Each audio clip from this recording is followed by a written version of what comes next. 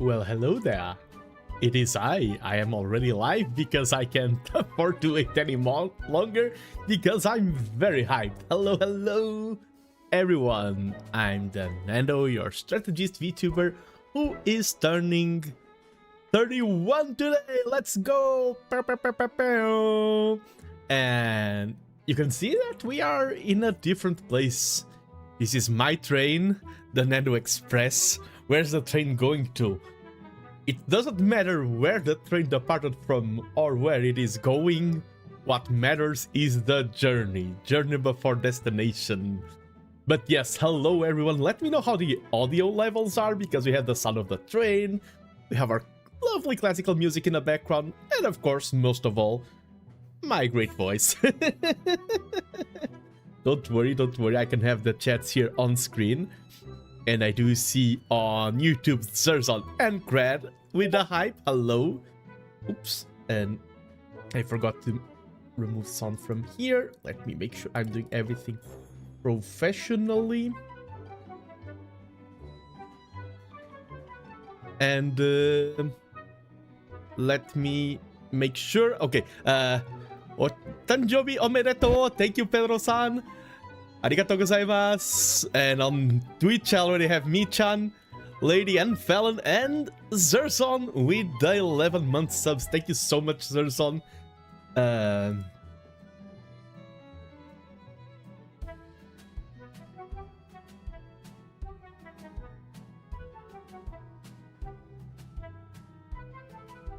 Let me check.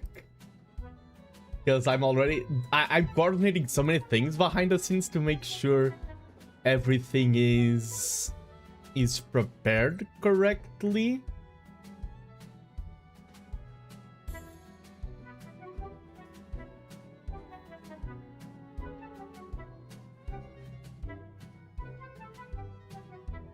Oh wait, intro music and training. Oh wait, the intro music is playing. Thank you, Fallon. That shouldn't be happening.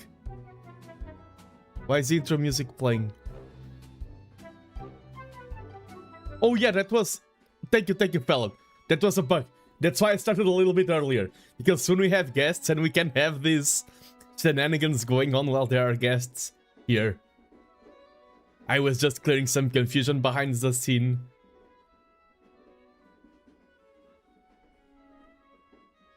I was just... Because, okay. Let me contextualize people. What is happening? Why am I on the train? This is my birthday stream and it's going to be Collins. I will have a lot of fellow VTubers calling in. I'll be yapping with quite a lot of guests. People were very kind. And hello, Seth. No worries. Time zones and things like that can be very tricky. You can hear the nice train noises now. Nice.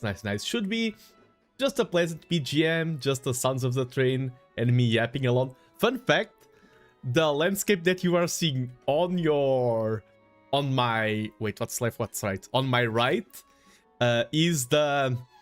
I filmed it last week when I was in the Netherlands and Belgium. That's the Belgian landscape. So this is peak immersion. You are accompanying me on the train ride that I did do. And I'm so happy with how the train looks and everything and how the guests will be arriving. Why am I so nervous? I like being nervous. There's bad nervous, like you have a doctor's appointment or you have you are waiting for or a result or something. And there's good nervous, the excited nervous. Today I'm flooded by the good nervous. And happy birthday, TheNando, by Guts. Thank you, Guts. Thank you. But yes, it was quite a bit of work to set up the landscape, and once the guests are here, look, so dynamic. I can move the camera and everything. This is so cool. Technology. And my birthday, I don't know what happened. It is like, I'm in the peak of every single event. Everything is happening this weekend. Today, 3 VTuber events start. 3. The Minecraft roleplay, the Restful Academy, I think that's the name. The Cobblemon Minecraft roleplay server. There's another more Dungeons and Dragons related Minecraft server. There's Lodestar, the GTA role-playing server.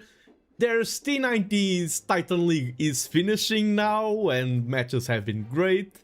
Monday starts T90's Community Cup. Like, I'm actually considering for next week not having a schedule for once. And it's not that I'm not going to stream, it's that there's so many things going on that I can plan. I cannot plan. I have no idea. I want to do it all. I want to do it all. There's so much cool stuff happening. And hello, DC Dynamic. Yes. Very, very dynamic. What do you think of the BGM? I picked something different from my usual playlist. I got some royalty-free renditions of some classical music. I love it. Let's go. What are the composers I picked? Oh, this is the Bussy. Yes. But I hope everyone's been having a great time lately as well.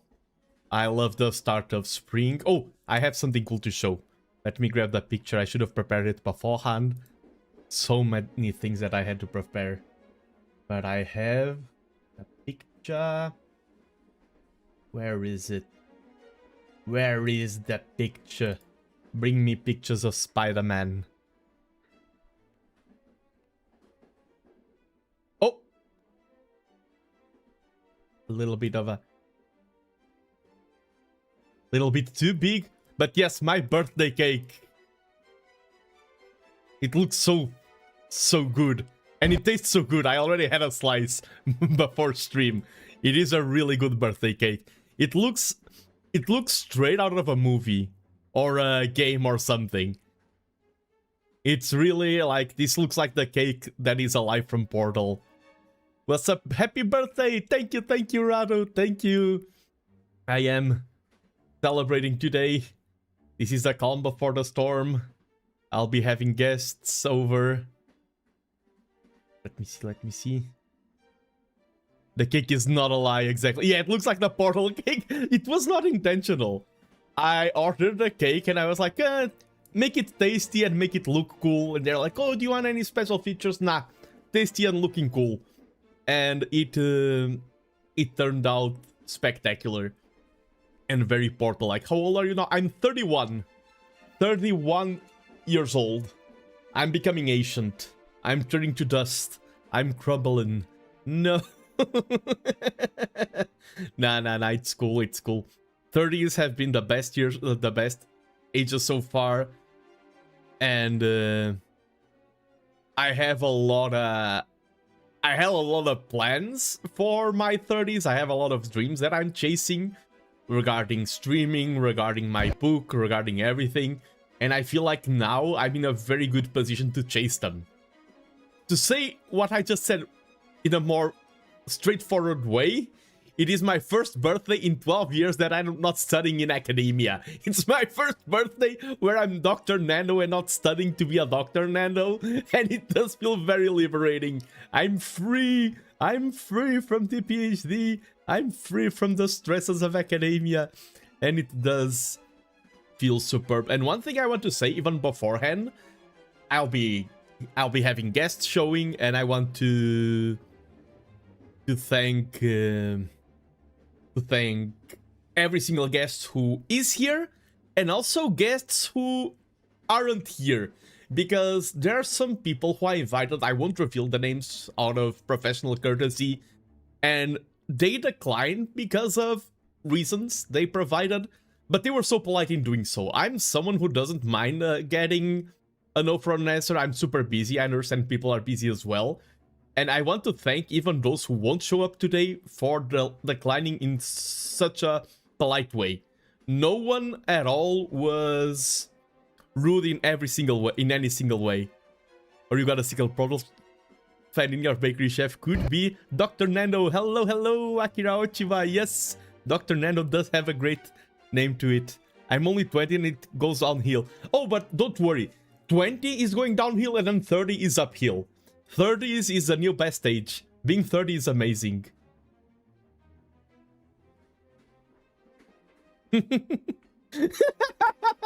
I'm laughing because I'm saying that people are kind and everything, and I wish I could stream my DMs, because on the side I have my first guest saying, I am rude. I'm here saying that people are nice. And if you wanna hop in, I am ready, because I do know, because of time zones and everything, that you need to head to rest. You're also, I think the correct word is geriatric in terms of your age. If you're watching the stream, I mean, you are replying to my content. I'm ready for a call. If you are. Oh, he's typing. He's typing. He's ready. Let me see if everything is going. Did I capture the Discord? Okay, Discord is going through.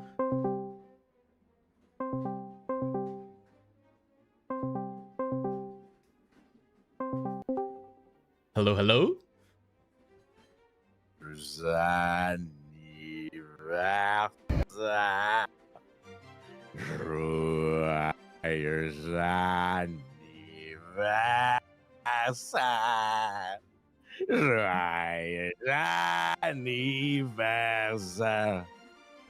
Nando. Yes, yes, yes.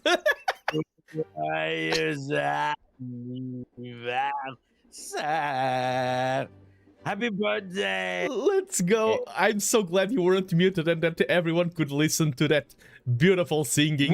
Was I muted? No, no, you weren't. You weren't. Gee, that would have been awkward. And I like how hey, you arrive on my train, and because of how things are set up, you're already stepping on my table. How rude. Yeah, well, I just changed my look, and it's your own fault for not preparing me. No, it suits you. It suits you. Okay, all right. Yeah, I'm kind of like on your size average right now with this look. Hey, 30 years old. That's crazy. 31, even more. 31. Oh, you're 31 now. 31. Wow, you did that last year. It's crazy. Yeah, last year was the 30. Wow. Do you know what? Like, I don't want to talk about others. It's your special day, but there's so many things going on. Yes, everything is happening. It's other people's birthday too. Yes, I know. Other big people too. Do you know who's having a stream right now? Who's like having a stream right now to celebrate like their birthday that's happening in like a minute? I know that Apollo at least, but I don't. Yeah, Apollo. That's not Apollo I'm talking about. There's Oshimashi Suisei. Oh, celebrating her birthday. And it's also right now. It was also Fauna back then. Her birthday was also 21st of March. God. So many things. Like, it's like special people day, huh? Like, we all know, like, you're very special, right? Yes, and right? it's like yes. We have 3 VTuber servers launching today. Yes, and that's crazy. Yeah, it's insane. Like, I don't understand, like, what is going on apparently the 21st/22nd. Crazy. Yeah, crazy. People are just like people have limited attention. It's just sabotaging your own event, because I mean, you can watch GTA RP, you can watch Minecraft RP, but it's my birthday. I like that's the biggest do thing. everything. Just do everything. just do everything. But especially watch Nando. Talking about you, you're doing this for a while, right? Is that the only thing you do for your birthday? Do you have anything planned? I only have planned the call-ins, and then I have like one game that I can open if I I need to. No, but do you have any plans, like actual plans to celebrate? Oh, like besides the stream, or yeah. Oh yeah, tomorrow I'm having barbecue. Oh yes, good old Portuguese barbecue. Yeah, the Portuguese barbecue. I spent yesterday assembling my PlayStation 3 in my garage, and it's gonna be a good old barbecue and playing PS3, the best console. Why? It's the console I have. It's the most modern console I have. Oh my god, you're funny. Nando.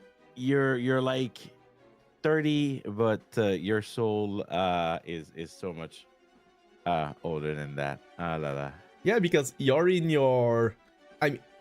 You're in your. Be careful what you say. It's your birthday, but yes. 50s, 60s. Ah, yes. Yes. But you saw like your soul often. You're literally the #1 VTuber I talk the most to, and on our DMs, like I'm the old fart, you are the young. You are the young. Actually, it's kind of crazy. Like, I'm realizing that I'm really younger than I thought. The age is the birthdays and everything. It's a special moment, but it often doesn't mean like if you're acting like an old person or not. I mean, you're set up here right now, like that is pretty grandpa coded. Like, I just want to say, like, what are we even eating? What is that in front of us? They look some Jaffa cakes and a tea. Do you know Jaffa cakes? You don't even know. Yeah, but I'm not sure if I ever had them. Oh, they are good. They are good. Okay. But yeah, you are definitely very young in spirit. I mean, I'm telling you, I think it's because I'm allowing my crazy to still show. Yes. And yeah, that helps. Anyway, it's not about me. It's about your birthday. 31 years old. It is. My 30s were great, and I'm sure you'll have great 32. But the more you go in, like you said just before, I think I was there, that like, oh, it's a great age, but like the peak was at 30, and now you're going down back the mountain. Yes, it's you've taken your first step. You've taken your first step, like down the mountain now. It's just, it's a first step, but it is what it is. And I was so ready, like when I turned 30, I was like, okay, now it's going to be it. Now that now I feel like I'm turning 31. Not a lot happened, and I was like, wait, where did that first year go? What? Yeah. It's like there's so, and I want to. One thing I want to implement in starting my 30s is to stop more to think. Like the what? No, you want to what? I want to stop, like have like a 5-minute break every day, think and reflect, because like do mental exercises to boost my focus and motivation. I don't want like the days to be a blur.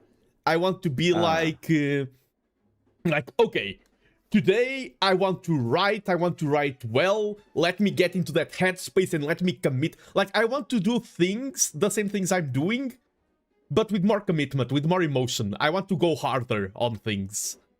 I mean, you're very committed. Like, I'm like, why? What's do you fear like getting like senile like me, or it's like it's like I have so many things I want to do, and it's Well, I'm the kind of person I look back and it's like you didn't do enough. You need to do more. No, but like you know, you are in a position where you're it's a luxury that you can actually do as much as you can. Like there are some people that like they go to work like from 8 in the morning and they come back at in the evening, and then they don't have this. Like I don't know. Yeah, I know you want to do a lot, but I don't think you can do more. Like it's just Okay. like come on, like you already you already do a lot. It's just because you don't have like these huge chunk that like there's nothing to do. Like that, I mean, you can't control because like you would have like I don't know, like 8 hours of just like, oh, I have to go head empty to work, that kind of stuff. Yeah. But yeah.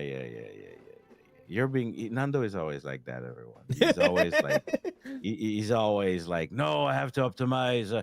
I have a great time. I'm having like a good moment with my book, but I could do more. But it's just like, at some point,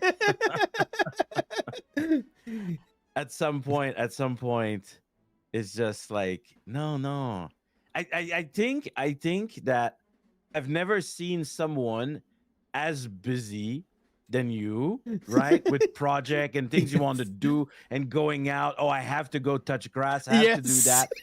And then I'm just like, and I know, and it's not a big secret, I think, that like you don't have, like I said, like these things that like you're forced to do. Like, yes, you know, I'm very free right now. Yeah.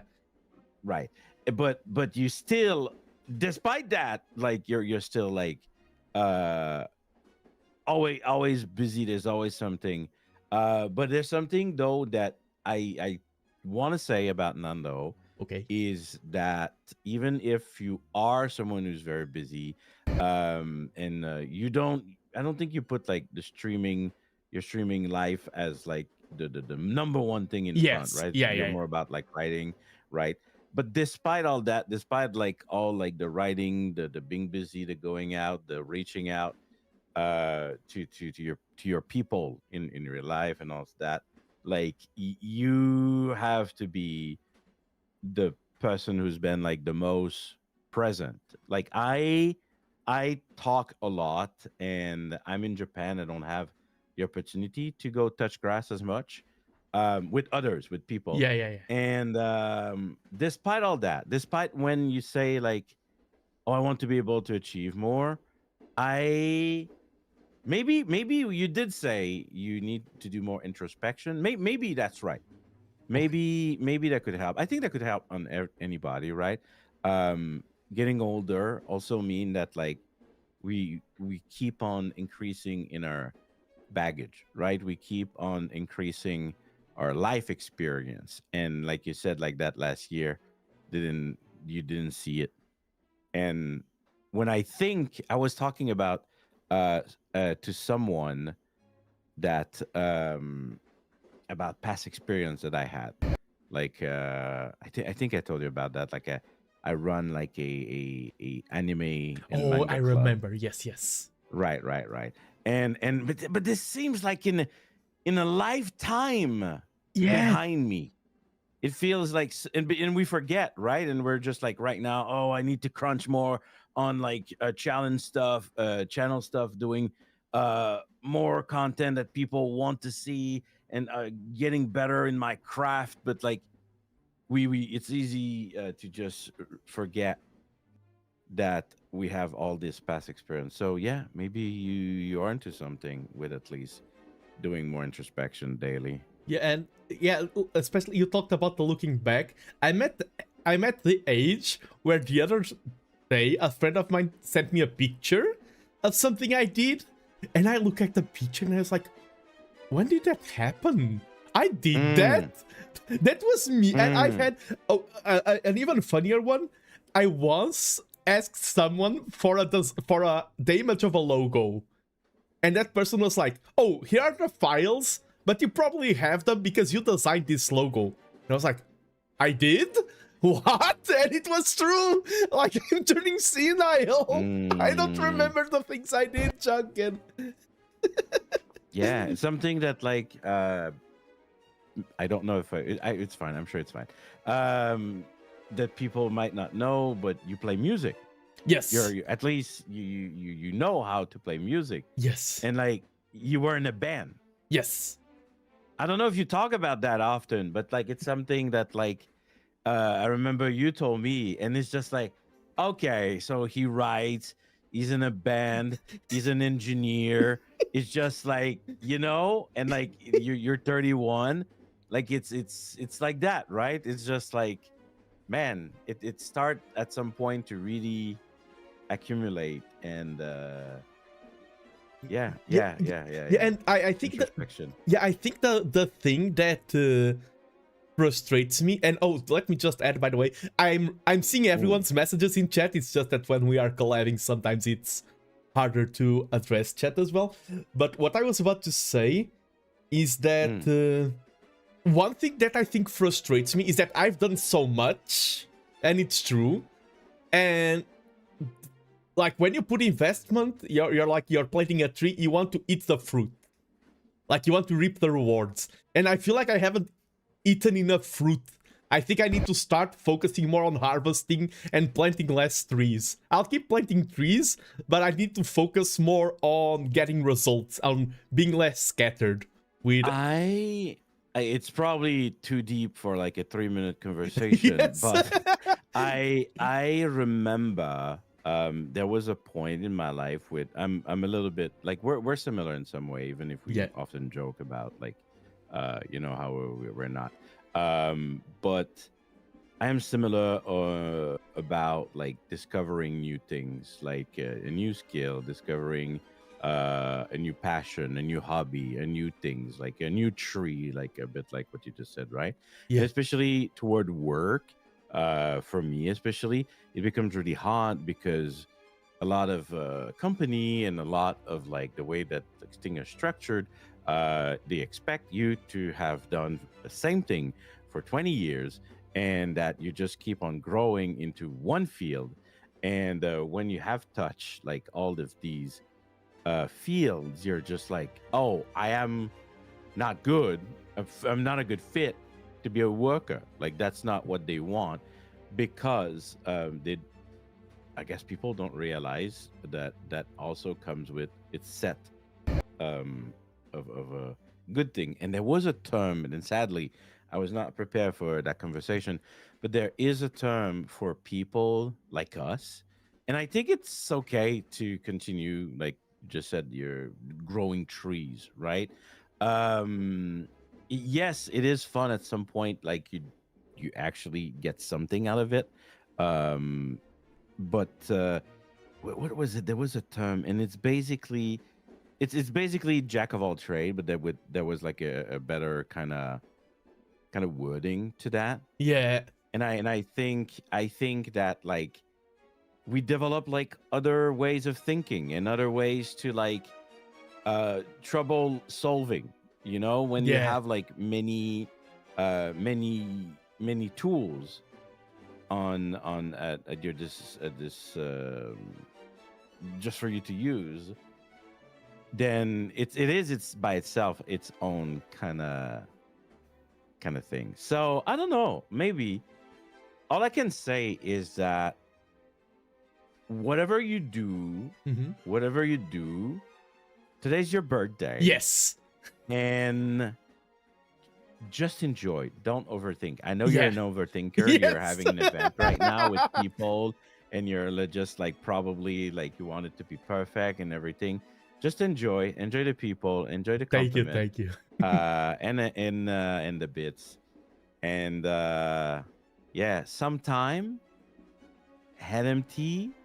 You know, it's also not a bad thing. Yeah, I think I actually think I need to do head empty more, even on stream and all. I think sometimes tryharding can be counterproductive, and me being relaxed in a lot of circumstances would help a lot. Yeah, and I know you have a lot of guests today. You have that like for like 3 hours of guests. Of guests? No, 10 hours. Yeah? You have 10 hours yes, of guests? I have 10 hours of guests, Janken. Wow. I'm All crazy. right. Well, I was the first one, so I broke the ice. And yeah, at some point you will have to be head empty. You will literally just being like, "Hello, who's here?" All right. Well, have fun, Nando. Thank you. You know I'm always there. Like I'm here like as a guest call-in, but like for us, it's like, you know, we were chatting before. We're gonna be chatting later. But it's always a pleasure. Thank you, And thank you for your presence and have fun. All right. Thank you. Bye bye. Thank you. Okay, I'm going to sleep now. Yeah, Bye-bye. sleep well. Bye bye. I had more thank yous to say to Janken, but because a lot of guests today, like Janken, was there when I first started doing this. And a lot of guests that are here today, I know them because of Janken. Like, and then I know other guests because I know those guests. So Janken was in the base of a lot of what is happening here today. And he is right.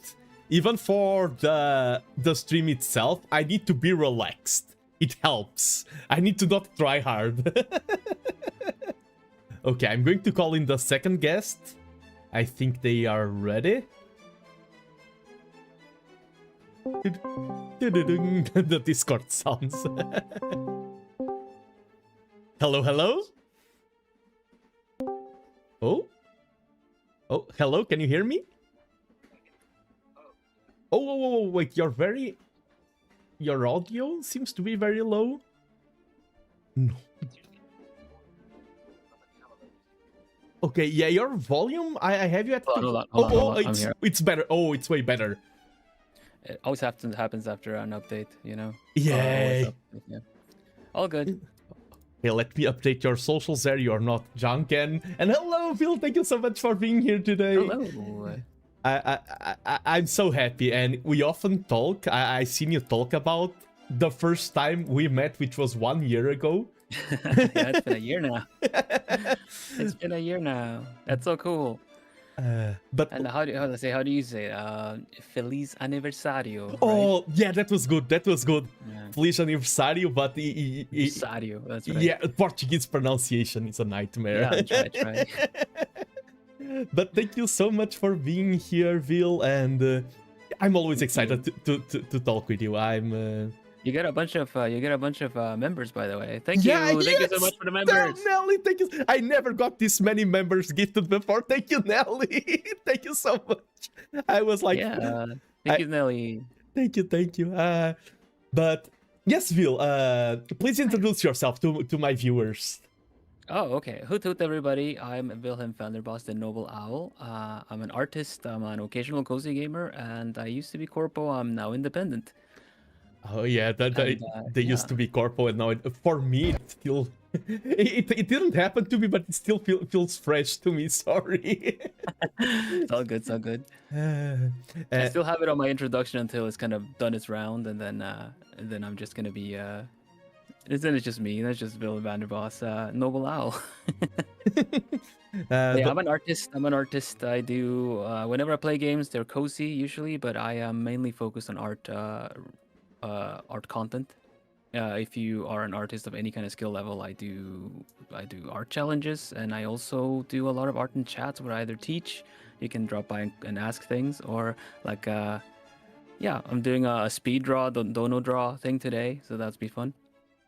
Yes, and I do want to say, because it's 100% true, that you say that you're an artist. You're probably one of the top streamers I recommend to people when they're like, oh, I never watched a lot of... I'm an artist, but I haven't watched a lot of VTubers. Who do you recommend? And I'm like, have you heard of the Noble Owl, Vilhelm Vanderbos?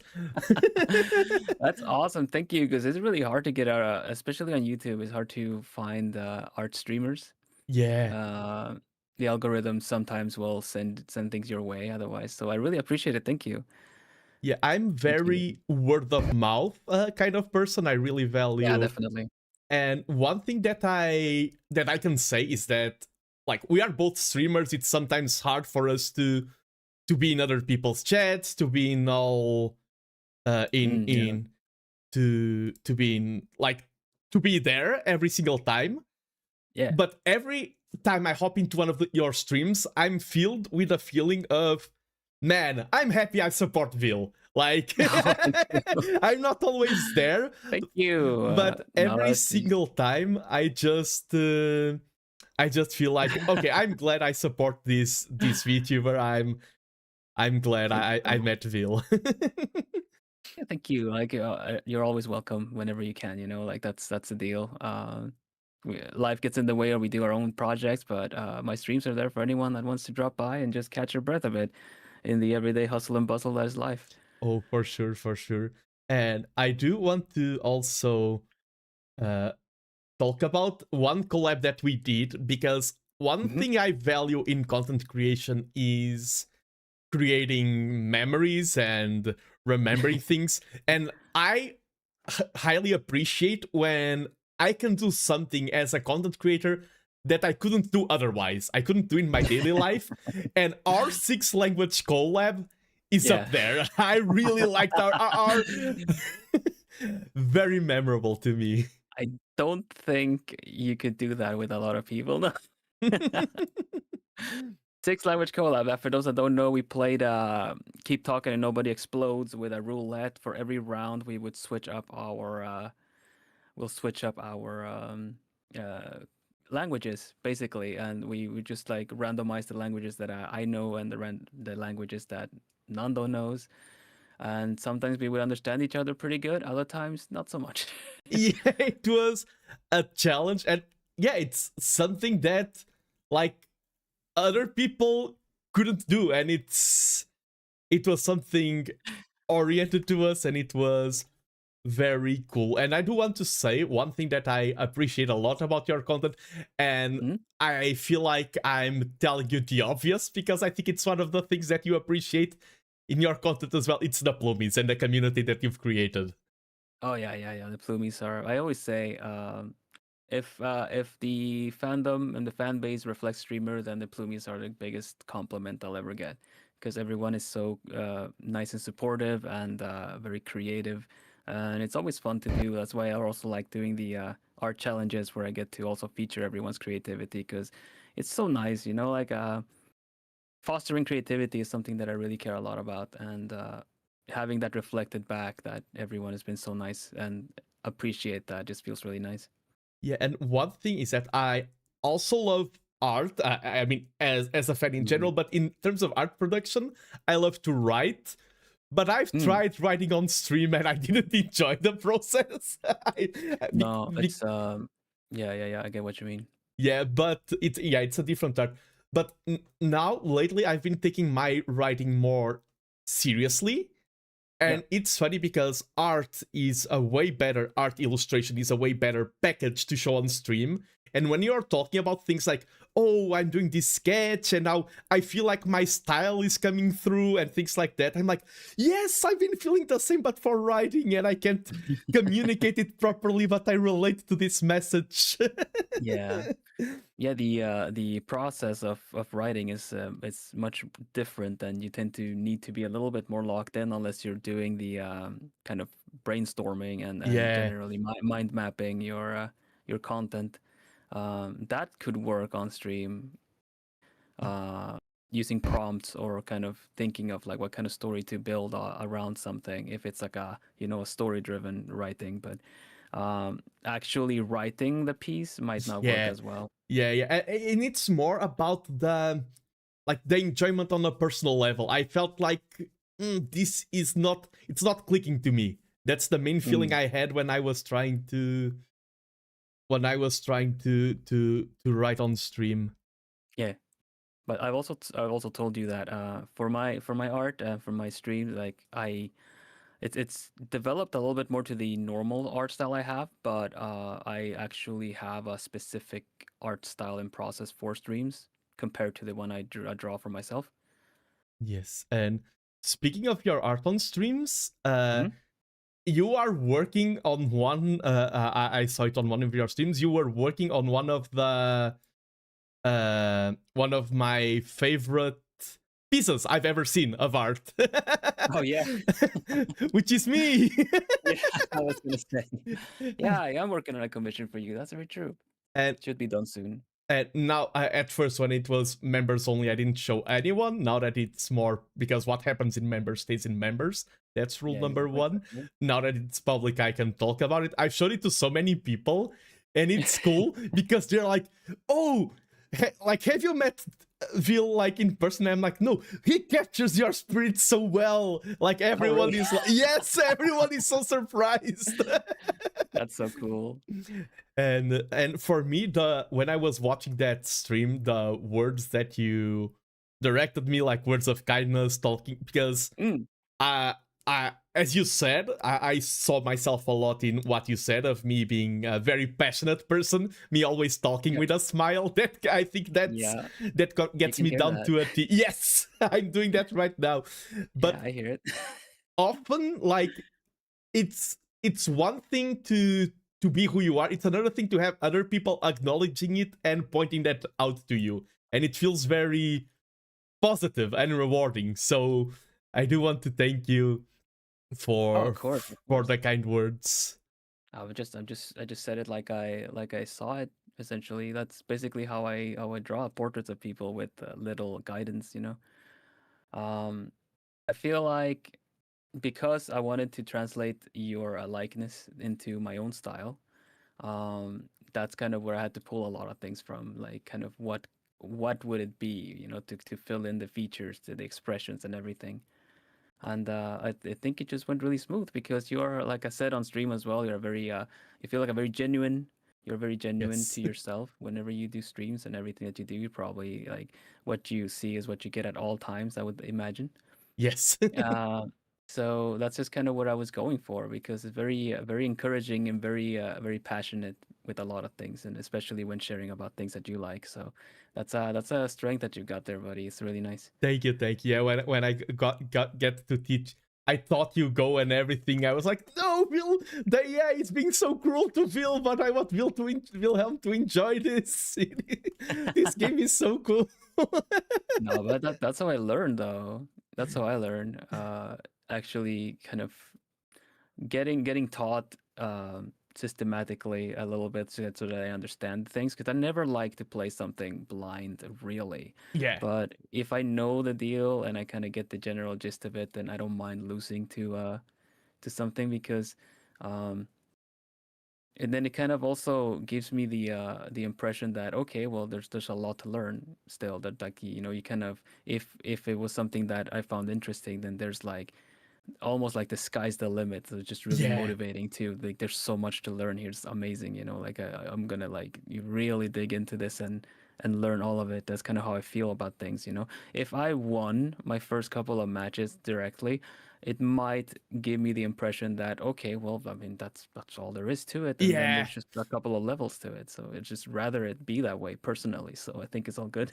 Yeah, Go is definitely a game that you can dedicate a lifetime to. Oh, I believe it. To just that game alone, like 100%. Yeah, thanks. That was really fun. That was really fun to learn. Yeah. But I'm check. I'm such a concerned person that I have a list of notes for every single guest. Like, did I go over all of that? All of the positives I want to say to Vil. But it's yes, your day though, so thank you. Oh, but I think that's a very me-coded thing. I think for me the concept of celebrating alone is like, I can't do it. I like to share the celebration, and I'm like, okay, I have guests, let me receive them with proper diligence. Like, I'm bowing to you, like, oh, welcome to my humble abode, Mr. Vilhelm. That's a Dutch word, a Dutch cozy, remember? Yeah. Gezellig. Gezellig. My Dutch is... Exactly. That one. That means cozy, like a cozy moment, but you cannot have a gezellige moment on your own. Yes. It's only when you are accompanied by someone, you know. Oh. That then you can have a gezellige time. Otherwise, it's not the same kind of category of cozy. I just soon will have to wrap up, but I have a funny moment related to that, because when I'm in Portugal, one thing that happens to me a lot is people going up to me and like, sorry sir, I don't want to sound rude, but what country are you from? And I'm like, I'm Portuguese! And they're like, your Portuguese is really good. And I'm like, I know! In the Netherlands, it's the opposite. People go to me and start, blah, blah, blah, and I'm like, I understand nothing of what you are saying. I'm in a store, and everyone just starts speaking fluent Dutch to me, like rapid fire barrage. Yeah, everyone thinks I'm a local there. But they do that, and but they will quickly switch if you don't speak it, I think. Yeah, everyone speaks. But sometimes I understand, like, because of the emotions, I understand. And I'm like, I can speak a little bit like, bitterbollen met frieten met mayo, something. And then they like, okay, this guy speaks, and they continue. And I'm like, okay, I need to break the break the rules. Yeah, I get you. I'm practicing a lot. At least I can express myself and somewhat get through to people when they're not good with English. So it feels pretty good. Yeah.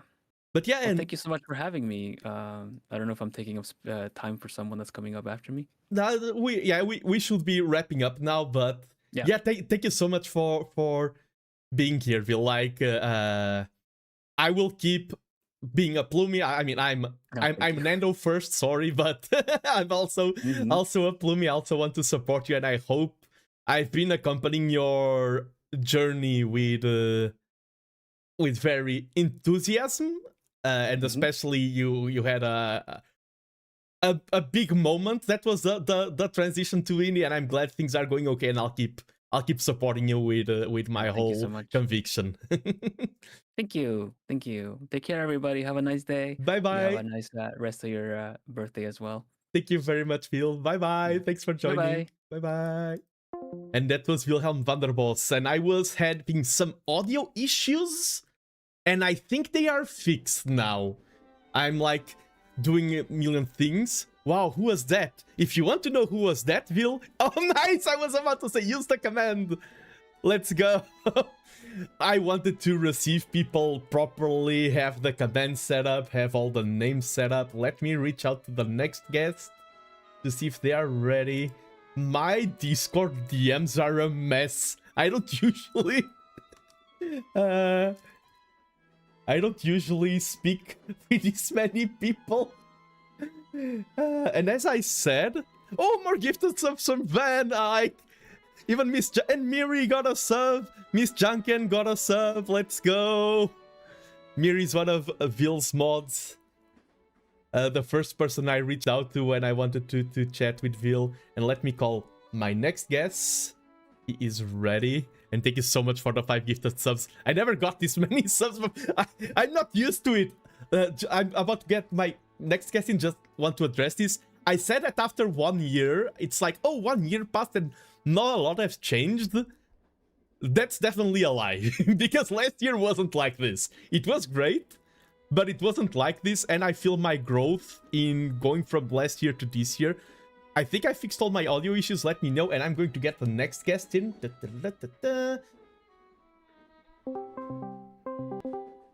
Hello, can you hear me well? Hello? Test. Oh, I can hear you. Okay, good. And hello, please present yourself, Mr. Akira Ochiba. Welcome to the stream. Hello, my name is Akira Ochiba. I am a retro audio VTuber and I play a variety of retro games. Nice to meet all of you, and happy birthday, Nando. Thank you very much, and thank you, first of all, for joining me here today. And it's our first time ever talking. You're the first guest today that it's the first time we are talking, right?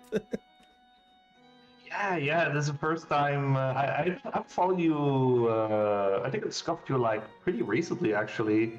Yes, you discovered me. I think you started interacting me via X and everything, and we chatted a little bit. And I was like, okay, he's supporting and everything. Let me see if he can he's up to joining my birthday, and thank you so much for being here. And I saw you adding some Dutch in the discussion. You're also Dutch, right? Yes, I am Dutch. Yeah. Yeah, I was in the Netherlands recently, and it's such a lovely place. It is, especially if you go outside of cities. There's a lot of hidden gems in the country. Yeah, like even when you take just a train ride, or if you take a bicycle somewhere. Like, for example, you talk about going outside of cities. Amsterdam does have a lot of cool things, but I think Amsterdam is one of the least interesting places in the Netherlands, in my opinion. To be honest, I've only been to Amsterdam like maybe twice in my life, so.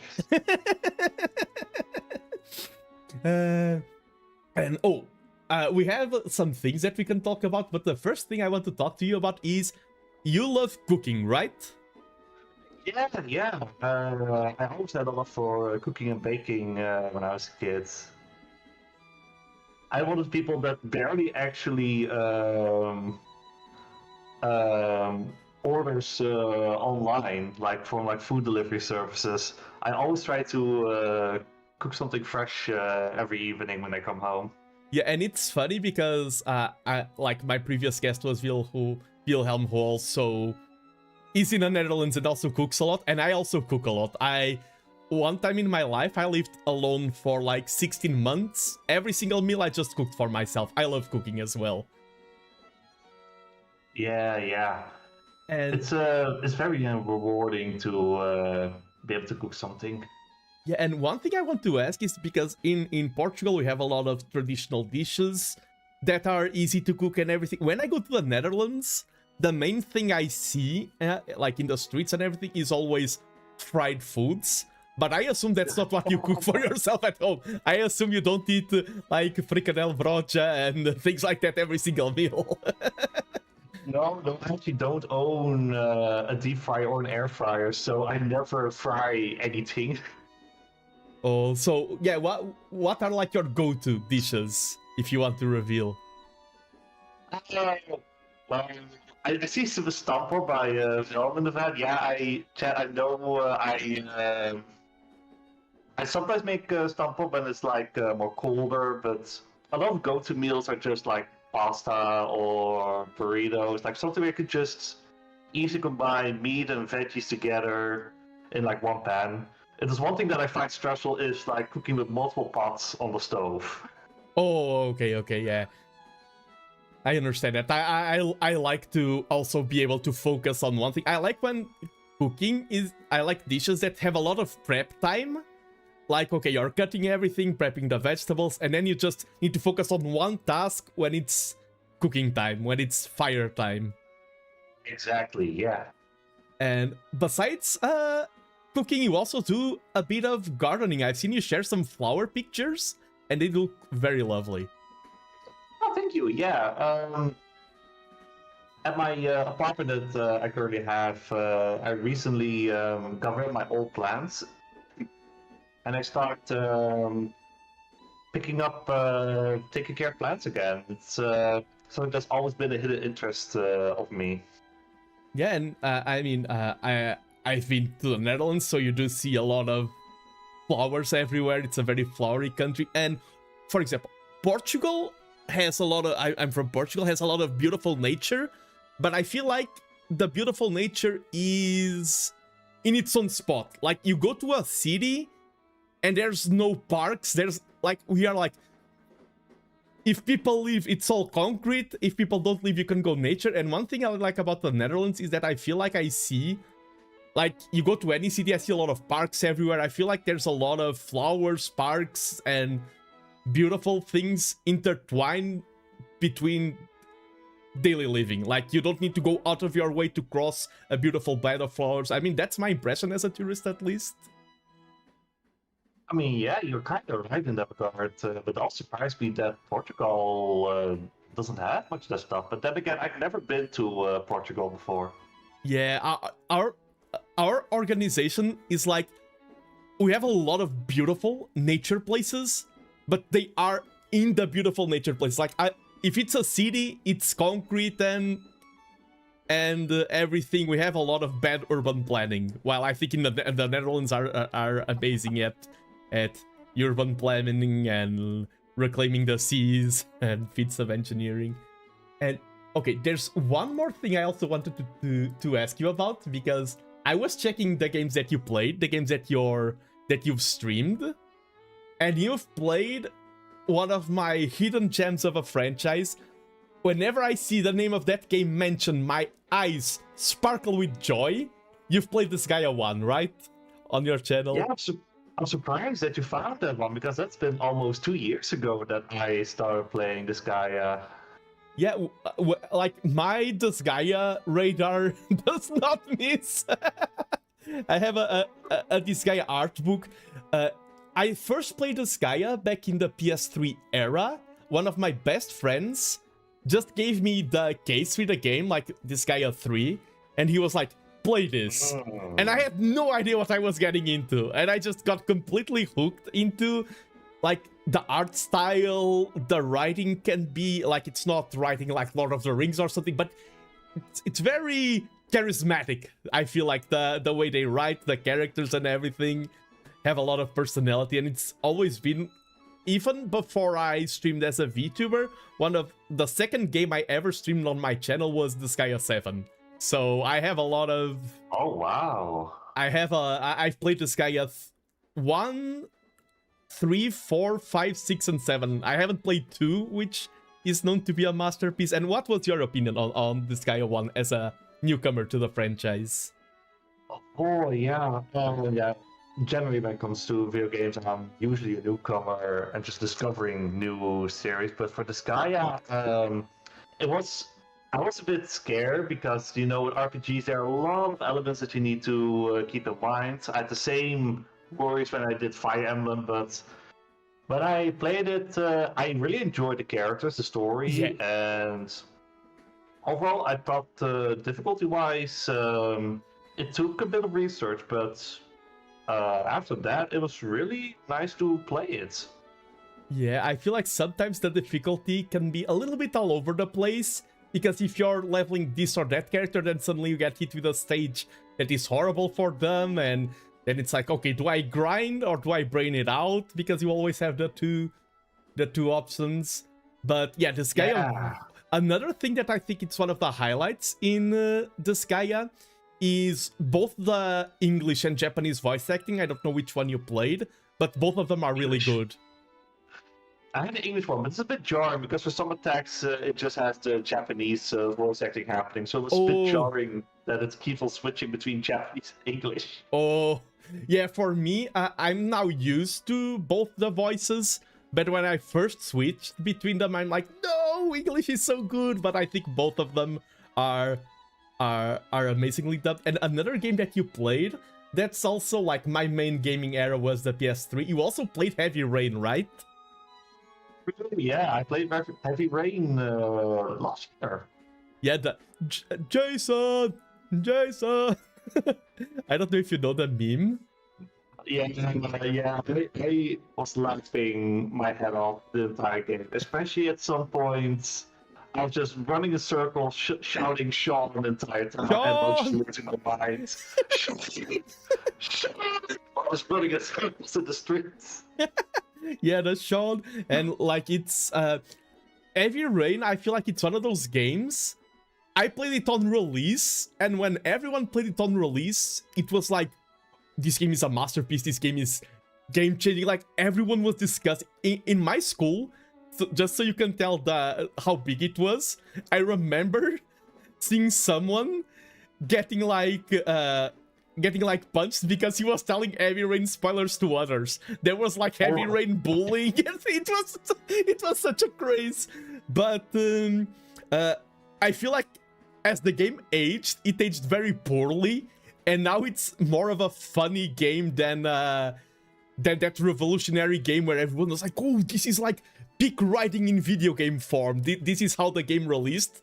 And now I feel like everyone is just, this is very goofy.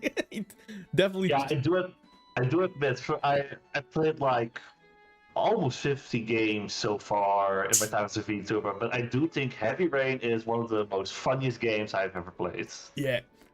Now imagine me and my friends as teenagers like, this is the best thing ever written. Like, no video game compares to this. Oh, but I think because the guest lineup is pretty full, thankfully for everyone, I think our time is running out, but I do want to thank you very much for joining. And do you have anything planned for the near future in your channel, or just things going as steady? It's going steady. Whenever I finish a new game, start a new one. I have my own birthday coming up this summer, so I do need to figure out what I'm going to do for that one. Oh, I hopefully you can get some ideas from from my stream. But yeah, and thank you so much for joining. And like for me, of course, I invite people over. This was the first time talking, but this is also about establishing bridges, opening opportunities, and let's see if we do something one day. We'll keep in touch. Yeah, and thank you so much for the opportunity for the birthday call-in. Hope you have a nice birthday. Thank you very much. I'll leave now, but thank you so much, and I wish you the best. Thank you. Yes. Have a nice birthday. Bye-bye. Bye-bye.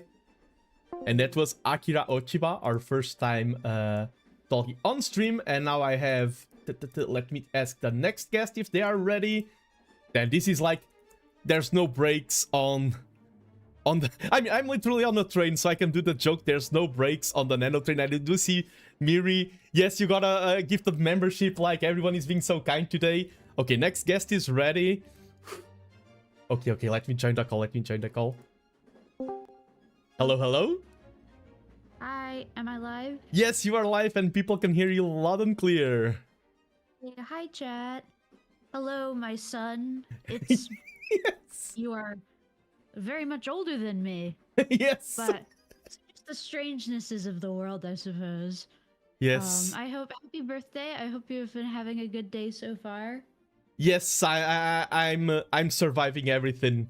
I say that because I reached out to people and I was like, everyone will say no one wants to come to my birthday, and then everyone just accepted. I'm like, so many cool people. But yes, yeah, I was like looking at your guest schedule and I'm like, how many hours are you gonna be at this? Like 10 hours. Jesus. Bro. I'm just a little guy with big dreams. Yeah, just the casual 10-hour stream. I've done those before. They're so difficult. They're like I think I'm done with the long streams now. 3 hours is the sweet spot for me. Yeah, I'm like social battery. What's that? It never runs out. I have limitless energy. But yes, you are. I can tell this. You are my father. Yes, this is hello. I am Nando's father, Lady Saffron. I am responsible for bringing the one and only TheNando to life. Yes, and I do have to say, I followed your content for quite a while because in my group of friends, I was the one preaching VTubers. I was like, behold, these are VTubers. And I have another friend of mine who is like the Europa Universalis guy. And he was like, Nando, there's a VTuber that plays U4. I mean, it was back in the old days. It was, I have a VTuber and she's playing as Portugal. It's our country. Then that's crazy. Yeah, who is it? Yeah, and like even though we kind of like Almantas introduced you, I've known you even before I met Almantas as an indie content creator. So, and it was another when I saw you and Loris had these models on, I was like, ooh, I need to jump on. That's such a good opportunity, and zero regrets working with you. Too.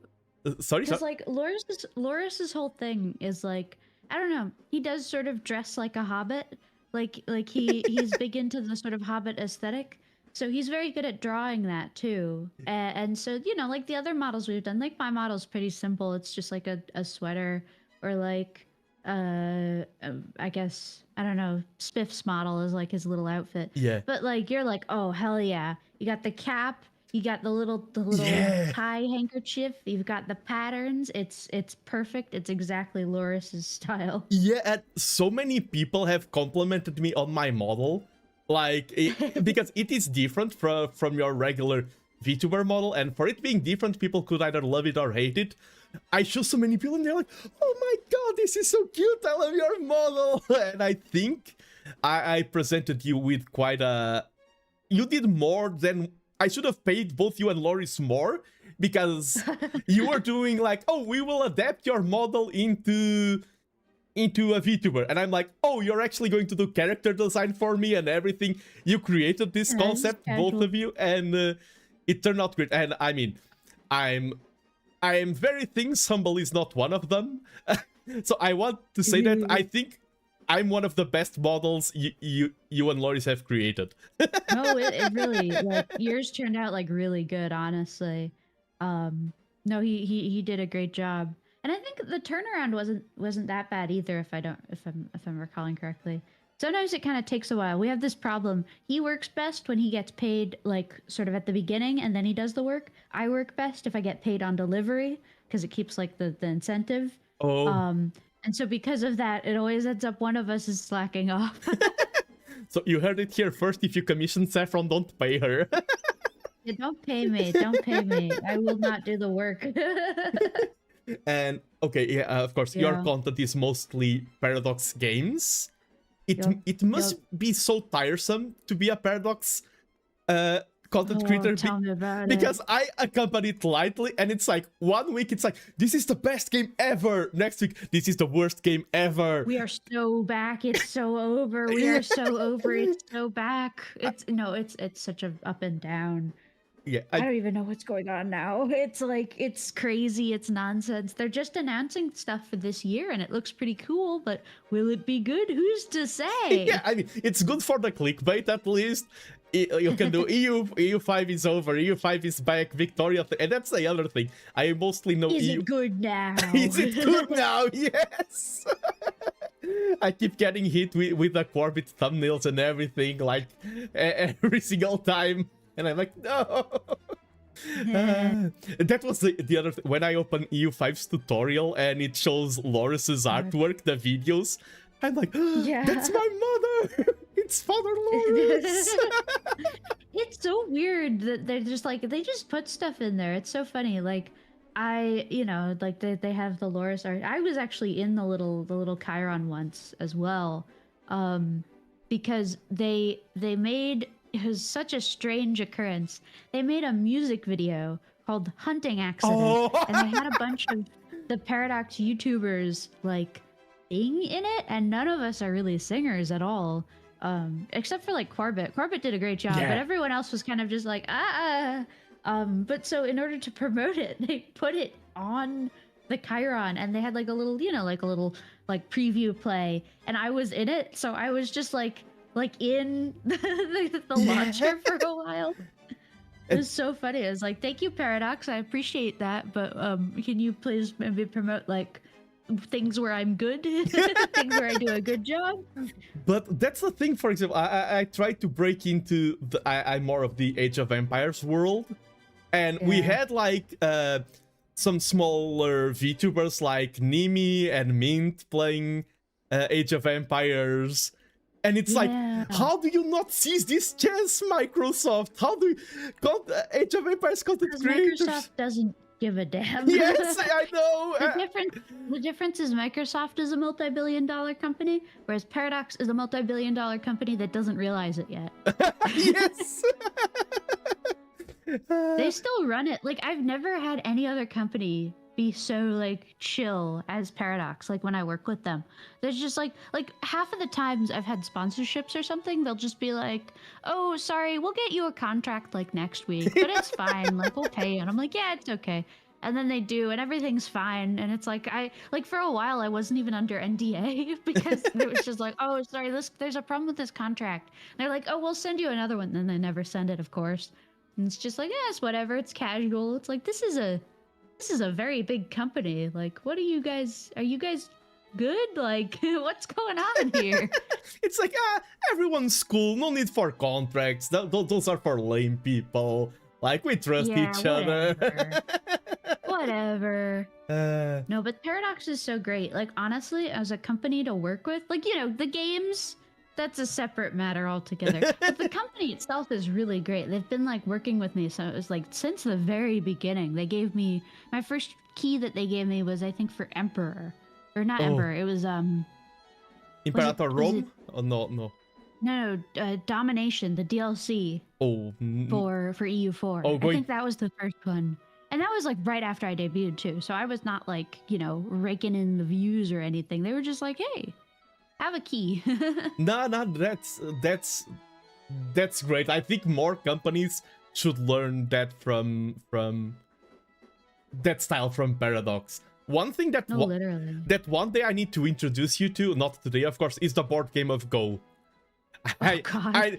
It basically, imagine Paradox games, but instead of having troops, you have stones. Instead of having advisors, you have stones. Replace every gameplay mechanic with a rock, and that's Go.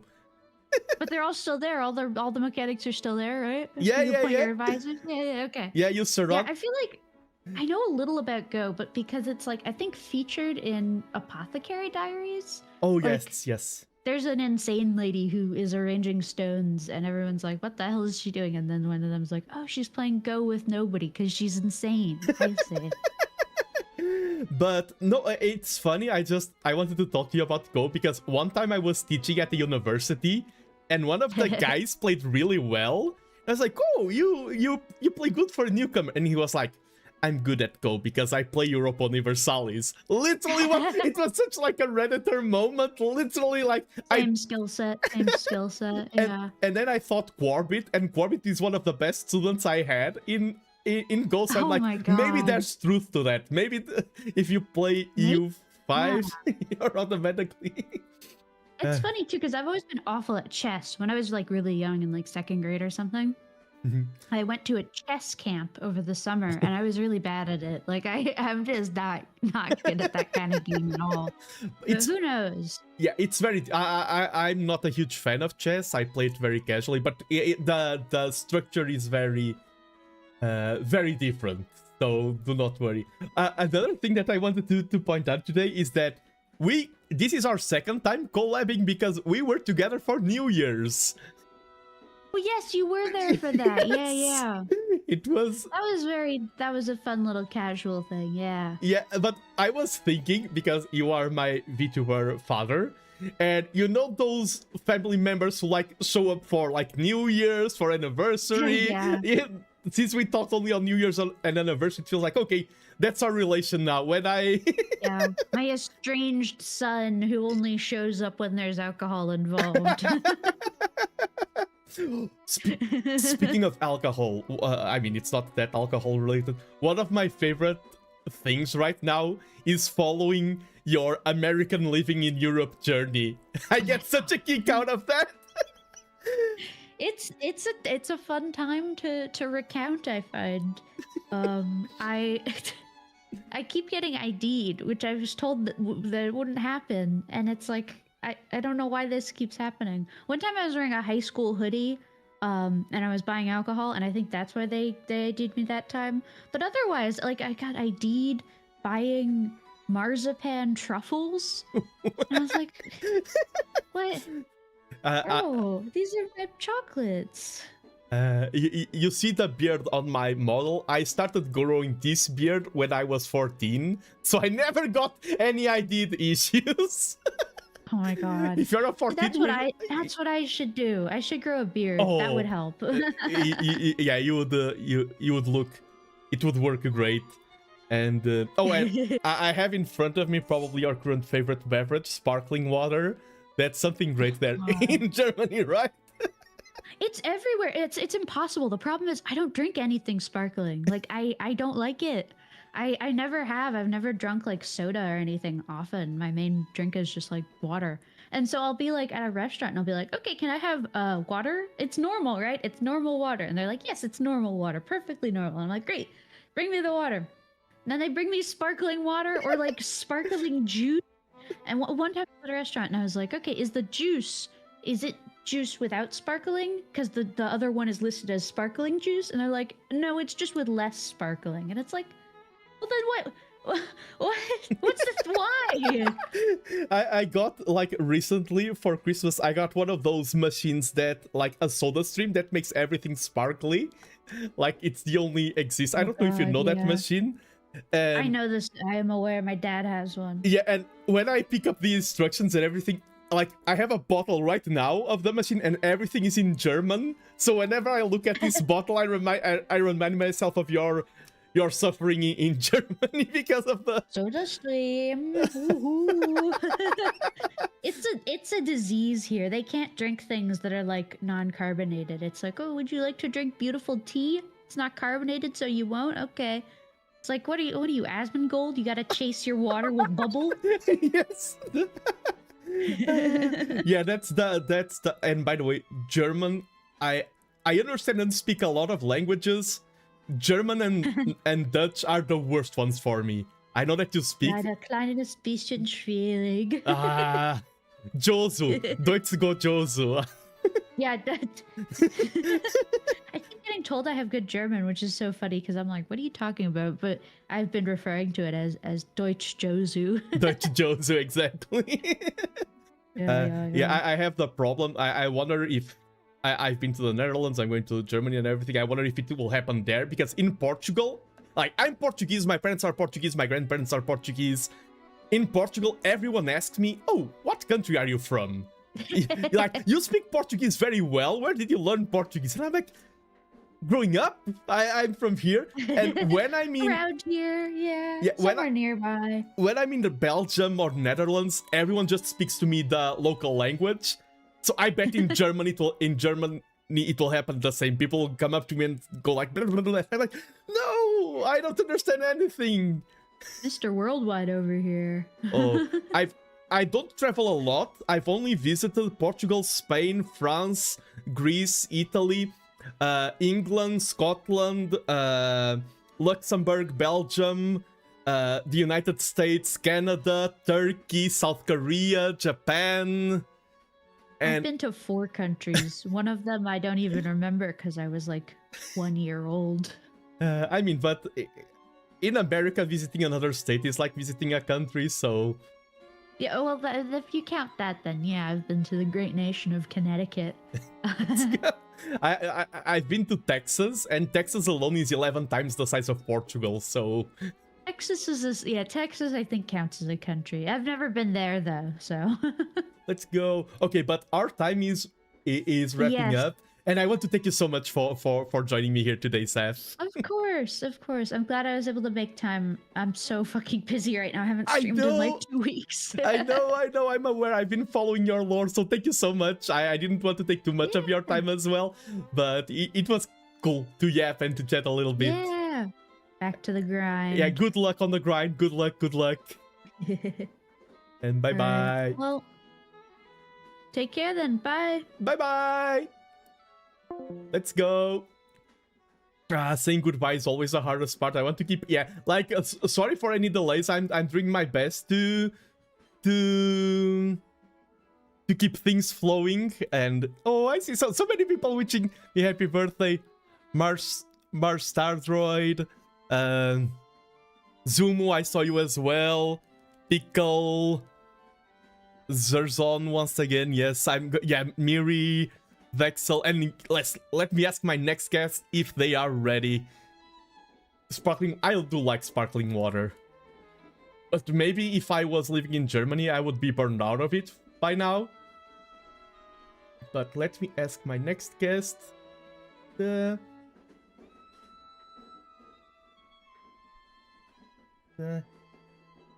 And things seem... Oh, I just realized that I'm marking people on the public list, but that's okay. Where are you?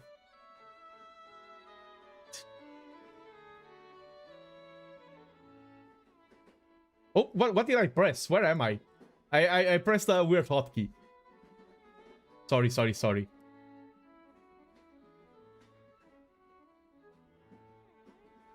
I couldn't give you anything special this year, so I gave you a gift. Don't worry. You created this. Let me before getting my next guest in, let me just show. You created this, one of the biggest memes of my channel ever. Zumu.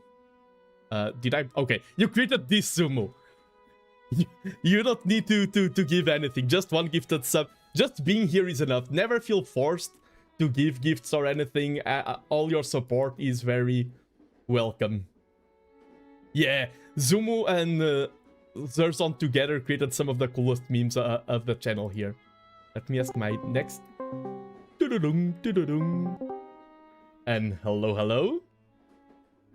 Happy birthday to you. Happy birthday to you. Happy birthday, dear Nando. Happy birthday to you. Let's go. That was so lovely. Thank you. That was really lovely. Your voice, even though sometimes the score cuts a little bit, it came out great. Oh, thank you. Appreciate it. Hey, that was my idol debut, by the way. Oh. You didn't know, but I'm an idol VTuber. Let's go. Let me update your socials there, because you are not Lady Saffron. But hello, Vexal, one of my fellow goers or gophers. Gophers, yeah. Hey, what is this thing called Go? You've been teaching all these other VTubers, but you haven't taught me. What's up with that? Oh, basically you place stones in a board, and whoever places better stones wins. I think it's something like... I think it's like a conspiracy theory. People pretend they are playing a game and they're just going crazy over there. Yeah, you know, it's like yeah, what is this putting down stones? Anyway, I'm just kidding. Obviously, obviously I'm a go streamer, so yeah. But you know, interestingly, you and I have actually never played together. True. We need to play sometime. That's one of the things that I like about my birthday, is that every single person that is here today, it's like people I want to collab more, or people that I wanted to say a hi and everything. This is my way of saying like, Vexal, I am aware we need to do stuff. I'm sorry, this is birthday apology stream. I'm always like, I have so many millions of plans at the same time. Like, I reached out, I will not reveal the plan to you in private about a cool plan. It's like, I haven't done anything towards that, because it's like, No, I totally get it, but you know, I want to commend you, you know, and it's pretty inspiring to me, actually, like how you go out and teach Go and try to spread Go, like at all these local schools and universities and stuff. Like, you're talking about how you went to university and somebody said, "Oh, I'm good at Go because I play EU." Yes. Should I be playing that? Is that how I get better? Should I be playing Europa Universalis? Ooh, you know the elegance that we like in Go, that is like, okay, I take 5 minutes to learn the game and then a lifetime to master it. Mm-hmm. Europa Universalis, you take a lifetime to learn the game, and then after that lifetime, maybe you can start enjoying it. Oh no. I think that's why so many people like Paradox games are very popular content. I think it's like no one understands what's happening, and they're all gathering around streamers trying to figure out what's happening in the game.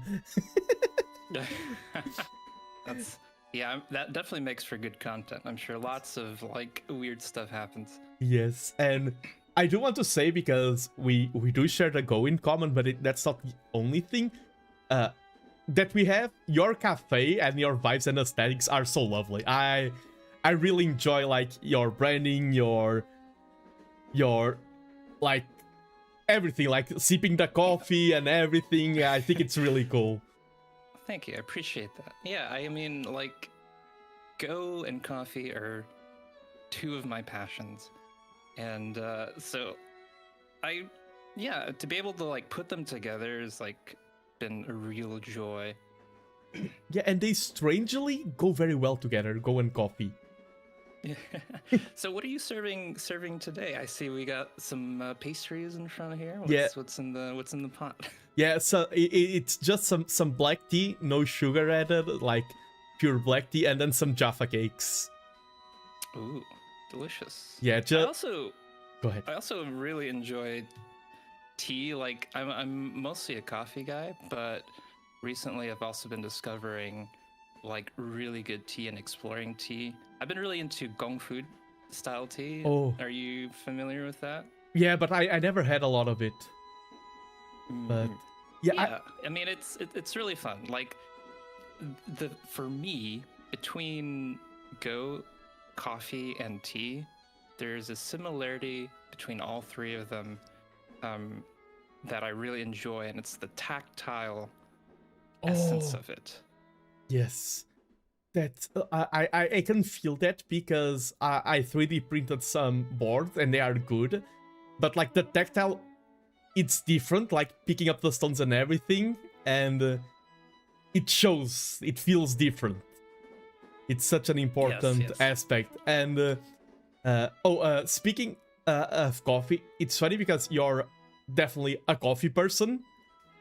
I've told you this before, and it's true. In Portugal, I feel like there's no such thing as a coffee person because everyone just drinks coffee. Like everyone drinks the shot of It's like for example, some meals in the Netherlands, we had some Dutchies here. In the Netherlands, like eating bread with cheese, it's not like I need fuel. I'm not enjoying a meal. I'm putting fuel into my body. And I think in Portugal, a lot of people like the coffee is just like, oh, I take these 2 coffees and it's like espresso and it's just a coffee, but that's not. Yeah, that's not enjoying the process. For sure. I mean, and like that's totally fair. It's definitely a vehicle for caffeine, right? And sometimes people just like need that. They're tired in the morning. They gotta have their espresso or their coffee, their cup of coffee, and like I gotta go. But like there's it. In case people didn't know, maybe it's such a heavily guarded secret, but coffee can really taste good. It doesn't have to taste like engine sludge or anything like that. The super burnt coffee from the university cafeteria and things like that.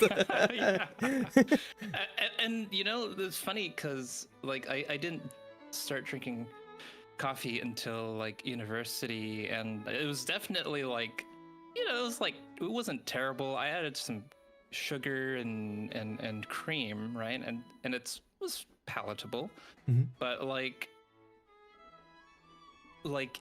I didn't. For me, it was also like, oh, it's just a vehicle for caffeine, but at the same time, I had this like sense of like, oh, I drink coffee, like I can handle the bitterness. Yeah, some weird like sense of pride or trying to prove something, but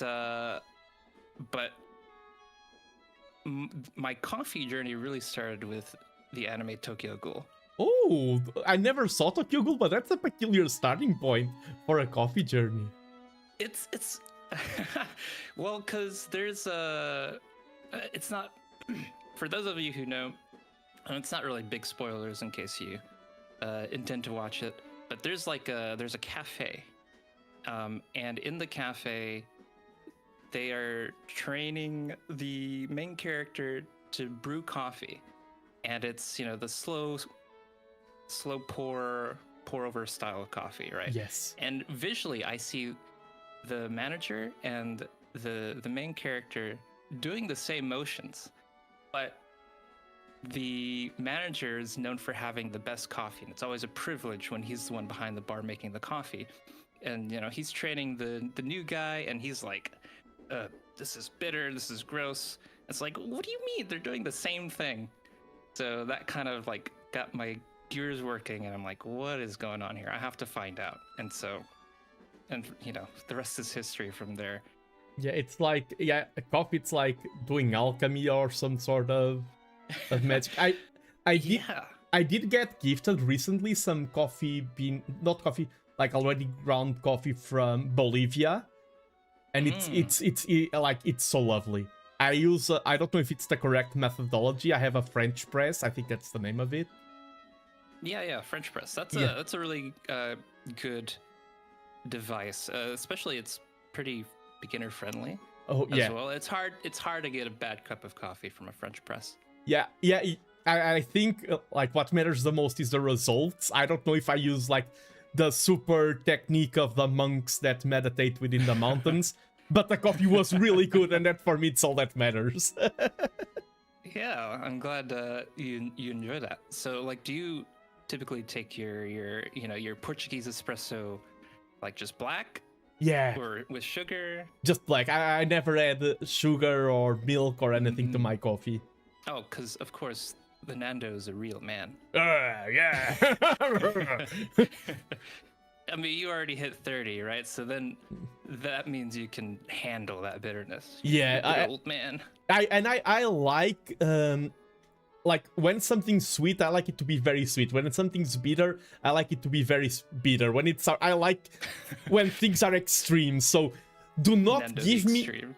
do not make me a moosh that's half sweet, half bitter. No, strike me with your bitterest beverage, bartender. That's great. No, sorry. I am really sad about this, but it flew by so fast. Our time is running out. I want to keep yapping with everyone. So I am sorry, but we need to talk more. For sure. Well, in the future, we'll talk some more. We can schedule some Go games, and we'll hang out sometime. Yeah, because I just remember I was there. I don't remember if it was your birthday or streaming, because I was there on your channel as well. And it was a very good time. We were commenting on matches. It was for my birthday, and it was like my streaming anniversary. Yes. So they kind of just fell in the same week, so it was double celebration for that. And I thank you for accepting my invitation to that. I'm really grateful for that, and it was a good time. Yeah, now it's my turn to thank you. And yeah, I will have to say goodbye, sadly. So thank you so much for joining. All right. Happy birthday. Thank you. It's a good one. It is being a great one. Bye-bye. Bye-bye. And now, before the next guest, I need to take a very quick break. Let me just ask. Yeah, I'm going to do a very quick break, like speed running break. Be right back.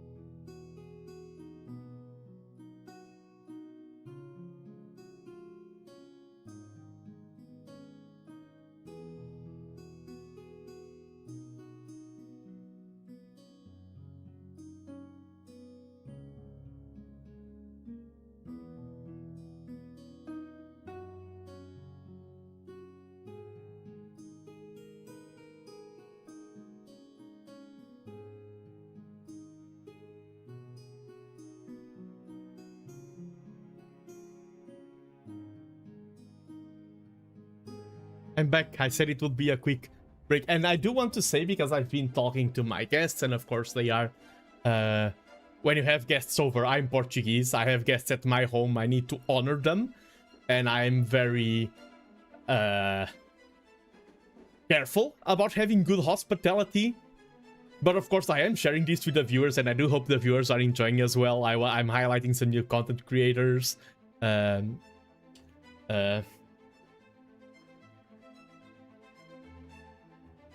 I hope you're also enjoying getting to know these cool people, enjoying the interactions, enjoying the classical music in the background. Let me just make sure is the break. Okay, everything is okay here. Yes. Just next guest will be there in a minute, but it's good because I did need a very quick break. And yeah, thank you so much. Yeah, Pickle McDillionaire, I saw you as well. Thank you so much for joining the celebration. Stephanie, I think I forgot to address Stephanie. PSU Lover as well. It's like a special episode. Everyone's here. Let me already get the name of the next guest ready when he's here. Hello, hello. Can you hear me well? Yeah, I can hear. Can you hear me? Yes, oh, loud and clear. Oh, that's good. Okay. Hello. Hi. Hello, and please introduce yourself to my audience. Who are you, Mr. Daiya Diamandis? Well, I'm Daiya. I'm the Diamond VTuber. I like to do song parodies on YouTube, and I like to stream. And yeah, I do like variety, I guess. Like I do a bunch of different things. Happy birthday, by the way. Thank you, thank you. Yes, thank you so much for accepting my invitation. This is our first time talking on stream. I like to reach out to new people on my birthday, and I do want to thank you greatly for accepting. And oh, thank you for inviting me. Yeah, I first met you when you were doing Robot in GTA RP. Oh yeah. Oh my god. That was I feel like that was the way a lot of people got to know me, through that character that I did. Yes, but then like I went to check more of your stuff. We have played Mahjong in one of your streams. Don't know if you realized I was one of them. And oh my god, that's so cool. Yeah, I once joined your Mahjong streams to play versus you. And when I checked your channel, you give me so much vibes of my, like, some people say they are nostalgia VTubers, and I'm like, this nostalgia does nothing for me. Your content is you're the nostalgia VTuber for me. You remind me so much of my teens, like watching MTV, watching some song parodies and things like that. Oh, it's because of the parodies. Oh yeah, I can see that. Because it definitely, I feel like the parodies used to be way bigger a long time ago. Yeah. And they kind of like fell. They're not as popular as they used to be. They still happen, but it's not as big as it once was. Like, because I feel like in the early 2010s, early YouTube, like I feel like there were parodies all the time. Yes. But now, nowadays not so much. Yeah, beat trailers, this music, but now it's Naruto, now it's Pokemon, and yeah, like you talk about the parodies, even your song choices, because I saw both your debut and your re-debut, and you have like The Offspring, I Kissed a Girl, and I like your song choices. I'm like, this is my childhood. It's getting an MP3 player, a Walkman, and listening to I Kissed the Girl, I Liked It, Taste of Her. So I really, my music taste has been like, I guess it's like very varied. Like I listen to music from all different genres. Like I like music in general. And I think it's been influenced because I'm like the youngest sibling. I had like a lot of an older brother and sisters. So their music that they would listen to, I would also like listen to, because I was, the young one. So I would like listen to what they would listen to. So I guess that like kind of allowed me to experiment or like learn from many different songs. And it led me to have a more varied, I guess, like taste in music. So yeah, I do like to do parodies of. I don't prioritize the song. I prioritize what's gonna be funny. Yeah, basically. And yeah, because I saw your re-debut. Like I didn't watch it. I think it was like 5 or 6 hours, if I remember correctly. Yeah, it was a lot. I spent way too much on that goddamn PowerPoint. I should have done it way faster. I took way too long. But when you reach like the final acts and you are singing, and I see and you're like in MS Paint, singing like in a Windows kind of, and then, like it was such like we see a lot of shit posts and things like that nowadays, and the vibes are different. It felt like the modern pacing of shitpost where you just get thrown, but the style of shitpost really screamed 2000s for me. That's why I say you are my nostalgia VTuber. Yeah, I mean that one song with the MS Paint, it was supposed to look like very old, like internet vibes because of the song and everything like that. It was supposed to be like, you know, the early 2000s like YouTube tutorials of unregistered hypercam. Yeah, unregistered hypercam. They have like the little notepad. They open the notepad so they can talk and be like, "Hello YouTube, today I'm gonna teach you." And they have like some edgy song as the background music. Yes. I had a work that I did for school. Like, we had classes like in computers, and it was literally me and my friends recording a tutorial in Minecraft. And it is exactly like, the vibes are exactly that.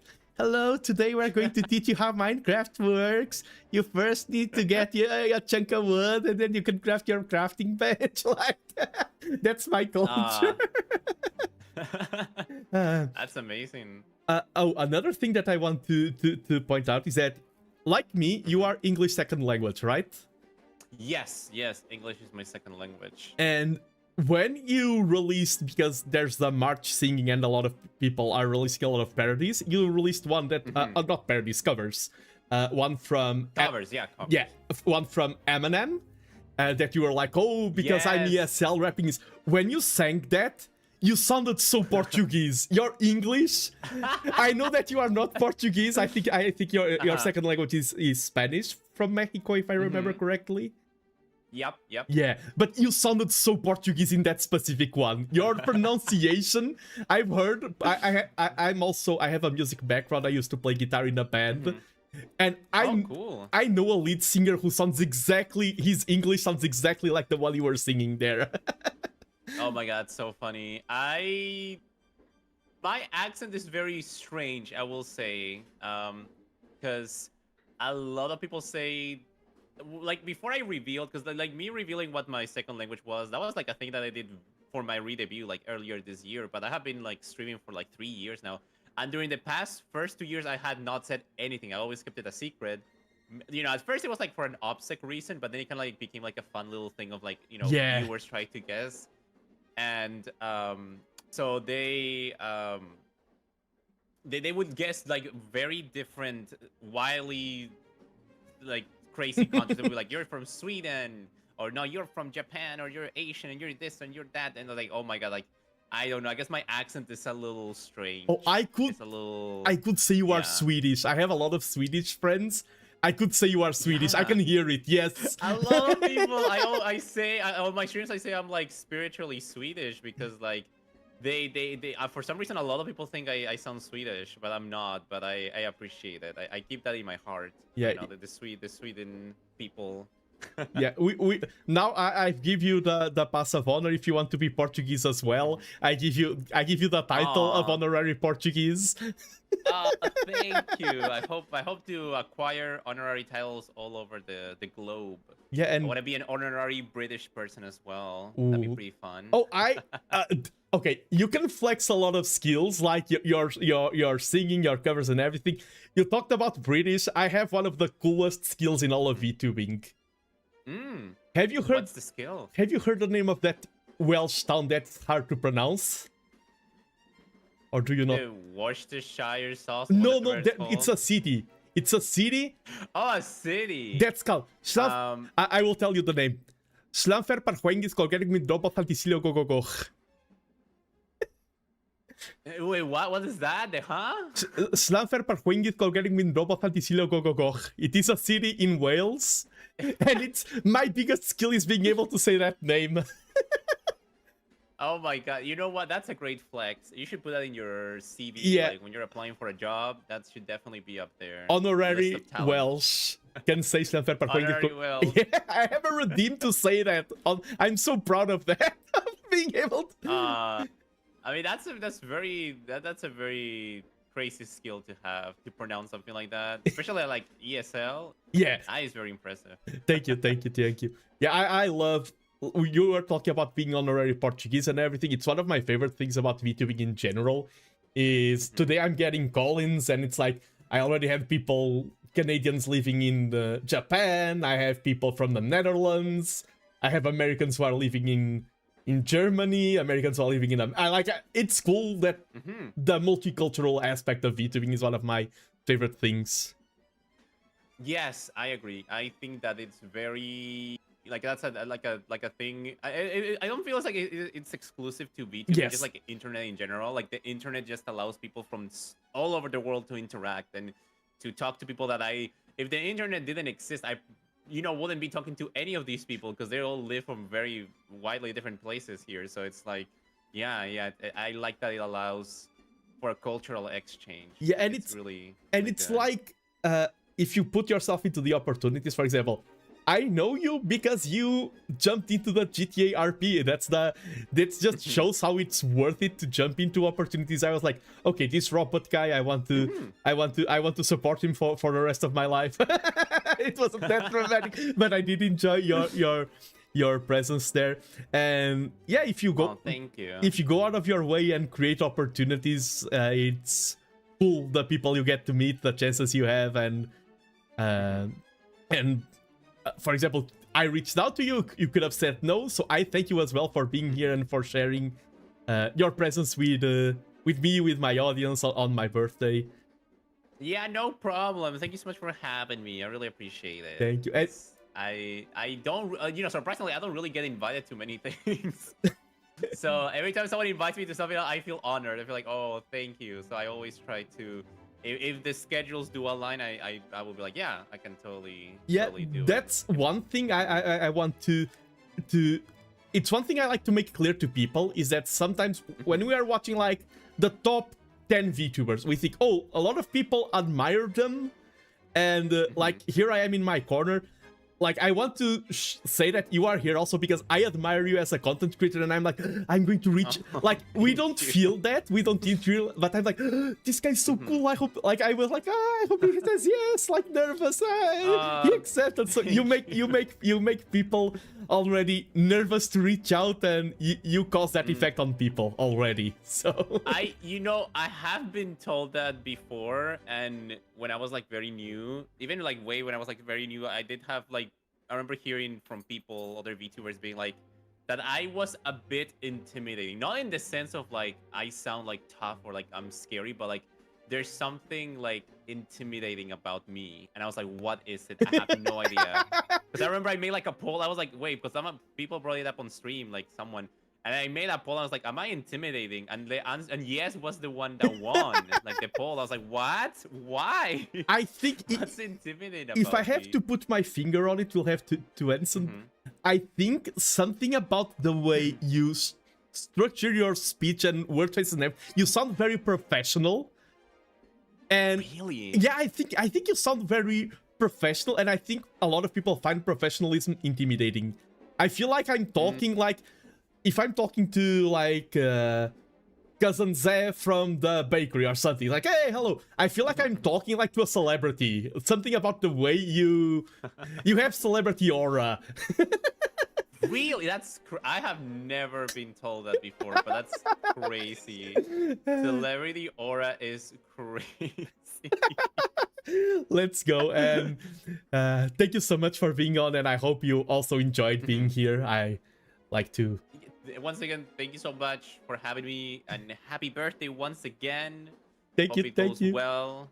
Yes, I'm old. I'm 31 now. Oh, you can hear my back cracking. But yes, that's okay. 30s is the new 20. True, true. We're pushing. The older I get myself, the more I'm like it's not that old. Yeah. Oh god, wait, I think my microphone just... Like, yeah, it's yeah. Okay, it's a good time. We can cut it now for me to get the next bag. I'll leave you while you're down. Bye. Yeah, okay. He's probably trying to fix things.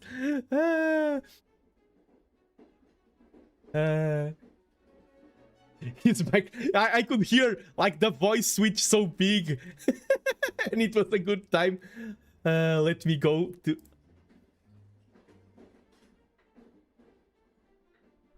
And that was Daiya Diamandis, the Diamond VTuber. Does a lot of cool song parodies, has like 30 channels, one VTubing channel, one song cover channel. I only featured one in the description, but you can find his links. And now let me get ready for the first. I'm just going to take off my jacket, like not my VTuber jacket, my in real life jacket, because it's a very sunny day.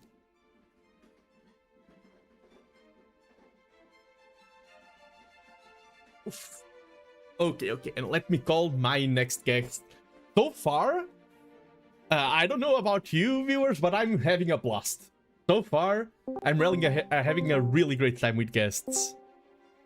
Hello? Can you hear me well? Happy birthday, you've run all over the hill. You're over 30. Congratulations. I'm not sure. I try to think of something creative. Let's go! It worked! Not worries, no worries! Oh no, 1 second. Oh no. I played my audio. Oh. I hear you perfectly fine.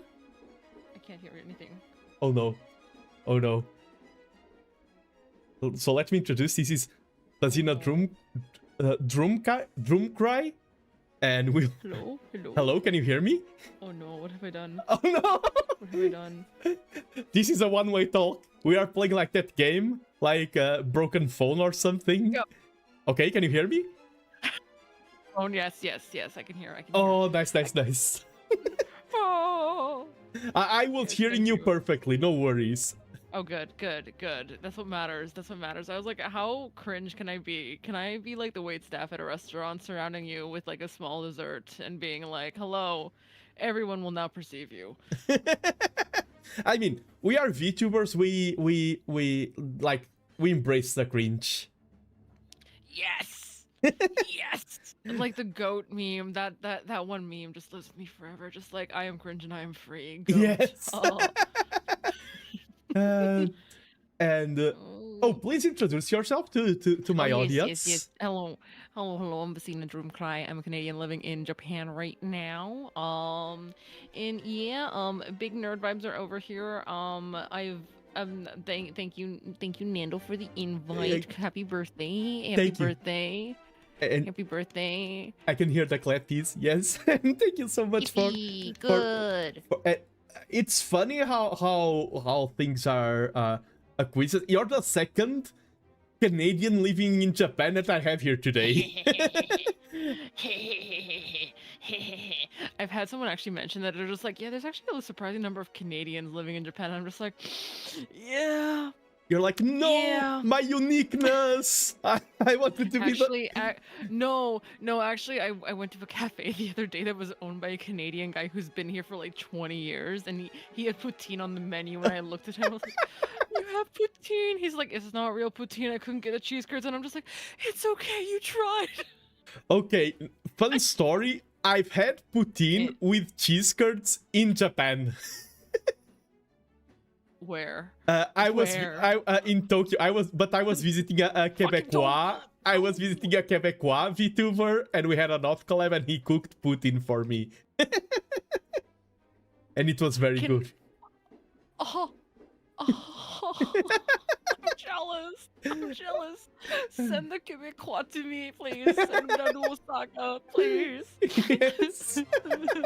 I need my squeaky cheese.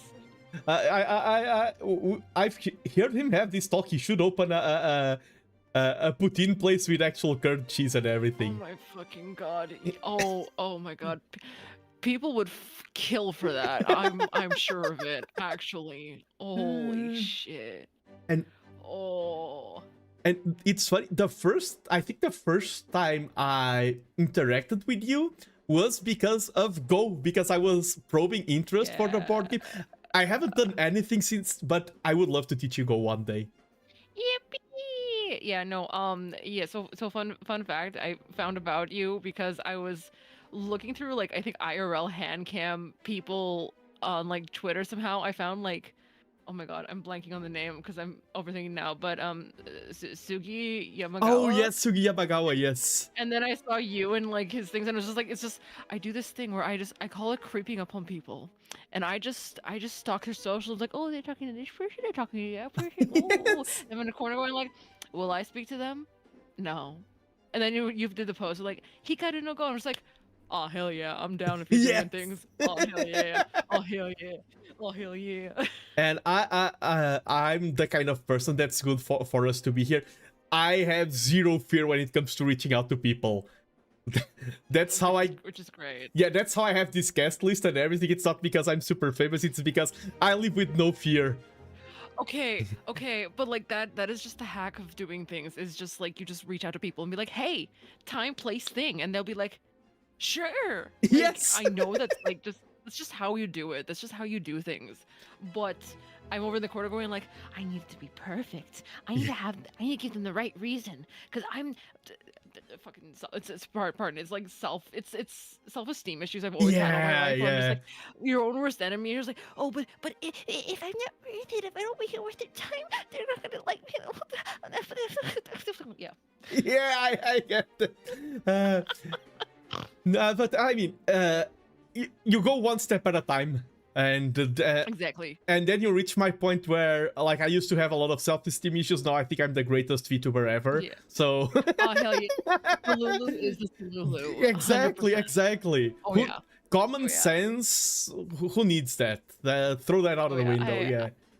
I turn 30 next month. I'm getting up there. I'm getting closer to you. I'm chasing you. I'll never catch up, but I'm chasing you. Don't worry. Don't worry. Look in your rearview mirror. You'll see me there. Yeah, 30 is the best age. Don't worry. It's so cool to be 30. Trust me. I've heard many rave reviews. I'm excited for the 20s to be over. I'm so excited. Yeah.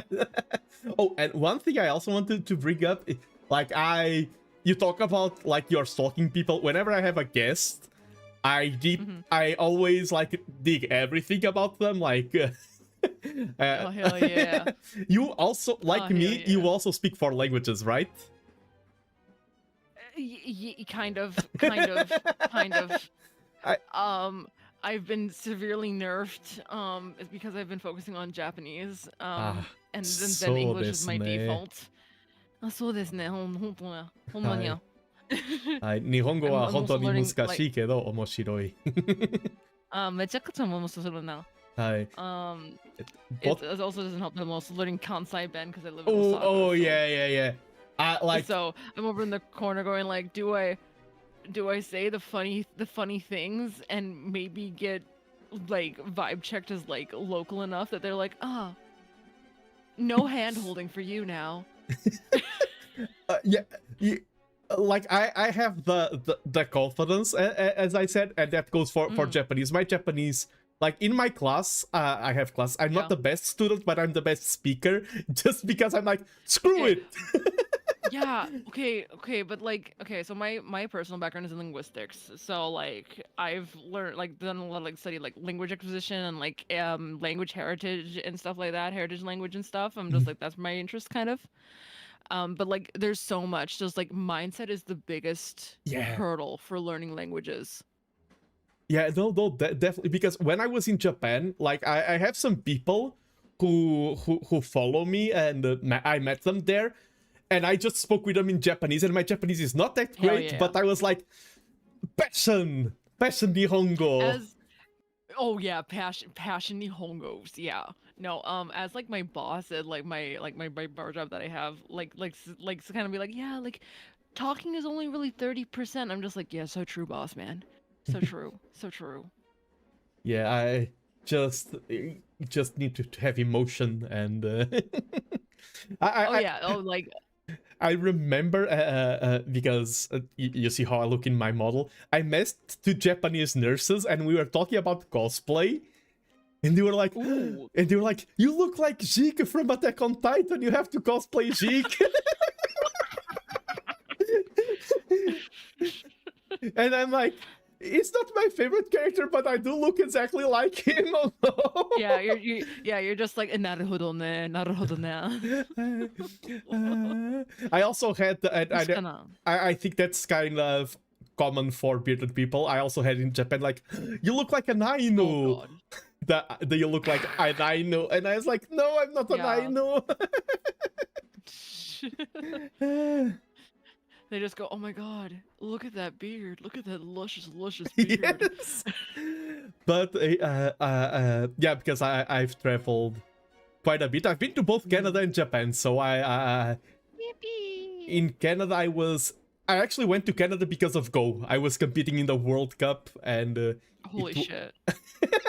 It was in that's so cool. What's the name of the city? I keep Vancouver. Whee! West Coast, Best Coast, West Coast, Let's Best go. Coast. Hell yeah. It was Hell great. yeah. Hell yeah. Hell yeah. Vancouver's so expensive, but so is Toronto. There's no winning. Everything's expensive in Canada. Holy Yeah. shit. Oh, the thing is, because I was competing in the World Cup, like I was an athlete. I had everything paid. Like, so,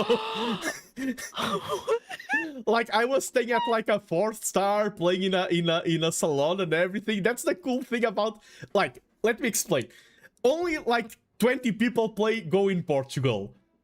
I'm not the best one, but like it's like number 1 player is You busy, were there. number 2 was busy, number 3 was busy, and I'm like, yeah, I'm free. You can pay for my stay and my food and everything. Holy shit, that's amazing. Okay, yeah, the World Cup is really setting in when you say that. It's like all expenses paid. Oh. Yes, and I'm like, Oh.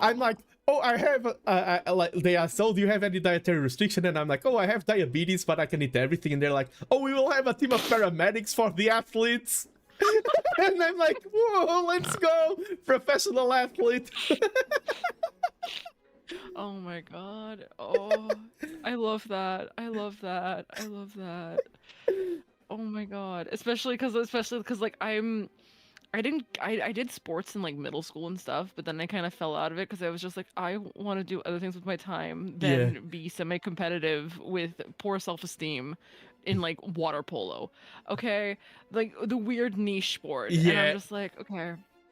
And then I also like more recently found out that like Canada doesn't have like nearly as strong a like support for like sports as like a lot of European countries. Yeah.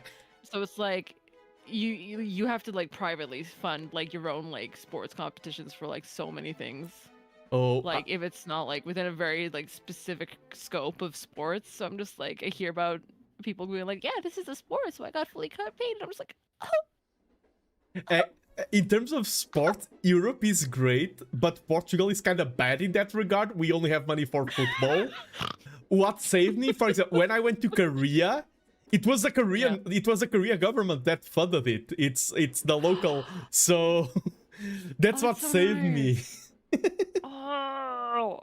And when I was cool. in Canada, like we had meetings, like business meetings, and they were talking, oh, because it's like thousands for this and then thousands for that, and I'm like, okay, thank you.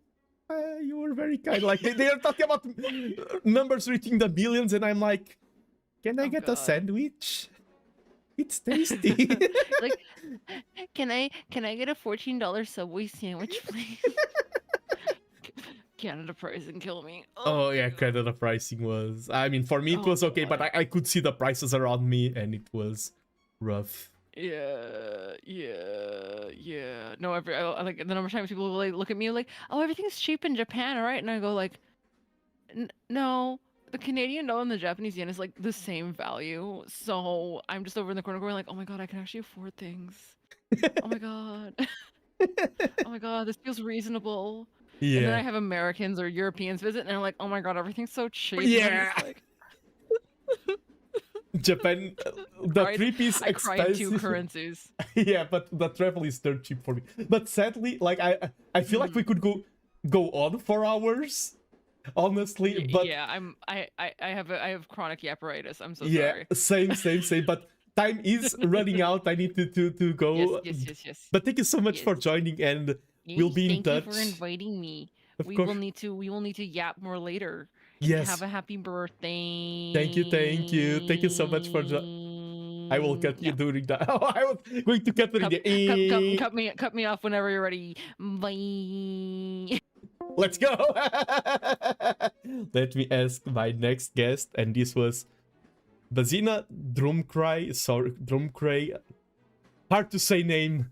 Nando is easier, but thank you so much. We could go yapping on for hours. And everything is going so well today. I'm surprised. I did a lot of prep. Yesterday I was exhausted with prepping like the train and everything. Prepping like the going to the side and see the landscape and things like that. I had a lot of time prepping, but it's good to see that things are corresponding. Yeah, the trainscape. Yeah, we are on a train. I was prepping this yesterday, literally yesterday.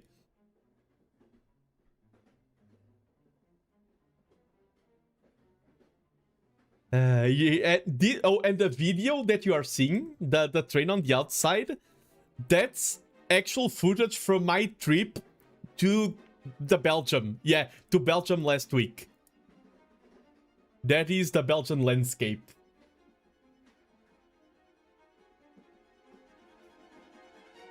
Yeah, we are moving on a journey, because streaming and life, it's not about the start nor the destination, it's all about the journey, and we are having a journey here, and my next guest is ready.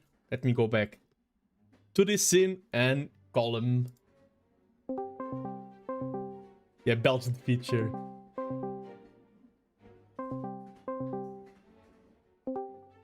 Hello, hello, can you hear me properly? Hello, yeah, can you hear me? Yes. How do I sound? Oh, you sound great. Your Fugi is quite something. Oh, right, yes. The Fugi have not changed in 4 years. No, it works. It works. I'm hearing myself just a little bit on your end. I don't know if... Okay, I think now it's... But no worries. It's very slight. And... Okay. Yeah. And please present yourself, Rei Peiron. So, hi, everyone. I'm Rei. I am a self-proclaimed time-traveling historian who spends so much time on his hobbies. Nice. And I've seen you around quite a bit. I've seen you on Umamusume tournaments. I've seen you also showing interest in Go, and I'm very excited to having you here on. You're also part of the people who are around the Paradox community, if I remember correctly, right? Right, sort of. I've been floating around a little bit around that, because... God, I've been around for, like, in the VTuber community for so long, and when I first started off, I realized there really isn't much of a community. Yes. And things were pretty quiet around it until I think, was it Lady Saffron came about? And then things started to get some traction. I'm like, okay, you know what? I'm going to go compile a list of people who enjoy, VTubers who enjoy Paradox games. And I think I have not touched it in a while, but there are like about at least 50 names in there. Yeah, and I think that's one of the cool things about VTubing as a content creation media. It's like, you feel, you can start and you feel like, okay, there's no landscape, there's no VTubing landscape, and now there's not one centralized, but there's so many micro worlds, there's so many micro communities, I feel like scattered everywhere. And like when I talk to the Age of Empires people and I'm like, oh, there's a VTuber streaming Age of Empires and there's like 10,000 people watching. They're like, what? How can someone stream Age of Empires to that crowd? And I'm like, yeah, there are popular VTubers who have touched Age of Empires, and it's impressive how how communities form. You talked about the Paradox community, which is great. I find that very interesting. I want to say as well, quite an abrupt transition of topic. I was researching all my guests, right? Yes. So, oh my god. Yes. Oh, that is what I'm afraid of, because I just thought about it.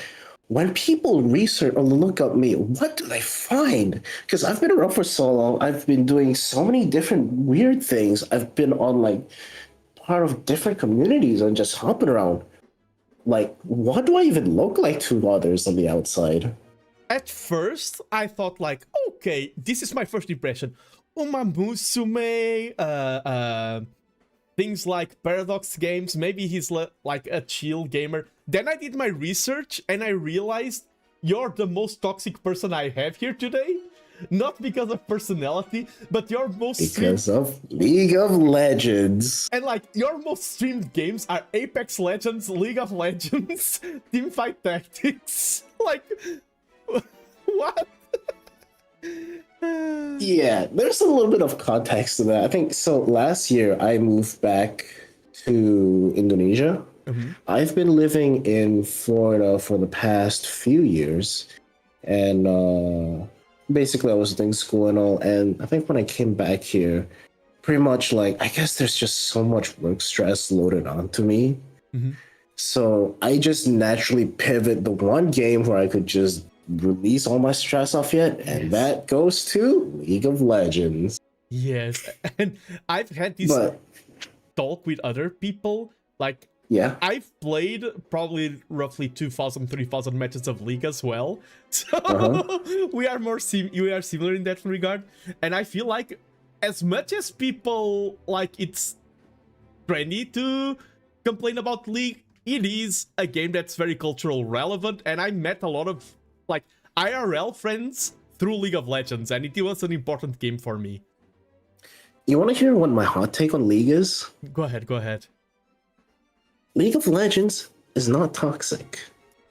The toxic ones are where you switch on the in-game chat. All you can do is just switch it off, and then all of a sudden, you're enjoying the game just as is. Yeah, for me, that would be like 80% true, but I played 5-man pre-made for a while. Like, we were trying to take it seriously. Okay. And one of the guys was like, "What are you doing? Why are you there? You should take..." Like, I had a rage. And, okay, one thing I have to say is that when it's online, people, it is, like, dramatic. It was so freaking funny having that rager friend on. Like, I couldn't take it serious. It was so funny. Exactly. Like, it's not as bad as everyone put it out to be. Overall, you know, yes, it might sound toxic. It's probably pretty loud, but all in all, it's still fun. It's not as bad as everyone put it out to be. And as someone who's been playing League since like the beginning, really, 2011. So I've seen like so many different stages of League. Its toxicity. Back in those early days, there was just no brakes on the toxicity train. So you really have to be braced for the worst. Like nowadays, it's not really as bad. So yeah, I'm overall, you know, if you want to try League out, give it a shot. It's not bad. Yeah, and I also started playing roughly. I played when Maokai released, so I'm also from the early days of League. I played. I remember how good what Twisted Tree Line? Yes, Twisted Tree Line. Yeah, it was so good. That was a good map. I love it. The old Mordekaiser, that's where you could use alt and like have a dragon as your pet, right? Oh yeah, I was a Mordekaiser. I loved the freaking. He has a weird ability where he could tether to a teammate, and they both like deal a lot of damage for some reason. I remember that. I used to play Mordekaiser a lot back in the past as well. Yeah, the first ever anime convention I went to had a Twisted Tree Line tournament. And me and my friend, yes, we won the tournament, and our team was Mordekaiser, Cho'Gath, and another tank. It was so I think it was Malphite. We were such a toxic build, but we were decimating everyone. Oh, that's right. You're living in EU, so you have easy access to a lot of tournaments. So for context, I live in like Southeast Asia. It was crickets for League because everyone was into Dota. Oh yeah, in Southeast Asia, not League. League kind of flopped because it was complications. Yeah, I like to tell you the story of how big League is here. I have a friend who has a little bit more money, so he has a big house. And once, I think it was G2 reached the final of Worlds, he was like, "Okay, everyone come in, I have a big projector and a kind of like a cinema style room, and we are going to watch the finals together." And it was like watching a football match, like a group of friends all and G2 I know. lost. It was so cool. That's the dream. I remember that. Oh my god, they got thrashed 3-0. Yeah, it was so bad. Everyone. It was so bad. Like, you know what's crazy? I think while you were doing your call-ins, earlier on, G2 just bit Gen G 3-0. Yeah, I was having messages on my phone. And I think it's my friend celebrating. I'm like, there's no way this is happening for real, right? G2 beating the #1 in LCK? Yeah. What is this? And Like season 2? Yeah, G2 hasn't done anything decent in years. Mm-hmm. That's the cool thing. And I see, for example, Vexal also commenting on Twisted Thriller, and I feel like everyone is ashamed to say that they like League of Legends. Once you bring it up to the table, everyone just has fond memories and good times with the game. Yeah, there's really good memories. Just, treasure those. Yeah, but you know what else is crazy? Even though I play a lot of League, I play I wasn't kidding when I said play like a lot of I love Paradox games. Yeah. Like looking back, I have 6,050 hours in EU4. Wow. I could understand that because I controlled myself to not dive too deep into the Paradox games. Like even though my design is Paradox made in a way. Yeah, that's what caught my attention first. I'm like, is that like art by Father Loris? I'm yes. Like, how do you? That surprised me. I'm like, how do you manage to get that? Yeah, it was like Lady Saffron. I saw a post on X, and it's like, oh, I'm opening commissions. Me and Loris are making models, and they have models for like. They have a model for Spiffing Breed, for Saffron, for Quorbit, and I'm like, all of these famous names, and then I'm like, oh, can you make me like a VTuber model from scratch? Because this is my first model, this is who I am. And so I'm Seth and Father Loris's VTuber child. They created me. That is so cool. That is the Paradox child. The Paradox VTuber child. Even though I'm a Paradox amateur, I've only played hundreds of hours. If you don't reach the thousands, you're a noob in Paradox games. I hate to say it, but that's kind of true. Like, even for like EU5, I have like 37, 38 hours in. I still have no idea what I'm doing. Yeah. Oh, you said that I think you said that you are in Indonesia. Yeah. Bahasa Indonesia is one of the languages that I would love to learn. Yes, perfect. You're in the Netherlands. Yes, yes, that is true. But I did once a karaoke stream where I sang in 12 languages. And I sang an entire song in Bahasa Indonesia. And it was really cool. It's one of the languages that I wish I could speak more.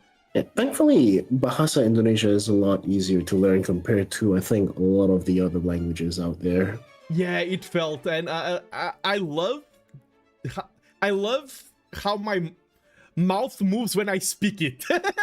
It feels it does feel good. Okay, you know what else feels weird? Okay, so here's the cool thing about Bahasa Indonesia. Bahasa Indonesia, right? The base language is actually the Malay language. And the Malay culture makes up less than like 0.5%, less than 1% of the total population of Indonesia. Oh wow. Yeah. In fact, Indonesia has about like, I think a huge majority of it, like more than 50%, come from Java, the Java island. Yes. But they intentionally chose a minority language because Indonesia believes strength in diversity. So all the more they want to promote like a different culture as a base language, so that everyone could be together learning a new standard language. Oh, that's really cool. And I wish we could... That's the trend of today. I end up every call saying I wish you could speak more, but I need to get in the next guest. But it was great talking you to the first time, and I want to teach you Go in the future as well. There's so many topics we haven't touched on. But thank you for... Yeah, there's so much stuff we could talk about. We'll definitely catch up. You have my contact, you have my number. Yeah. Thank you so much for joining, and no, thank you for inviting, and happy birthday. Thank you. And on that note, bye. Thank you so much, and I hope you have a wonderful day. You too. Bye. And hello, Daniel. Welcome. I'm having a great time today, celebrating my birthday with all the cool people. Let me ask if my next guest is ready. Like, it's funny because like talking a lot you would get tired, but I feel like I'm not getting tired because I'm not allowing myself to stop. Once I stop, I will feel all the tiredness. Ooh, but I have the next guest ready. Let me call him.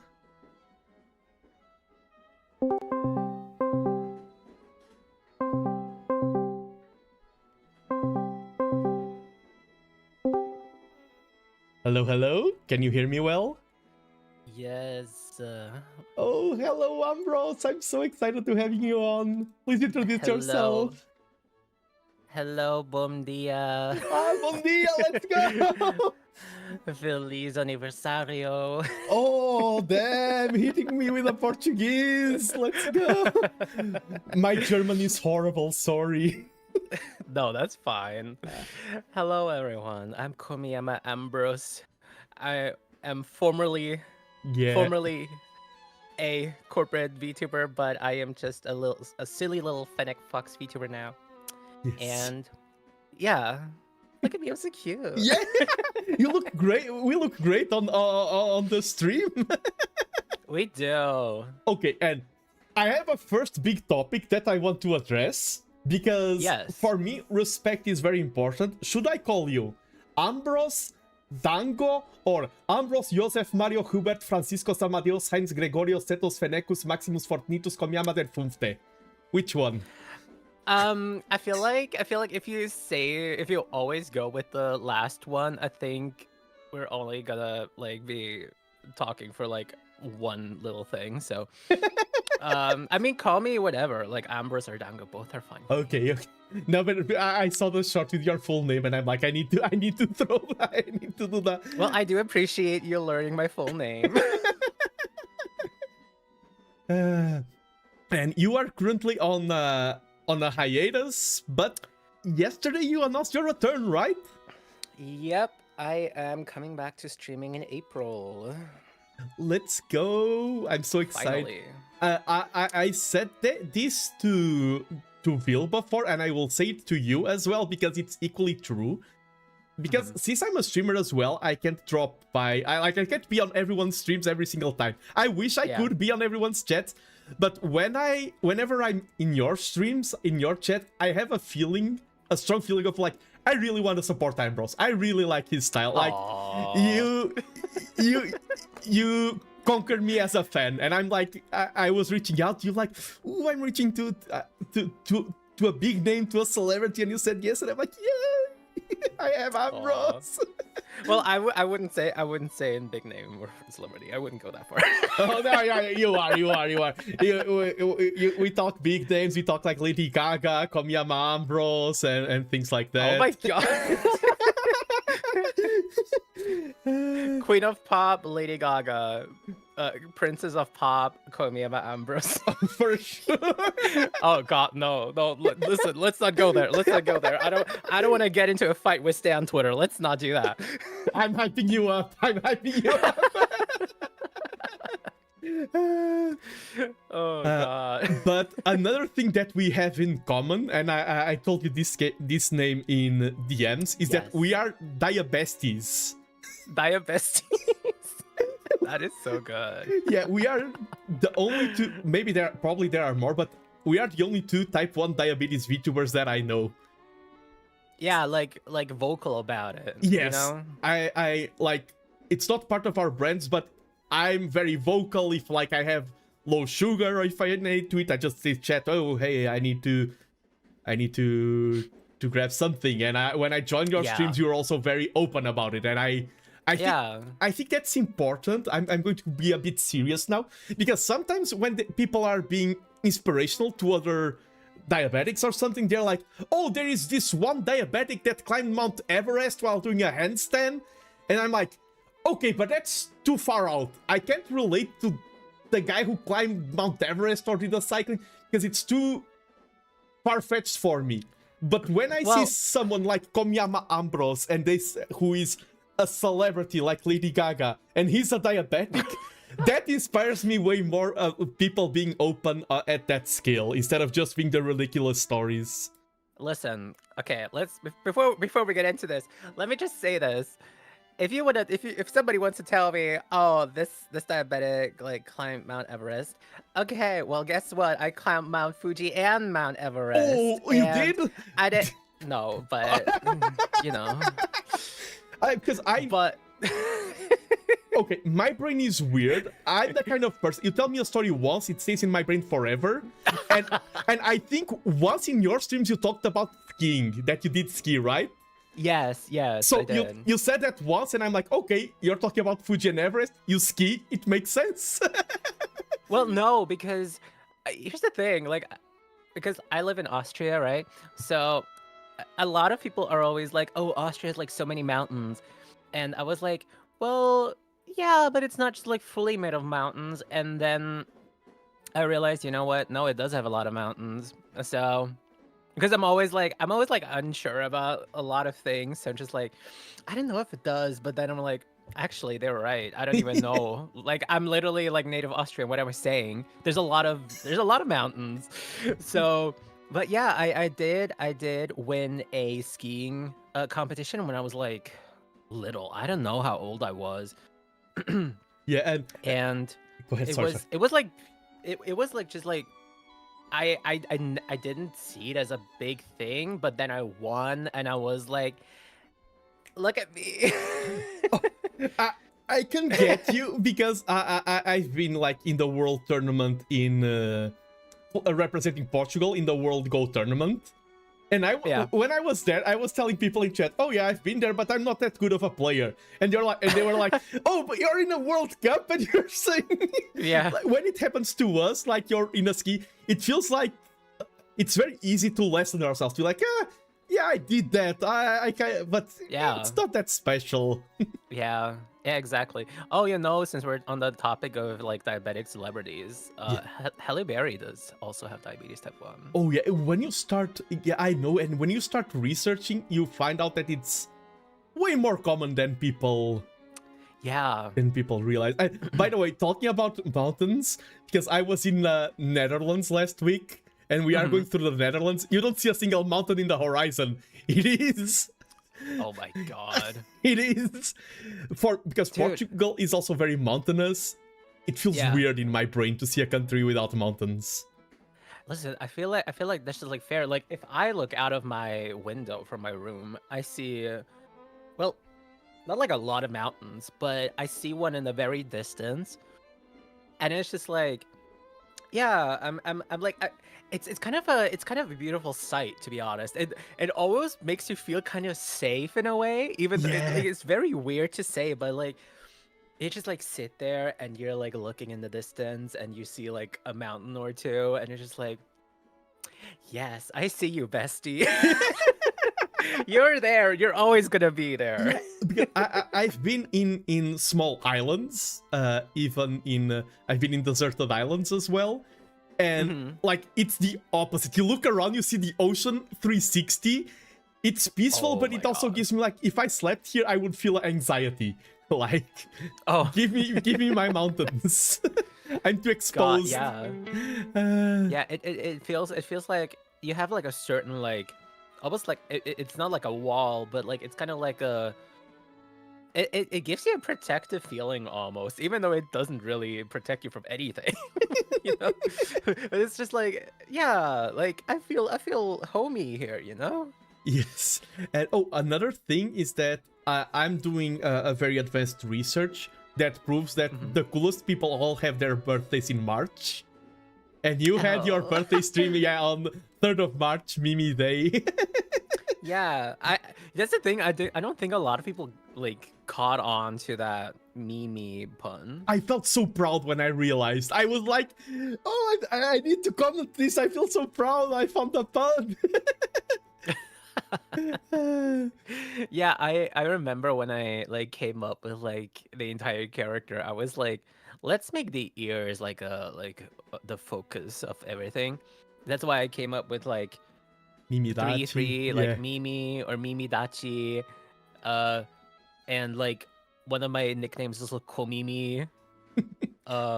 So it's like always big ears, and like I would like to add the fluffy tail part. I don't know how to do that. So It's funny how there's a lot of coincidence in the world is small, because one of my best friends, like IRL, not streaming, is a boy kisser, and he's obsessed with Fennecs. So when I saw your style, I'm like, this seems like, and you're a diabetic, you play Mahjong as well. I play Mahjong at cafes and everything. yeah, I love mahjong. God. I was like, when I saw you, I was like, okay, instant connection. Like, Yeah, I feel like there's a correlation between boy kissing and Fennecs and mahjong. It takes a certain type, you know. It takes a certain type of person. True. I like how someone like chatting like, did someone mention Mahjong? Yes, I did. Well, you did initially. And it's fun. I think you're like my 5th guest of today who loves Mahjong. Oh, like there's a pattern.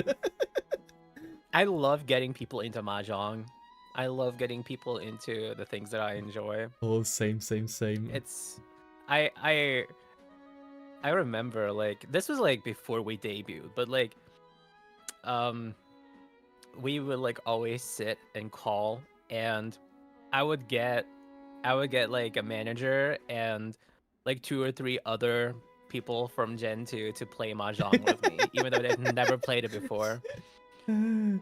That's so cool. Yeah, we need to spread our interest. We need to get more people into diabetes as well. Wait, what? Well, let's just not let. He doesn't mean it like that, guy.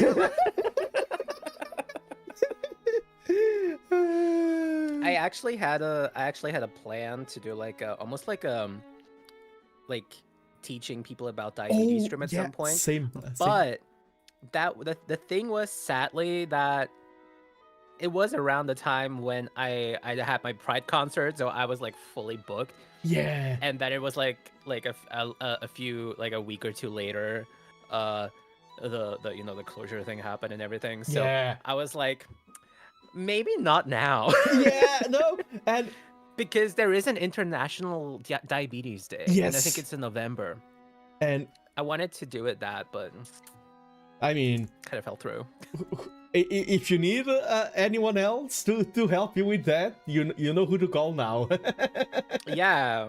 And there was something else I wanted to say, but my mind is starting to pull blanks. Oh, I just want to say, because I was on your birthday as well, and you are taking you took a break, you worked on yourself during that break and everything, you respected your hiatus, and I think, I don't want to bring all of that talking to here, but how openly you talked about it and how mature you were about addressing that and everything, I think you, in that moment, you were a very positive influence. I think a lot of times when we are like streamers and everything, it's like saying the right things at the right times, and I can see that you are very mindful of what you say on your streams. Like sometimes you goof around and then you're like, oh, I shouldn't say that. I need to be, I do not mean this. So you are mindful of what you say, and I want to say that watching your birthday stream got me very emotional in a good way, so I want to thank you for that stream as well. Aw, you. God, no, I think that something like that, it's very important, but it's also, it definitely takes a lot to like bear up that and say, you know what, yeah, I need this, I need to take this for myself, especially because of like the whole like therapy thing, right? Like I still, because I think some people might be like, oh, because like he's not on hiatus anymore in April, he's not like gonna, you know, be in therapy anymore. Like I will continue like working on that, but streaming brings me so much joy. Yeah. And I was going through the notions of what if I leave, what if I quit, blah blah blah blah. But at the end of the day, it's like, this brings me joy, this is fun, why not keep going? Yeah, I think that's, and sometimes like it brings joy, but like you need to take time for yourself, and a lot of people are like, we tend to be very dramatic. Like, I'm streaming or not streaming. There's only those two options. No, there's something like a hiatus. There's an in-between option. And sometimes, like, for someone who is on the outside, this seems quote-unquote obvious. But for us who are living the moment, it's hard to take... Like, it's easier to fully quit than to take a step back. And that's why I compliment you for it. Like, I can also talk openly about that. I started going to therapy because of my PhD. I finished my PhD now, but I still go to therapy. Even though I feel great, it's like, this is good for me. This helps me. This helps me. Sometimes you have someone professional that helps you structure. They don't give you all the answers. They are not a magical man. But they help you structure the way you are thinking things. They seem way more obvious once you talk with someone who is qualified, and I think that's really good.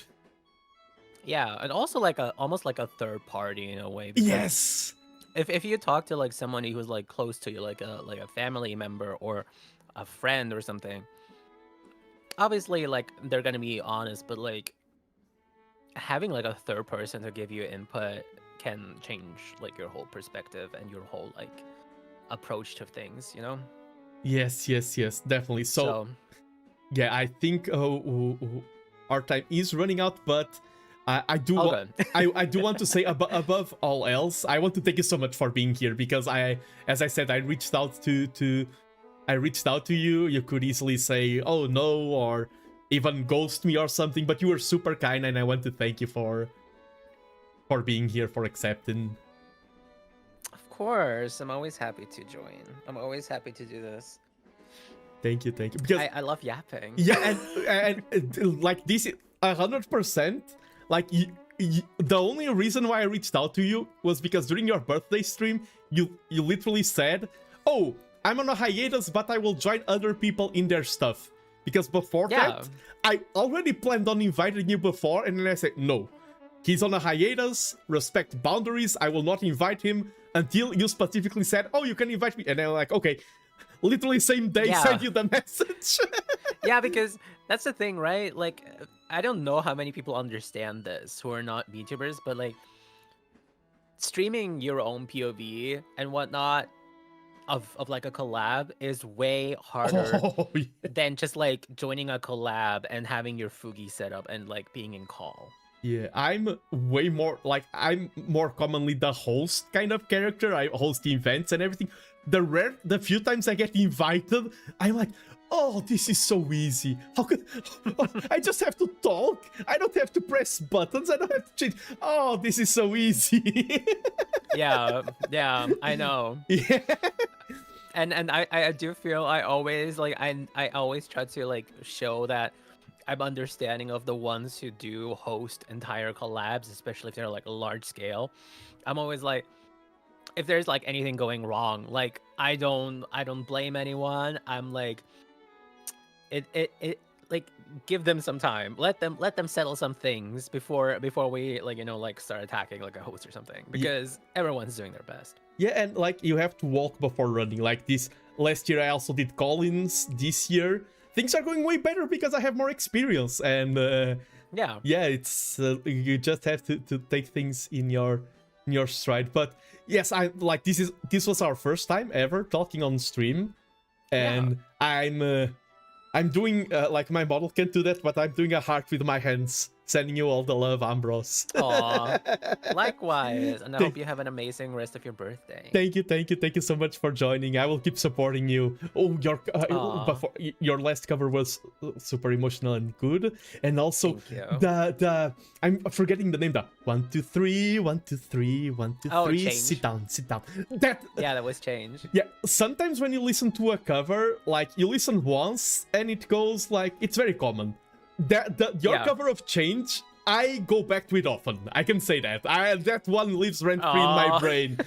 The 1 2 3. The other day I was painting figures with friends, and that came up in my playlist, and they're like, "What is?" And I'm like, "No, we will listen to this. This is Komiyama Ambros."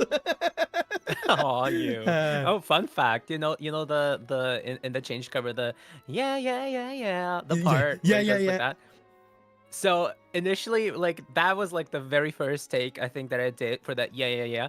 And then like I heard the first mix and I was like, I want to do like a retake of the yeah because it kind of sounds like a little almost annoying. And then I realized, actually no, it's fitting, it's catching. Yeah. And then I listened to the second take and I was like, this is inferior in so many ways. Let me go with the first one again. Oh, like I played guitar in a band. I'm also related to music.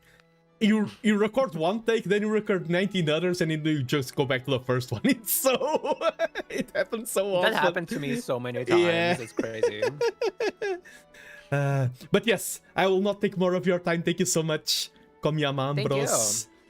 And boy, you so much for having kissing me. Fennec, the famous celebrity. That's me. And best of luck on your return. Thank you very, very much. And I hope you have an amazing rest of your stream. Thank you. And amazing rest of your birthday. That was a cake. That looked so good. Oh, the cake picture. Oh, I still have that a looked lot so of good. it. I was like, oh, I want that. Yeah, okay, that's the one thing before leaving. I'm sorry, I'm a yapper. Oh, look at that. That is gorgeous. You have two diabetics here. You would assume like, oh, diabetics, they don't eat sweets. No, we eat and we appreciate we love them. sweets. Yeah, we appreciate them more than anyone else. if you're diagnosed with diabetes type 1, the first thing you learn is that you can eat whatever you want, as much as you want, as long as you inject enough insulin. Yes, and also like I remember one of the first lessons of my doctor. It's like, oh, if you eat like today a diet thing, tomorrow you will be like always thinning. It's better. Okay, you have a big juicy cake, go for it. Do your one thin instead of thinning every single day and breaking. Like just adjust insulin. You see something super tasty, dive right in. Appease your gluttony. Yeah, because we are human. Especially, you know, the best thing about this, and I'm so sorry for going over time here. No. But the best thing was that the person who like guided me through everything was a diabetic themselves. Ooh. So I had like first-hand experience by somebody who had diabetes, and that is worth so much, because if you are taught by someone who's not diabetic, they only know the theory. They don't know the practice, and that makes such a huge difference. We need to make the diabetes awareness. We do. I was diagnosed like super early. Like I was still in elementary school. Oh, same. So like now I'm like, nobody can tell me anything about this girl. Yeah, I was. I don't want to reveal this. I was in elementary school as well, so we've been through a lot of carbohydrate counting. Back in my day, there was no such thing like that. It was just like bread units. Yeah. The equivalent units. It's like growing up learning a language, honestly. Yeah, true. And like even for example, if you get some, I once had to do a minor surgery, and no one there knew anything about diabetes. They were like, I was like, I will take care of this, and they're like, we need to put you on anesthesia for like 1 hour, and I'm like, my sugar is okay, I will wake up after and I will take it. Because they were like, we have no idea. And that's the thing, because we assume, they are doctors, they know everything. No, they have specializations, and a lot of doctors, you and me know more about diabetes than a lot of doctors. Yeah, or like when you're like at a concert or like at an airport, and you have to show your insulin pump. Yeah. And you're like, oh, this is my insulin pump. And they're like, huh? Yes. Nowadays, I feel like it's a lot easier. Okay, but sorry, we need to cut. I'm so sorry. Yeah, no, like I had a. I told you I'm a yapper. Same. That's my problem. I'm a yapper who enables yappers. But thank you so much, Ambros. Thank you. Have an amazing rest of your stream. Thank you. Bye bye. Bye bye. And that was Komiyama Ambros.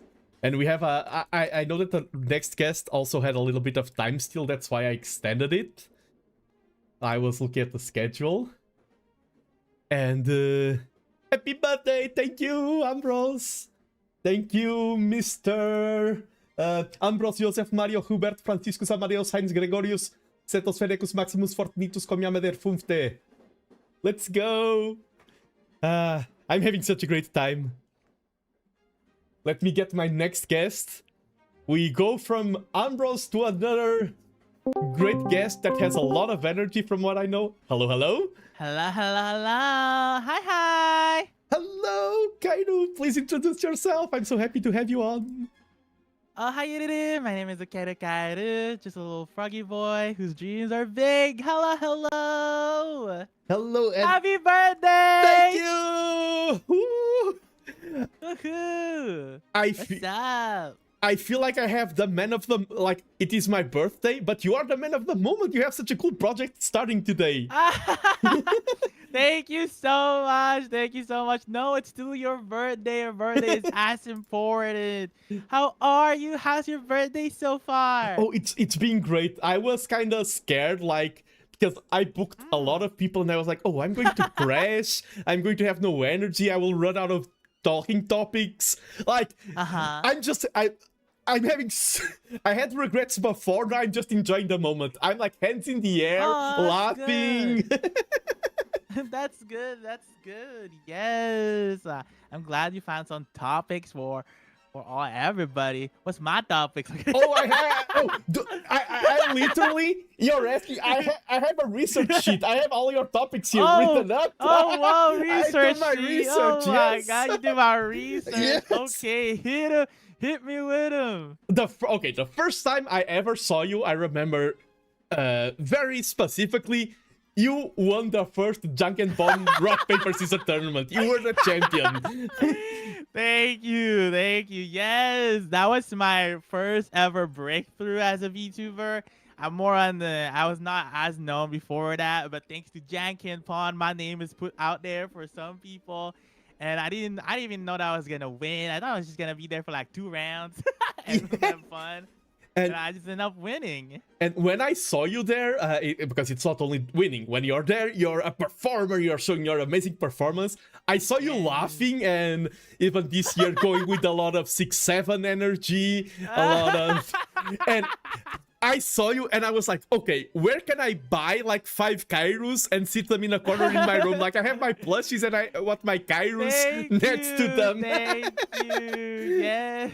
I'm very energetic. That's what I bring to the table most of the time. Yeah, because yes. I'm old. Okay, that's the way to start a sentence. That's the way to start a... But like all of the 6-7 and modern memes, I'm a researcher. Like, you leave them, it's your thing. I'm like with a pipette doing, oh, so this is a 6-7. I appreciate it. I enjoy it. And when I see you, that can be my legacy. When I saw you, like, because I first met you in the Janken Pomme tournament, but on the second edition, your energy at you versus Ruse, and Ruse was like, okay, I can lose to anyone except this gremlin. Anyone but this, and then you just beat Crimson Ruse.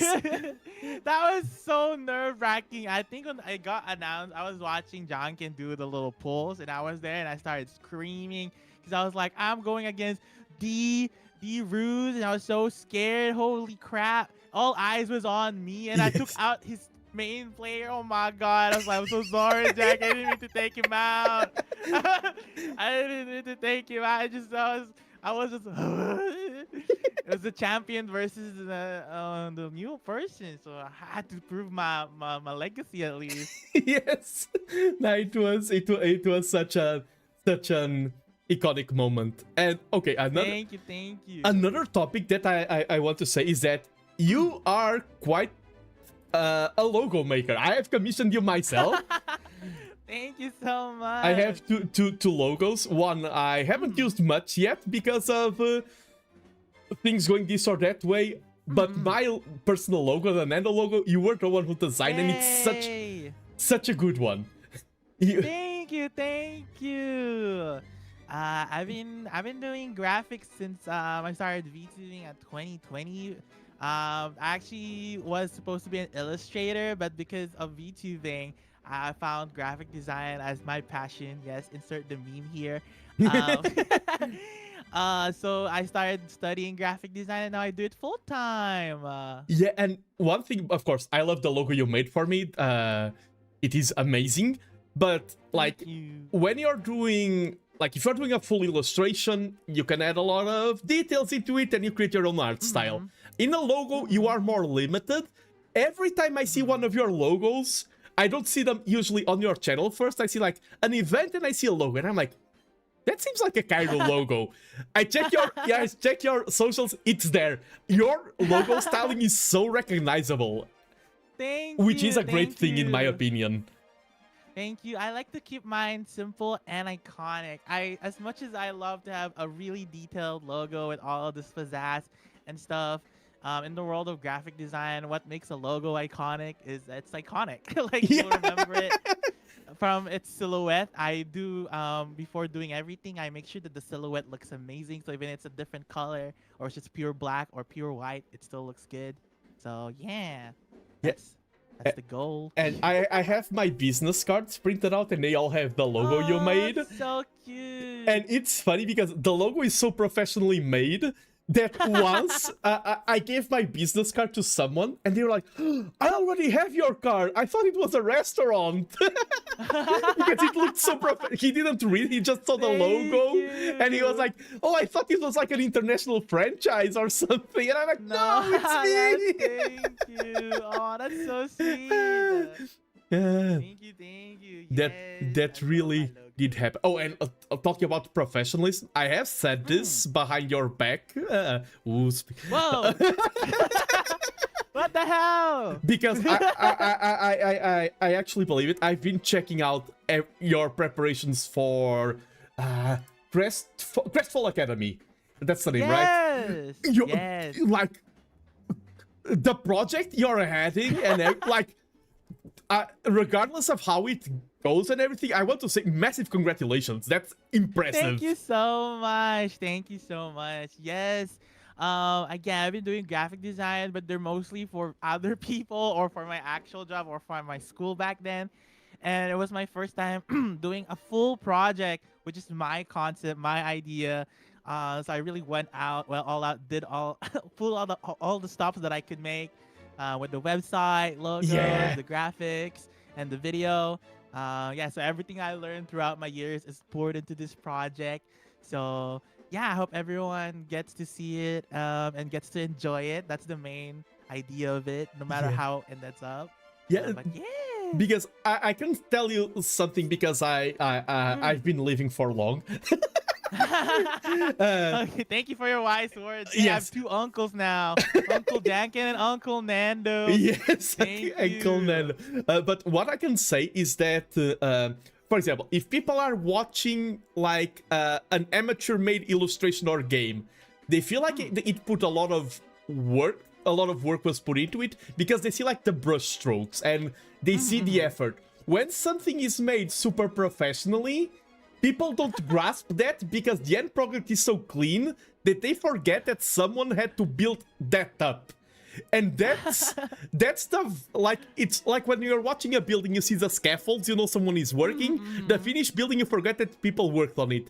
And when I see your projects like Crestfall Academy or logos, I don't see any scaffolds or anything. It looks like something like, okay, this was a professional company, this was a full team, but no, there is just one guy heading this all, one little frog. Yes, thank you so much. Yes, on the graphic side, I'm the only one handling things, but thankfully for the building and the server developing, I'm not as good as that, but my team was a really good help with that, and also in Pokemon balancing, I'm just a casual player, so I don't know anything about the competitive world of Pokemon, but thankfully I have lots of friends that was willing to help voluntarily, and I owe that part of the project to them. But yes, thank you so much. But when I say like the not seeing scaffold, because you have a lot of friends that helped you, but you are the person who made those friends. So heading a project, like, it's not like just because you have cool friends that the work shows up automatically. You have to reach out, you have to select, you have to communicate.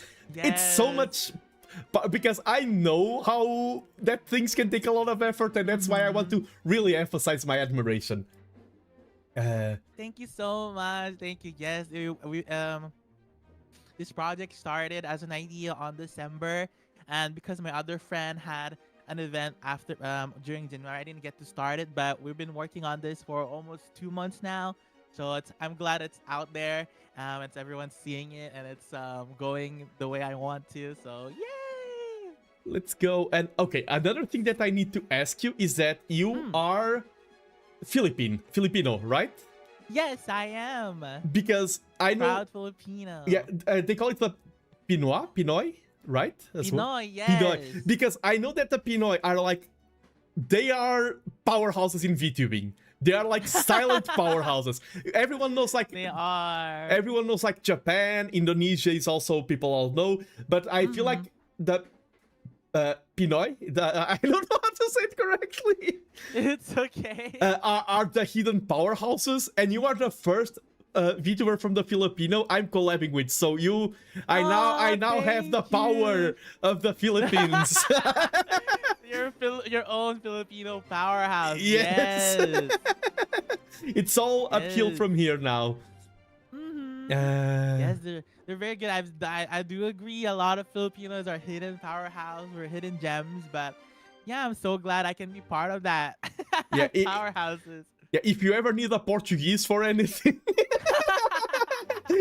Thank you. Yes, of course. I'll keep that in mind. I don't know what Portuguese are useful for, but I mean.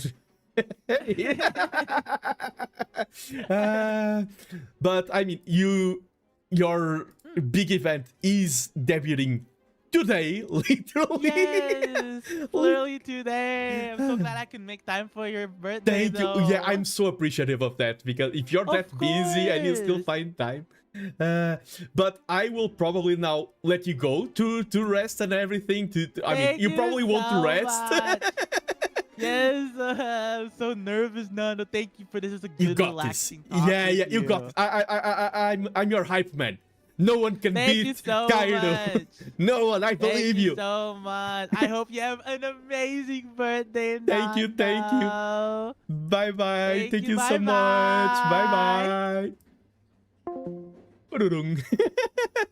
And that was Ukeru Kaeru. And now I have a small break on my schedule before the next guest. That's also why I allowed myself to extend with Ambros and with Kaeru a little bit. I'm going to take a break just to eat something, because then we have a busy schedule. Once again, we have a lot more guests. As I said, a lot of amazing people here today. Like, I'm so happy with how things are turning out, because I prepped a lot of things beforehand, and now everything is just flowing smoothly, and people are because that's another thing also. I understand what it's like to be busy. I understand what it's like to sometimes not have enough time to say that you'll be there, but then life does things, and everyone is showing up. Like, everyone said yes, everyone is showing up. Like, I appreciate, like, every single one of my guests, no matter if you have 0 followers or 1,000 followers, no matter if I know you for 1 day or for 1 million years, I never take people for granted. And the same goes to you, my followers, my viewers. I never take people for granted. I never take people's time for granted. It's something extremely precious. And whenever someone dedicates their time to me, I'm very appreciative of that. And yeah, that goes to all of my guests for saying yes, for then showing up.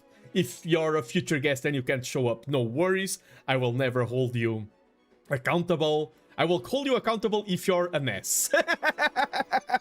I will not hold you accountable for being busy, for life getting in the way. I only held people accountable for their rudeness. No one was rudeness. Everyone was great. Everyone is showing up on time. Like, this is flowing like clockwork, and I couldn't be happier. But yes, I'm going to take this opportunity to take a little bit of a bigger break to eat something, stretch my legs a bit, because this has been, how long has the time has been flying? Almost 3 hours of non-stop yap. A ness? Yes, a ness. And Kratantos, I saw the Tanjobyo Meneto, sorry for not replying. Yes, Tanjobyo Meneto, arigatou gozaimasu, Kratantos-san. I still need to give you the letter that I wrote to you. We'll take care of that. Let me now go to the break. I'm glad I fixed the audio issues early on. Sorry, I do apologize because I want the house to be immaculate when guests are here, and I feel like issues are like dust. So I want to apologize to both Janken and Vilhelm. They were the two who were more affected by the audio issues. Luckily, they were sorted out quickly. Oh, I also see Master Minus with a happy birthday. Thank you so much on YouTube. But yes, let me freshen up, hydrate, eat, and I'll be right back for some more action. See you in a minute.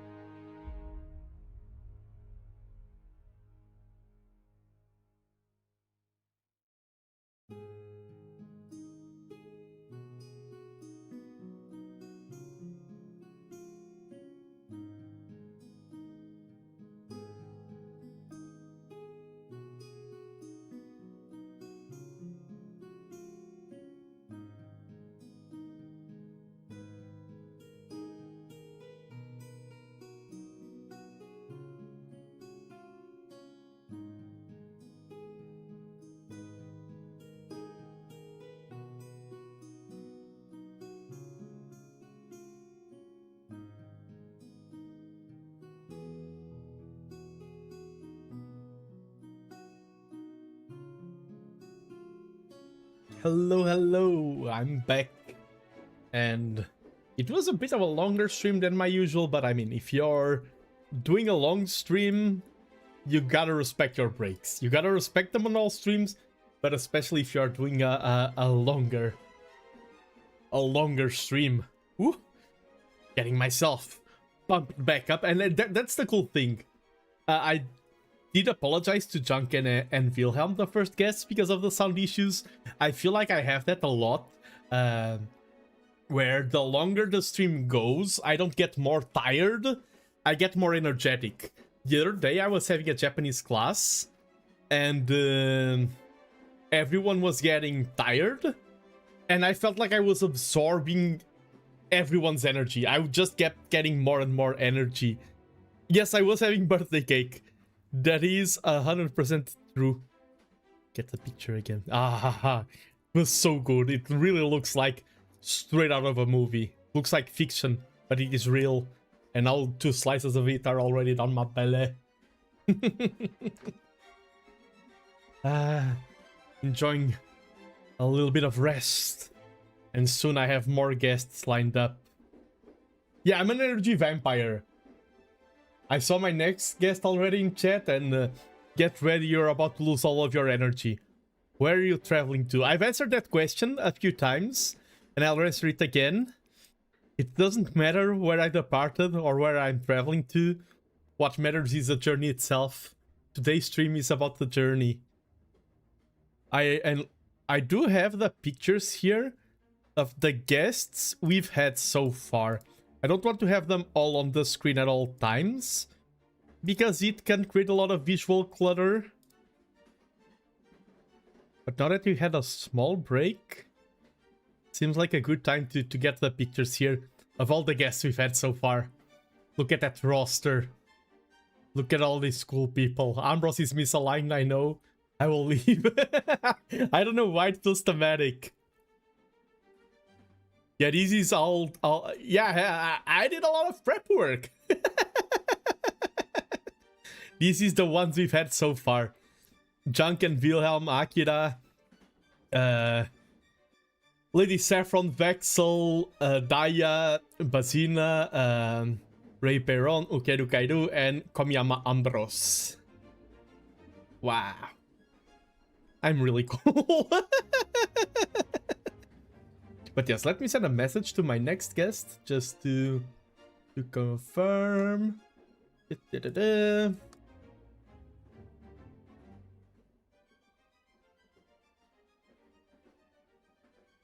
Respecting my times. Let me already get his name up. And you can... This was very tactical out of me. I'm updating the names and you can see the update when I'm in this vision. Because it's covered by you guys. It's covered by chat. Let me get already the name of the next guest. Here you are. Look. And the command. I'm really happy with some of the ideas I had. Even with the overlay, even with where I fit the names and everything. I'm really happy with how it all turned out. The train thematic. No, we're edging ourselves. That freaking word. Hello, hello? Oh. Hello? Hey? Yes, I can hear you. And hello, please present yourself. Welcome. Hello? Yeah. Okay. Oh, wait. Is there delay or something? No, I'm using Bluetooth headphones, and okay. I was getting a weird delay. Thanks. Okay, no worries. But yeah, it feels better now. First, let me say, happy birthday, TheNando. Ooh, thank you. And thanks for having me. Of course. Please introduce yourself to my lovely audience. Sure. So my name is Sugi Yamagawa, and I'm just a regular guy VTubing my slow life hobbies in my 30s. Nice. So... And your energy and content is really cool. I feel like honestly, like when you're like first of all, you do a lot of varied and different things, like, oh, today I'm blacksmithing. Today I'm making a freaking coffin for storing alcohol. And those are all hard and creative stream ideas, and even the cooking streams. So I don't think, like, some people when they are streaming go for quote-unquote the easy route. If I had to judge your route in the streaming world, I would say you are playing in, like, very hard mode, because your streams are awesome but hard to make. Oh gosh, I feel that immensely. Like, because there's lots of logistics. Like, yes. Like if I'm building something, I have to gather materials. I have to make sure I have plans. I have to make sure I have fasteners, and then there's also dealing with camera angles and how do I showcase this. And it's just, I feel like a lot of streaming is some people figuring out how to be successful, how to be the best streamer they can be. And the questions I constantly ask myself is like, okay, I have an idea. How do I execute it? Yes, and I can feel that. Like, I'm complimenting like basically everyone today, but I'm not giving out free compliments. I'm giving them because I believe them. I really think your content is really cool, because I've tried to mentally conceptualize what would be like for me to do similar styles of streams, and just thinking about all the prep work I would have to do, I'm like, oh, that's impossible. And then I hop onto your channel and you're like, no, it's possible. Sugi is doing it. Yeah, it's work. I mean, it's also just learning from past mistakes and like, oh, so much stuff like that. But I mean, I got into this because I got into VTubers and I saw VTubers doing like hand cams, and I'm like, I like this, but is there anyone doing any like woodworking stuff? Oh no, no one's doing woodworking stuff. And then my brain was like, well, you should do it. And I'm like, no, no, brain, that's bad idea. And it's funny because I don't know if you are here yet. I've had guests today saying that they know my content because of you. So one of the VTuber guests today. So, and I think, like, I see like you handcam people. That sounds so rude, but I see your network of like other VTubers and handcam people doing handcam content, and it's something I don't do, at least yet, but I admire you for it. So you have my my compliments. Oh, thank you very much. Now, I do have a very, like, this is the kind of question that I can only ask you. Okay, go ahead. I was having a meeting. I have an older brother. We were having a discussion, and I told him, I want to do with you a project that's kind of like two bros having a midlife crisis project. That's my pitch to him.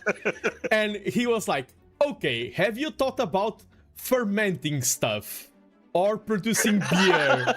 And I'm like, okay, that seems awesome. I don't know what's the best starting point, but I have just a person to ask. What would be your recommendation for a starter in terms of that project?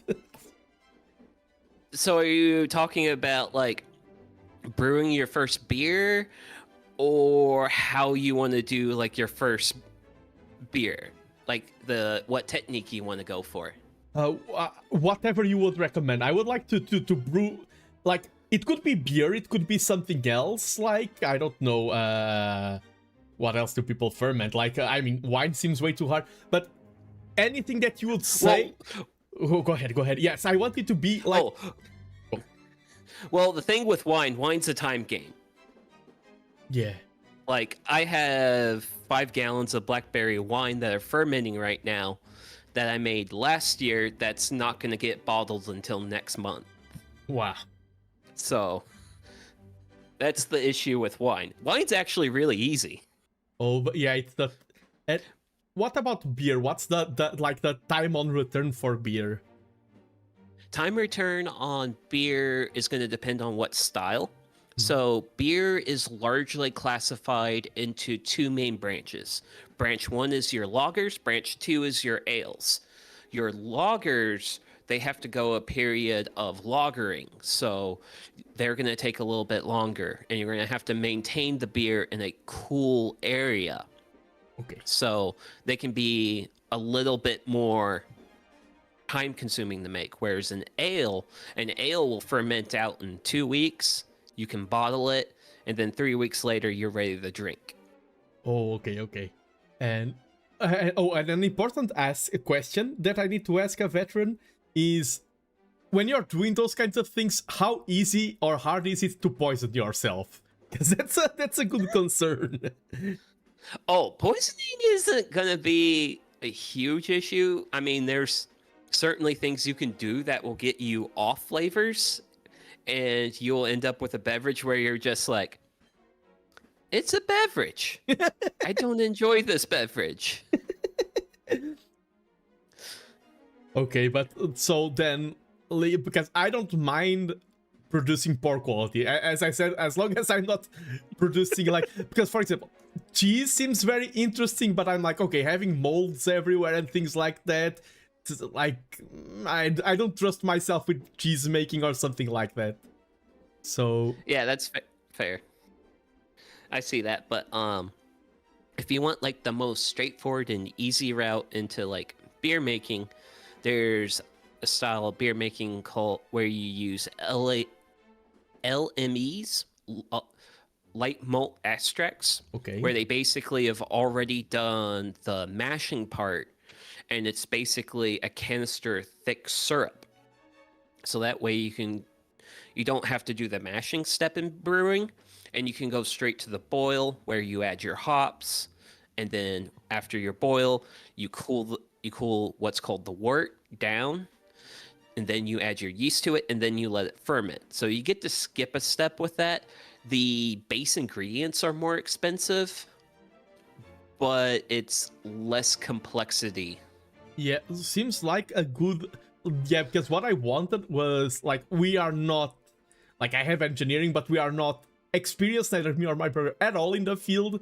And I wanted, like, an intro point, and I wrote down all the steps you just wrote, and I'm going to research more by myself, but that seems to be a great introductory point. Like, not a long term, I don't want to do all my beers like that, because as you said, maybe it's more expensive, and the more things you do, I think there's a richness to doing more steps and doing more of you, but as a starting point, that seems to be a good spot for it.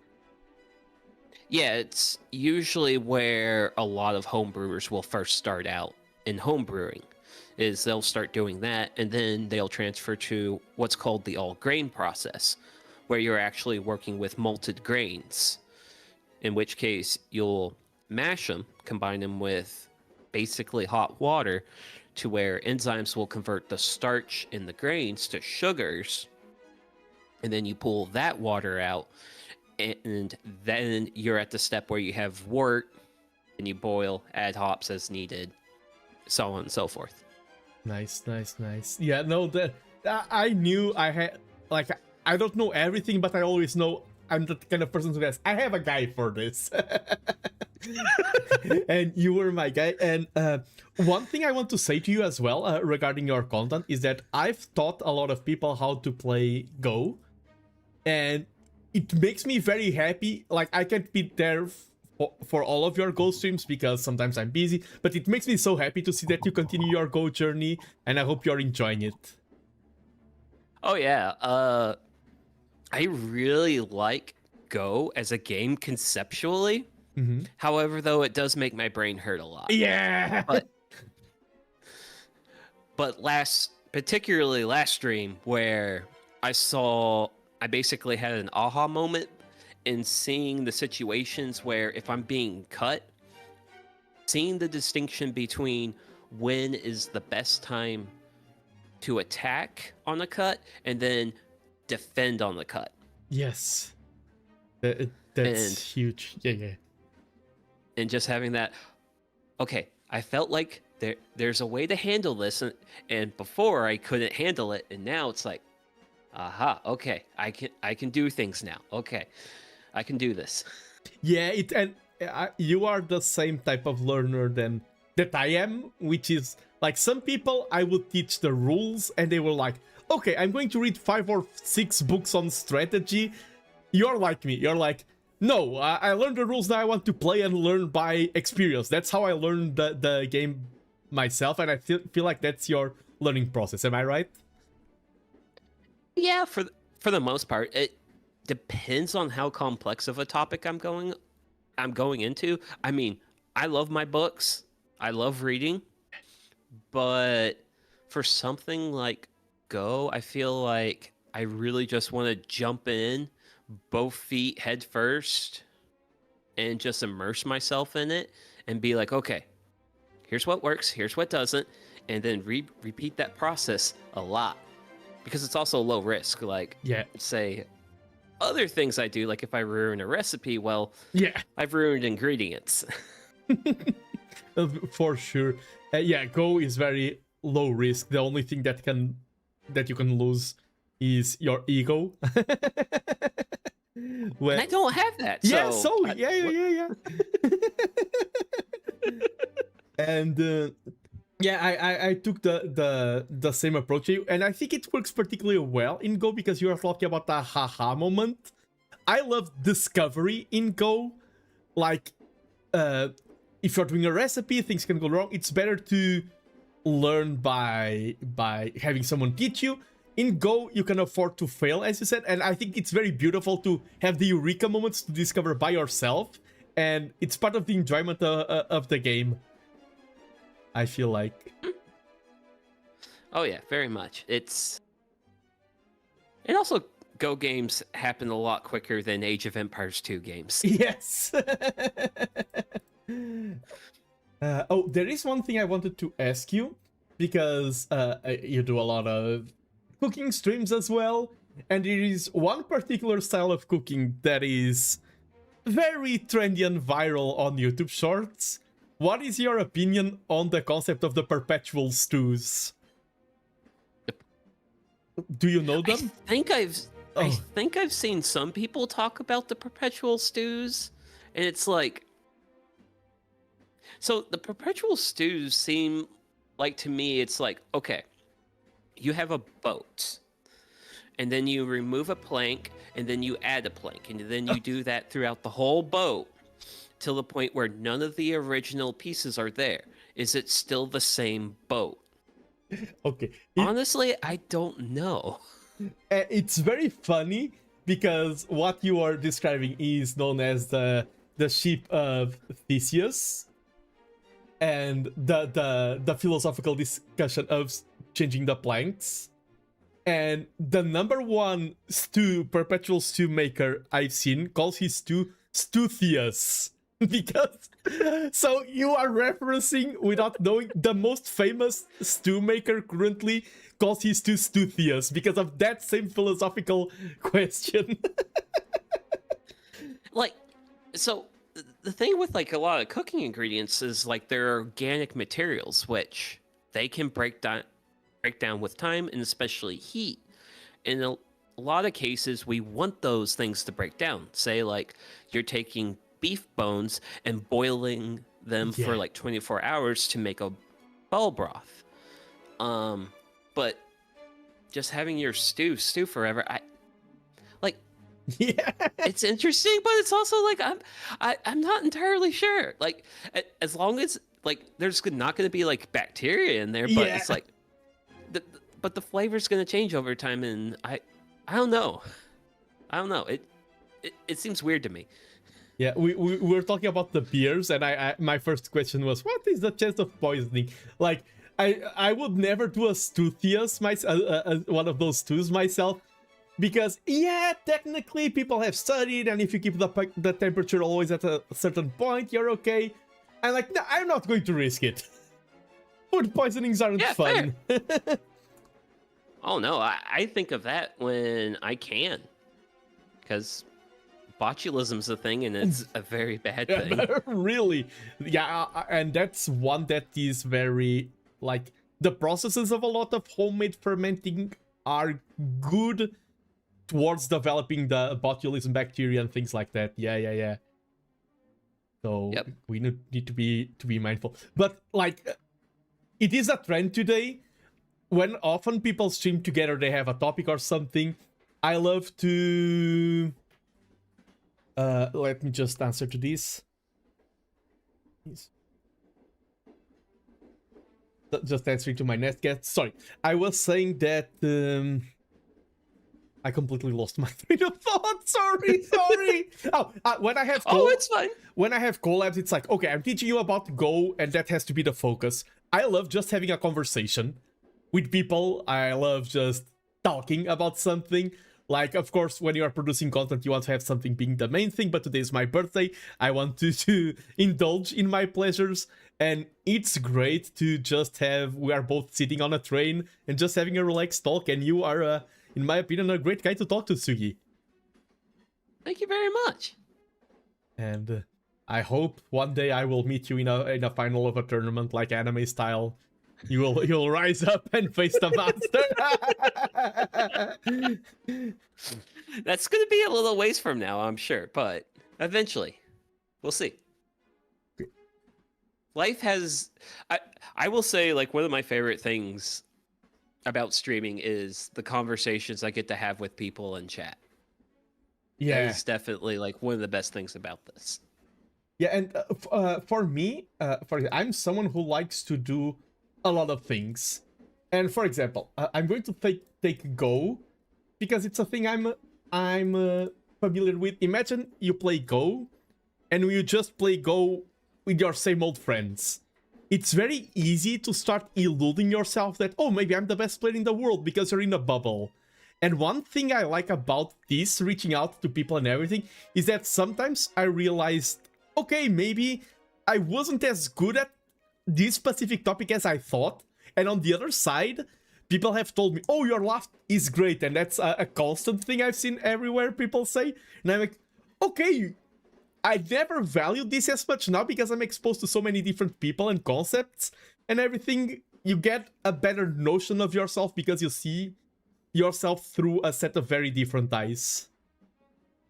Oh yeah. Always, like, so if I'm like working on something and I get like stuck or I feel like I'm at a dead road, the best thing I can do for myself is always back away and take a break and then see if I can look at it from a different perspective. That has helped me in so many things I've done in my life. Yeah, I can imagine. Okay, my next guest is ready. Sorry for ending. Sorry, I wanted to keep going. Oh, no, you're good. You're good. But yeah, I had a great time and thank you so much for joining me, Sugi. Oh yeah, thank you very much for having me, and may you have a wonderful birthday, Nando. Thank you. It's been great so far. And bye-bye. Oh, good to hear. We'll be in touch. Bye-bye. Bye-bye. And my next guest is already ready. Let him call him. This was Sugi Yamagawa, great guy. One of the cool people that I found through VTubing. And I think his channel is so underrated. Like, he does so much cool things. I admire Sugi's content a lot. Let me get my next guest in. Hello. Hello,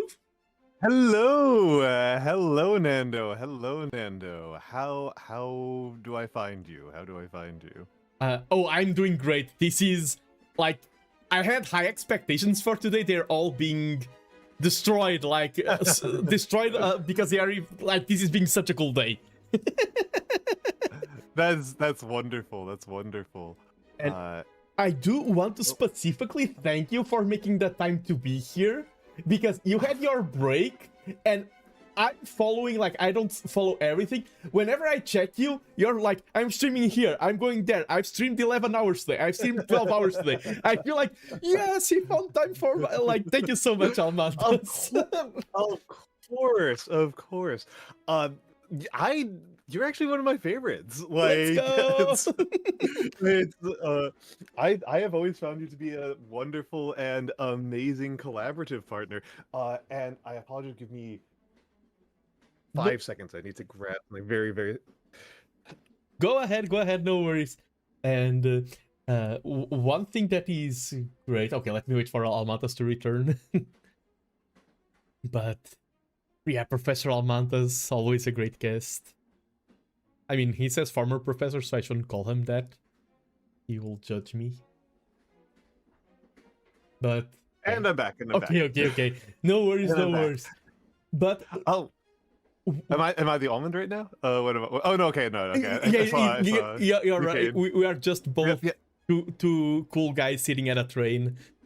Yeah. I got to see. It was actually kind of, and it was really cool looking at the list of people you had here because Deuscain I've collabed with before, and I know through Vexal Cat. We did a Slay the Princess discussion a while back, and Sugi Yamagawa is somebody who I haven't collabed with or talked with much, but I actually really enjoy watching his stuff. Yeah, I was telling you, and a lot of his content, like it's so hard to do like hand cam crafting content like he does, and cooking and everything. I am envious, right? I am envious, non-trivially of like, you know, having the space to do that kind of a lot of that stuff. I just like physically cannot do a lot of that stuff because New York. But no, he does such cool content, and me and Janken and Inari are all in on this. This was no. You're a valued member of the community, Nando. Thank you. And that's the thing. I know that like you've often said that your biggest, I would say, passion and even sometimes love language is cooking. You absolutely adore cooking. I do. It's a bit of a. It's something I think about when I think about like where I'm moving. Like because I'm not gonna live where I live forever, right? Like that's New York, right? That I definitely think about like trying to set up the kitchen so that I can do cooking streams more frequently. Because tomorrow, like I usually do, today is my actual birthday day, and I do it like more online, and tomorrow is more the offline celebration, and I'm doing a huge backyard barbecue with friends. Oh, because I love cooking as well, and like if I have to say like a list of like bucket list goals, one day I want to cook for you, Almantas. All right. No, I'd love that. And of course, if you are ever in these United States, you will almost certainly get the chance to have my have at least some of my cookies. Yeah, the cookies are famous. That's pretty much universal. Because those, store well and transport well, but the possibility of I for a lot of friends who have like come and visited me, I've made multi-course meals when they've come. So that's very much on the table. But yes. So this has been a good birthday. You've been up for a minute. Yeah, and we are at like reaching the 4-hour mark, and I'm going to go for like 10 hours total. Yeah. I was about to say this is a very long stream for you because you normally have something of I think as VTubers call it a life. And yes. So we it don't necessarily. Sorry. Go ahead. We don't necessarily have the not all of us have these kind of obligations on the regular. I mean, some of us do. I fairly frequently do, but I think a lot of us don't. But and it's good to be doing a big one for a change. And I do want to say, because you say that you appreciated me and my content and my style, for which I am extremely thankful. I'm bowing to you in respect, like a small bow. But I see that. But I'll go there in a minute. And you say that you like my style and everything. One thing that I can say, it's a very big positive, is that if you enjoy Nando, I'm just becoming more and more Nando. I feel like content creation and everything, and the people I interact with, have built up a lot of confidence that's not superficial, that's really like a level of self-love that I have for myself now, and I'm really comfortable wearing my own skin as both a human and a VTuber, and you were definitely a part of that, so I am very thankful, Professor Almantas, or I like to add titles, but you're a former professor. Well, it's thank you. Also, you should check your DMs. Yes, I'm putting it on the I'm putting it up on the screen. Okay. I saw it. Thank you so much. Of course. And Of course. in order for you to not, you're like, oh, I'm a guest, I will not self-promote. I will promote you. You can commission Almantas. If you love Almantas calligraphy, you can commission him over on VGen. He has pivoted there. He has commissioned. No, not VGen. Not VGen. Not VGen. I'm not on VGen. Oh, so what? I'm on Ko-fi. Kofi. Okay. Sorry. I can post the link if you. Yeah, you post the link. Post the link. You can do it. I also do the free links zone. But yes, no, this is my art form, and it was Nando's birthday, and you only get to do that so often, so I made him a little birthday calligraphy, and if we get to meet in person, I'll be able to hand it to you in person, because I usually, when I go to VTuber stuff, I usually carry a big binder.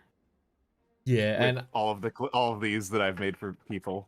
Yeah, and I'm like, I'm the type of VTuber that, okay, some like the faces are very secret. I'm the kind of VTuber that everyone knows, and sometimes when it's like, okay, let's meet VTubers, I'm like, okay, I can be our gathering spot because everyone knows my face. Yeah. I will say that occasionally it gets pretty funny where so like I was in Japan, and there were actually a bunch of other VTubers there at the same time. That was kind of like what the time. That was kind of why I was timed there. Was I met quite a few other VTubers there, not just ones who live in Japan, but some Americans. And I think everybody knows. I think that he's been open about this. Turi VT was there, and if you ever meet Turi, you will understand that he is one of the easiest people to find in a crowd. He is. Particularly in Japan, he is extremely easy to find. Okay. And yet, I did not find that group of people before they found me. I felt very embarrassed.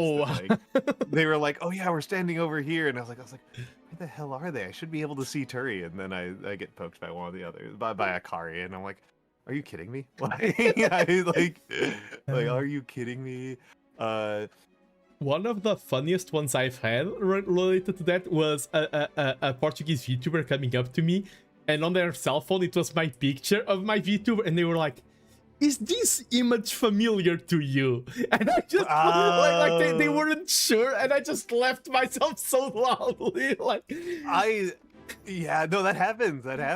My equivalent of that was because these people had met me before, so that wasn't that surprising they could recognize me. But the one that was the goofiest for me was when I was at Off-Kai. I was cosplaying as myself. I was wearing kind of what you see on the screen right now. Yeah. This sweater, the turtleneck sweater, and the striped scarf. And I was waiting in line for something, and a guy walked up to me and said, "Are you cosplaying as somebody?" And I said, "Yes, I'm cosplaying as myself." And they were very excited. They were very excited to meet Almantas in the flesh, and it was not like it was a lurker. It was somebody who I didn't know at all. I was very flattered and surprised, and that'll happen. Yeah, when lurkers materialize, it's such a cool moment, in my opinion, because like a lot of people are like, "Oh, it's just a number." Even if someone isn't chatting, they are not just a number; it's a person. And when you have that materialization, that yes, it is a person, even though they are silent, they are talking, they're just enjoying, they are as valid as any other watcher. And it's cool when you have, of course, some of them lurk and want to stay anonymous forever, and that's completely valid. But when you get to meet them and break that barrier, it's really cool. And it is really, really cool. It is very, very cool. And it's something that's like kind of an interesting part about this as like an enthusiast space. And I don't know. I'm kind of looking forward to seeing how it grows in the future, because one of the things that I haven't seen in much in VTubing that I would kind of expect to see, because it was like, one, it was such a feature of like sci-fi conventions and such going backwards, but also I think it's going to change like with the demographics of the society as things kind of go along. It does feel like it has an appeal to this demographic. Is I haven't really seen people bringing their kids to VTubing stuff, and because like I would not describe my own content as particularly kid friendly, but I do think at least a couple of I do know at least one person who does like have her kid with her while she's watching my streams, and it does feel like VTubers would be something that would be not too hard to get your kids into. And people have done this with like Star Trek and Star Wars and stuff. You know, I know people who grew up being taken to Star Wars and Star Trek conventions by their parents. And so I kind of expect that to happen a bit with VTubers as time wears on. I'm a little bit surprised I haven't seen more of it, but it is something that's going to be like, you know, it's presumably there's going to be some VTuber, because VTubing is still young, right? Like the oldest VTubers have been in the business like 10 years, unless we start getting abstract about who counts as a VTuber. If we stick to pretty narrow definitions of VTuber, the longest running are like 10 years. So that means like theoretically there could be like, you could meet like a 20-year-old who's like, oh man, you were my childhood.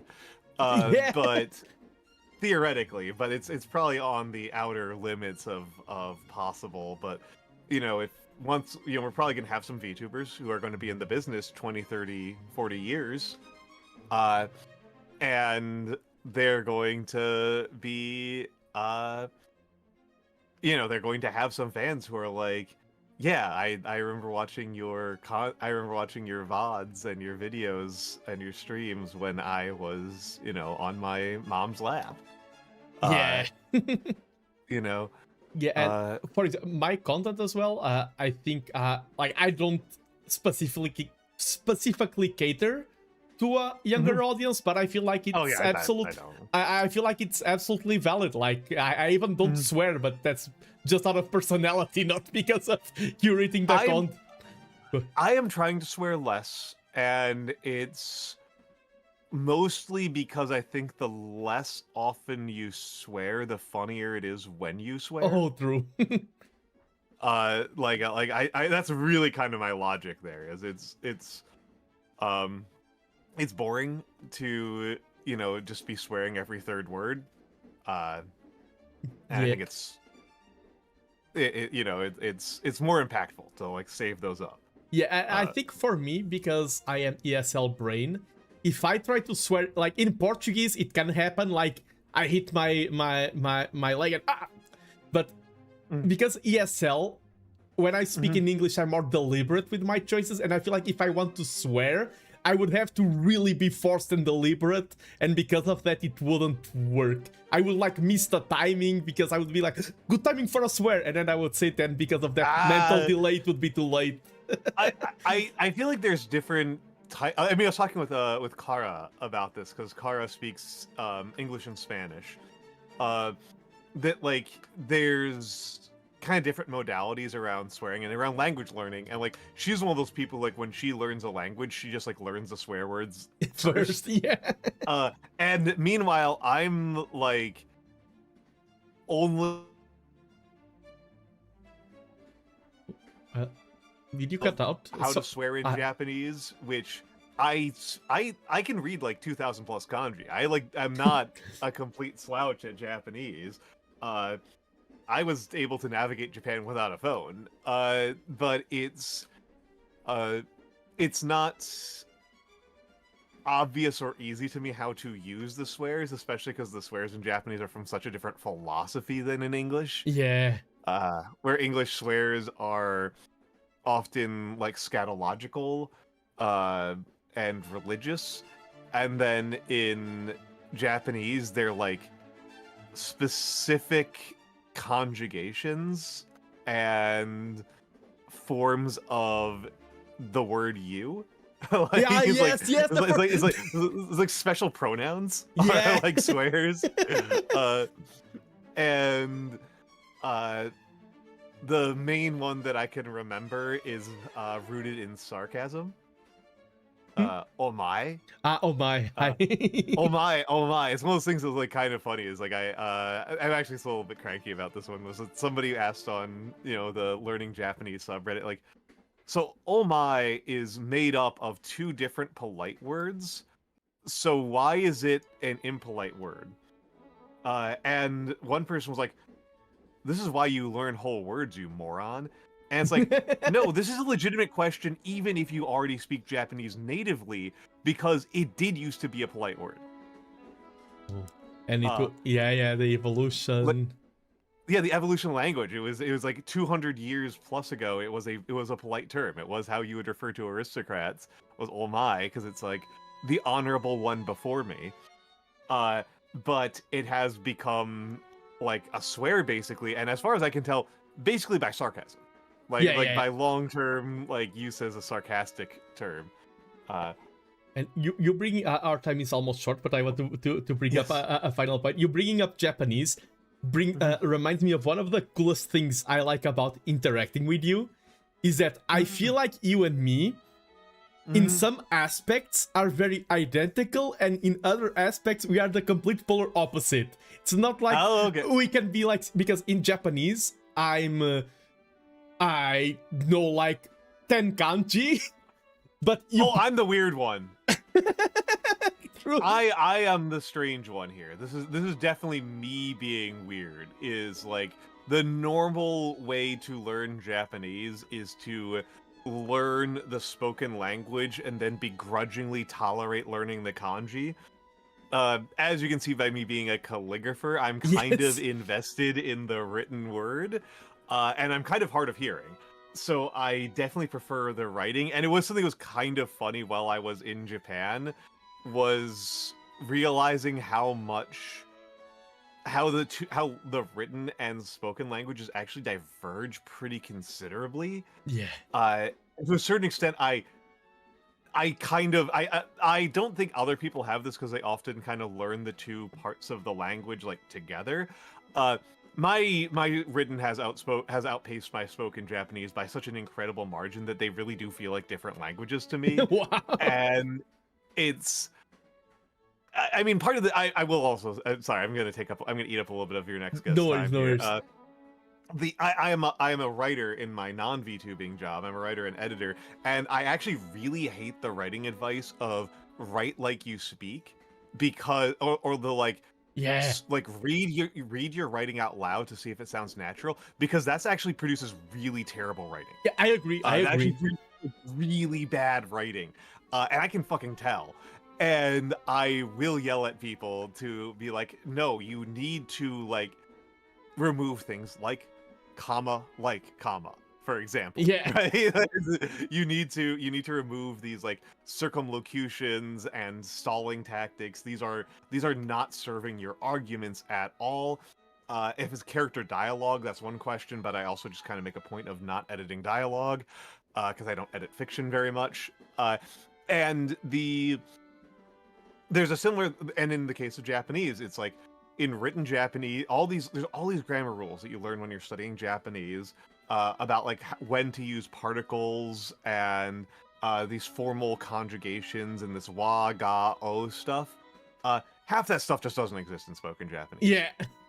Like spoken Japanese, like a lot of the time people are just speaking in like sentence fragments. Yeah. So what sounds like to me, in English we use sentence fragments with a great deal of frequency, with a greater deal of frequency than you get taught about in your elementary school class. But in Japanese, it's like half of the sentences that people use are just like me cold, and what they mean is could you give me a glass of water? It is. And it's just like could I please have a glass of water? It is crazy. Oh, I do because okay, we are two chronic yappers, but I just want to bring one more point because you talked about writing, and you know that I like to write, and I write in a way that is abominable to an abomination to you, which is the dedicating a lot of time to a single book. But I do have to say, I'm very self-critical about my writing, and I've always felt like the plans, like the world and everything, the plot is a masterpiece, but my writing skills cannot convey them. And for the first time ever, I'm really happy with how I'm writing. I feel like I'm that's a wonderful improvement. Yeah, that's a wonderful improvement. And I do want to say, you reviewing that excerpt of mine and talking to you and you have a very different vision from writing than me, and that's why that's why I wanted to talk about we being similar but very different. You're different. The different view that you gave me is so precious. It's really valuable. really valuable. So thank you, Almantas. Yeah, no, of course.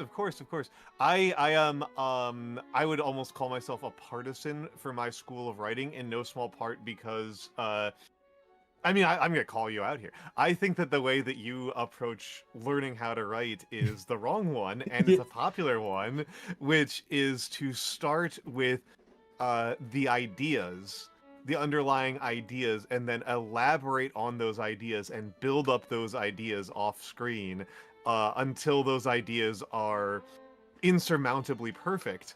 And I am very much of the school of thought that writing is a craft that you learn over that can take an entire lifetime to get particularly good at, and that you need to focus from the nuts and bolts. That's the best way to improve your writing is not even to read. People often say that reading is the best way to improve your writing. I think the best way to improve your writing is to write very short stories, like paragraphs, like 1 to 2 paragraph little stories around really ridiculous constrained premises, and then see how you felt about them, and just do a ton of those.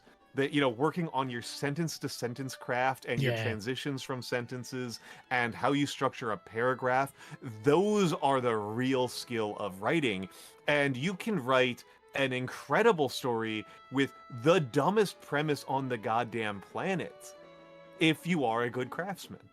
Yes. So I am very much from that school of thought.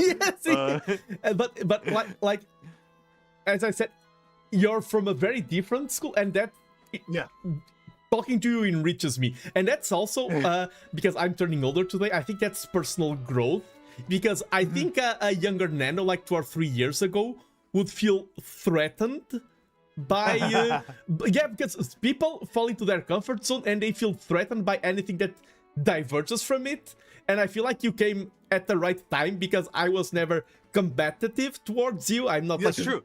And I'm very receptive, and I think the fact that I was receptive makes it very valuable. So no, like sometimes the advice has to come to you at the right point in your life. Yes. I mean, the fact of the matter is that like it's really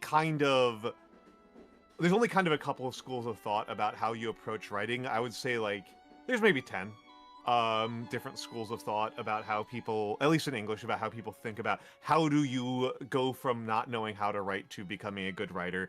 And my focus is craftsmanship and starting small. That's kind of like my advice I give everybody about everything is like start with the small version and practice under controlled situations, right? It's the weightlifter. It's the weightlifter approach of like, how do you get strong is start with learn a lift and do it at a very small amount of weight under a controlled situation where you don't hurt yourself, and then gradually increase the amount of weight you do. Don't start with a really big plan. Don't start with like optimizing your macros. And certainly don't start with lifting the amount of weight you want to lift at the end. Like, what I'm doing. Literally do what I do. That's literally how you die in the case of weightlifting. That actually will kill you. People die from doing that. If you try to bench press more than you can bench press without a spotter, you can in fact die from a crushed windpipe. So I am and this is kind of like how I think about so many things in life, right? Like my advice for VTubing and streaming is always like, you don't need a model. You don't need you can start with a stick figure. You can start with nothing. There are people who do no cam streaming. Just set up your OBS and go live and see how much you enjoy being in front of an empty room, just talking to nobody and yapping in spite of that. And I say the same thing about exercise. I say the same thing about learning how to write. I say the same thing about Japanese, right? You know, learn the kana, and I'll teach you how pronunciation works, and learn the pronunciation, and then start learning simple words and learning the core grammar. You know, the basic, the SU, the subject, object, verb, sentence structure, and then just kind of build there slowly. Start small, build slowly, build certainly. And yeah, with writing, I'm very much the same way. It's, you know, what are your turns of phrase? What are your sentences? What are your, you know, how you know, and do stuff like describe a birthday party in intense detail. Right. Or try to describe a time when you were envious of another person. Right. Write a little story about somebody who was envious about getting out promoted. Even as a if you want to double up self-reflection and writing, try to describe emotions and how you like. That's try to or even try to describe an emotion without using it, like how you feel, how you use. Like I really like that one. For example, describe your rage without using the word rage. Like maybe how your vision narrows, how you focus on your heart rate, how your mental vocabulary shifts. But I do have to say, sorry, Almantas, but we have a writer. Yeah, we gotta go. Yeah, we have Deuscain is the next one. Deuscain. Oh, Deuscain? It's Deuscain. It's Deuscain. Deuscain. Yeah, it's the next one. Hello, tell Deuscain I said hello, and then and it's, of course, he's watching. He's watching. So no, but yes. Thank you so much. Oh, it is Deus? I'm sorry. I thought it was. I always pronounce it Do. I'm sorry. It is Deus. I am sorry. You corrected me before, and I overcorrected. Oh my god. My believer. Okay. I'm the moron here. I've embarrassed myself very badly. No worries. No. Goodbye. What a way to leave. Man, there's so many things I want to talk. I didn't even talk about Who Wants to Be a Millionaire, that I went to be Almantas' call-in for that show. Talking to Almantas for only 15 minutes, even though we allocated it, seems like a crime. Almantas is not something you should enjoy in small bites. that sounds very weird. Sorry. But yes, I'm going to call Deuscain. Now I'm double guessing myself. And hello, Deuscain. Can you hear me well? Yes, I can. Hello. Can you hear me? Yes, perfectly fine and clear. And sorry about the wait. Sorry about keeping you waiting. You know that Almantas is a dangerous collab partner. No worries. You two seemed like you were having a great time. You really... These time slots were way too short. You wouldn't just chat with everybody for so much longer. Yeah, I love chatting. I can tell. Yeah, I love chatting with people. And like, for example, Almantas is a regular collab partner of mine. For you, it's the first time we are talking, so please introduce yourself to my audience. Yeah, hello everybody. My name is Deuscain. I'm a variety type streamer here on Twitch. I play a lot of story-based games, so that's RPGs, JRPGs, visual novels, sometimes action adventure, Metroidvania. I'm a weird combination of I like stories and I like systems. So if I can take a game and like reverse engineer, like, okay, how would I do a build in this? How would I break it apart? Because that's a little bit of like something why I like something like Monster Hunter. Like, sure, you do get to punch a dragon in the face, but also it's like, okay, here's how I want to put together a build and tweak this and modify this. And one of my favorite monsters from I think it's a couple gens ago, Namiel, is this beautiful water dragon. Very picturesque, very lovely. It's like this glowing, bioluminescent, deep sea monstrosity. And in that game, every meta set was a fire armor, which was always vulnerable to water, which this deep sea dragon does a lot of water damage. but I would have so much fun with it because it would build my armor to counter this thing, sacrifice damage for the purpose of survivability, and I would laugh off everything it did to me because it couldn't. It had like 2 status effects. I negated one and ignored the second, and everything else I just learned how to dodge. I learned how to move around, and it turned into a fun fight rather than me just charging the gates with a sword over my head with the biggest gun I had available.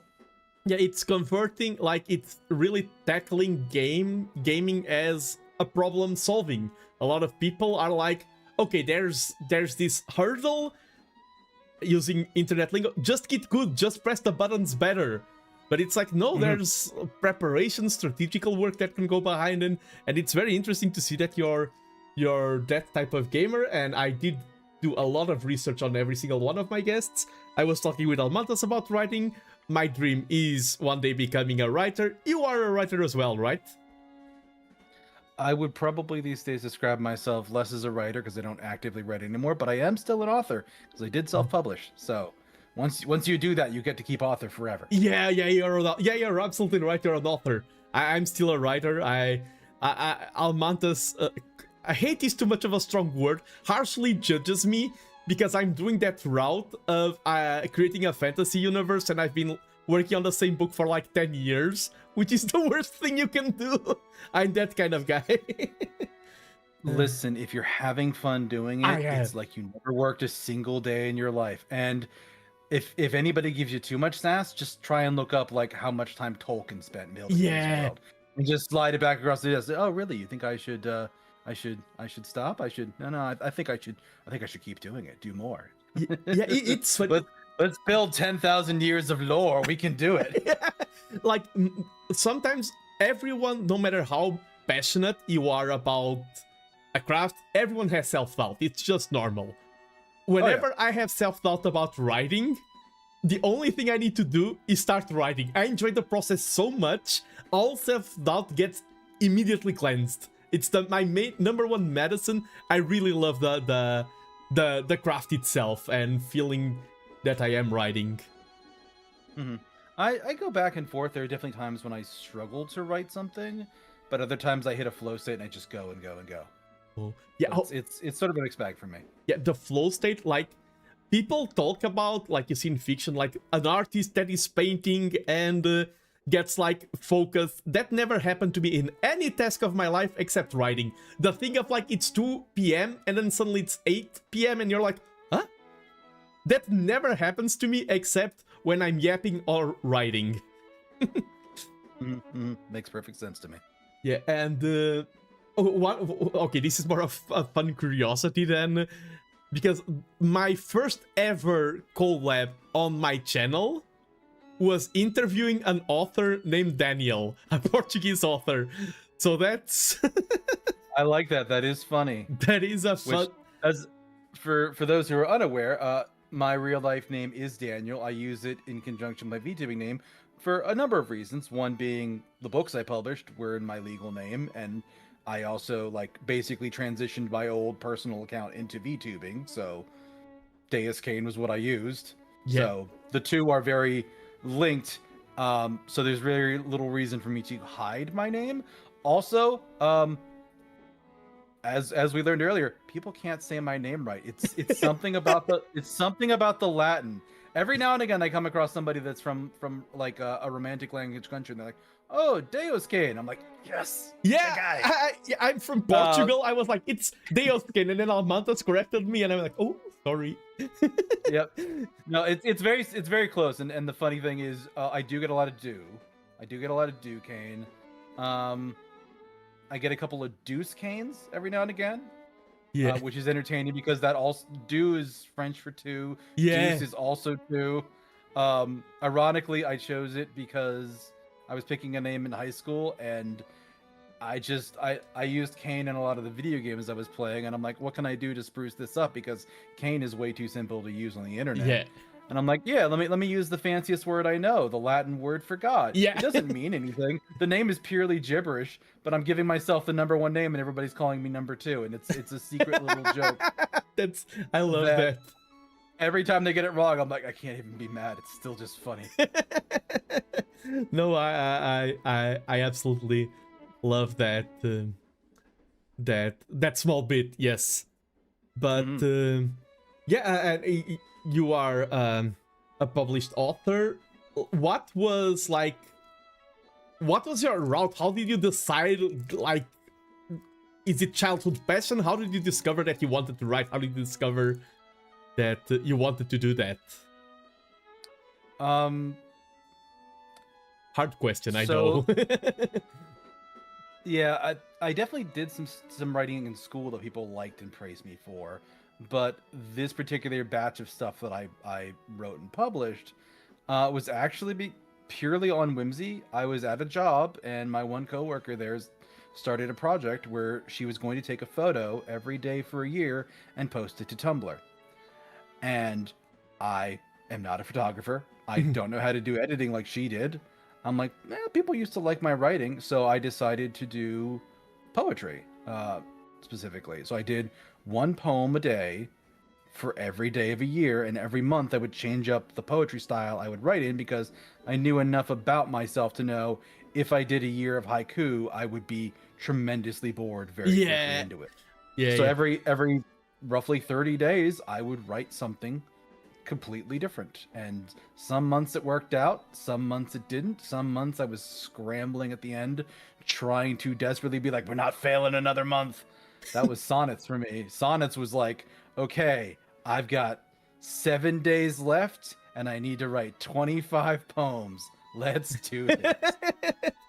And I did, and I did not fail Sonnets. I failed 1 month for a style called villanelles, which are the meanest thing I've ever run into, because it's I think you need, it has a refrain to it, so like certain lines repeat, but it's also like only 2 rhyming sounds for, like, I think one needs to rhyme 6 times and the other one needs to rhyme 7 times.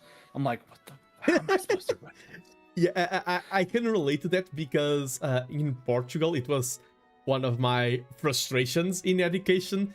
We are a very poetry-focused country. Our literature is very poetry-heavy, and I like poetry, but in education, it was such an overdose. Like, when you talk about great Portuguese writers, it's great Portuguese poets, basically. So we had our overdose, and we have some insane stuff, like whole books written with rigid rhyming structure, the Lusíads, which is like the Iliad, but for Portuguese people. So we have some insane projects. Another thing I want to add is that you added the point of Deuscain and Daniel both being known names.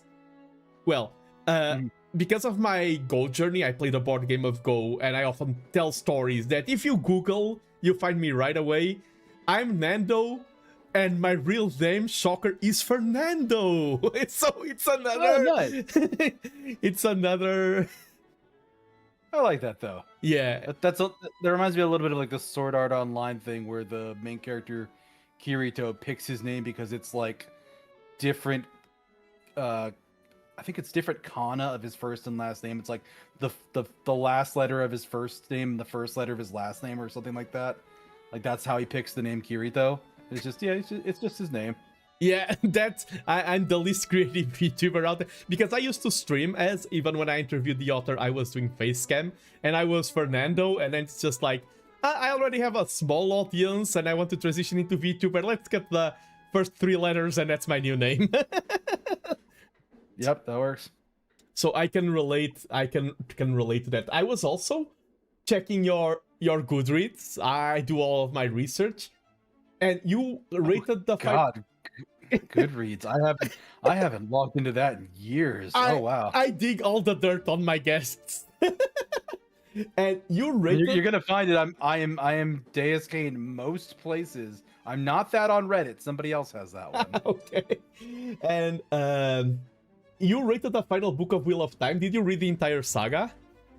Oh yeah. Yeah, no, I was reading that in middle school. Oh, because it's that was my crazy years. Like, you think about, like, oh, the crazy times of your youth, and people are like, yeah, my 20s were nuts. My teens were nuts. My middle school ass was reading 1,000-page books, and I wasn't using a bookmark. I was reading it at the end of the class, memorizing the page number, closing the book, and I would get to the end of the next class and reopen it and find the page again. I don't know what I was on. I think just a lot of ADHD. Like, I was nuts.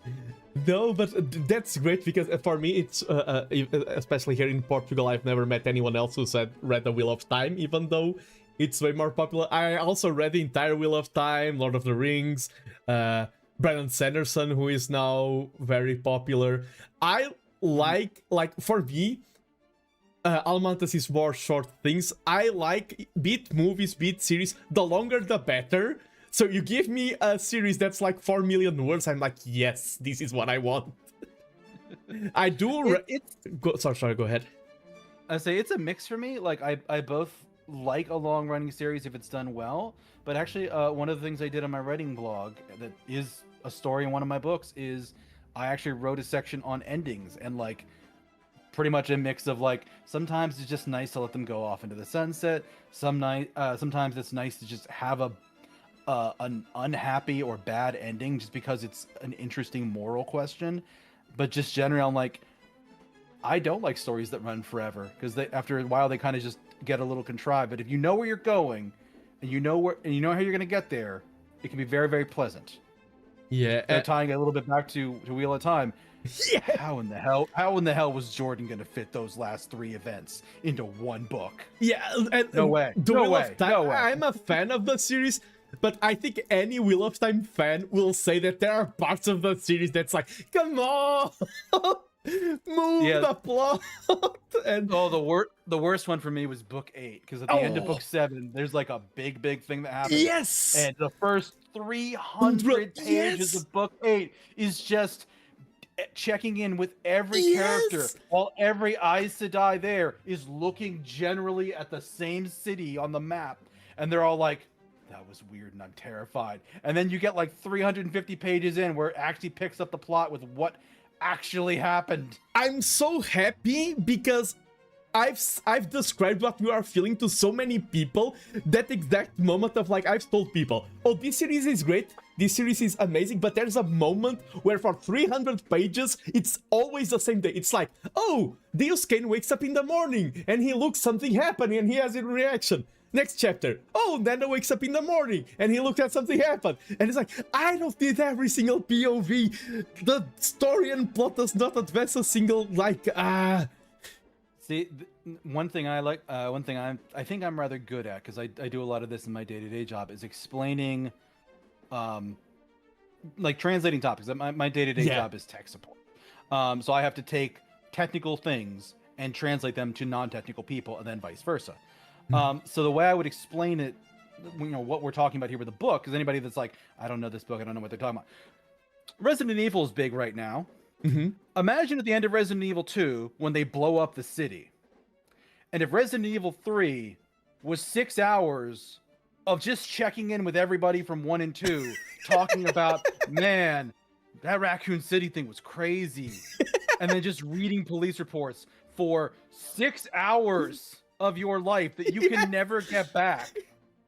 Yes. That's what book 8 was like. Yes, it is the worst one by far. I 100% agree.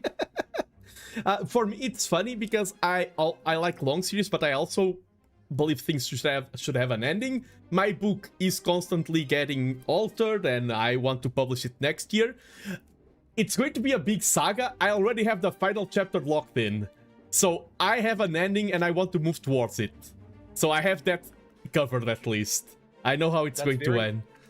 It's better to have that than the reverse. Yes. So know where you're starting and to be like, I don't know where it's going, but we're gonna find out together. Yeah, then you have like a George R.R. Martin or something where that's where you write a villain who's effectively God, and you're like, oh, I have to kill him somehow. Oh no. Yeah, you see that a lot. But with that said, you'll notice the pattern when you got here, and it is true. Oh, let me just check before I say goodbye if the next guest is ready, because I love to yap, and this is good for me to get to know different people, and I'm so happy that you accepted to be on here today. Yeah, thank you for the invitation. That, like, I'm just meeting you for the first time, and it's it's nice to have somebody reach out and be like, oh, hey, oh, this feels nice. This is nice. Yes. Oh, thank you. As I was saying with Almantas, my VTubing is helping me find a lot of my strengths and identifying it by extrovertedness in reaching out and inviting people and breaking the ice is one of the strengths I discovered I have through VTubing. I was not aware of how much of a good yapper I was until I VTubed. Yeah, in my life and definitely like in any kind of collaborative project I'm in, I've discovered I'm the reluctant introverted leader. Like I will sit back in the back to the best of my ability, but the moment things start stalling and I start getting bored, I'm like, okay, fuck it, I'll get out and push. Like I'm just we're going there. We're getting something done.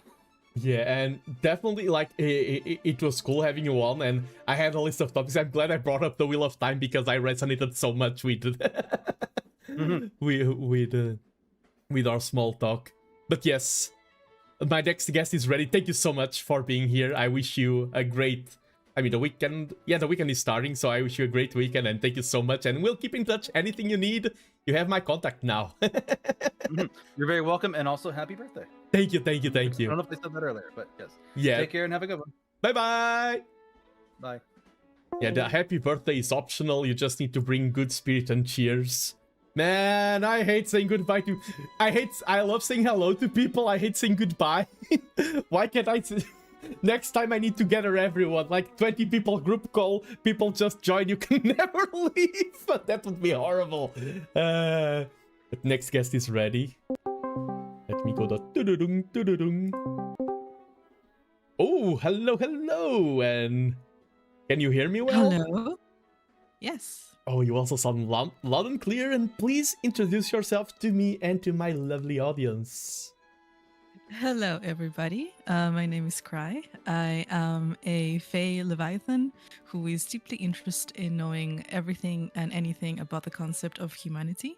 I do a bunch of horror games, indie games over on my channel and on YouTube. I dabble a little bit in ASMR content. Nice. And happy birthday, Nando. Thank you. Like, I had times where I wanted to reach out to you and everything. It feels like I've known you for longer. I've seen you in my chat. I've checked your streams. But it felt like the timing was never there. And now we can finally yap a little bit. I'm so happy to get to meet you here. And how are you doing? Are you doing great? I'm doing good. I was like, oh man, like Nando has like invited me over. Oh my god, I'm so nervous. But I'm happy that we can yap. I am a big yapper. I feel like 15 minutes is not enough. I need to be kidnapped for like a solid 3 hours. Yeah. Just so I can get everything out of my system. Yeah. Oh, I get. I mean, the next guest, you can eat his time. It's he's like a role. Yeah, it's fine. It's my time. Don't worry about him. I just changed my hair color, and I'm like, hello, everybody. I am. Don't worry. It's fine. They won't know the difference. Yeah. Oh, you are from Peru, right? Yes. Yo consigo hablar un poquito de español también. Un poquito de español. Yo hablo español. Ik spreek een beetje Nederlands. Oh. And I do speak a bit of Portuguese, but it's all curse words. So I cannot say that. Oh, my Netherlands is horrible. Your Netherlands is so good. Yeah. No. My Netherlands is... I can only ask for stroopwafel, bitterballen. That's all I can do. Stroopwafel, bitterballen, frietsaus, biertje. Yes, that's frikandelbroodje. Yeah, that's all. Frikandelbroodje, appelflap. That's all you need. Just point and say, yep, dit. Dankjewel. Dankjewel. Yes. Dankjewel. That's all you need. Just dankjewel. Yeah. Yeah. Easy. And I was telling you the other day that everyone who is cool has their birthday on March because it hasn't been that long. I can also say happy birthday, Cry. Oh my god, like we're so, this is why we're so cool, Nando. We're March babes. This is where we're like incredible. People who have their birthday in March are the best people in the world. Yeah, your birthday I'm not biased. Your birthday was like 2 days ago, right? Or 3? 2? Mine was on the 17th. Oh, okay, also for 4 days ago. And Oh, I missed your stream yesterday. Sorry, I was so busy prepping everything for Do today. not worry. I would have been beating you up, being like, "What are you doing? You have a birthday celebration tomorrow. What are you doing here? Get out!" There was a lot of work, but I did check the VOD, and you have a new model on the way, right? I do. Yes. The eyes look stunning. I was checking. You just revealed the face, Thank right? you. Yes, it's just I wanted to reveal more, but I do have a manager who was yelling at me in DMs, and he was like, "If you reveal more, I swear to God, I know where you live." And I'm like, no. So I was under careful watch, but yes, I was able to reveal the face at least. I think I look beautiful. I'm happy people like it. So I'm pretty excited. Yeah, it's a new chapter, but I feel like while change is scary, it's also necessary. I agree. And I'm really excited to start a new chapter. Yeah. Yeah, no, I definitely agree. And you said that your new model looks stunning, and I agree with that. And that's one thing I have to say is that you often share a lot of art of your model and everything, and your like all the artwork that I see around your model and everything, it all looks stunning. So I do want to congratulate you on I don't know, brand management. Is that what I should call it? Listen, I spent my entire childhood playing Star Dolls, so I am like obsessed with fashion and I'm obsessed with aesthetics. So it has to work somewhere. I'm my biggest strength is only I know how to find good people, and I'm like, I know nothing of art. Please make good. Like I like hat. I like a mustache. Can you make VTuber, please? Give me good mustache, make it pretty. Yes, give it a pretty little hat and a little nice. Say bow tie. Is it a bow tie? It's kind of like it's I don't know how to describe it. Like a lenço, like a it's something. Fashion. That's all we need. We don't need titles. We don't need tags. It's just the vibe. You just gotta be. You know. Yeah, you gotta be a diva. Exactly. Just gotta rock it. And I'm like, okay, give me mustache, and now everyone just goes to me and like, are you the Pringles man? I'm like, no, I'm not the Pringles guy. That's what I have a hat. Yeah. Come on. Clearly not the Pringles guy.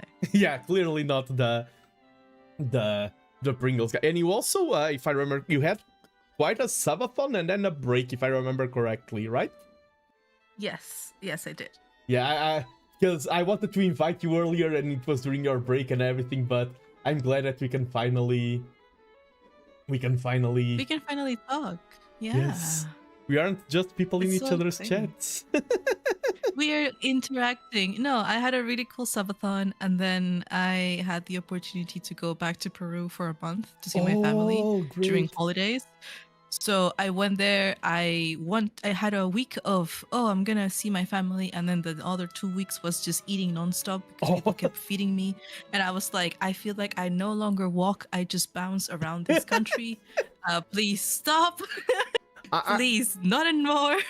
I thought you were about to say, when you started the story, I thought you were about to say, oh, I had a week of being with my family and then 2 weeks of like, I'm tired of being with my family. I thought that was... Oh, yes. No, listen, I love my family, okay? My family, they're incredible, but I'm someone who just likes traveling around and doing things sometimes on my own, and they're always with me, and I'm like, and I just go to a coffee shop by myself. Yeah. I will say though, I am super happy that someone else was making me my daily coffee. I didn't have to do it myself. That was impeccable. And it was a really fun thing that I forgot, that was this whole, someone being like, you want a coffee? And I'm like, yeah, I like a coffee. And then the same person going to everyone, you want a coffee? You want a coffee? You also want a coffee? Who wants a coffee? Are we getting a coffee? You want a coffee? You want a coffee? I just want a coffee. Yeah. I'm like, I miss that. It's incredible. Yeah, and that's you talked about food, and I mean, Peru, it is Latin America, like food is always superb.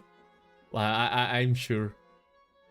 Yes, yeah. It's I mean, I would say I'm biased, but I will also be honest and say that one of the best sweet treats that I've had recently is the pastel de nata. I've been changed as a person. So I will say Peru has really good food, but Portuguese like sweets are peak. Like when I compliment other people's countries' food, I'm like, oh, Peru has great food and everything. When I'm complimenting other people, I'm like, oh, you're very strong contender for second place because Portugal is always number. We have so much good so food. Good. Yeah. Ugh, it's like okay. It was the first time I actually managed. I have seen it before, but I never really had the curiosity of it. But then this time, I'm like, hey, let me try something new. So I had one bite. Not really. I don't like to bring expectations when I try new things. And then I had one bite, and I went like, oh my, I am a new person. I'm obsessed with this. I need to have this on a daily basis. I cannot live without pastel de nata, and I'm worried now that it's gonna go into my budget for food.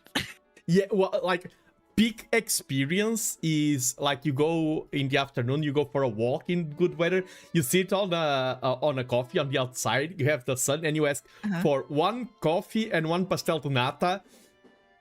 Amazing, amazing, incredible. I'm taking notes. I listen.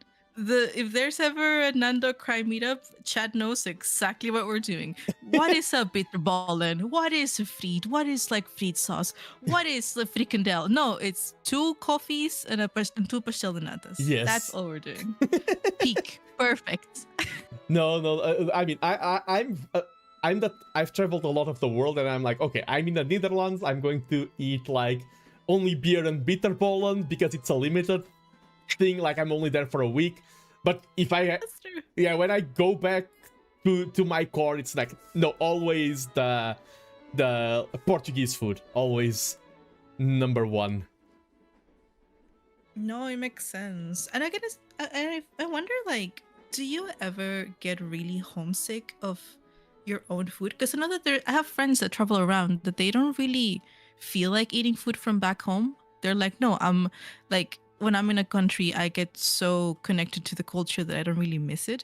But when I'm here for too long, I kind of go like, I want to eat some Peruvian food. Like it feels incomplete. So I wonder if you're also the same, or you're someone who is more like, I'm so focused on what's locally that I don't really feel like eating Portuguese food. It's the main meal that it happens to me is the breakfast. Waking up in the morning and not having a Portuguese breakfast. Like I was in Japan for 2 weeks. And Japan bread, it's like bread in Japan, most of it's like a dessert. They do not know how to... Really? Yeah, it's so sweet. They don't know how to make the good European bread. European bread is really good. And in Japan, I was like, I just want a coffee and a slice of bread in the morning, please. And like a slice of bread could be a little bit of butter, could be even just the bread alone. A warm bread out of the oven. And bread in Portugal is also dirt cheap. Like you get a bijou, a small bread for one person, like 10 cents. Oh, what? Oh my god. It is funny because I when I go into my university to eat, I always asked for that, and that's like 10 cents and everything. And people thought I didn't have money, but I like one time they didn't have the bread, and one of the people who worked there was like, we don't have that, but I have my lunch for home. You can have it. And I'm like, oh. What? And I'm like, no, I can pay for a meal. I have money. Like, I'm not... They thought I was poor because I just asked for a 10-cent bread. I just like the 10-cent bread. Like, give me a baguette or something. I don't mind. I just like the cheap bread. Listen, it's peak, okay? So my fault is like priced so like low. My bad. But yeah, every single day. And they were like, do you want water or anything? And I was like, there's drinking fountains, like, in my mind. So every single day I went to the bar and my entire meal was 10 cents. And they were like... Oh, I'm so jealous. You know the prices here. Yes. You know how expensive things are here. And then you're like, you're telling me something is 10 cents? Me entering a coffee shop, Nando, that's 10 cents. Me sitting down, it's another 10 cents. Me looking to the left or using the Wi-Fi, that's 30 cents. Okay. Me breathing too loud, it's 10 cents. I have a great story from the last time I was with friends in the Netherlands. Not this one before. I was with my friends there, and we wanted to go to the bathroom, and the bathrooms were all like €1, 50 cents. Oh yeah. And like that's not normal for us. And we started discussing like, oh, how badly do you want to pee? And like, I'm at the 20 cents mark. And then it's like, okay, I haven't been to the toilet. Okay, I'm at the 80 cents mark now. We're quantifying like, okay, now if it's a 50 cents, I will go to it. How many cents do I really need to go to the bathroom? Yeah. That is insane. So that is so good. For the price of one bathroom visit in the Netherlands, you can buy 10 breads in Portugal. I'm gonna go with my bag just to collect my kilos of bread, just to bring back. I'm not gonna tell the customs. What do you have in the bag? Nothing. No. And it's me with like 20 euros worth of Portuguese bread. Yes, I'm just going to ask how things are for my next guest. Don't worry about him. It's fine. He's not gonna bite. He's not gonna die. Don't worry. I mean, I don't know who that is because this is all a surprise. I don't know who's after me, but I think they'll be okay. Yeah, I have the viewers are in the dark, but and he's like, hell yeah, I'm listening. So, I mean, the next guest as well. Let me ask. Okay, can you give me 10 seconds? Yes. Okay. I'm just writing, and I'm really bad at writing while speaking. Oh, I cannot even do it because a lot of the times I get I'm speaking English and I get like messages in Spanish. So my brain just goes, what's the language? And I just start writing in Dutch.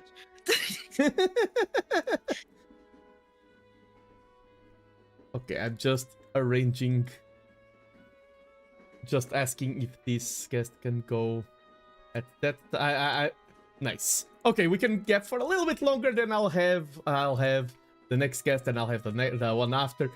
A lot of logistics goes into this, but yeah, definitely like we have to get more and get more and talk about food. And I would love to. I love to know about the culture of countries. You know that I've collabed with a Bolivian VTuber as well, and we had some cultural exchanges. I would love to know more about Peru as well.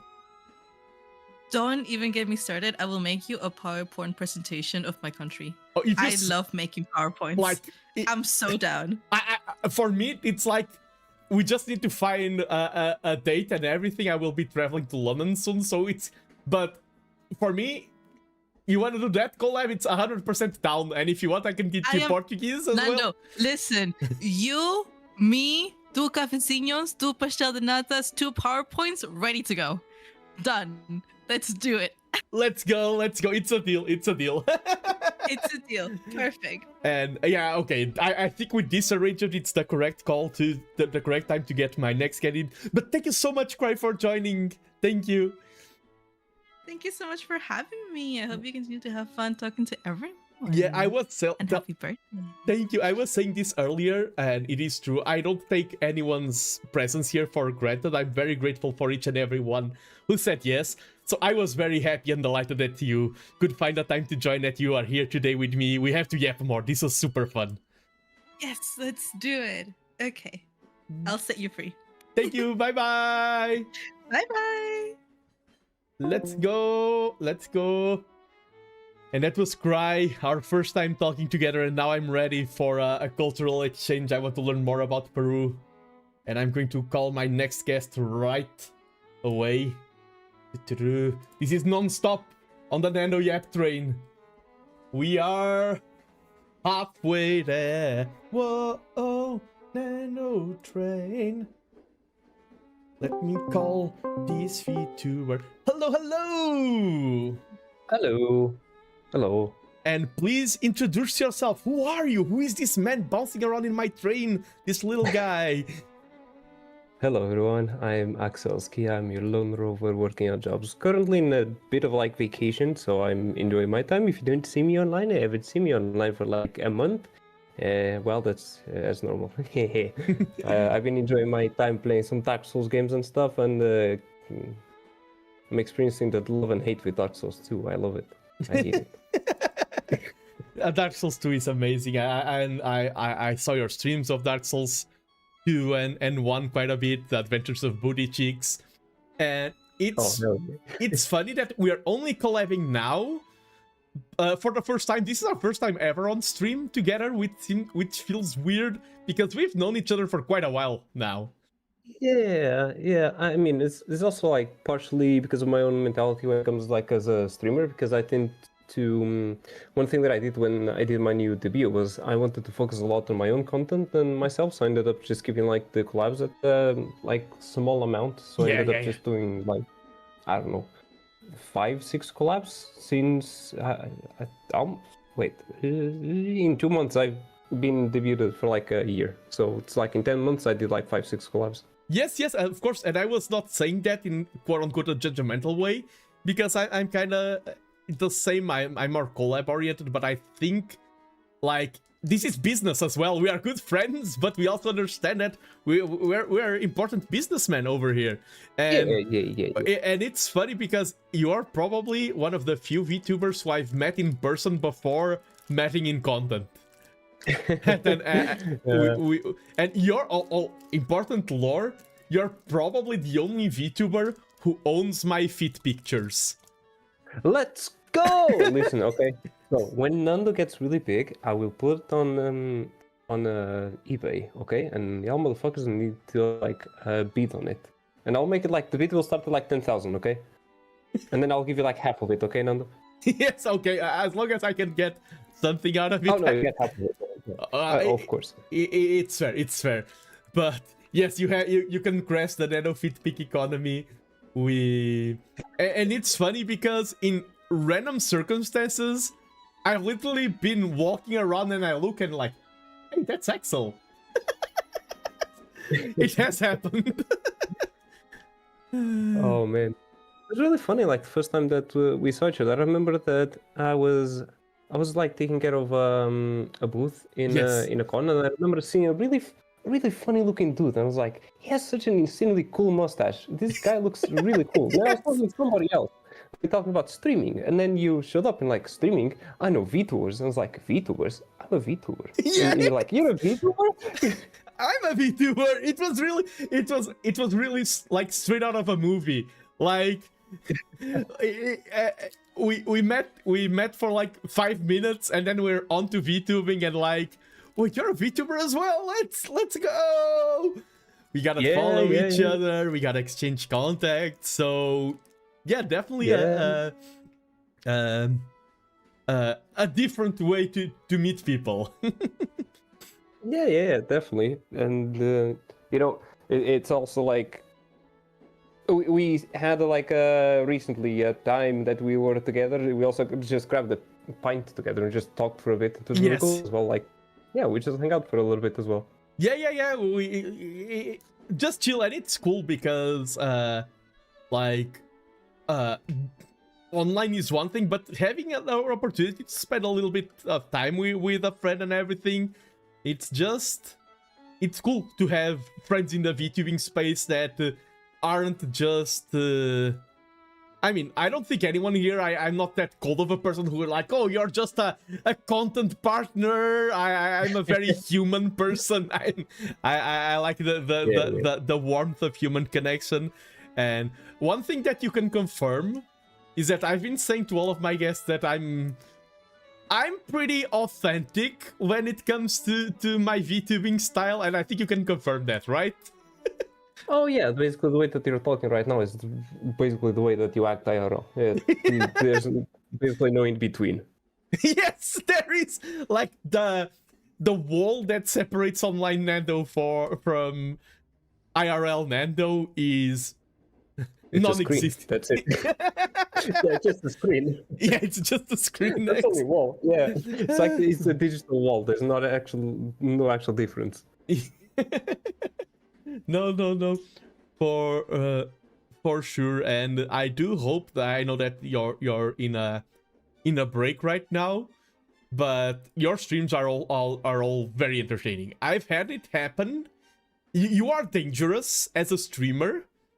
I'm dangerous? Yes, what is that supposed to mean? Yeah, you are very dangerous because not a lot of streamers have had this power over me. I would say maybe 6-7 streamers have this power over me, which is I joined their streams for, okay, I only have 30 minutes of my time, I'll spend 30 minutes here. And then it's 2 a.m. and I'm like, no, my sleep schedule, I'm having... It happened with you. No. I've ruined my sleep schedule over your streams, and not a lot of streamers can capture me in that way. Oh, thank you. I appreciate it. I forgot to say happy birthday as well. Oh my fucking god, I just joined in. I forgot to say happy birthday. What the fuck? I've been invited to a birthday stream. I forgot to say happy birthday. I might be stupid. Okay. No, yep. How I take that, some people forget, is that I'm such a charming talker. I'm so cool that people even forget their bases. They are enamored by my words and they lose their footing. That's how I see it. Yeah, exactly. You invite me to like a water park and I spend the entire time just talking to you, forgetting that we are in the water park. Exactly. Completely yeah, the setting doesn't exist. Yeah, it's just me and Nando. It doesn't matter where I am. Yeah. You're aboard. Do you like my train, by the way? Because you are someone who I mean, this sounds stupid. So you are someone who likes cool things. What do you think of... You're someone who likes cool things. Yeah, I mean, I like you. So, you know, yeah, great taste. Maybe. It looks cool. I was in the beginning. I've been here like most of the stream. Actually, been like keeping me company as I was doing my things on my end. And I did see that you had like that's Belgium, right? The what? Sorry. Outside. Belgium. Yes. Yeah. Exactly. I filmed that myself. I didn't know how it was going to look in like the VTuber overlay, and it looks so cool. It works so well. It looks fantastic. I was so happy. I'm getting motion sick already. It's incredible. I feel like I'm in the train. Yeah, because like the past 2 days for me have been like red alert mode because I was traveling and then I returned and I didn't have a lot of time to set up things, and I was like, I have a birthday, prep everything, and I was like, I don't want to do work on my birthday, I just want to enjoy it, and mission accomplished. Today I'm just enjoying, but this was a lot of prep work. Yeah, no, I can imagine. It's like you're basically setting up a gigantic D&D party and making sure that everybody's on schedule. And everyone has been like, that's one thing I want to shout out. Like, everyone has been so cool in cooperating. Like, whenever I have to add like 5 minutes to a guest, remove 5, everyone's like, oh, okay. Like, people are great. Yeah, you have a eye to find cool people, right? That's what you said like earlier. Yeah, I told you that. The biggest compliment I can give someone is that they are my friend, because I have great eye for choosing people. So if you are my friend, you're automatically one of the greatest person ever. Like, it's auto. Well, it works both ways, okay? It's like, sure, I'm cool, but you're cool as well. So it works both ways, okay? Let's go. Yeah. But yeah, and I can't wait to have you back in streaming. And like, we often, for different reasons, we often have to take breaks. Like, it can be all kinds of reasons, and I feel like sometimes they can help a lot. Like, structuring your mind, retuning, because it can happen that content creation can become too much of a routine. And sometimes being taken away from that routine can help you refine your passion, your vision, and things like that. Yeah, no, definitely. I'm enjoying my vacation, and I can already say that like the entire break that I've had, I ended up just doing streaming more like as out of discipline. It was like one of the main things, because technically I've been streaming for like 3-ish years now. And it was all about discipline, because I was also working at the same time, and I was like, okay, I need to do something that's not to just get out of work and play video games. So I ended up just trying streaming. So I ended up not doing it, not maybe it's weird to say it, but it's not like fully out of like enjoyment, but it's more like out of discipline. Like, imagine you're playing the guitar, and you're like, okay, I need to play the guitar. Maybe some days you don't feel like playing the guitar, some days you feel like playing more the guitar. But if you build up a routine and you make yourself give yourself some discipline to do it consistently, you end up just doing it and it becomes natural. So that's how I did it, and that's how I ended up doing it for like 3 years non-stop. I barely did any breaks. I barely did any like stops, and I think it's like the longest pick that I've done in like 3 years.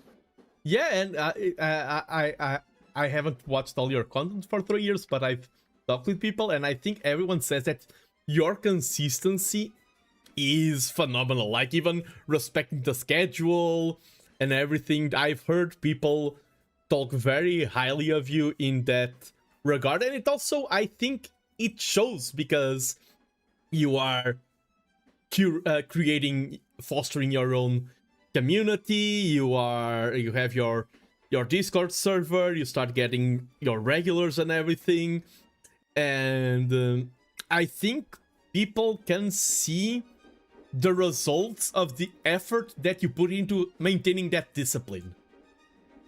Yeah, no, thank you. Those are sweet comments. Damn. I mean, I can share like, I got like some, I guess, explosive growth recently, which was like crazy. I got like, if you allow me to say it, it's like you can. I'm the most chill guy. You can say everything except insulting me. So it's more like about the analytics and like content creation. I did like 2 years of like consistent streaming, but the thing is, since I didn't have a brand, I was just mostly like doing streaming. I was like with the growth very like stagnant and not like super huge. But then I did the full rebranding, did a lot of networking, and in like 4 or 5 months I got like 1,000 followers. So I was like, okay, that was kind of an explosive growth. I don't know what's happening. I think it was just like, I took it as a, even though it's a hobby, and just because it's a hobby doesn't mean that you need to do it poorly. Like, yes. Like, even like the stream that you have here with like the train, and you're like commissioning a logo and commissioning a VTuber model and doing the thing with the window. Everything is, even though it's a hobby, doesn't mean that you need to do it poorly. It's really cool that you can like make hobbies perform super cool. Like, even if you're playing guitar, just because you're playing guitar, no, you're not going to be playing a band, but it's nothing wrong about like learning how to play the guitar well. Yeah, I think people have two very wrong mentalities.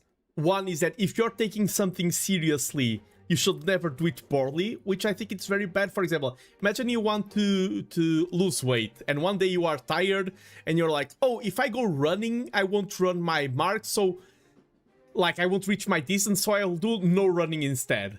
And like running less would be better than no running. So there's the thing that people think, oh, if I'm committed, I have to go 100% or 0%. And I think it's the same for hobbies.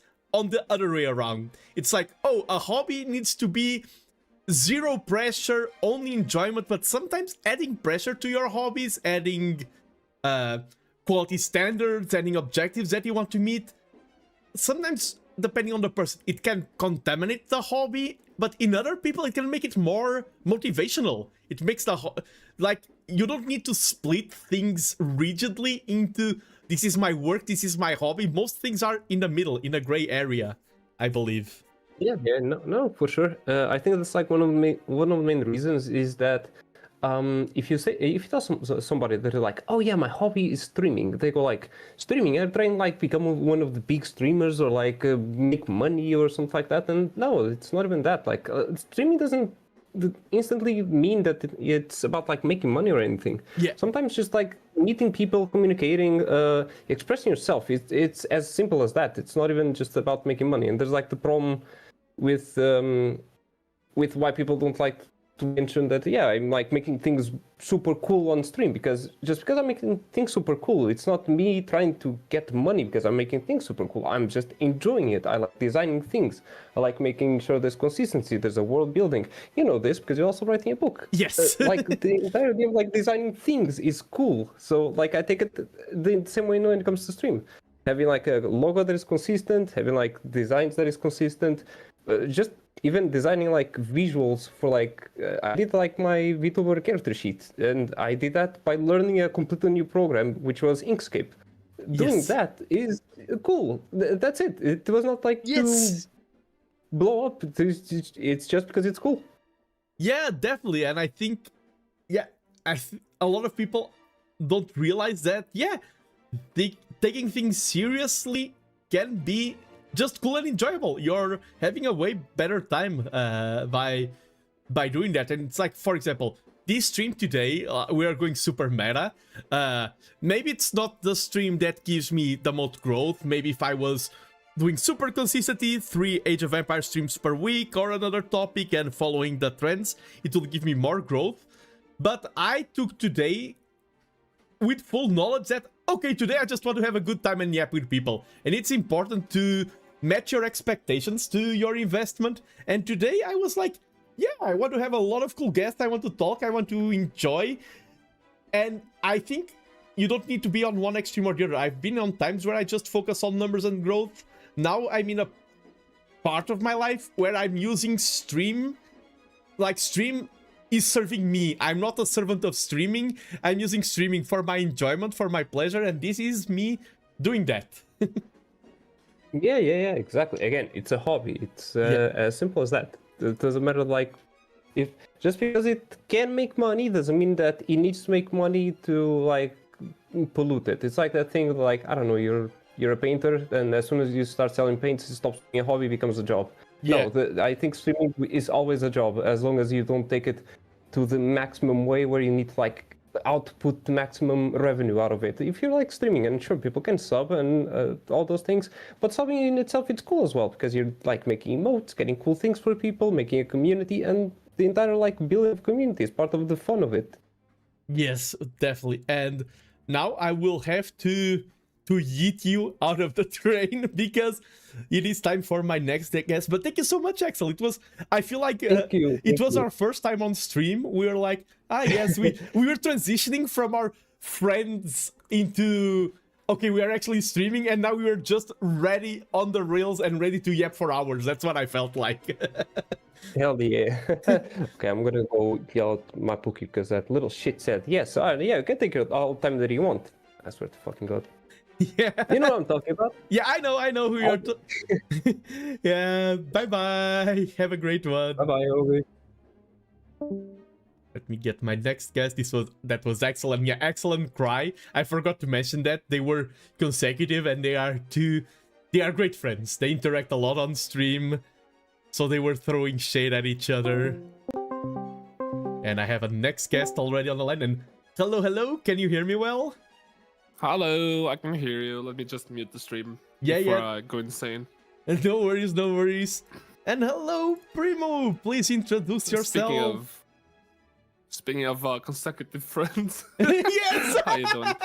It's kind of a trend. I got the 3 of you in a row. Yeah, I mean, I didn't really plan it. The thing is, I was supposed to stream today, but I kind of crashed out a little, and I ended up not, because I put it at 7:30 because that's when I usually end my Saturday streams.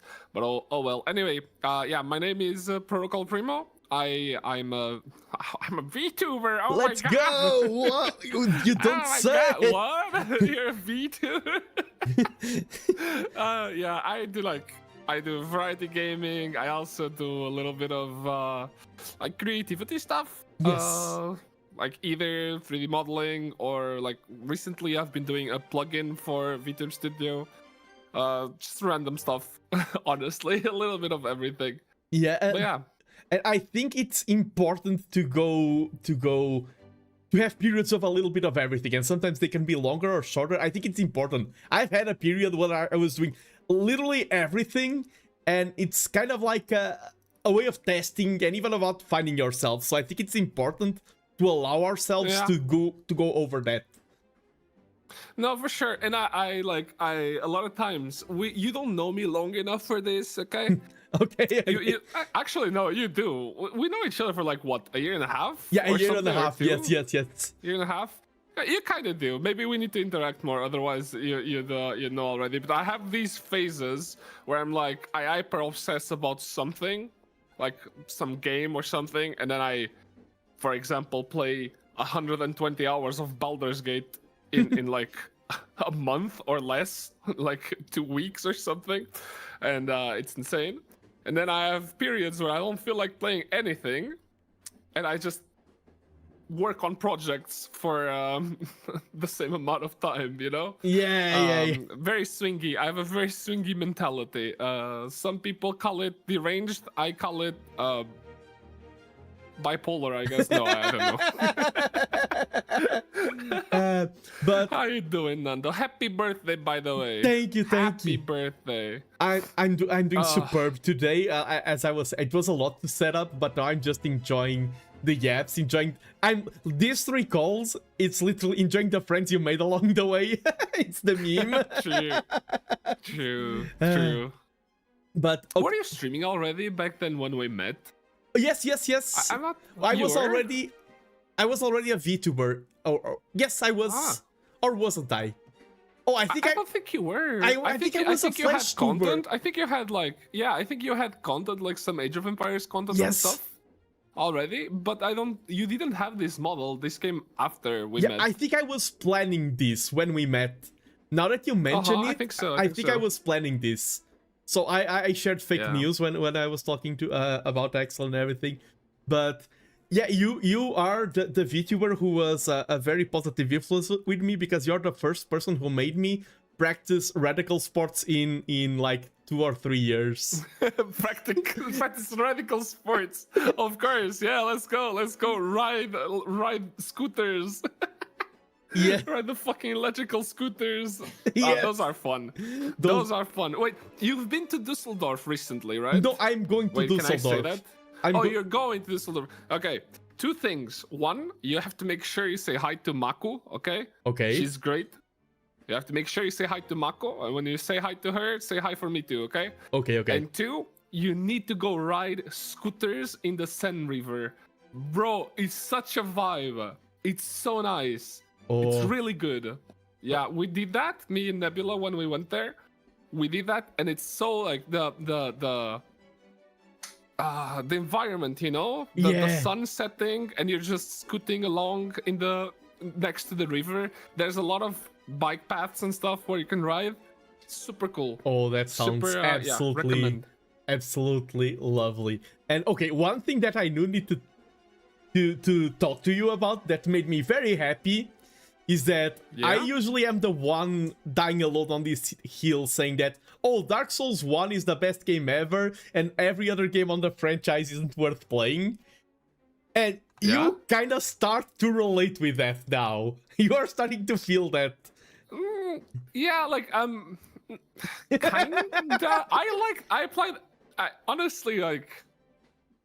I didn't play a lot of Dark Souls, really. I played Dark Souls 1 and I'm playing Elden Ring.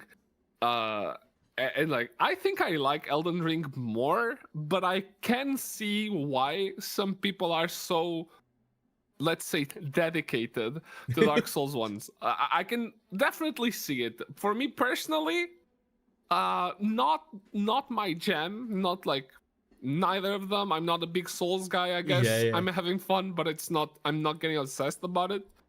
But I can see why for some people Dark Souls 1 is like, you know, the cake. Thing. Yeah, for sure. Yeah, it is definitely my cake. Oh, one thing I have to say about our content and interactions is that we did 2 collabs so far, right? The first one was crazy. The first one was the blindfolded. Yeah, that was good. That was really good. That was crazy. And one thing that I find funny is that of all streamers that I've talked to, that I've met, you're not the one I've collabed the most. But when I stream, I see a lot of people from your chat, and when I go to your streams, I see people from my chat. I think people like both of us. They like the Nando Primo Prime double deal. To be fair, I feel like my community, like I'm very small, right? I'm probably the smallest streamer you have today here, or one of the smallest. Yeah, not the smallest, I believe, but yes, go ahead. Yeah, but I do feel, I have like this feeling that my community, even though it's very small, they're very loyal and very dedicated, really. I'm very thankful for it. I like to say that in Portuguese, poucos mas bons, right? Yes. We're not many, but we're the best. So I feel like whenever I interact with other people, they tend to want to interact too, like give a good positive impression of the community to other people. And then like when it comes to you, it's also kind of because part of your community also came to me, so I feel like we have a lot of overlap together for sure. Yeah. But yeah. Yeah, I see, because Fallon is here, and that's a great example. And yeah. and yeah. Fallon, I believe Fallon came from your community to mine. Yes, right? yes. I know. I've known Fallon for like maybe 10 years already. So definitely Fallon came from my community. Yeah. And no, but like you have to realize how crazy Fallon's been.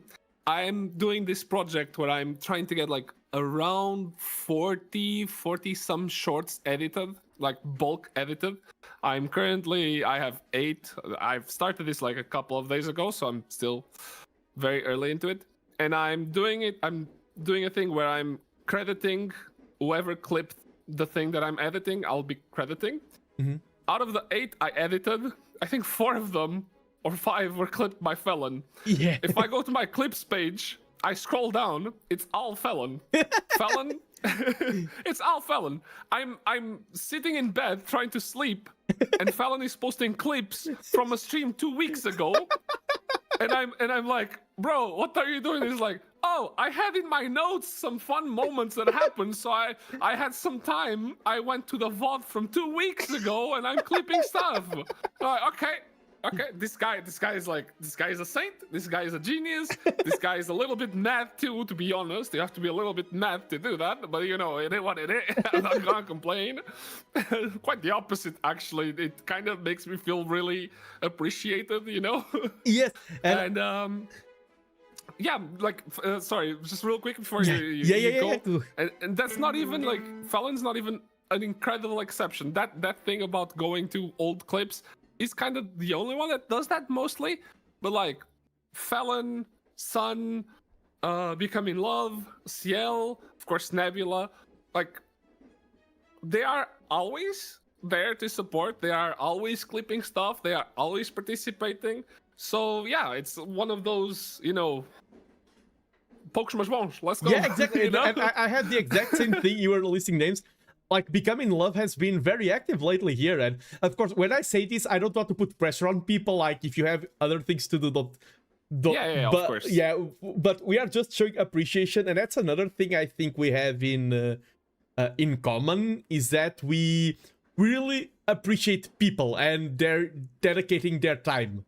We acknowledge that they are bones. We don't take that for granted. Yeah. Even recently, I was a little bit afraid of doing this, but I added a clipper role to my Discord. Yeah, I remember. And I was a little bit afraid because I don't want people to think I'm doing that and I'm like assigning them the responsibility of clipping. And I did a bunch of disclaimers because that's not what it is. I want to give you guys that role because you guys are so cool that you deserve the recognition. You deserve the flex rights, I don't want you to feel like you have to now always be on stream and clipping. That's not it. You already do plenty. Let me give you something. Like, I cannot pay you. If I could pay, I would probably be down to paying people, honestly. And because I can't pay, let me give you like shiny. Let me give you a shiny. It's what we can do. Yes. Yeah. No, and it is true, and that's the thing about streaming.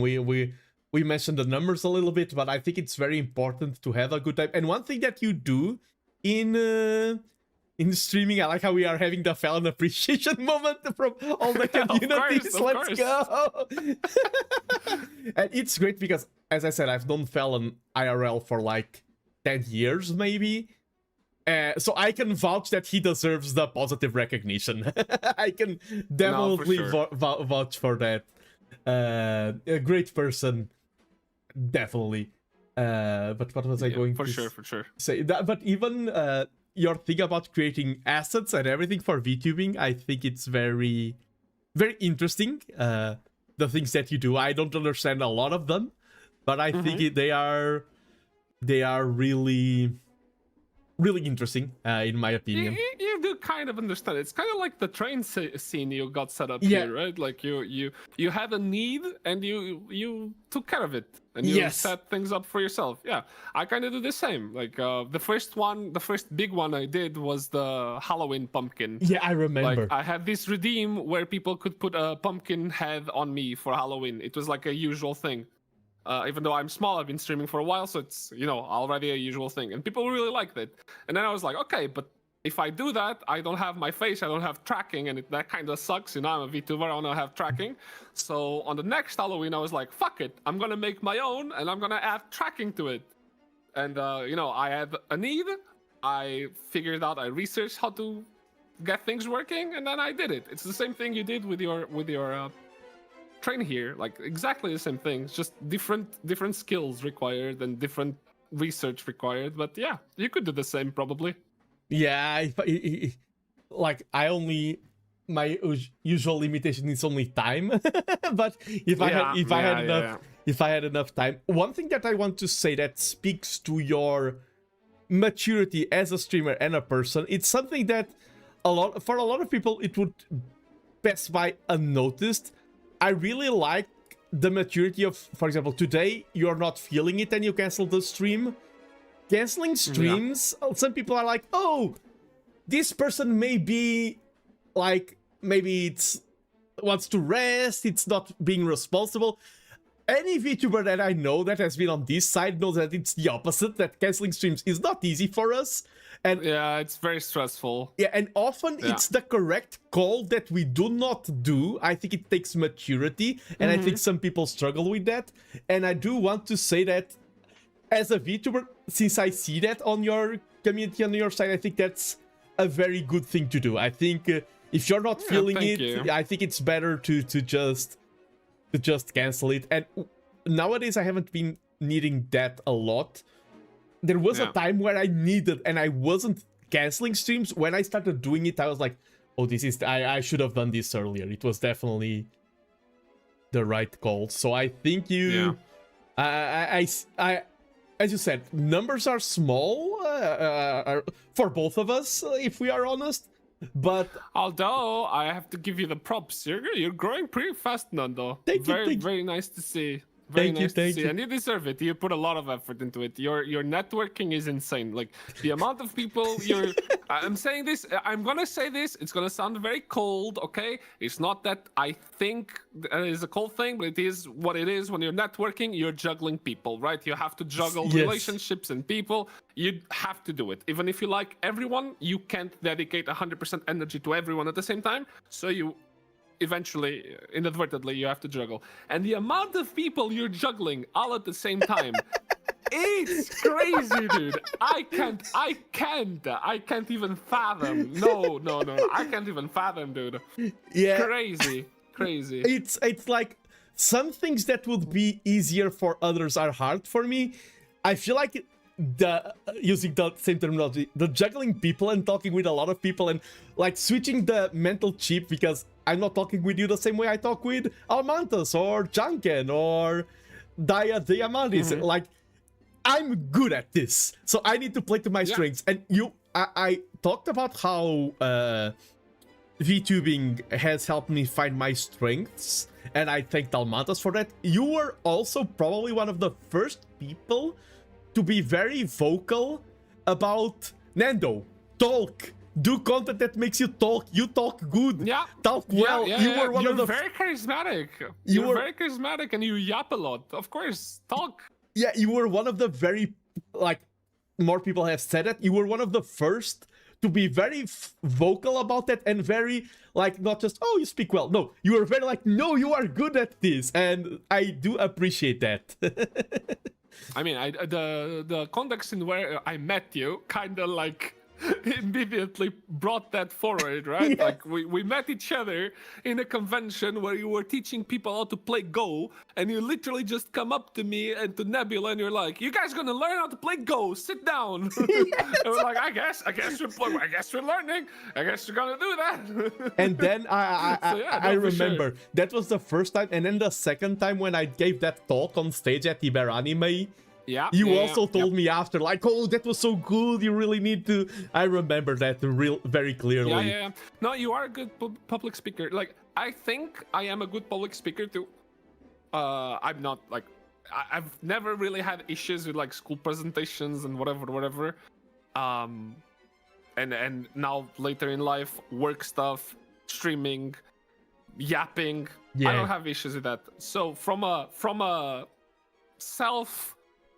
self-proclaimed good public speaker, you take the seal of approval. I think you're just as good, if not better, than me at that. Like just yapping, having a stage presence, projecting your voice. You have all of that, and those are like invaluable assets and skills for streaming, I think. Yeah, and also you talked about energy. When I first started streaming, after 1 hour I would be dead. I honestly do not know how I've been yapping for 5 hours, and I feel the tiredness. Maybe I'm not as sharp as when I started, but I still feel like I'm putting a lot of energy into each guest, and I'm doing. I mean, I don't feel mistreated or neglected at all. Don't worry. it's being a good yap. Nice. So after the stream, I hope you give me a 4 or 5 star review on the VTubing 10 net. out of 10 would recommend. Let's go. Can I still play Go? I don't know. I haven't played it since. I don't think so. I need to learn. I need to relearn Go. Yeah, Go is Fallon. I met Fallon at a Go tournament. That's how we makes sense. Checks out. That's how we met. I think Fallon was maybe the first player I ever defeated in a Go tournament in all of my career. So sorry, Fallon. God damn it. Fallon is that one guy in every anime. That's the first guy you fight. The protagonist fights with. That's super easy, just for the protagonist to show off his skills. You know. Yeah, and it's the guy who is like, it's beating all others, so it's showing some strength, but then the protagonist shows up and he gets nerfed, because Fallon was better than, like, Fallon was winning, he was a better player than me, and suddenly he did a huge blunder and I won. That's how our first game was. I still remember that. Super easy. Hey. Yeah. We're joking. Yeah, we had the Fallon appreciation moment beforehand. Now we can do the opposite. Of the Fallon dunking moment. Oh shit. Anyway, Nando, when do you start your VTuber podcast? Well, that would be a good idea. You know, become the Joe Rogan of the VTuber space. except no need to be bald. I mean, I could get a bald toggle in the future. A bald toggle, I recommend. Bald toggles are very popular. I recommend for sure. Yeah, my current model doesn't handle the bald well. My VTuber father was here earlier, Saffron. I need to reach out and say, hey, Seth. Yeah, actually, I caught a little bit of that. Yeah. Nice. It's insane to look at these types of streams. Make me realize, like, the friends we made along the way. I'm repeating myself, but it's true. But I mean, yeah. It quite literally is, right? You schedule talks with everyone you've met on the past like year and a half of VTubing. So yeah, it is the friends you made along the way, quite literally. It's the One Piece. The One Piece is real. Oh, did you say that it actually is real? Did you see that, by the way? Oh yeah, that Oda hid the One Piece final somewhere, and people were already like, according to the sun's angle and its undulation, and he said that the depth was roughly 616 meters. So it's clearly this way. Although technically, right now, you know, if we were really rich, big VTubers, perfect opportunity to get everyone on a boat, get it like 4 or 5 people on a boat, on like a really high-tech boat, ready for streaming, and do like VTubers trying to find the One Piece season 1, you know? Imagine. I mean, we are Portuguese. We would build a modern boat, but that looked like a caravel, and hell yeah, sail the high seas, singing sea shanties. What will you do with a drunken Hell sailor? But yes, I think. Oh, speaking of Caravel. Oh wait, yeah. Do I need to go? Is it time now? No, you have a bit more. The next, like, we have a gap, a big gap after, and the next guest said, "Oh, you can stay longer." So you're Gucci. Ah, gotcha. I mean, if you need me to go, I will go. But if you don't need me to go, I will yap. I will do all of the yapping. Since I kind of skipped my stream today. Yeah, that was not. You said that it's a good thing to know when to do that, but holy god damn, I hate doing it. If there's one thing that I really respect and admire about your previous guest, I really like. I don't know how Axel does it, but I would love to be 90% as like consistent as he is. I don't know how he does it so consistently. I admire that man's stamina and mental has like fortitude and resolution. I can't do it. And today, listen, I'm trying to do. You are aware of this. I have a goal that I hit a while back, and I owe my community a karaoke stream. Yes. I am really nervous about singing in public. Like, really, really nervous. Like, it's probably my second biggest insecurity right now. Wow. And this week, I promised everyone that I was going to sing on stream. And of course, I procrastinated till my last stream because I don't want to do it, right? So today, before stream, I was trying to get everything ready. And not only am I super nervous about that, but all of the tech was failing and bugging. I got so fucking pissed off. And that's why I mental boomed because of that. Okay. Because I couldn't get it to work. The one tip I can give you, this is the one tip that for people who know it's very obvious, and for those who don't, it's like, oh wow. There's like you need to set negative delay on your own microphone. There's these videos. Yeah, I know. Yeah, okay, you know that, because some people forget to do that, and then they listen back to their karaoke, and it's like, I sounded horrible. Why? And it's because of the tempo. Okay. I just wanted to make sure you knew that. Because that's what I was having an issue with today, because like I built a really bad habit of singing while listening to the full song. So I need the vocals to guide me. I'm not trained in singing. I have no clue what I'm doing. I'm just like having fun. But I got used to that. But I don't want to stream the full song. I want to stream instrumentals only. So I was trying to get a way to set up like where I can hear the full song and stream here's the instrumentals, and both of the songs are synced, and then the instrumental and my voice on stream is synced. And it kept breaking. I was getting pissed off, so I just stopped. Which also means that I need to do a replacement stream tomorrow, which I will do. I swear on me, mom. And I will have to sing tomorrow, I fucking guess, right? So after this, I'm gonna go back to setting stuff up to make sure it works.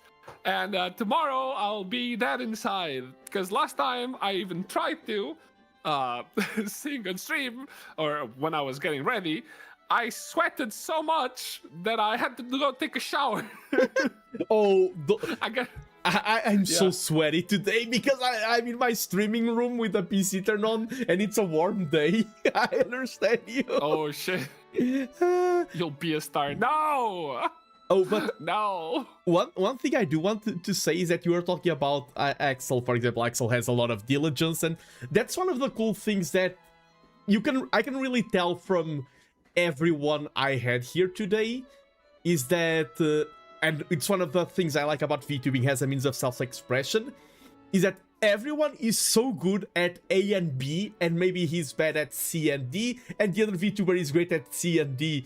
And it's like you can go your own build. Yeah. And I think it's very commendable, and I think we need to acknowledge like Axel's steadiness, determination, and things like that. My yappiness and things like that. We all have our strengths, and it's very important to my no, for sure. People have their like. Everyone has their different strong points. Like, let's not be completely, ingenuous. Ingenuine. Yes, let's not like kid ourselves. Of course, some people are overall better at the hobby than others.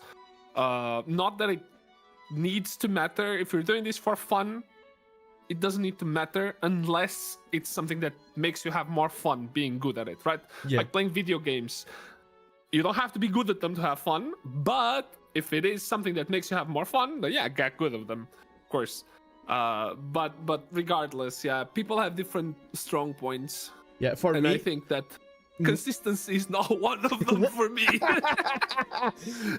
I'm better. I'm way better. Okay, I'm way better. I've been consistently having like 3 to 4 streams a week, every week, for like the past probably since my re-debut with this model. I've been pretty consistent about it. I think I took a couple of weeks vacation because I was actually in vacation. Other than that, yeah. No, and that's as you said, like it's important to be aware and to know that there are some people who are taking this super seriously and do it super crazily, but at the same time, you look at someone, for example, I studied engineering or something like that. There are people who have been stage kids, have theater, have vocal classes, have singing classes. It would be unfair for the world if me, random engineer guy with no practice, if I arrived here and it's like, I can sing perfectly and I can do everything perfectly without every education beforehand. It's also like some people are better, but also because they put a lot of effort even before they put a lot of effort. Even before starting streaming, they already build a repertoire of skills. I don't really believe in like natural talent. Oh, me neither. Maybe natural affinity. Yes. Maybe. But natural talent, not really. Like whenever you think about things like that, like if I were to go on, I know that I'll do my singing stream, whatever, and I know that it's probably not gonna sound that bad because I've been singing a lot at home for the past like year, and Nebula says I've gotten pretty good at it. Even my mom caught me singing here and there, but you know, my mom might be a little biased. I don't know. She might be a little biased. And I know I sound okay. And when I hear to my recordings, I know it sounds kind of okay-ish, but my insecurities make me feel like I'm that one dude. You know the one dude that's trying to sing that Pantera. Is it Pantera or is it Disturbed song that starts with that shout that dude? I listen. I hear myself like that. Even though I know it's not like that. You know. No, I get, but I'm sure you'll knock it out of the park. For me, I've been very nervous for a karaoke stream. Like all karaoke's I've did, I was also nervous. But the one I did with singing in 12 languages, I was so nervous for that one in specific. Oh, that was so cracked though. It was so nice. Yeah, I had such a great time doing that. It was really setting a hurdle and surpassing it. But I think our time now is indeed reaching an... Yeah. Our time is reaching an end. It was good knowing you, Primo. It was so good knowing you. Goodbye. Bye-bye. Goodbye. Thank you so much. And I mean, let's keep being friends. It sounds like a weird thing to say, but let's do it. You don't have to listen. No, you don't have to worry about that, okay? And if you don't fuck me over, I will not fuck you over. We'll be friends forever. Yeah, Easy peasy. Let's do a non-aggression treaty as long as we do not destroy each other. Yeah, for sure. For sure. And what we could do though, we could talk about scheduling another collab. Maybe. Yes. One of these days. I will reach out to you as well. We need to have. I think we both need to brainstorm a good idea, something that will make us feel like this is. I like doing collabs when we like fully plan one. The Satisfactory one was fun, but I think it was way weaker than the Dark Souls one. Yeah. The Dark Souls one was really well planned. I like that. I like doing like high effort content. When we do collabs, when I do collabs, I like doing like high effort content, I guess. Yeah, and it's good. We also made Felon's life easier because today he didn't have to choose between watching you or me. We had double package at the same time. Let's go. Yeah, you can thank my crash out, I guess. Good, Nando. Well, it was really nice to talk to you. Thank you. Happy birthday. Thank you. And have fun with the rest of the guests. Of course. Everyone's being great. I'm disconnecting. Okay. See you on the subnet chums. Bye-bye. Bye-bye. Primo was here. And yes, well, you'd be jumping between streams. That was Protocol Primo, Cybernet, hacking VTuber. I mean, he's not a hacker, I think so. My stream is still, he's not DDoSing me or anything. I'm just joking. But that was Protocol Primo, really great guy. We are friends. Using the word friend can be quite heavy. It means a lot. And I use the word friend with all... How many letters does friend have? 1, 2, 3, 4... Wait, I need to write it down. With all 6 letters. I'm a friend with Primo with all 6 letters of the word. Let me reach out to my next guest. Nice. And speaking of people I'm friendly with, and speaking of people who I share supporters with, me and Credentost often supports me and this person quite a lot. Let me call him. Hello? Hello. Happy birthday, Nando. Thank you, Zirzon. And who is Zirzon? Present yourself to my viewers, please. Well, hello. I'm Zirzon Damon, tech demon, IT professional, and video game addict. Yeah, I like how I use that. That's your self-appointed description. And I do want to say, even before we start, I know you were a little bit sick lately. So at any point, if you need to be like, okay, sickness is hitting me, I need to leave the call and I need to rest, feel free to say so. Health is #1 priority. Understandable, though. Yesterday I was feeling much worse. Today's mostly better. And chilling, watching your stream this whole time is giving me more energy. So I think I'm good to yap however long.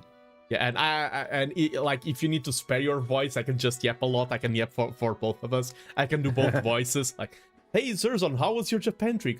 It was really enjoyable. I was walking through a lot of places. I don't remember the names. And Nando left the stream to help me. Oh, really, Zirzon? What was your favorite place in Tokyo? sorry. I can do both. What are they all called? Yeah, I was a little bit greedy, and I took a time slot with like gaps behind it because I'm like, maybe I could yap with Nando for even longer. No, but yeah, we'll see. No worries. And I do say that the time slots are there for my guests to use. Your Japan trip was your greatest, one of your great things that happened recently. But I feel like, despite all the greatness, you've paid the price. You've been destroyed ever since the Japan trip. Am I right? Okay. Yeah, I mostly recovered my sleep schedule. It took like a week, kinda. I had like slightly shorter streams for a bit. And then of course, like right after I'm feeling better, I'm like, oh yeah, next week it'll just be the full like longer streams. I can burn through this stuff, and then I get sick. Yeah. Zirzon leaves America for the first time. His body rejects that. No, it was coming back to America. It was the shock to the system of like having to deal with America again that struck me down.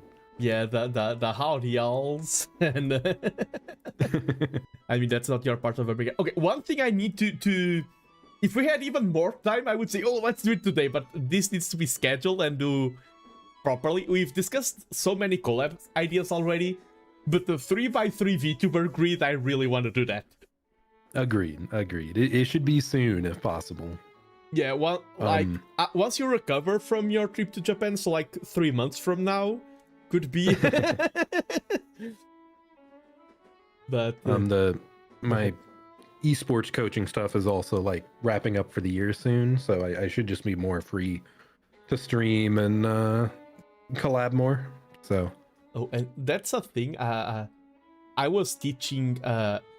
This past week, I went to a lot of schools and I was teaching Go, like to classrooms filled with 40 students and things like that.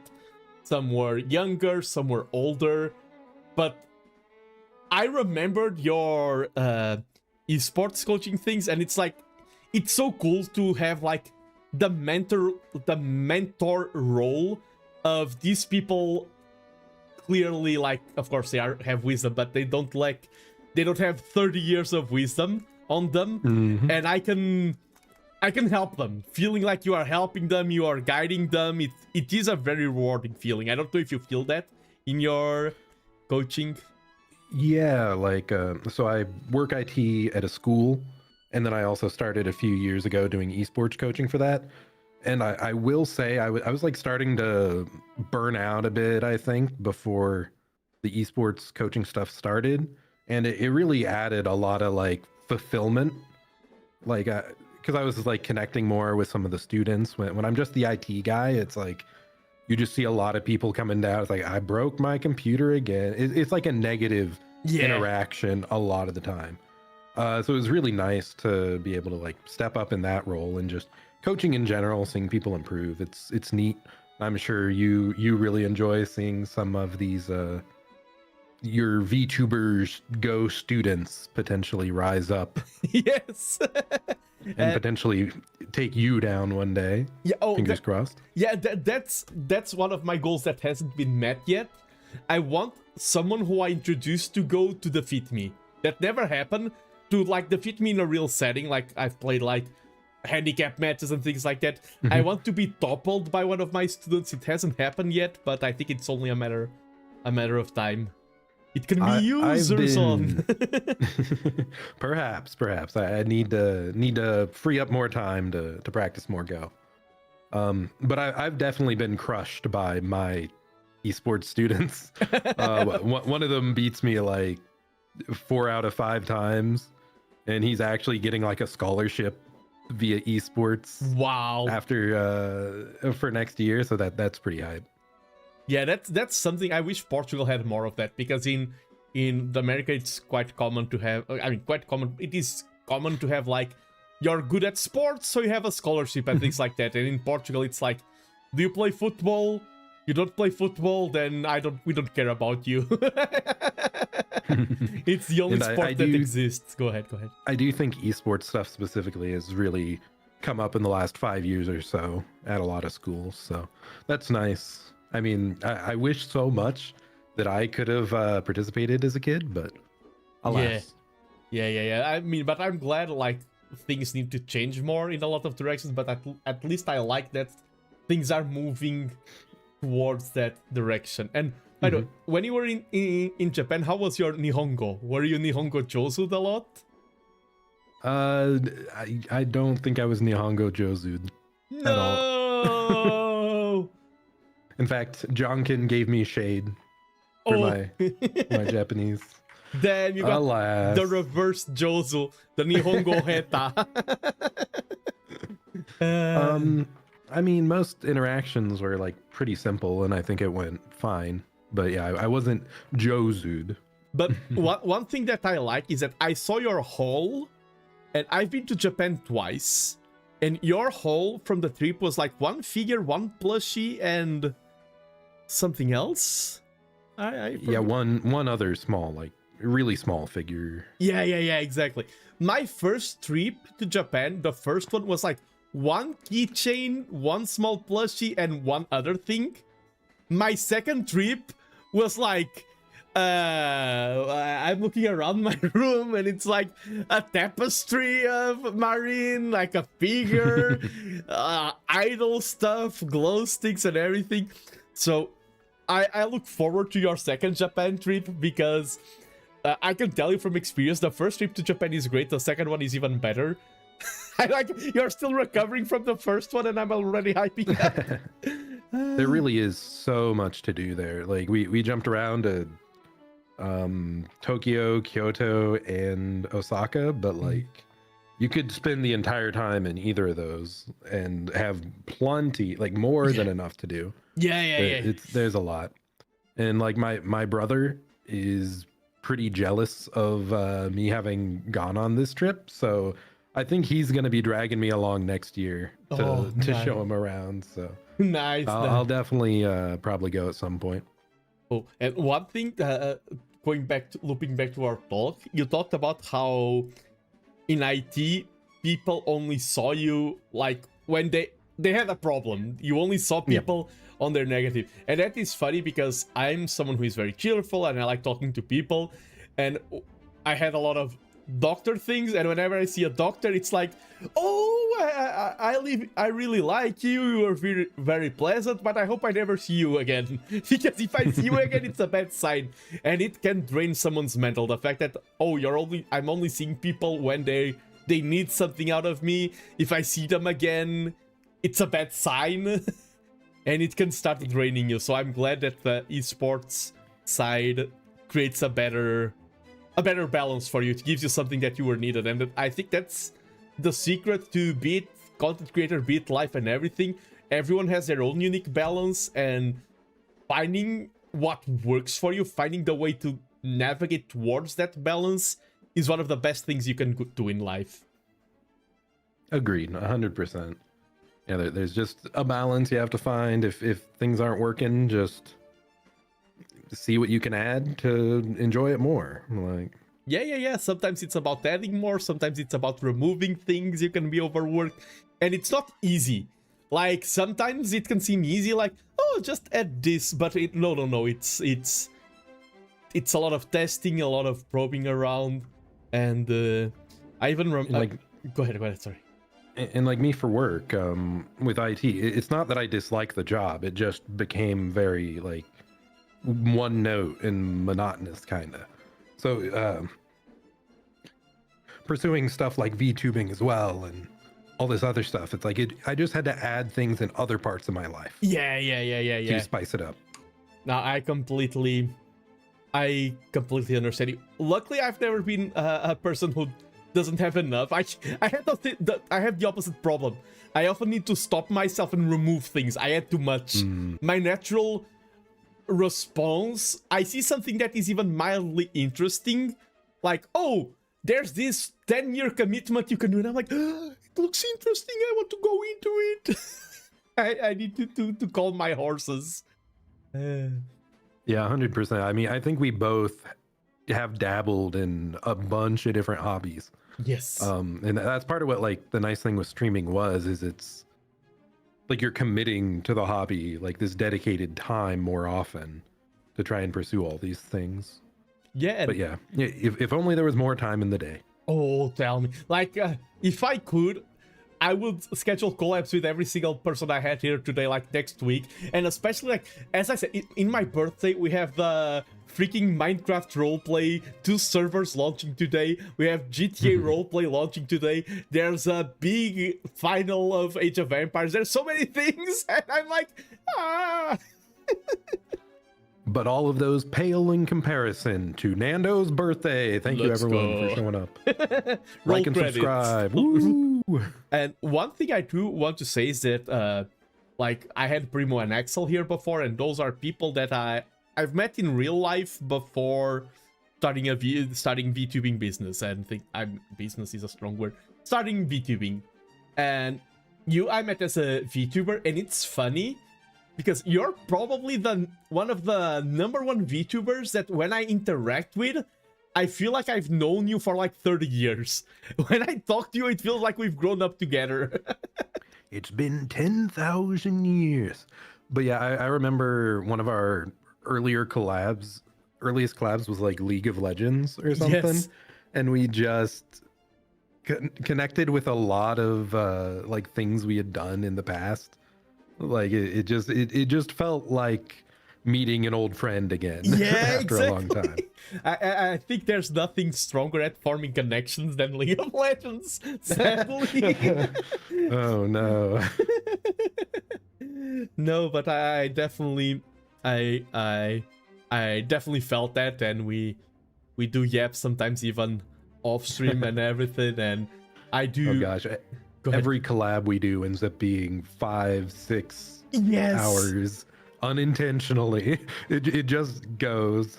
Yeah, you just disappointed me right now for the first time because you said 5-6. You could have said 6-7.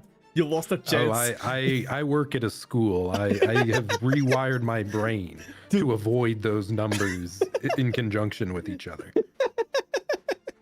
Yes, as I said before, I'm like a researcher. I study the art of the 6-7. I don't live it. For those of you who live it, it must be very draining. Yeah, I've been in the trenches. It is funny though. I feel like I've heard that meme referenced more by like teachers and admin than the kids. Like, I think they're trying to like cringe the kids out of it by trying to take it over. And I think it's working because I'm very uncool and I keep saying it. I think we uncool people are conquering the 6-7. I think we are being successful. No, but you're too cool, Nando. Oh, true, like true. you specifically, it's gonna start trending again. Yeah. And that's another thing, because you were in Japan and you got to meet Janken. I've met Janken as well. But the thing was, I was like, how have I never met Zirzon offline? I feel like I know you from like going to the cafe and everything. And I mean, Portugal is far away from the States, but one day I need to drop by and meet you and Almantas and everyone, do the TheNando America tour. Yes, it'll be very easy. You just land in America and you can just jog on over to all of us because it's such a compact area. Yep. Yeah. That's a cool thing, because since it's just one country, you go like morning in Miami, then walk to New York, then go to Los Angeles in the afternoon. It's just... Yep, just that simple. I do want to go to Europe eventually, but I'll have to recover both health-wise and my finances. Yeah. To manage that, so it might be a year or 2 or 3. No. It's very fair. And okay, and that's a cool thing. You just said a year or 2 or 3. Almantas pointed out, and it's true, that VTubing is still kind of in its infancy. We, like, the oldest VTubers in the business are like 10 years old. And because everything is so fresh, it feels like everything happened like in the last 1 or 2 years. And it feels like, okay, everything happened in the next 1 or 2 years. It's like season 2, and maybe next year VTubing will end. I don't know why. Sometimes I have, like, it's like the final season and VTubing is over. But no, we can keep yapping, like we can keep... I hope for the next birthday and the one after and the one after I can keep having our company. It's like, no, this will never end. You can't put the VTubing back in the box once it's escaped. I agree. It's just that it's happening so fast that I feel like, oh, I need to take my opportunity. This sounds so weird. It's my 31st anniversary. I need to talk with these people because, yeah, this VTubing is about to end. I don't know why. It is kind of wild to me. So, like, sure, VTubing's been around longer, but it really blew up around 6 years ago, I think. Yes. Or 7. Nice. But then I've been streaming, like, I didn't realize, for 3 years now. It's like that's been half of the VTuber heyday. It's time goes by so fast, man. It's crazy.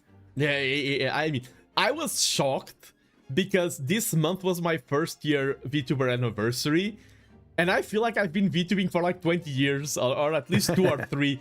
I did start as a FlashTuber before, but I was like, what do you mean it's only my first year anniversary? And I feel like I've been, for example, I'm growing on Twitch, and I feel like I've been on Twitch for a long time. Yesterday was my Twitch affiliate anniversary, and I was like, what? I started twitching like a year ago. Like, time is weird.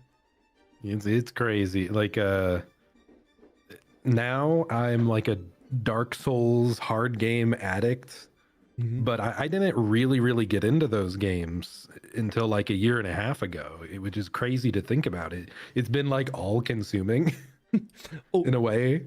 You just said the Dark Souls word, and that reminds me, you're probably the VTuber who has been closest to doing a TheNando assassination attempt. True. Factual. The freaking spicy noodles. That was It's such a so moment. funny because I knew you'd tried them in the past, correct? Yes. Like I'm like, he's gonna tank this. It's gonna be fine. And then yeah, we did a wheel spin punishment challenge with Dark Souls, and we had to have super spicy 2x spicy ramen. Yes. And Nando almost died after 4 noodles. Yeah, I was talking about how much I love. Like we can't make every stream be super memorable. It will be too taxing on our mental. But I like having memorable streams in my repertoire. I talked about the Vilhelm 6 languages collab. There was the Protocol Primo Dark Souls blindfolded collab. That was one of the treasures. Our spin to spin collab, that stream is very memorable for me. Like the freaking moment where I get one of the best weapons in the game and my controller is glitching and I drop out of the mountain and it's like, or something, I die silly death. Oh, it's not going to be drop your weapon. Drop your weapon. Like, there were so many cool moments in that stream. It's such a like YouTuber classic to do the punishment wheel. And I think we had all the experiences that you could want on that stream, like just speed running it. Oh my gosh. Yeah, that's. And then the spicy noodles, like you said, these other ones could be like mentally taxing, like all these other things you want to do. This was physically taxing if you were to do it all the time. The funny thing is, I just looked down at my clothes. I'm wearing the same clothes I was wearing when we did that collab. So I'm feeling the post-traumatic stress from the freaking spice noodles. But no, it was really memorable to me. I remember that stream very vividly, and that's the cool thing. And you talked about how it's a classic, the spin the wheel. I think sometimes when we are VTubers, we overthink so much, like, oh, what would be good content? And just returning to the classics, sometimes there are classics for it. It was such a banger. Yeah, like we were talking earlier about the 3x3s. It's just getting a conversation topic. Like it can be simple, but as long as you're in good company and having a good time yapping, like even the simplest things can be great fun. Yes, and it's also about highlighting the personality, and like we both of us sadly are not the biggest fans of editing VOD and prepping all of that stuff because we have so much cool stuff that we could edit, but it's like, that's so... Now, okay, I believe that stream was so recent that I did have my new model question mark. That was very recent, right? Yes, let me confirm. Yes, so... Yes. Yeah, I just checked. Yeah, you had it. Yeah, you're right. So yes, it is one of those that I do... yeah, it's frustrating. I have like 3 things I want to make into videos, and I just know the odds are low that I do them all. Yeah. So I don't fool myself like I used to 3 years ago that I'll get around to it. But I might try. I might still try. Yeah, we also get to know ourselves and know our strengths, but also our limitations. And what do you think? I just want to ask your opinion. What do you think of the nano train today? Ooh, it's excellent. You know, we got some nice little snacks. Yes. Cool stuff outside the window. It's great. Reminds me of riding the Shinkansen in Japan. The Shinkansen is really cool. Like how fast. I convert Shinkansen distance to Portugal distance, and I'm like, what do you mean I can go from north to south of Portugal in like 2 or 3 hours? That's insane. And it's so funny. Like I came back and showed people pictures, talked about that. Like, oh wow, how does it feel super fast? It's like it's just very comfortable. You're just going along. Like it just feels normal, but you're going fast. And one thing that you probably felt in Japan, like the nights, how silent they were, even in the city. And like they have such an atmosphere. I mean, I think you live in the middle of nowhere, so maybe.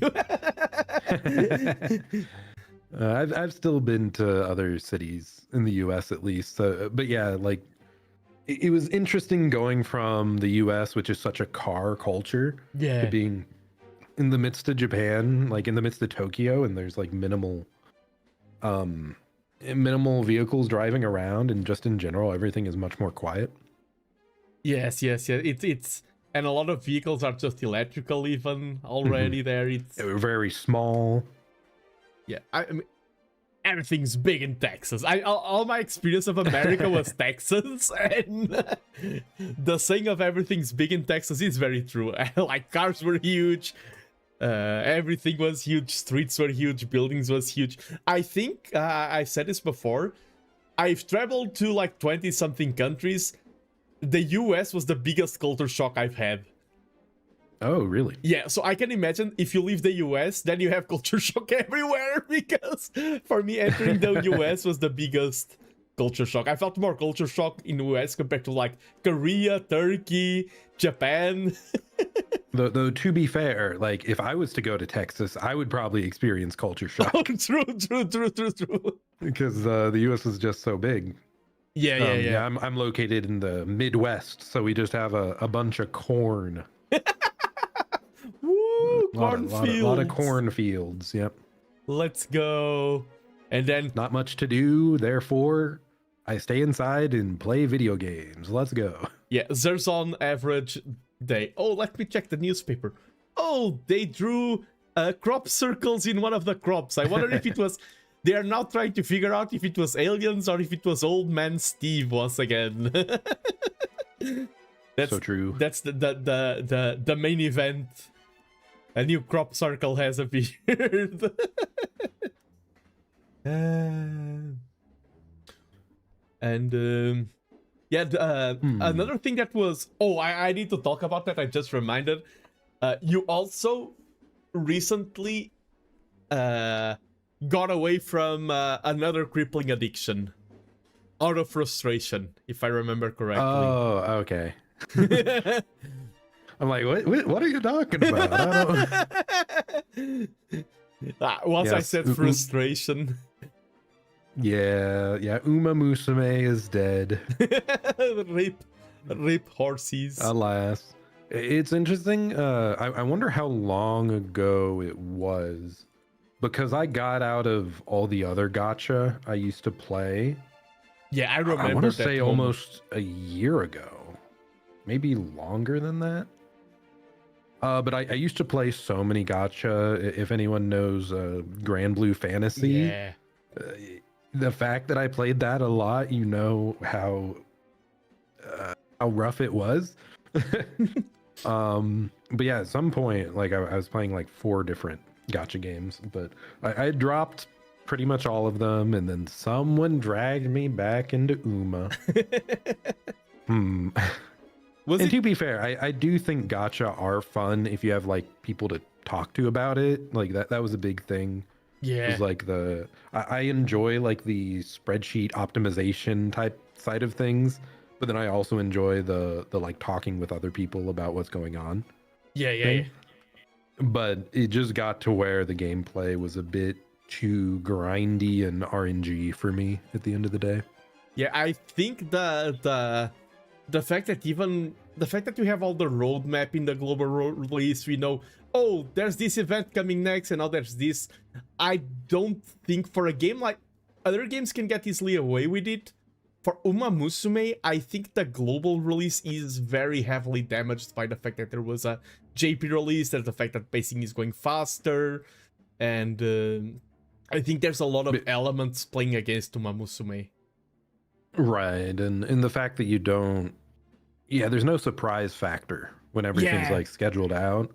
So, I mean, like I said, I'm kind of a data oriented guy, so even though I was like entirely free to play, I got like all the meta cards and meta horses, and like, so I did quite well. But then at the end of the day, it's like still losing finals for 3 times in a row. Yippee. Yeah. Like, so it just didn't feel that rewarding even when I did follow the meta. but there was no discovery there. Kind of like, I mean, you're an enjoyer of teamfight tactics. Yes. And that's something that like shakes it up once or twice a year, like massively, and you get to go through the whole discovery phase again. Yeah, that's the best. I think that's really big. Yeah, and that's the thing, because even during the discovery phase, you can go against the trends. You can be like, everything is so soft still that the meta starts defining. Then there's a counter meta and things like that. And in Uma Musume, it's like, I have this idea, and you're received with, oh, you're fighting against years of knowledge. Everyone knows that that idea is horrible. Yeah. There's no space for exploration in the game. If you try, like, because everything is so optimized, and everyone, most players now are the tryhards that are left. If you try something creative, you get punished severely. If you follow the meta, since everyone else is also following the meta, like, roll a dice, one of you 3 wins, and that's it. And I feel like one of my strengths with games and whatnot is my speed of adaptation and like exploration of these things. Like early Teamfight Tactics was so fun, like the season 1. Oh, like the first couple years, and I got up to like Diamond 4 in the no, did I get to Diamond 1 at some point in like the 2nd or 3rd season? So like I was having a blast. Then I stepped away, and now that I've gone back, like there's so many more tools and so much data out there that it's still very fun, but it's different now. It's much more like data driven. Yeah, and which is interesting, but and there's also like they had to add more mechanics, because the game, like, they need to keep their core audience. They shouldn't target the game to new players. But the new player experience in set 1 was so perfect. Like, discovering everything. The game was way more simple. I loved playing, like, noble knights. Yes, because nobles had healing, and then knights increased tankability and things. And in season 2, I don't know if you played a lot of those early seasons. Season 2 with the summoner meta. It was so freaking funny. Yeah, I think I played a ton for the first 3 seasons and then fell off for a bit. Yeah, remember the summoners when I think it was Zyra, you tried to fill the entire board with plants, with Zyra summoning stuff. Man, there was some great in also when the game's that early, there's some like broken cheesy interactions, like giving rapid fire cannon to some melee character that's actually busted with it if they have infinite range. Yeah. No, I think, and yeah, all of this that we're talking, that makes it also creates memories. It creates like moments that you grow fond of. And I feel like because of the current structure of Uma Musume, most players are not creating fond memories of the game, and that's very important. Because those memories, like, we are now discussing this, and it makes me want to go back into... I mean, I never left. I played TFT very casually, but we are now talking, and it makes me want to queue up a match. Nothing we talk about regarding Uma Musume makes me want to queue up a run and try hard. I think that's a thing. I mean, this all kind of leads back to why, like, my focus for streaming is very much playing a bunch of single player games all the way through to completion. Yes. And a big reason for that was that, like, coming from playing a bunch of gacha, playing a bunch of infinite competitive games like League of Legends, it's like I just wanted more complete experiences that are like different. Yeah. And I don't get that feeling for Uma Musume anymore. Like it was fun to learn and do a lot of that stuff, and I do like the character design and the general vibe of it. Great. Yeah. So it is neat, but yeah, at the end of the day, that's the reason I don't think I can really get into gacha anymore, is like as soon as I fall off the main story or the gameplay, it's like I could be streaming a single player game instead, and like playing more Metal Gear Solid, which I did not too long ago, and that game's crazy. There's so many experiences out there. Yeah, and it's funny because I've had the same... Okay, I will now speak against myself. I shouldn't say that. I've had the same experience with Closer, but in terms of watching things, because when you are watching streamers, like, there's always a next episode, and I started watching more series again, because series have an end. I'm not telling to streamers to graduate, please. But and it's Nando about canceled on his birthday. Oh no! It's about the balance. I think it's like I like long format. One of my favorite things about streamers is the fact that they are long format, but you need a balance. And as you said, you play too much gachas, then you need single players. I feel like I've been also lacking that sense of completion. So I get you. I guess, yeah, you mentioned like watching streamers versus series. I often end up watching like edited content with a story more often than the few streamers here and there that I really, really like. So it's a hard balance. Yeah. Definitely.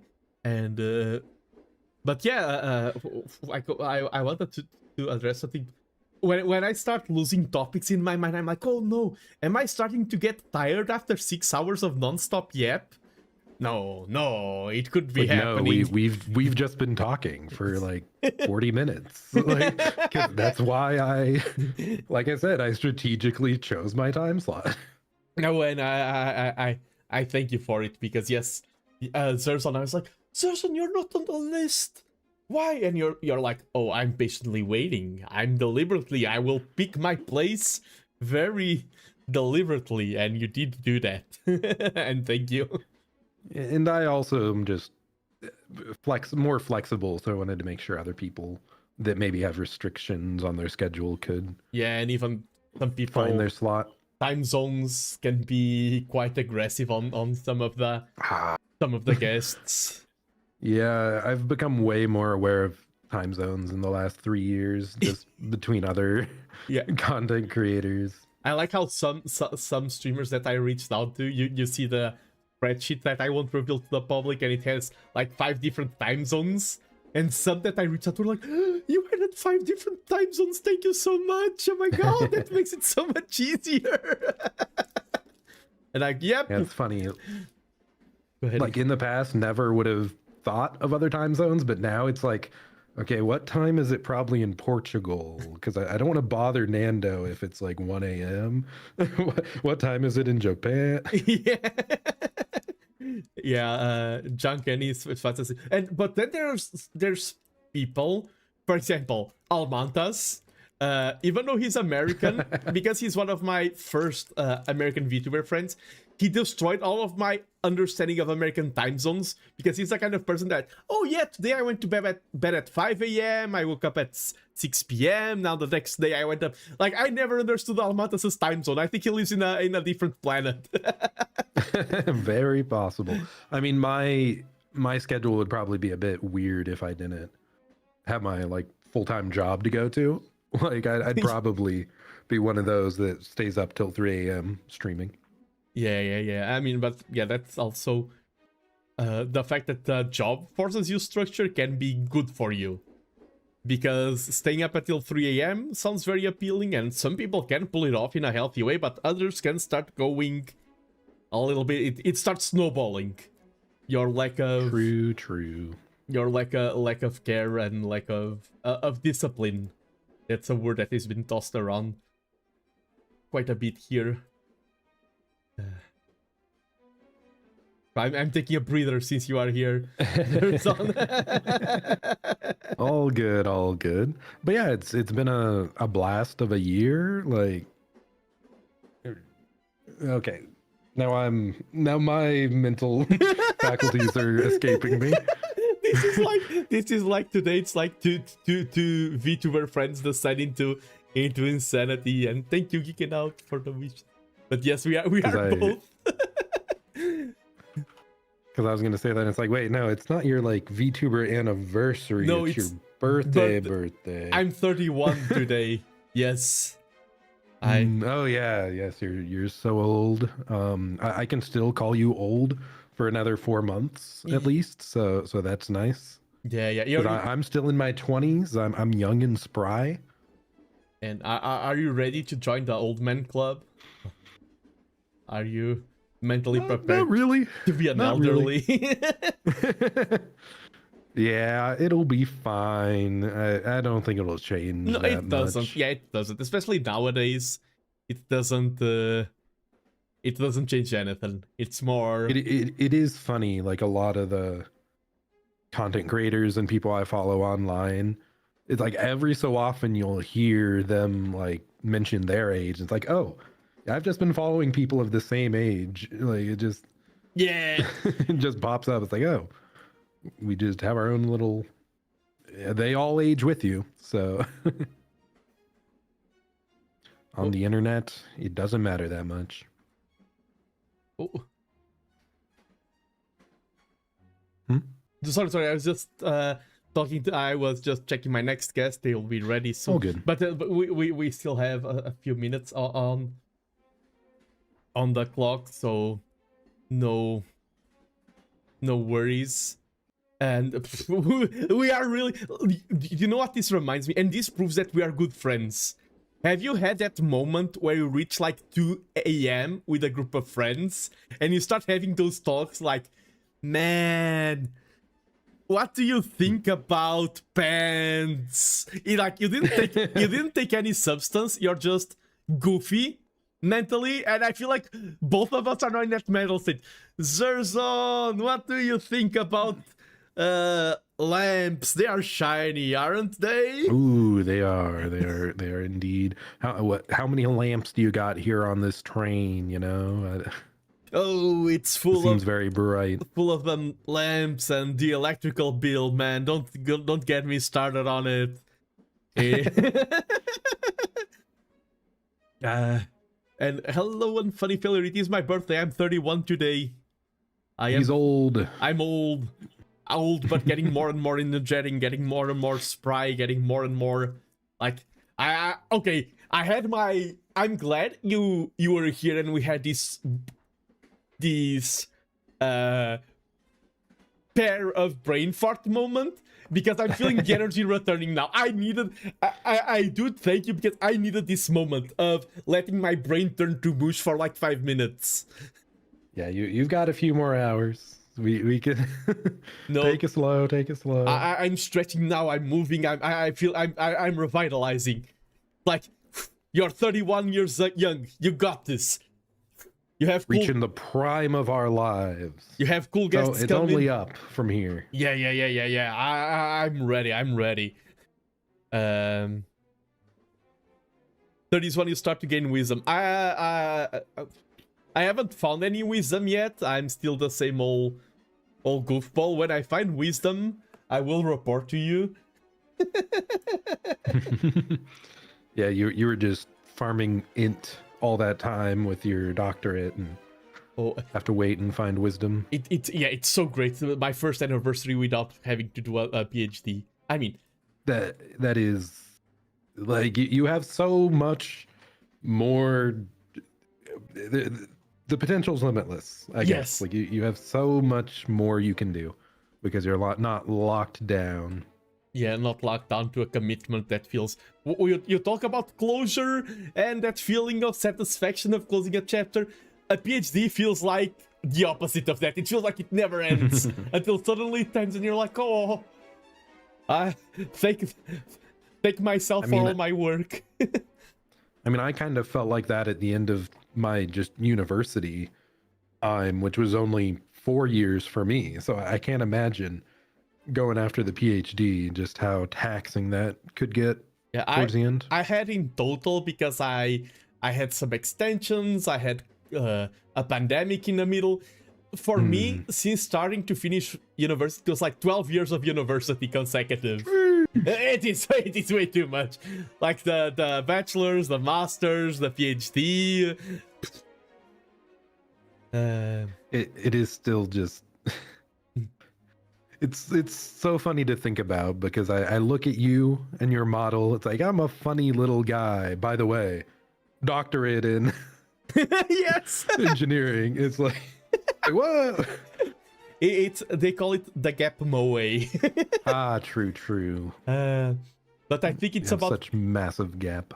I think it's about time for us to wrap it up and for me to get the next guest in. But thank you so much for joining me, Zirzon.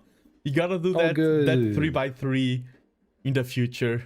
Yes, very soon, very soon. Hope you have a happy rest of your birthday. Have a good one. Thank you. Bye-bye. Thanks for joining. Yeah, no gap, just Moe. And let me ask my next guest if they are ready. Yep, okay, they are ready. About to call another cool guest.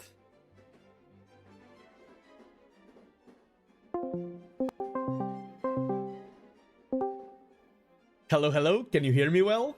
Hello. Hello, Inari. I'm so happy to have you here today. Thank you It's for... so happy to be here. Happy birthday. Thank you. I decided to do my birthday on the single most busy day of the entire year. So many things are happening today.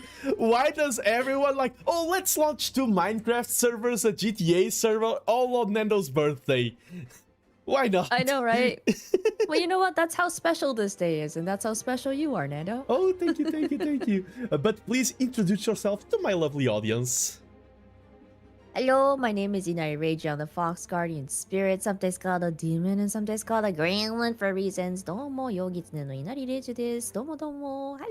Hello, and I do have to say, because this year I started teaching Japanese a little bit. Mm-hmm. And I do have to say, you're probably one of the best Japanese speakers I've ever heard in VTubing. Your Japanese is really good.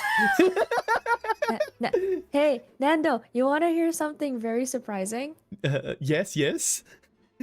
I'm Japanese. I know. I wanted to hit you that. Nihongo jouzu, Inari. Nihongo jouzu. I'm Japanese. I live in Japan. I was born in Japan. Okay. My whole family speaks Japanese. Okay. I can tell you a fun story related to that because I'm Portuguese. I grew in Portugal. My whole family is Portuguese. But I don't know why people here never think I'm Portuguese. They think I'm a foreign guy. You were talking about that. I remember this. Yes, and so I've actually, non-ironically, got quite a lot of Portugalgo Josus. People telling me oh, you speak really good Portuguese. How long have you been living here? And I'm like, 31 years, because that's my age. I've lived here all my life. So, I get the Portugalgo Josu.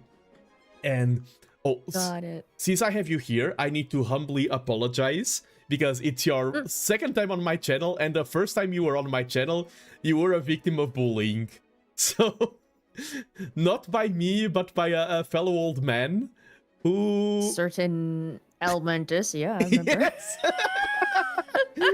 He was here earlier and he was like, oh, I remember, he joined the stream with you and I've been studying for hours prepping how to destroy Inari's mental. And you were like, poor thing, trying to survive Almantas and Go. So I provided you Not the first time. Not the first time. But yes, we have the one of the events that's starting is Lodestar, the GTA roleplay event, and I think you are quite interested in that one, right? Right. So Lodestar is not really a GTA event per se, like other GTA servers. It is a long-term server. Yes. So it's an actual RP server. It's not only for VTubers, it's for many different people. So if you are interested, oh my god, this sounds like an advertisement. You say you're really got into. I'm like, you're not one of the mods. You're really going into. Problem is that my friends are actually running it, so that's the reason why I'm like, yeah, it's big. And a lot of people, VTubers, are part of it, but it is a long-term server, so anybody can join. They are starting today, but if you are interested, you should join the Discord. Their whitelist is currently full, so they're just overwhelmed right now. But as time goes on, they'll open it back up again. Yes, and oh my god, this is an advertisement. You really, your voice, and that's one of the cool things about you as a streamer. I've heard you singing nyanyas and everything, and your vocal range, and even now you're sharing the March singing videos on YouTube. Really good voice, and both for thank you. both for like going serious on the good voice and for goofing around. You're really good at both aspects of vocals, in my opinion. So you can take my compliment here. Speaking of Lodestar, I had my first experience yesterday in the box. I don't know if you know about the box. The box? Oh, basically they set up a box that was just for people like to test things, to create their characters. It was not like yeah, the box. Oh yeah. I was in the box for like 10, like I don't know how long, and then I was doing EMS training, so it's very different for us. Yeah, I was in the box yesterday for the first time. And first interaction I had, I was like, oh my god, I'm so... Like, I talked to people, but after it ended, I was like, oh my god, I'm so nervous. Close the game. And it was my first... Everyone was super kind. But then I was like, okay, let me go back into the box. I'm ready now. I'm mentally ready. I dove back into the box. And I had my first yaoi moment. And I was... What? Yes! I had my first yaoi roleplay moment. And I was like... Yes, now this is a true essence. Like, it was just my second time, but it felt so cool. And that was like, it was not true roleplay. Like, we weren't public. It's just a private test. But that yaoi roleplay moment was so cool that it really made me like hype that like this is going to be so cool. That's crazy. That's crazy that you had a yaoi moment. Oh my god. Because already like basically there was like people walking around. I was testing my audio and I was like, can you hear my voice well? And the other guy was like, oh, I hear you loud and clear, and you do have a lovely voice. And I was like, oh, you have a lovely voice as well. And like, and it started going like, oh, I think this box is too small for both of us. And we just started going more and more. And it was so freaking funny. That's crazy. That's crazy. Oh my god. And I'm glad that you're already having fun. Yeah, and the cool thing is that that's the cool thing about roleplay. I like to meet people in the world. I have no idea who it was. And that's cool. I have no idea. I could check, and some people sharing the media tab, but I'm like, nah, it's fun like this. To not know who they are outside of roleplay. It was really... That's crazy. Yeah, for me, oh my god, I won't join in the first days because of I have an anniversary today, I have more party tomorrow, I have an event on Monday, so the timing was a little bit off, but I'm looking forward to, since it's a long time server, I will be hopping on like once a week or something, and I look forward to meeting people, interacting, and who knows, maybe we'll cross our paths over there. I hope we do. I have 2 characters, so you know, at some point, if you ever see somebody from EMS or somebody that's might be opening a cafe at some point or pub. Oh, and, you know? and that's the cool thing also about, because I talk about not knowing people. The first times I saw you in roleplay, well, we already had our collab. I already met you. I already knew who you were. And I saw you in roleplay, and I had no idea it was you. I saw you in other POVs, and then randomly I just saw like a post on X that mentioned your character in you or something. And I'm like, what? She's a Nari? let me tell you a funny story. So you know how they like opened the server for like 2 days just as a test run, right? Yes. And so EMS was doing their own training. So some of the people who run the hospital, or also the people who run GTA, I mean Lodestar. Yeah. I was there with a character that I've never played before. So it's a new character. Oh. And we were doing the training, we were asking questions, we were talking about stuff. The voice I used specifically threw them off because they didn't know it was me, and I have played for about a year with them in another server that was not a VTuber related. So when they found out it was me through, you know, my VTuber brother Morp, because he's also a mod there. Yeah. He was like, yeah, that's Inari. They're like, what? Yeah, when I first saw you, like, sorry, like the really thick accent you were doing in your first roleplay. I was like, this person. sorry. Yes, sorry. Yes, that style. I was like, oh, I thought you actually didn't speak English. I was like, oh, they have someone from Japan or something. I mean, you are someone from Japan, but I'm like, they have a non-English speaker here. I thought it was real your struggles to understand English. It was that I'm confusing. struggling to understand what you are saying, but it's okay. It was. It's okay.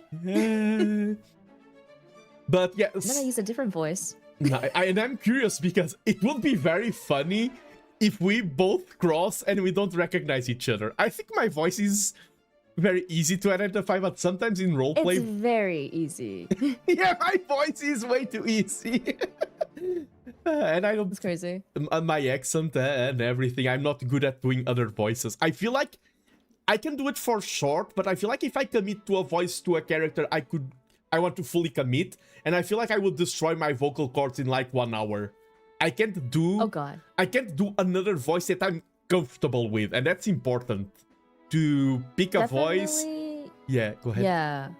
Pick a voice that you definitely feel more comfortable with, because the reason why I started doing the second character that I did in GTA, like the ghost that basically took over my character... the reason why I did that was because keeping up that voice specifically, not the accent, but the voice was hurting my throat. Yeah. So that's the reason why I switched.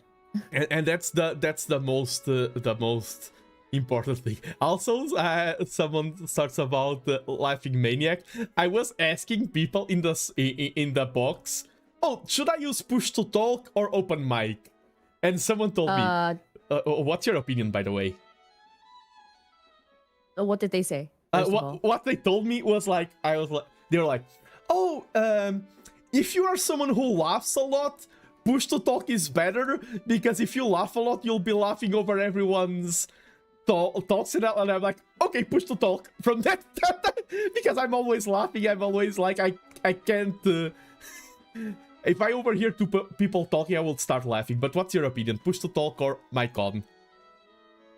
So push to talk is better because of that specific reason, okay. Which is, if you're laughing or like if you are going to be out of character so much because you break character often, I would do push to talk.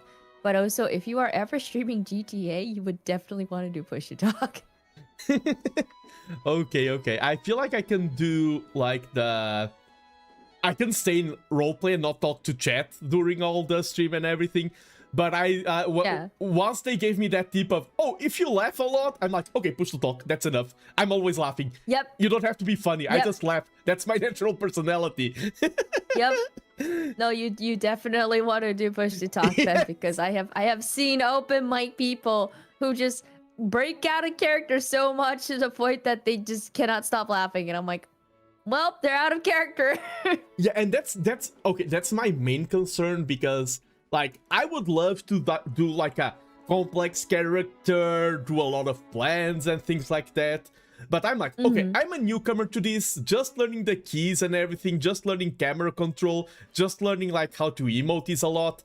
And my main role is like, let's match our expectations to the reality. The reality is I'm the first time here. Let's keep things as simple as possible. And let's focus. I really want to focus on the skill of roleplay. I want to build up my skill. I don't want to, like, if I break character, I want not to be like, oh, it happened. I want to be like, no, this is something you need to address. You need to improve. I'm really focusing on self-improving. That's my journey.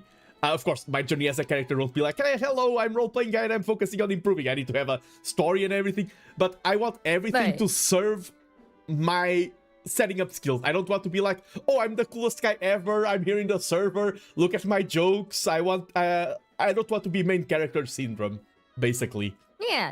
No, I think that's good, because then you have natural interactions, which is usually what you want in a GTA server like this. Yeah. Like, I have been part of, VTRP, which was the VTuber, 2-week server.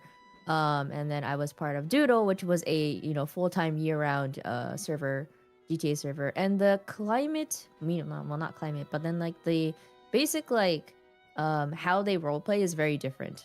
Because one is a content server and the other one is not a content server. It's very much a serious, or not serious, because there's a lot of fun shit going on as well. Yeah. Oh, can I swear? I'm sorry. Yeah, you can. I don't do it, Okay. but that's just because I sound weird when I do it. But you can do it. Oh, okay. There's a lot of fun stuff, of course, but then like you just gotta think that there's a lot of things that are much more in depth when it comes to like a long-term server, and then you just gotta think, hey, some of these characters, and especially Lodestar, I think they said in their Twitter, their socials, is that some of the characters are from VTRP, some of the characters are from the other 2-week event that happened with creators, as well as some of them are from Zudo, which is the long-term server that is not here anymore. So if they are interacting with each other and they might ignore you or say hi, but they don't really like interact with you as much, that's an in-game thing, that's an in-character thing, that is gonna happen because they don't know you. Yeah, and, of course. And then you just build up, interactions. That's kind of how it is. Yeah, and that's the thing. For example, it's funny because I only have literally 2 moments from yesterday, and it wasn't through RP yet. And first moment, I felt like, I didn't know when to say goodbye to people. I felt like I felt very self-aware. And the second moment I had the yaoi moment, and even me saying goodbye, I was like, this room is too small for me to disconnect in style, so I'll just walk into a wall. And they were like, oh, farewell. Like, everything that happened in that technical interaction. And that's the other thing as well.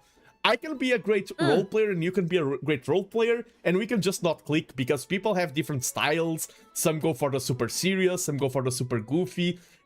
I think it's important to respect rules and boundaries. I mean, that's not important. It's the number one thing. Respect rules and boundaries. But then it's a lot about, accept that not everything will work. Like, you see a group of people and you're like excited, like, people to join, and they are busy, and just let it go. Like, okay, they are busy. You will find other people. I think that's very important. You get to... Yeah. But I think also, like, in long-term servers, the difference is that, like, they'll have RP established already with other people. So, like, it's just like IRL life, which is, like, you try to make friends, but it's going to take a while for them to, trust you, to, to get to know you, so on and so forth. It's the same thing in a long-term server. So, you build that trust, and then you start to do more RP. So, you gotta... a lot of your time is going to be dedicated to GTA if you're going to be playing Lodestar, because then you'll get, like, the best, what do you say, bang for your buck, even though you're not really paying to be part of Lodestar. Like, you'll get the best experience possible if you're playing long-term server.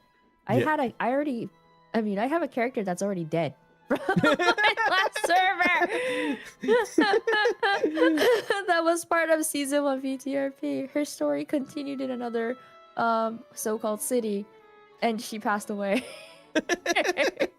But and that's I like how because of this is such a hot topic, our anniversary talk it's like Inari coaches me. I'm so sorry. No, this is his birthday. What am I doing? No, this is like all day. This is what's been happening. I researched all of my guests. I didn't research you a lot because I already know you, but some were like, and I'm like, let's make good talk about topics that people are comfortable with. I want to yap. I want to have a good time.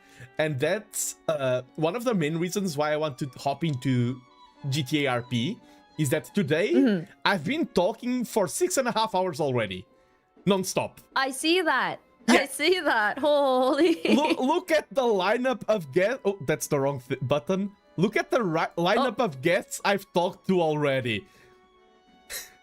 That's a lot. That is a lot. And like, look at all those people. I like how you couldn't script this. Even Almantas is right next to you. Even here. Even go away! Go away, Almantas! Go away! Go away! But I feel like... Because originally this was not the time, right? That I was supposed to be in. But I like how... I think one of my greatest strengths as a content creator is my social skills. I think I'm good at socializing. And you are. Yeah, thank you. And like I look at an event where the main concern is socializing, and I'm like, the main thing is socializing and respecting boundaries, and I'm like, I do that by nature. I'm very concerned about reading the server rules. I read them like twice or 3 times, getting to know the lingo, and I know I am bound to fail because it's natural. Like even maybe sometimes since I'm starting to say hotkey instead of saying flex the F3 muscle, for example, or something. It may happen. Yeah. But I think as long as I said, I won't complicate stuff and I focus on this self-improvement, I think I have the right mindset to hop into things. Yeah, the GTA lingo is very interesting when it comes to servers like this because there is a lot to know. It is a lot. Especially if you're in PD or like the police department or EMS, you have so much more to like remember that it's actually pretty crazy. But like if you're not part of that, you just have to like remember the lingo and that's about it. Yeah, some people asked me yesterday, like, are you EMS or are you PD? And I'm like, I'm surviving because I was thinking of being EMS, but then I missed the training, and I'm like, I'll just hop on and see how things go and interact naturally. I missed the training, and I feel bad if I'm like, oh, I'm EMS now, and like, did you do training? No, I didn't do any training at all. So I'll just hop on and be like, okay, I'm a guy walking, let's see where things end up. Let's be kind and interact with people.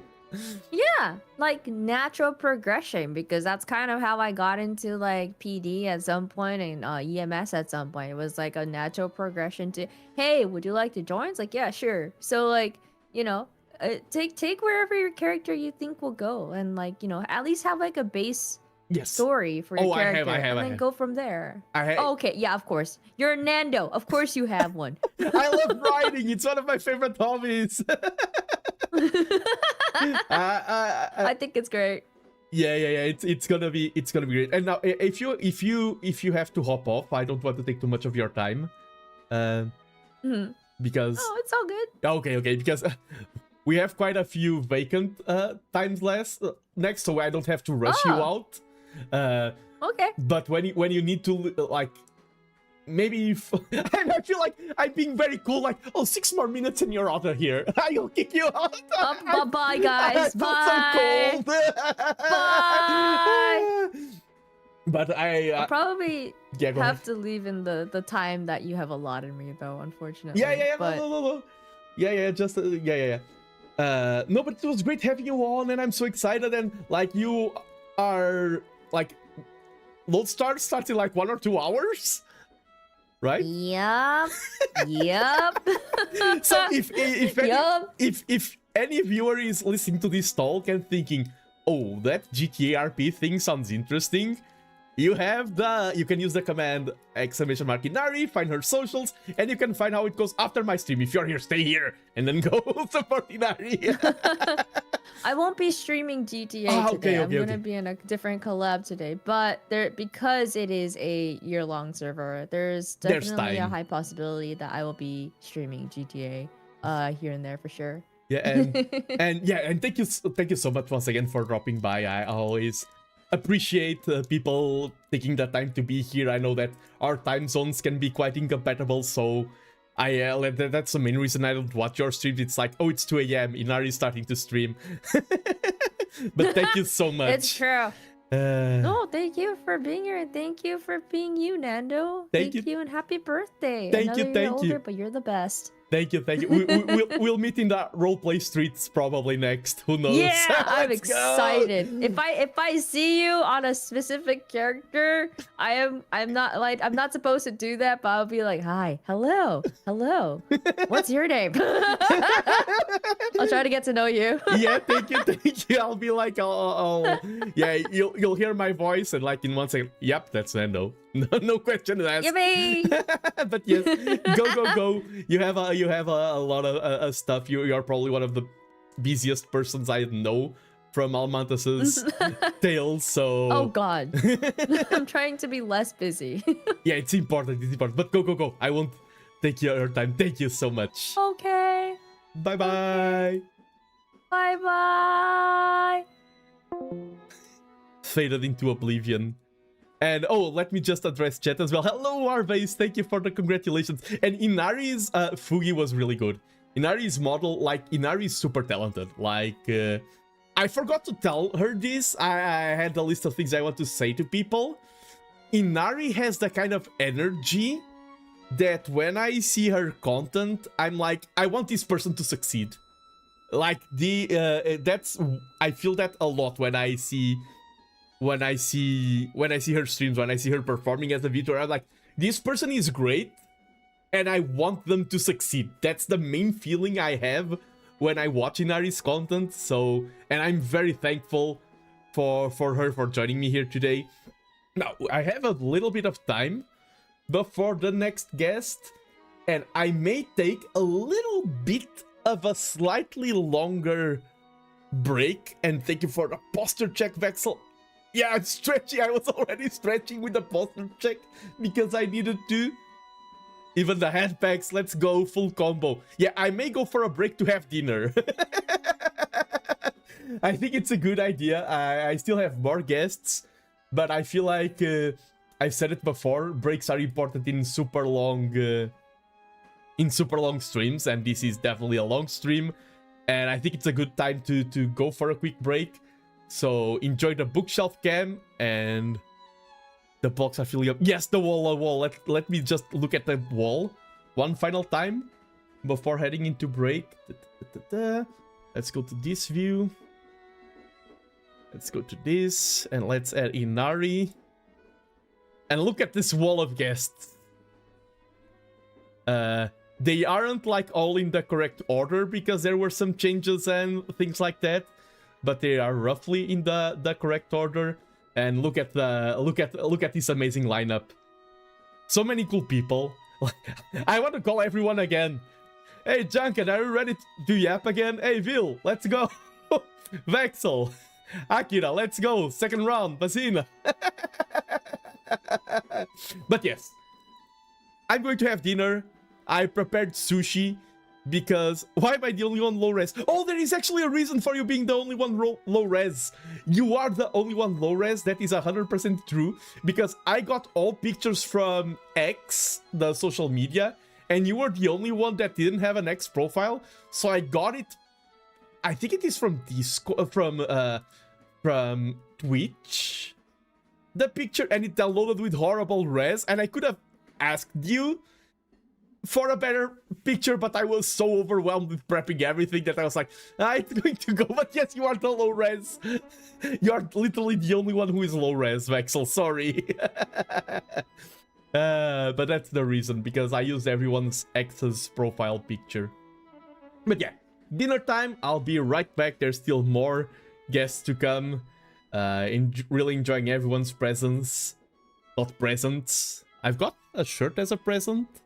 And money, that's always a good present. And I have the cake. But yeah, be right back. Take this opportunity to also stretch if you're a viewer. Also eat. Also hydrate. That's also important. See you in a bit.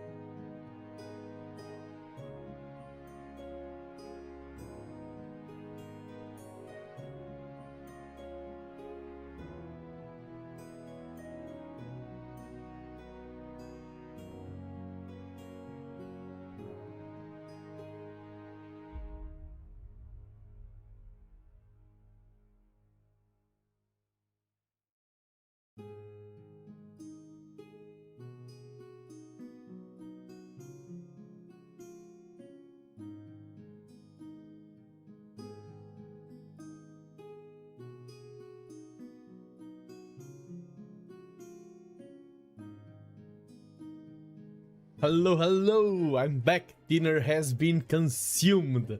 And it is funny because I've been yapping for 7 hours and I took a break to have dinner. And it's like, I can also rest my voice. Well, one of my best friends who I've known for 28 years already called me and I was like, oh, he's watching the stream and he found the timing. No, absolute complete coincidence.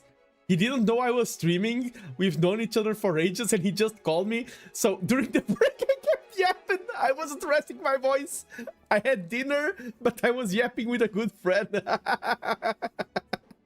But it's all good. It's all good. Having a great time here on the Nano train, and I'm glad to be back here. And I had a window here with no guests. Oh, first, I will have a surprise guest soon. I mean, I say surprise, it's also surprise for me. I have a surprise guest soon, but first, I do want to react to something. Because not everyone could be here today, and I have a guest that submitted a video. They asked me like, oh, is a video an option? And I'm like, yes, of course it is. And I was waiting for the right moment to show the video. And since I have a small break, let me go. Yes, a video.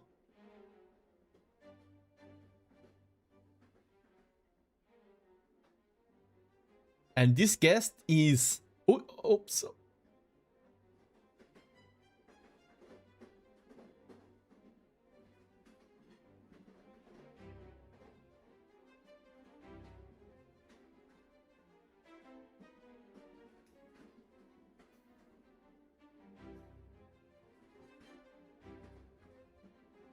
Oh, it was muted because I pressed the wrong button. I wasn't ready. I misclicked the button and then it played it no audio. No. But yes, this is Z or Syzygy, and she's I will play the video again. I just reacted. So I was like, I was listening. Sorry, I'll play the video again. Sorry. And she's also one of the science VTubers, a lot of astrophysics, and I have reached out and we need to do a collab one day, something like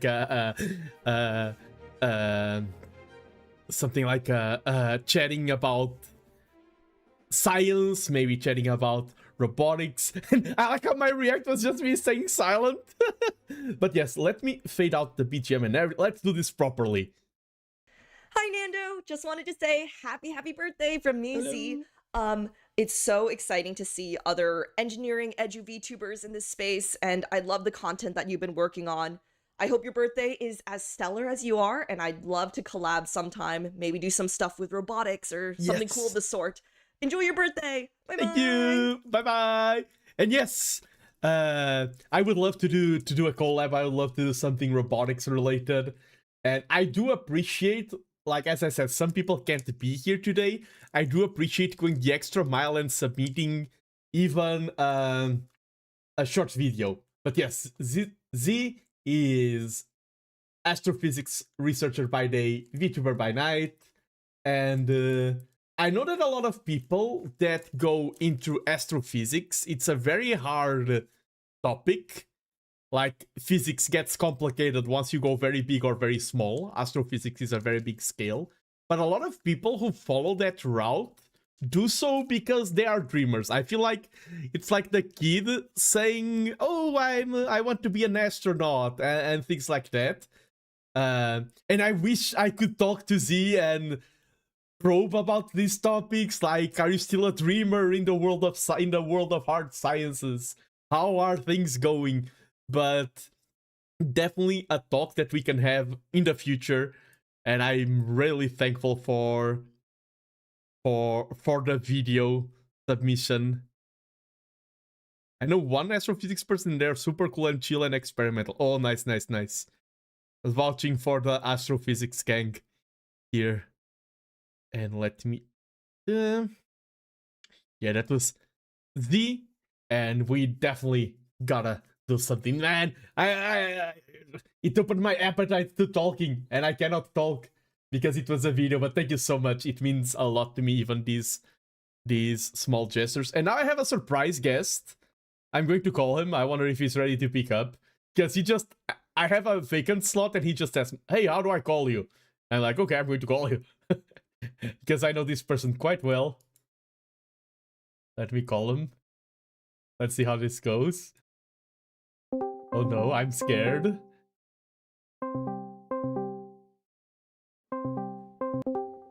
Hello, hello. Hello. You look like a gigantic creature on my screen. It's so freaking funny. It's biblically accurate tea time. What do you mean?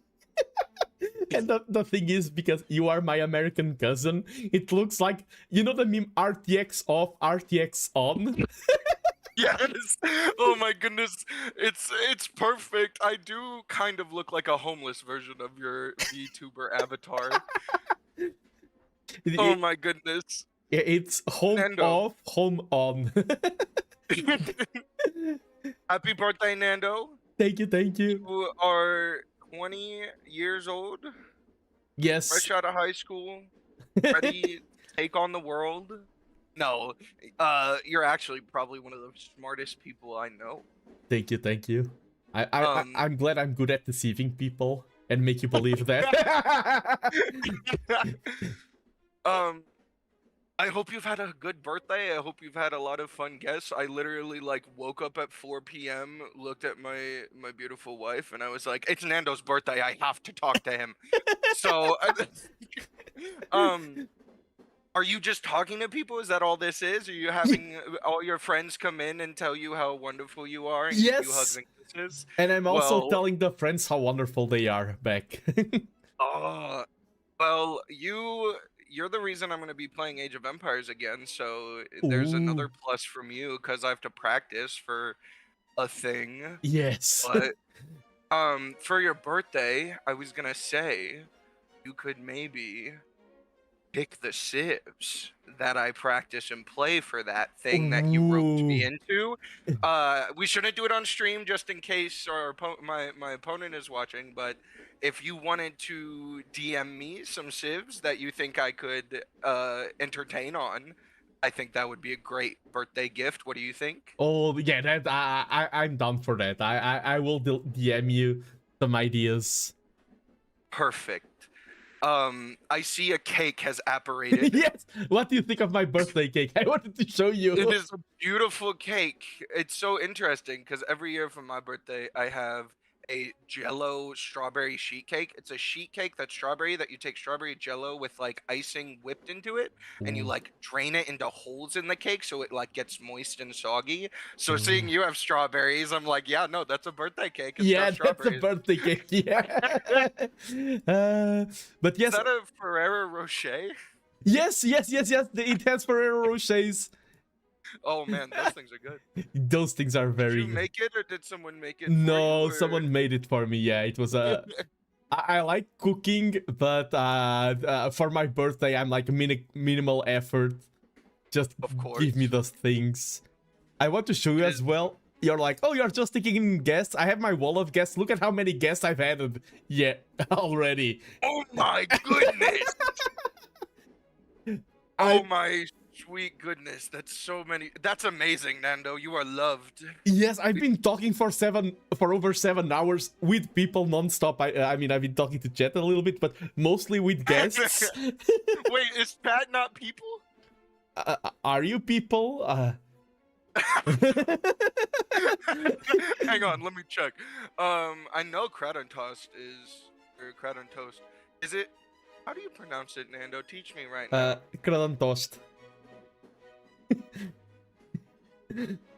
Yeah, just say toast. Toast. I know Toast is a person. Oh, speaking of hard to say things, have I shown you that I can now say the name of that famous Welsh town? No way, the long one? Yes. I can. Would you want to? Yes. Are you ready to hear it? I'm so ready. Okay. Slaper per winged colgering min drop of antisilo gogogoch. If you could see my face, my eyeballs would be popping out. Yes, I can, and even if I fit it into a sentence, like I can very easily fit Slaper per winged colgering min drop of antisilo gogogoch into a sentence. I can just be speaking like, oh, the weather today at Slaper per winged colgering min drop of antisilo gogogoch is quite lovely, and I love how it rolls off the tongue. It's very pleasant to say Slaper per winged colgering min drop of antisilo gogogoch.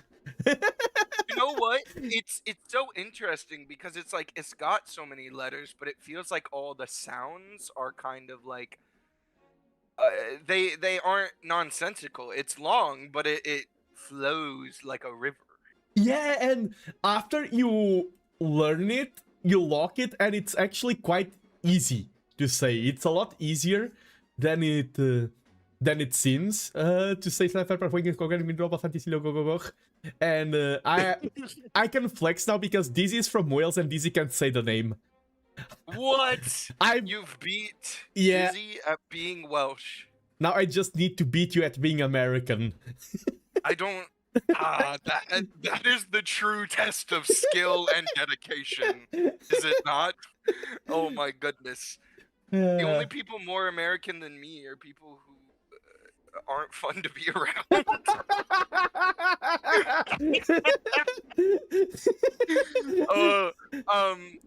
Alrighty, well, Endo, do you have Yes? anything else you want us to do? Do you have more people? Am I taking too much time? No, if you had too much time, if you are taking too much time, I will like push you out. No worries. Okay, perfect. I always want to make sure.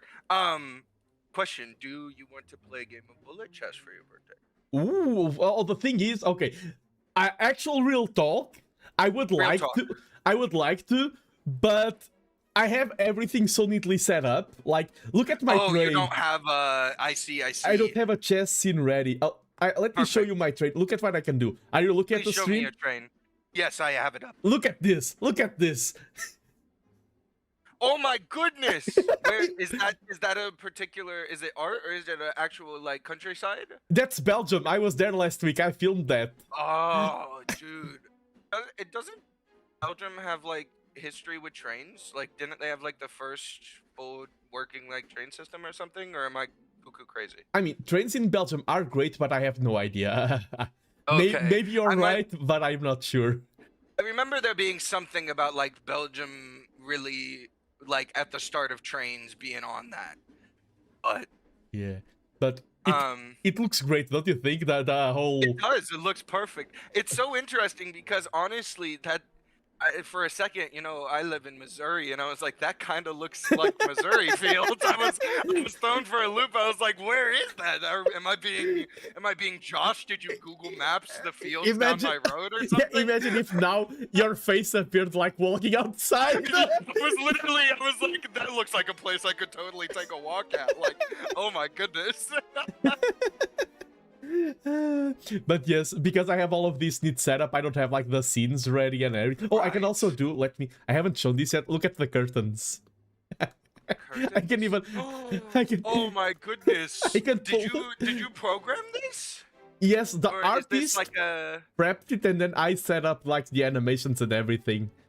Oh my goodness. So is it like a rig, like a model? It's basically, this is easier than a rig, but it kind of is, yes. Interesting. And- So like, Go ahead. is it more like video editing than it is like rigging a model? Oh, yes. It's more. Okay, I figured. Yeah, and one of my American guests, Almantas, also made me this calligraphy. That is so beautiful. It is that is. hand done? It's hand done. Oh my His main thing goodness. is making calligraphy. That is so beautiful. Yeah, it's insane how his skill level. I literally was thinking, I saw it up before, I was like, man, that looks very cool, like a typed out thing in that cool font. And then as soon as you just said it was hand done, I was like, well, that's just insane. So yeah, you can see this is the two sides of America. One gives me this calligraphy. The other one shows up with his hair being a mess. And I just got back from Wendy's getting a 4 for $4. drinking a Monster, rocking up at 4 p.m. Oh yeah. I would love. That's one thing. Because lately I've been getting a little bit into role playing. Ooh. Yeah, especially. Like. Go ahead. Go ahead. Like what kind of roleplay? Do you know how GTA roleplay goes? I'm vaguely familiar. I've scrolled YouTube Shorts long enough to hit them. Yeah, because there's a new server starting, and I've been testing the waters. It has a lot of VTubers, but it's very open. And I'm curious about doing roleplay, and I may hop on and do some videos there, especially because it's very good to talk to people, and I love talking to people. And one thing that I realized is that I wish I could roleplay as an American. I can't. I need to build up my repertoire of... I need to be coached. You need to train me how to... You yell louder. Okay. You say things that sound really bad, but upon inspection are just stupid. And eat very poorly. Okay. Need to maximize my hot dog intake and... Oh my goodness, that's so ironic. I love hot dogs. I was gonna ask you a question. Go ahead, ask me the question. Oh, the GTA 5 roleplay server. Yes. So you have a character. Yes. I'm assuming, and you will have to not break character, but also like. Is the objective within the game whatever your RP objective is? Yes. Is it like okay? So I'm wondering because I have like 20, not 20, but I have like a decade and a half of D&D playing.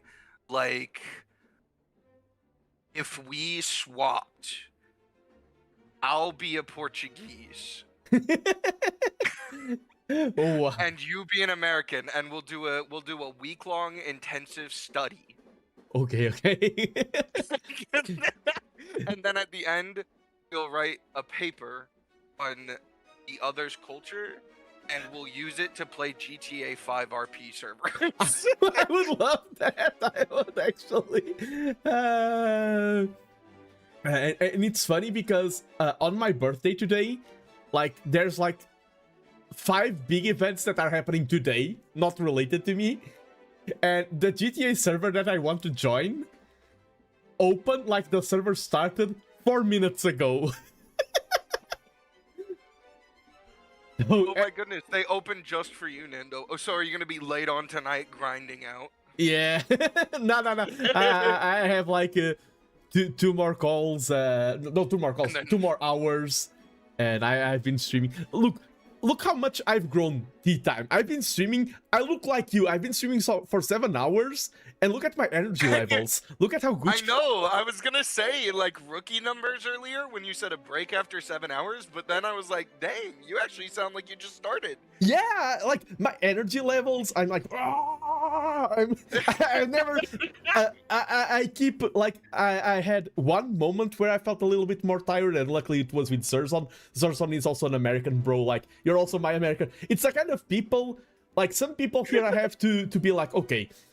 Suit and tie, I need to be very polite. Welcome to my humble abode. Other people, I'm like, yeah.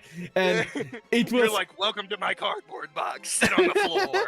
And I'm glad because I'm very comfortable with both you and Zirzon. And, like, my energy levels crashed when Zirzon was on. And I'm like, I'm happy this happened with you. Because if it was someone else, I would feel really bad. I mean, I don't... It feels like I'm dismissing Zirzon. But it's just like, I'm so comfortable with you that... I don't feel horrible for being tired when I'm around you, so it was great. Do you have tea? Do you have coffee? Do you have anything to keep you going on this fine birth of days? Water!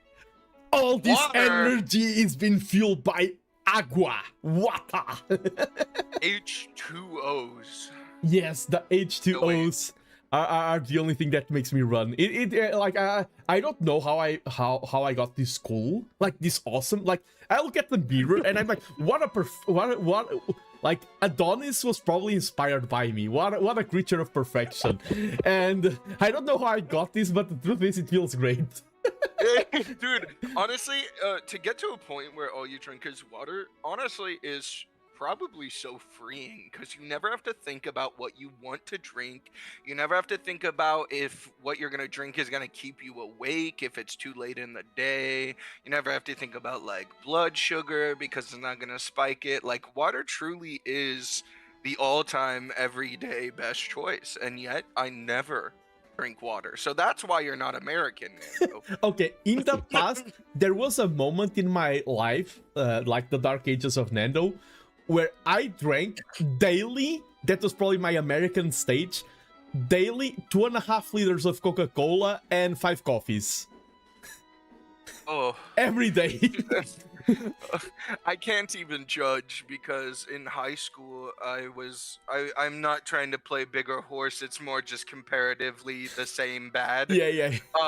You know the big, you might not even have these, that's just a general America Europe thing, but you know Monster Energy has like big cans that have a twist top that are like 3 cans in one. Oof, I googled it while he was talking and I see it now, yes. I would drink 2 of those a day in high school and have a coffee with 4 shots of espresso before school. You would be like, oh, I can see my heartbeat.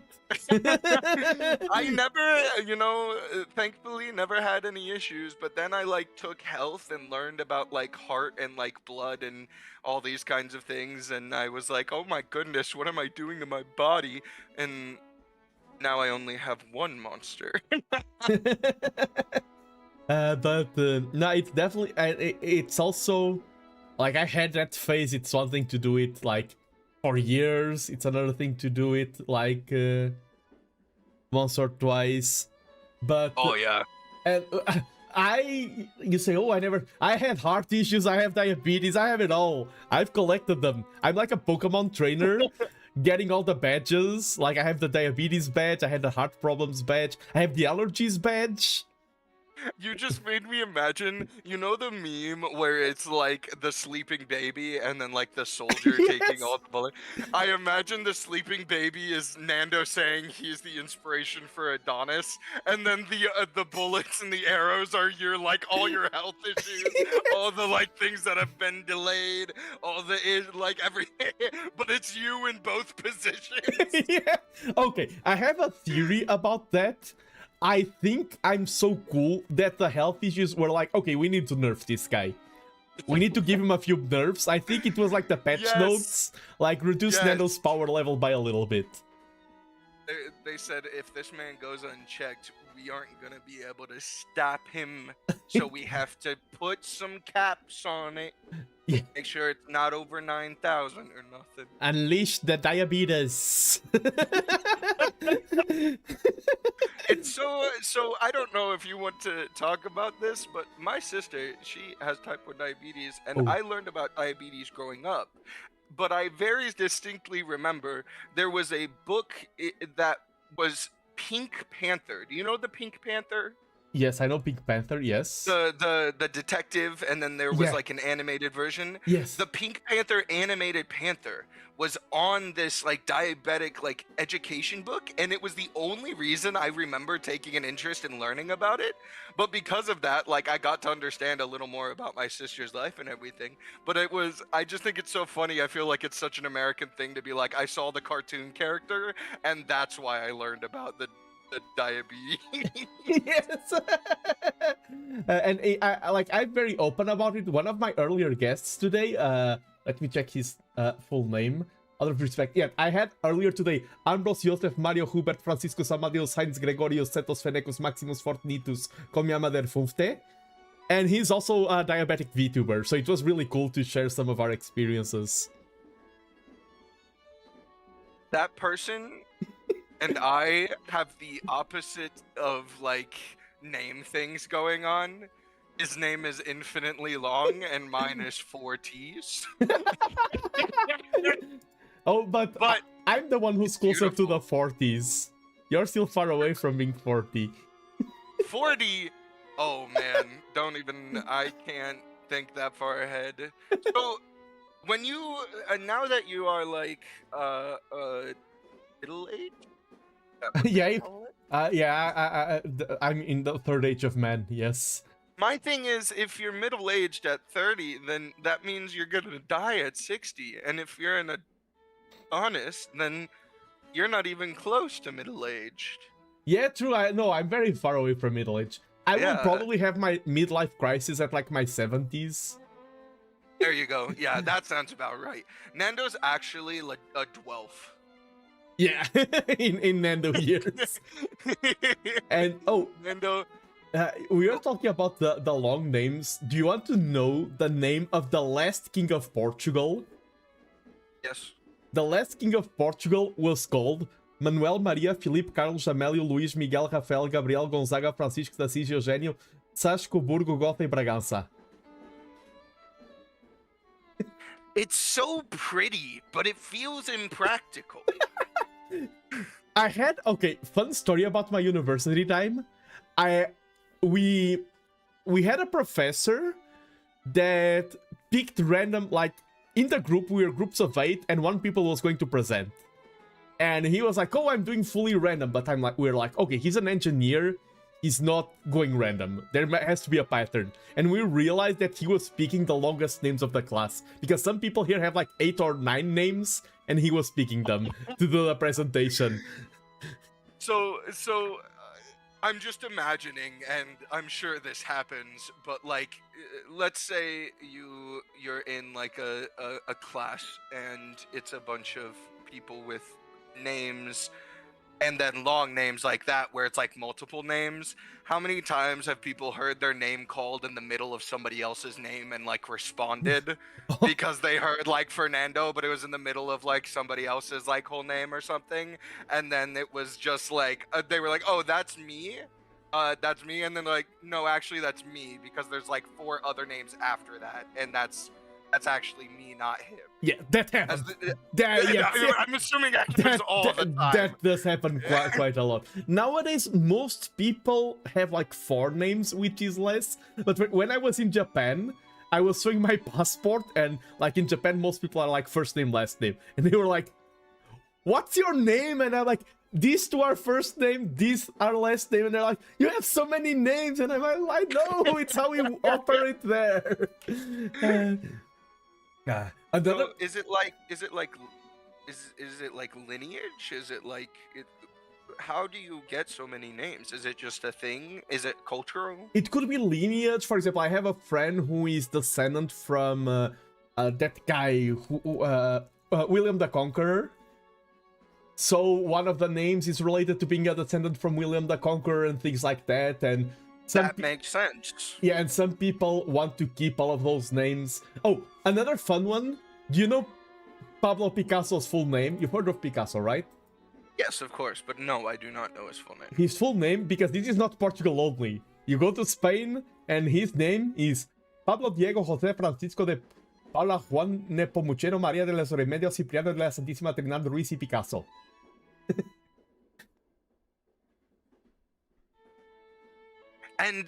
But what does it mean? I need to know what it means.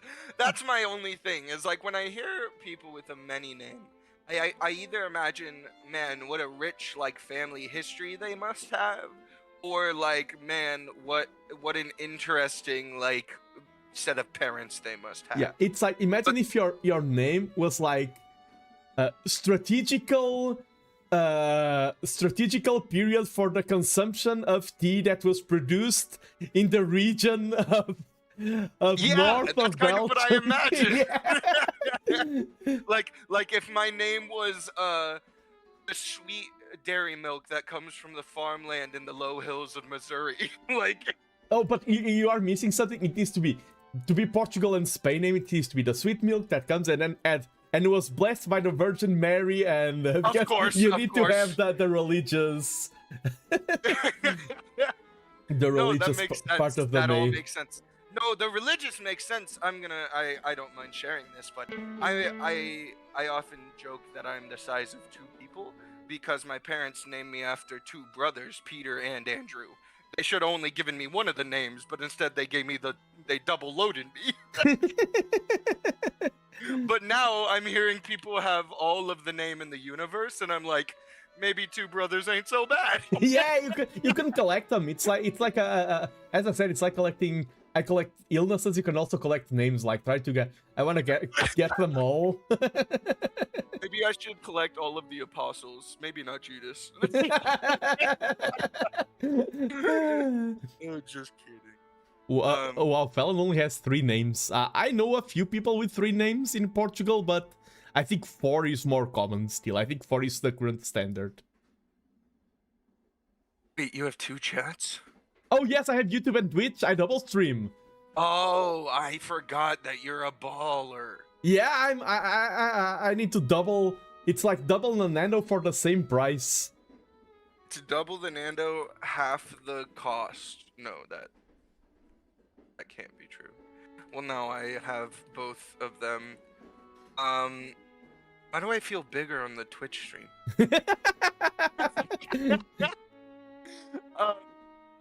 They should be the same size, I believe. Yes, I think it's genuinely just the UI is yeah. UI affects perception a lot, yeah. It's so interesting because people talk about the UI differences between Twitch and YouTube, and they say it's so different, and like there are people who stop watching people if they stream on one or the other, you know? Yeah. And I never thought it was a big deal because I'll just watch whoever is on whatever. I watched T90 when he was on Facebook, heck, you know, and I didn't even use Facebook. But now I'm sitting here and I'm switching between YouTube and Twitch, and I'm like, okay, I see it. I kind of see there's a very, like, Twitch, when you're watching it in small screen, it kind of feels like you're being hugged because you got all the channels you follow on the left, and you got Twitch on the right, and you got the info on the bottom, and you got everything in the middle, and you're kind of like in this nice little cozy chair. And then on YouTube, it's like you could be watching anything else. Watch any of these other videos. Also, here's chat if it loads. And for me, it's funny. Because if I want to talk about my recent journey, like lately, my like on the human side, I have both people on YouTube and Twitch supporting. Like today, I had 15 gifted subs or like gifted memberships on YouTube. Aww. Which is like insane. I'm so thankful. That is so wonderful. But on Twitch, my numbers have been going really well lately, and it's funny to have both of them compared because sometimes content flops on YouTube and it's good on Twitch, and it's funny to match and see the different dynamics. You also have to wonder because I feel like Twitch is so much more like what else is going on that day, whereas YouTube's like who's actually like free to see the notification pop up, you know? Yeah.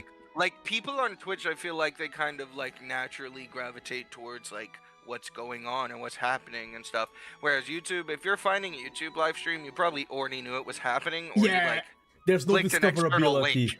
Yeah. Yeah, exactly. For streams, YouTube has 0 natural discoverability. I agree. I just like sometimes That's the why bots. multi-streaming is the play though. Yeah, Right? yeah. Because you get the best of both worlds, hopefully. Yes. So far, I'm really enjoying the and I'm curious because I've talked to you about my GTA roleplay, and that's so different from my usual style of content. So I'm very curious to how it will be received.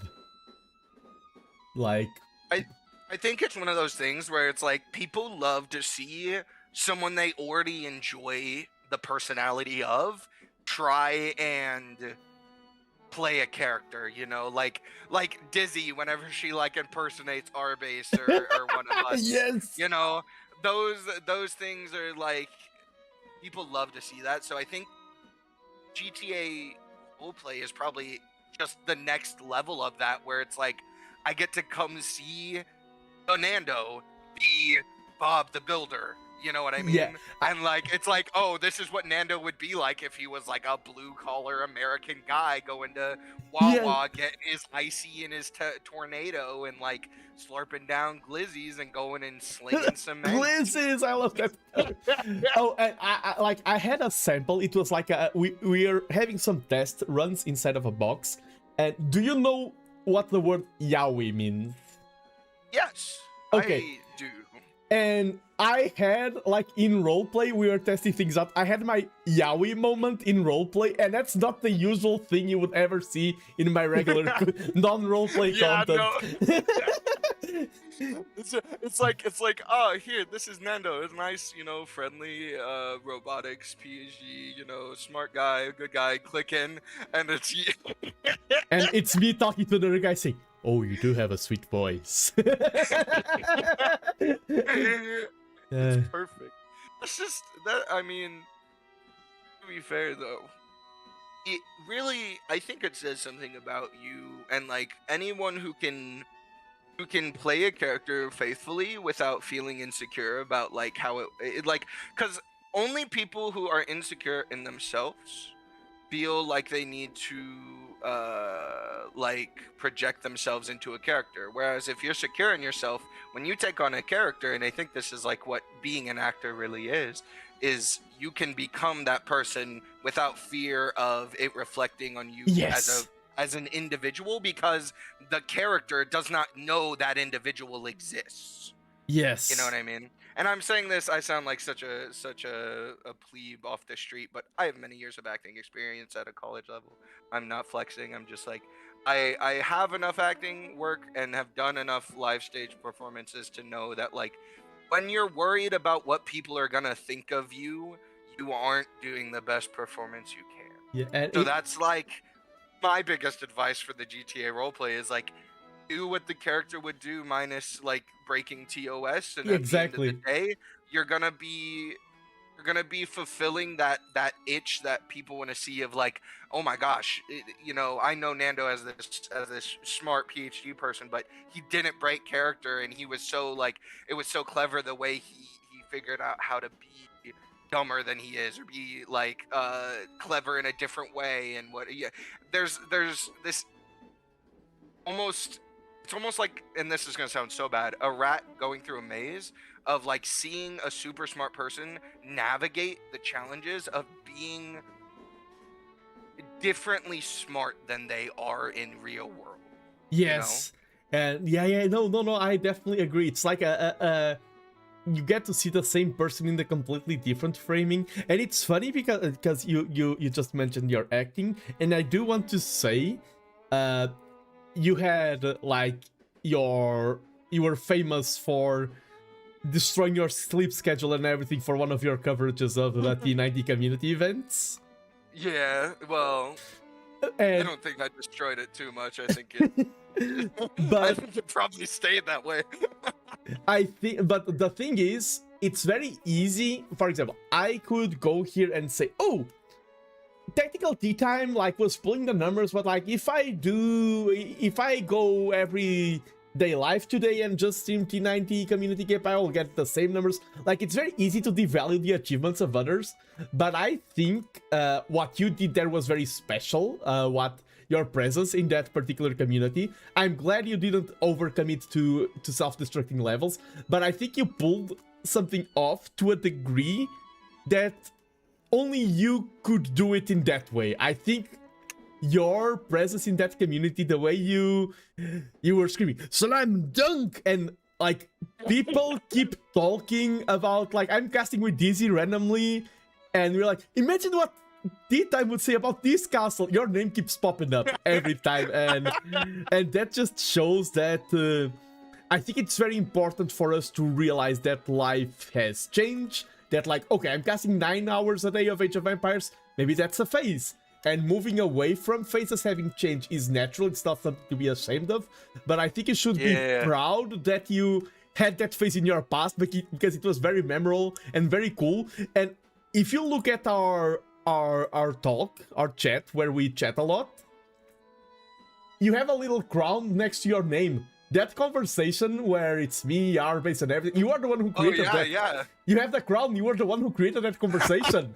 I didn't even realize that was me. Yeah, you were a motor in an engine, a force of nature to be reckoned. And even if now you are the giant after the Ghost fight. of Tsushima? You're the ghost of Tsushima, yes. Shell, maybe. Yes, what you did and the positive consequences and snowballing effects still lingers on, so thank you. Tactical tea time. You know, thank you, Nando, for being so nice. There is something to be said about the fact that, like, when you have an opportunity in your life to do something, and the only thing that you know you're gonna get out of it is personal fulfillment. Yeah. I think a lot of people shy away from those opportunities, and because especially, and I don't know how true this is in other countries, but especially in American culture, if you're not making a dollar or like pursuing a relationship or like doing something to like further your circumstances in a tangible way, it's almost seen as a waste of effort or a waste of time. And it's like, when I think about the time I spent casting those games, I think about all the names and all the people that I met, all of the things I learned. I grew up playing Age of Empires, and then I was accepted into this community as an adult in such a complete way that I used to hate social media. I used to hate like the internet. I thought that it was just a big comparison game, and then I came on and I was just me, and people were kind, and I was like, I didn't know that was even possible on the internet. And then I started using Discord and made a YouTube channel and started, you know, doing other things beside Twitch streaming. But if it wasn't for you and Dizzy and, you know, there were so many people. I'm trying to think. D1 was there at the beginning. Oh, yeah. There was psychopathic no, not psycho bro. Yeah, I'm blanking. No worries. Oh, but like I have the list of the first like 10 followers on my Twitch channel. I can go look at that, and I think about those people, and I think about the conversations that we had, because I was live for so long. I was oftentimes able to have a one-on-one conversation with every new person that came in, and it created this ability that, like, when people came in or when I was casting certain people's games, I be able to be like, okay, I know this person. We've talked about their life. We've talked about what they like about the game. We've talked about like how things are going. I think that the difference, and this sounds very boastful to say, yeah, but the difference between my mentality on casting and other people's mentality on casting is I'm thinking about two people sitting at a computer trying their best, and I think most people are just looking at numbers and pixels on a screen. Yo, You know what I mean? Yeah, I can definitely feel that. Yeah. And so when I say I'm gonna cast a game and I don't, or I say I'm gonna cast a set and I don't get to it, or I go for 12 hours but there's more games and I'm like, okay, we'll go for 14. That's all because, to me, every single person, every single username is a real person, and that might make me like maladaptive for the expansiveness of the internet, but on a smaller level, there is an amount of personability and treating people like humans that has happened in the AoE 2 community that really it's unlike anywhere else on the internet. Yeah, and you know. Yeah, and I can relate because I'm part of the AoE 2 community, but I'm also part of the VTuber community, and the VTuber community is an interesting one because it used to be very united, and now it's segregated into a lot of subcultures, as it is normal. Yeah. And I can say, like, openly without any problem that there are sides of the VTubing community that are absolutely atrocious and toxic and horrible. That's not my side, and that's the thing about having you and all of these cool people from VTubing world. You're the only non-VTuber today. You know what's so interesting about that? I can send you this. I actually tried to make a VTuber model back before I ever streamed because I was like, oh, I think that would be cool to do like a VTuber model. So let me send this to you that you can see. Oh, Here we go. before I got this Nando model, I also had my own model. Oh, let's go! This was my best attempt at making something that I felt like had my vibe. I couldn't figure out how to take off the socks, but I wear flip-flops everywhere. Do you want me So I to was show like, the stream, or do you want this to be? Yeah, you can. That's fine. You can. The beta tea time beta before I ever streamed my idea of what might be fun. Like you can see the vision. I wear like floral. I wear those kinds of shirts in real life, and then I wear flip flops everywhere. And then I'm my favorite colors are like purple and white. So like that's kind of what I was going for with that. Yeah. So that's another. There's another timeline where I finished my coding degree at college and then like actually learned how to rig models and then made like a super cool model off of that. And this is not that timeline.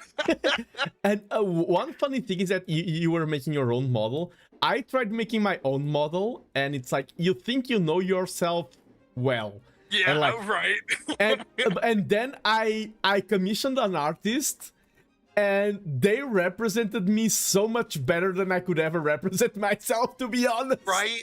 I think there's something to be said about like we look at ourselves in this all-encompassing way of like all of our thoughts, all of our feelings, all of our experiences are who we are. But other people look at us and they're like, oh, look at that man with the hair. You know?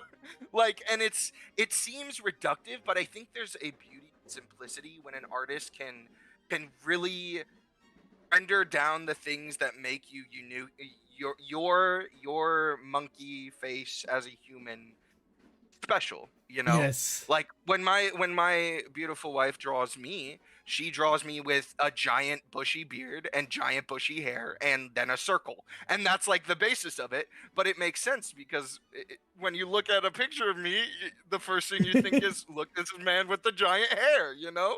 So it makes sense, but like then you see how I depict myself and it's like I'm an anime boy with floral shirt and purple hair because that's what my like internal monologue describes. Yes. But it's like I actually prefer the way she draws me because that's more true to what the world sees. That's a better reflection of what the world actually experiences of you rather than your own internal like perception. Yes, and I feel like I'm yapping. No worries. We still have a few. I mean that's what I've been doing all day, and you also like you yapping a lot saves my voice as well. And I'm a professional yapper. Yeah, I'm as well. I was grabbing a picture because one of the guests I had early on, Vilhelm Vanderbos, is currently working on a commission that I hired him to draw me. And Vilhelm Vanderbos is like the second. If you look at the bottom left, it's the second one, the more 10 VTuber. And on the images, and he's doing a commission, and I think it's one of the best representations of Nando I've ever seen of me.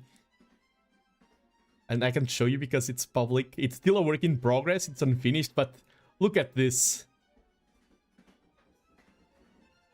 Oh my goodness. So good. I am in love with that. Oh my goodness. It's so vibrant, like the energy that There's so much motion and life in it. Yes. Like I'm holding a ghost stone and like like all my features are there, like the mustache and everything, like the shine in the eyes, like I really see myself. I think this is a masterpiece. It's like if Hikaru no Go, like if Hikaru had to play against a Pokemon trainer that still played Go like they were Pokemon battling. He's like, I'm gonna hit you with the. I don't know anything about Go, but I'm gonna hit you with my Fire Blast, and then he places down a Go tile. Yeah, I'm going to use my trap card. yes, precisely. But I love this piece. Yeah, and this is like I could never portray myself like this, and I think it's such a superb representation.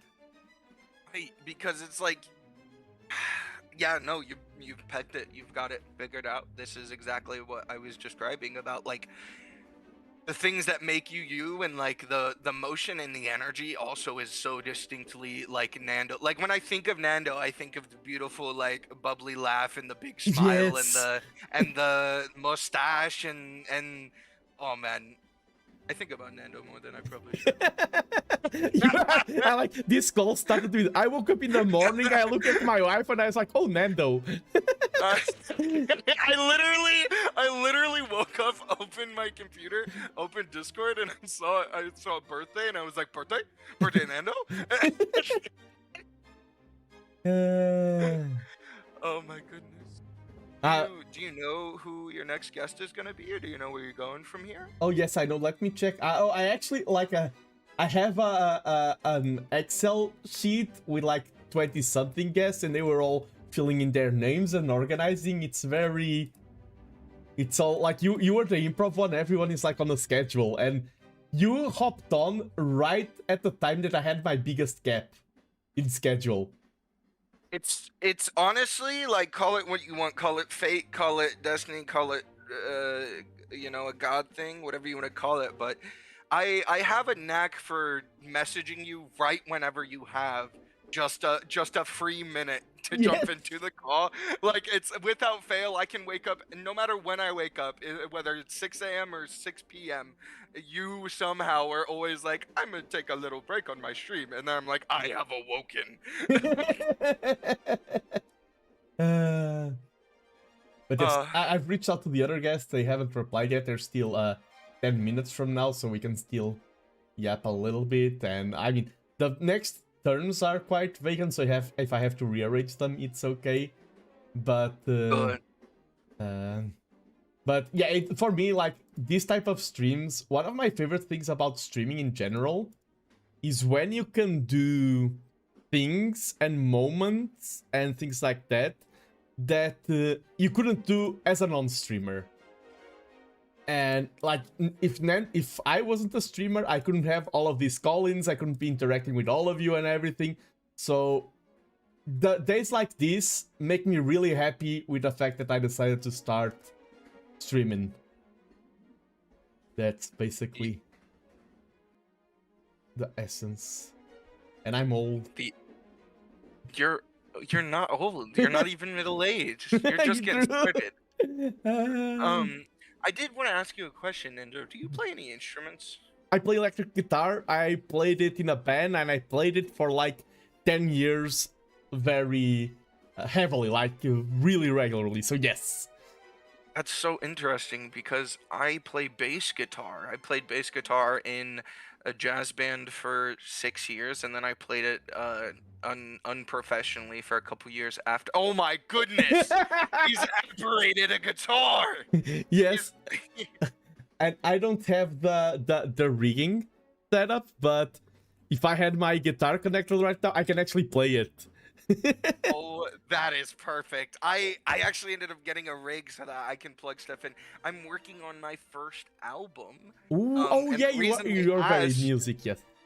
Yes, I'm very music. Unrelated, but I showed my wife Throw Me Away's music, and she doesn't play AoE, but I came in the other day and she was listening to some Throw Me Away. And she's like, this AoE community music is a bop. It's really good. Man. My wife is the only Throw Me Away fan that's never played AoE 2. But anyways, I was gonna say, you play electric guitar, and obviously, so like the first album I'm doing, it's a concept that's called Lore, and it's gonna be kind of just like an album with songs that are inspired by my life up until this point, and obviously there's gonna be like an AoE streaming song or two in there, and so like, if we can rip some shred on that guitar, and I can throw that onto a Fruity Loops, maybe we could get a Nando feature on the album. Oh, I would love that. I would. Okay. And I have a good I don't have it set up right now. I have a good audio interface. I have good recording setup. Even if you didn't,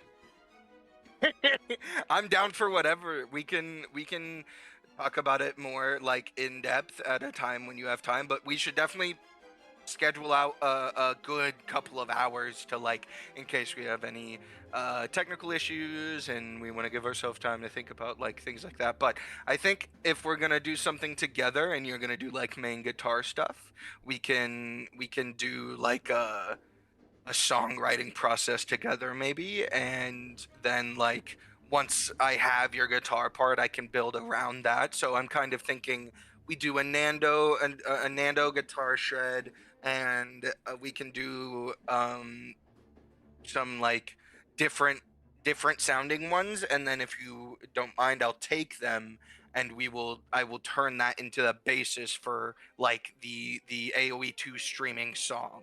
Does that make sense? No. Are you seeing what my brain is seeing? Yes, and we will talk more about that. I love the... Yes. And I like Granitos suggesting DC Kazoo solo. Yes, no, I'm so down for like getting everybody in the casters in an egg. Maybe on, if not on the same track, on everybody on a track, you know. I gotta work with Arbase about that other thing I'm working on though, the AoE documentaries. That's never coming out because I don't know how to video edit. It's taking me 10 years, dude. Oh my goodness. I do want to apologize, but we will have to cut it now. No, that's perfect. And thank you for like it was really like this was improvised, and it was really cool having you on to fill in Happy birthday, to share Nando. this moment. Thank you. You are my Portuguese cousin, and I love you so much. And I'm gonna jump out of here, and I hope the rest of your birthday is great. Bye bye, and thanks for joining Bye-bye. American Cousin. Let's go. That was Tactical Tea Time, and my next guest is ready. That was kind of an improv guest. Let me just get the data. Yes, I'm taking care of Tactical Tea Time. Great to see you being great. Setting up everything here. Ta-da. Oh, the music is going hard. And let me call in my next guest.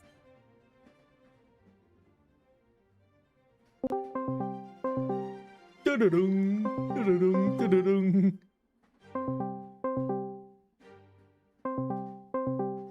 Will they pick up? Oh, hello. Can you hear me well? Yeah? Let's go! Welcome, Atari! Welcome. Hello. Are we live? We are live, yes. Oh dear, I haven't fixed my food yet. Like everyone is just like I've been going for 8 hours just jumping from person to person. Really? Yeah, 8 hours of yap already. And look at my energy levels. Look at how fabulous I sound. Like, I keep getting more... I'm absorbing the energy of everyone. I keep getting more and more hyped. That's awesome. And... That is legit awesome. And please introduce yourself to my lovely audience. Who is Atari? Okay, first of all, happy birthday, Nando. Thank you. Okay, hello everyone. My name is Atari Yeo. I am an Atlantean shaman, specifically the Grand Shaman of Atlantis, who is kind of a high priest sort of figure. And as a VTuber, I have cats. I have them, yes! The guest appearance, the meow. Kiva, no, I am not going to open the... I am not going to open the balcony. Okay. As I would say, as a VTuber, I usually play retro and cartoony games. I usually specify cartoony games because in order for me to like a video game, usually they have to have some sort of stylization present. Otherwise, yeah, they might be good games, but I'm not that interested. For example, this is a terrible example, but it perfectly encapsulates what I mean. I would much rather play Balan Wonderworld than Dark Souls. Oh, I love Dark Souls. But yeah, you can't. But you understand Yes. the core principle at play here. Yes. You really. It has to be like that animated animation style of aesthetics, more cartoony or anime or whatever the art style they choose for, more stylized. Yeah. So I'm not interested in like super realistic graphics or anything of the sort. In order for me to be marginally interested in something, it has to look cartoony, has to look colorful, it has to look stylized in some way, shape or form. So what I'm getting from this is that your favorite games are probably FIFA, Call of Duty, and Gran Turismo. Can I tell a story You from can. a fellow VTuber, a fellow Portuguese VTuber? You probably I don't know if you know him because he's usually not like in the same circles. Okay.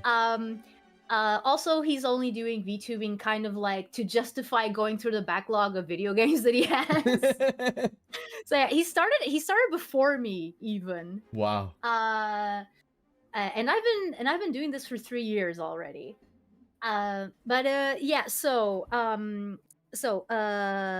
Around here in Atlantugal or Portugal, Yes. depending on whether we're going with lore or not, there are these used technology stores called Yes. called SEX. Yes. CEX. I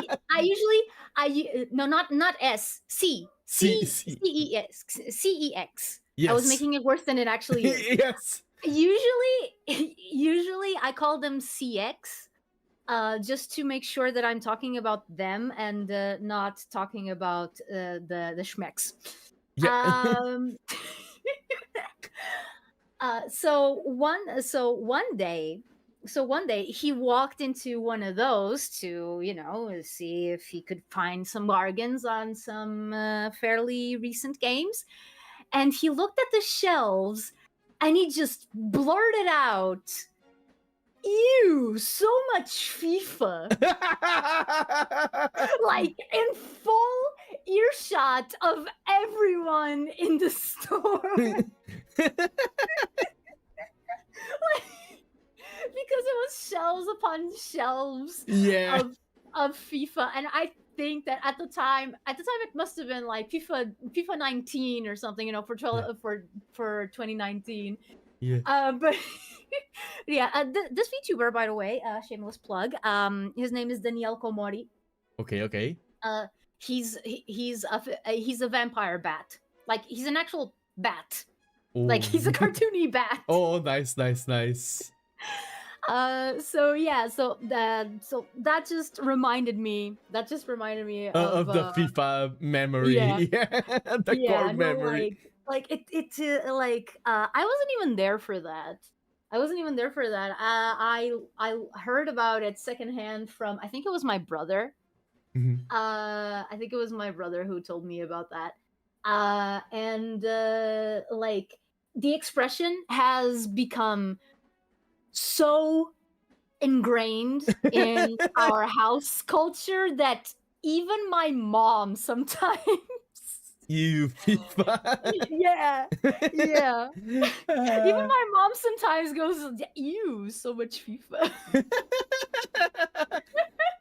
Like every time that, for example, a FIFA commercial comes on TV, she remembers that. So yeah. And again, this is my mom we're talking about. She's a boomer, okay? Yeah. I like how, let me just address it. A lot of people are like, you need to teach Atari how to play Go because Atari is one of the keywords in Go. Like, oh right, you told me about that once. Yeah. Even like your name doesn't come from the console itself, but the console name comes from the move in Go. Like, it's when you're one move away from capturing a stone, it's called Atari. So, like, the Go people in my chat are like, you need to teach them how to play Go. Well, yeah, like I'm not opposed to the idea at all. Let's go. Literally go.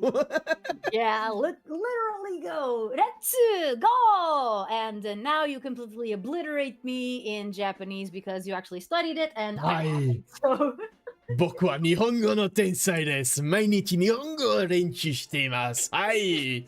今は僕の日本語は完璧です。See, I could understand. I understood everything that you said, but if I had to form the sentences in my head, so yeah.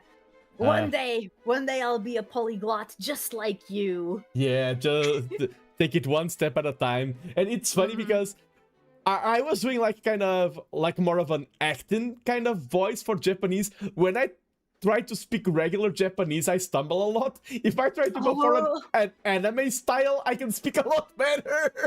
Oh yeah, I mean, I think that happens to a lot of people who are who started learning Japanese from anime. Yeah. Like, and I'm in an especially like awkward position because the reason why I learned English the way that I do, and the reason why a lot of people tell me, "Oh my goodness, you have such good English," and now I actually work at like a tourist shop, so I get that a lot.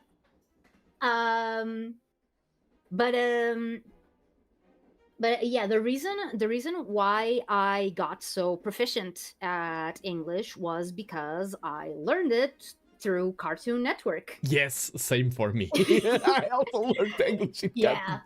I mean, it actually started earlier because not to find a point on what my age is, even though like I don't really mind people knowing how old I am. 63. Yes, go ahead. Okay, I'm gonna tell you this. Switch those two numbers, those two digits. Yes. And you're almost there. Oh, okay. So yeah, you got the 3 right. Not the 6 though. Okay. I'm also I'm 31 starting off today, so. Oh my goodness. No, I'm just thinking, oh my goodness, I was already. Okay, yeah, secret's out. I was already 7 when you were born. I was there. I was already 7. Are you sure you weren't 6? Something like 6, 7? No. By the way, do you know why 6 is afraid of 7? 7, 8, 9? Exactly. Yeah, I know that one. Like, so. I mean, you grew up with Cartoon Network. Of course you do. Like, I learned that from Dexter's Laboratory. Yes. And it was actually from an episode that scared the frick out of me when I was a kid. Oh, because it was an episode in which Dexter gets kind of bitten by a clown. Like his dentures come out. Oh. Like the clown's dentures come out, and they're what bites Dexter. So like he's not actually bitten by the clown. Mm-hmm. Which in itself is already kind of weird. But then he starts turning into a clown at night. And in true Dexter's Laboratory fashion, they made it so the transformation looks painful and scary. Yeah. So yeah, like until I saw that episode, I never understood why people had a fear of clowns, because the whole thing of people being afraid of clowns was already a thing, back in the late 90s. Yeah. So yeah, and we're talking like 1998 is when I was, mostly into Cartoon Network. So yeah, and with that episode, I kind of got it. I understood it a little bit better. Yes, it's funny because you mentioned clowns. I don't think I've said this story on stream yet. I was flying these last couple of days, and when I arrived at the... Okay, first thing that happened, I have two weird stories. I was going to board the plane, and I was alone. Like, usually when you're boarding, there's like a queue of people. I looked, I was walking on the runway, they just told me, follow the blue line, and there was no one behind me and no one in front of me, and I got into the plane, and I'm like, is this the plane? And you're like, what's your destination? Portugal, this place? Yes, you are the first passenger. And then like 5 minutes later, everyone else started arriving, and I have no idea what happened. But okay, that was already weird. Then I arrived to Portugal, and there's like 12 clowns in the airport throwing a party, and I'm like, what is this day? This is so weird. Yeah. Oh, but I was oh, by the way, this is another thing that I do a lot on my streams. I yap. Yeah. A lot. I talk a lot about a lot of things. You want to talk about Sonic? Ooh, I have things to say about Sonic. You want to talk Pokemon? I have things to say about Pokemon. You want to talk Teenage Mutant Ninja Turtles? I know a lot about Teenage Mutant Ninja Turtles. You want to talk Disney, the history of the company and the movies and whatnot? Yeah, I also know about that. Yeah, and I tend to go on tangents. No worries, no worries. We love that over here. Yeah. But yeah, I was saying that actually my journey to learning English started a lot earlier. Because one of the very first VHS tapes that I remember having, like I don't remember buying that tape. I don't remember that tape being new. It was just always there ever since I remember. It was a Bugs Bunny tape. It was a Bugs Bunny tape that, of course, like it was released in 1989. It was released in 1989. But I remember it from 1991 onward. Like my first memories are from 1991. And it's a tape with the shorts in English with subtitles. So when I was a little kid, when I was like 3 years old, I just watched the tape, and of course I didn't understand anything that was being said, and I was too young to know how to read. So I just enjoyed it for the funny bunny, funny bunny. I mean, Bugs Bunny was instrumental in my development as a person. Like, oh wow, that's very high praise. But sadly, like I was just getting some guests I can elongate more or less. My next guest, it's like in 3 minutes and on a tight schedule.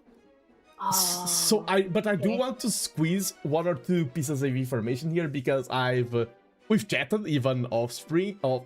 That's a ban off stream. And someone just mentioned the omelette du fromage. Yes. Episode of Dexter's Laboratory. Yes. Omelette du fromage. Oui, omelette du fromage, omelette du fromage, omelette du fromage. That's all you can say. That's all you can say. That's all you can say. I love Didi. Yeah, but what I was about to say is that, like, we have talked and everything behind the scenes, and I can tell so easily one of the reasons why you yap a lot is because you're very passionate about the topics. If we went into voice acting, the stream would be a 24-hour stream, because you're very passionate about that, and I really admire and respect that in you. And even the last call we had, I don't want to give a lot of spoilers, but you were telling me about your project and everything, and it was really cool that you trusted me and you shared me some insights, and it was really... I thank you for that, and your voice acting stuff, when you go full, like, really good. Like, I feel when you're complimenting a professional, because you are a professional, it feels like, what do I know to tell you that you're good, but you are good. Thank you so much, dude. No, it really means a lot. yeah, and we'll be in touch. I will, whenever you need something, just send me a DM or something. I'm always I'm easy to contact, I believe. Easy to talk to. You're an extrovert extraordinaire. So Yes. yeah. Have you seen? I will show you the Pokemon badge collection. This is how many. This is how many people. Wrong button. This is how many people I've talked to today already. This. Let me, wait. Let me. This is all the guests so far. Whoa! I've been going on for 8 hours and a quarter non-stop yapping with different people. Oh man! But you know what? You know what they say? Well, in Portuguese, quem corre por gosto não cansa. Exato, exactly. Which means like it's a similar saying to the if you like what you do, you'll never work a day in your life. Yeah, it's similar, not exactly the same, but it's the same. It's the same basic principle. Yeah. Wow, man. Okay. Okay. Like. But go ahead. Go ahead. Yes, Sorry. Oh, when I said that you're an extrovert extraordinaire, well, first I was just saying it because I knew, I knew it was true. Now I will say, yep, I am 100% correct. You are.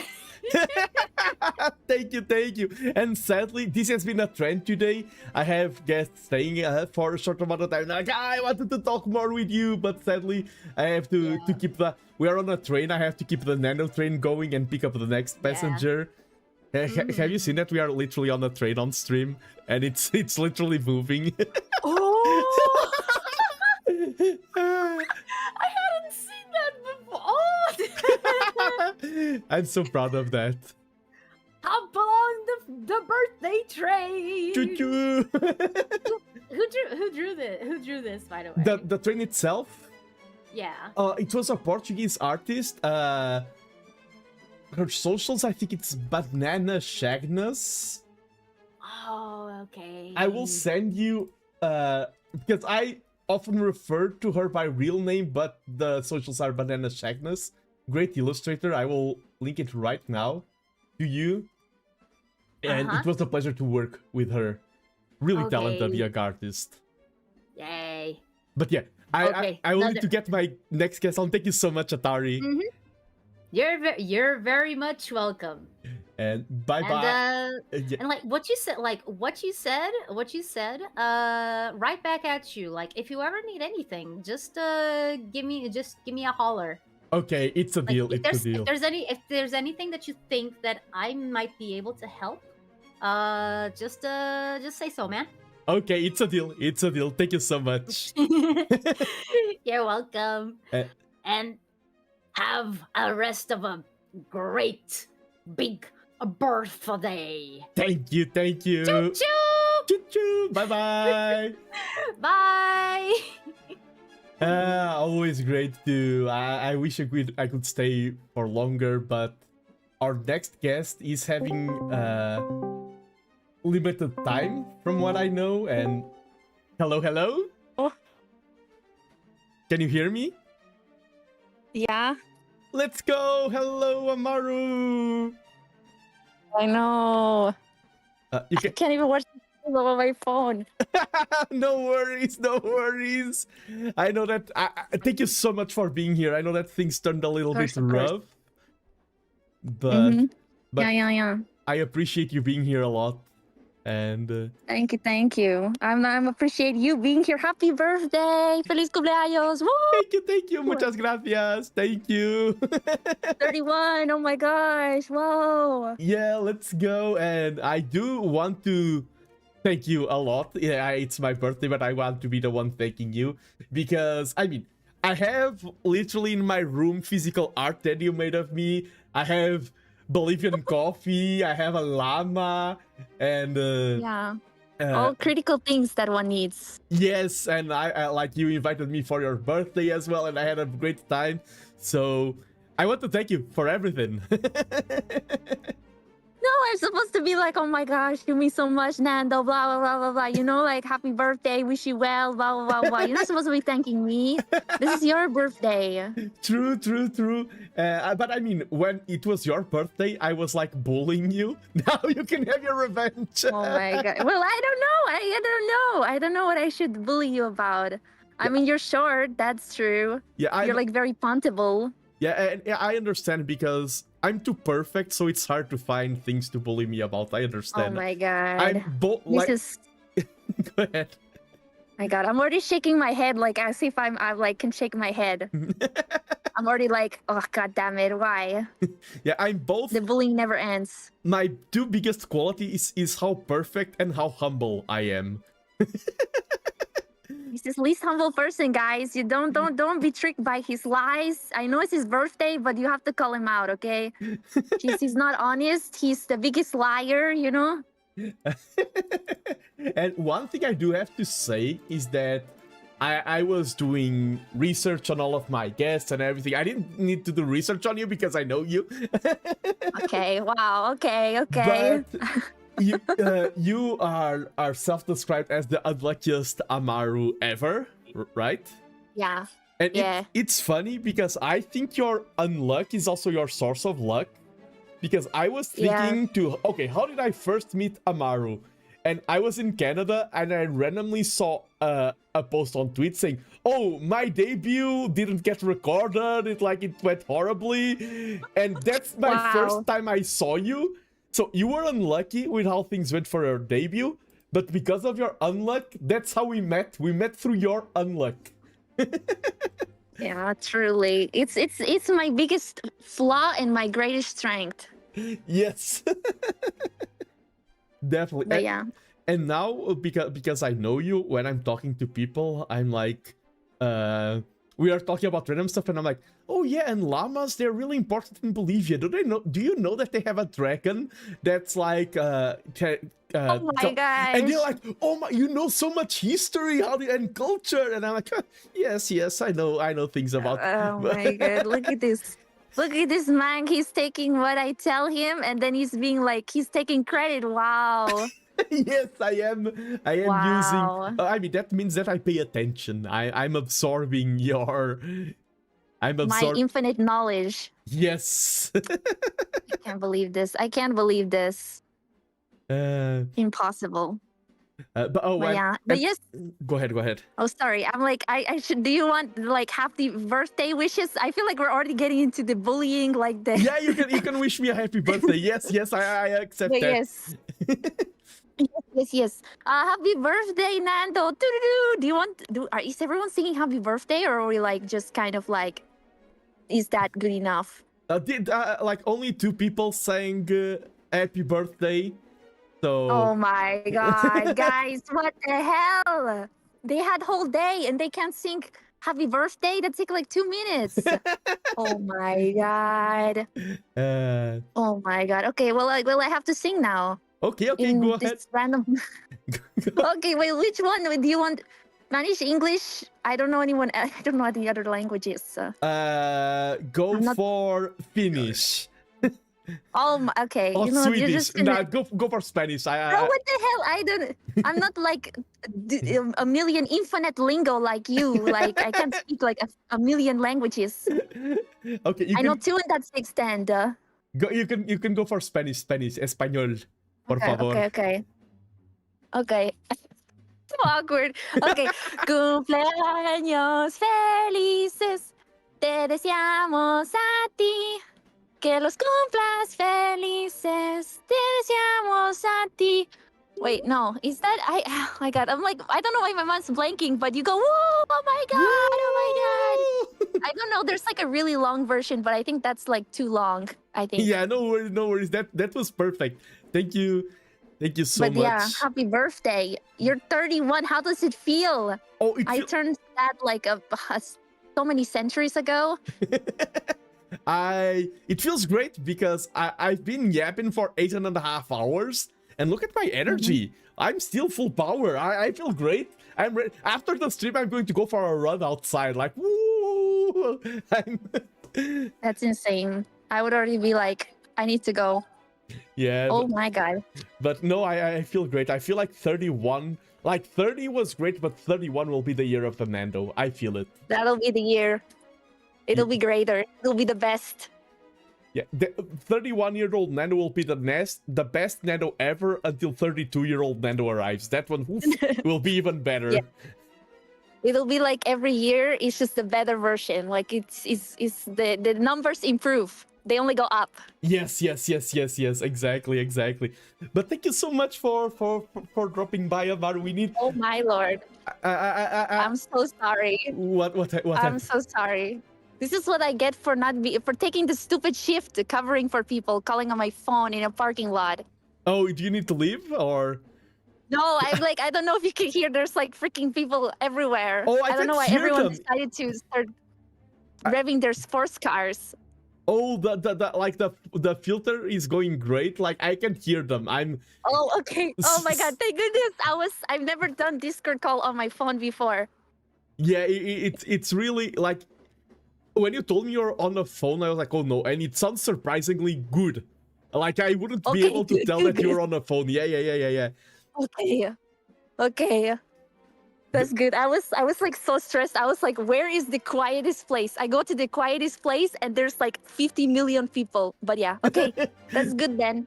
No. Oof. Oh, that took pressure off me because I was like, oh god, I'm gonna like flashbang everyone. Like someone's gonna come in screaming or something. Yeah, and my stream today is aboard on a train, so any noise that comes is like lore accurate. Because I'm streaming. Ah, okay. The current setting is that just we are like people talking, dangling their keys, everything. Yes. It's natural. But I'm the busiest person ever. I usually say that I'm the busiest unemployed person of all time. Because it's true. But we need to collab more. Sure. I keep not having time to do things. I need to absorb. Yeah, I know you're like traveling the world. I'm so jealous. Take me.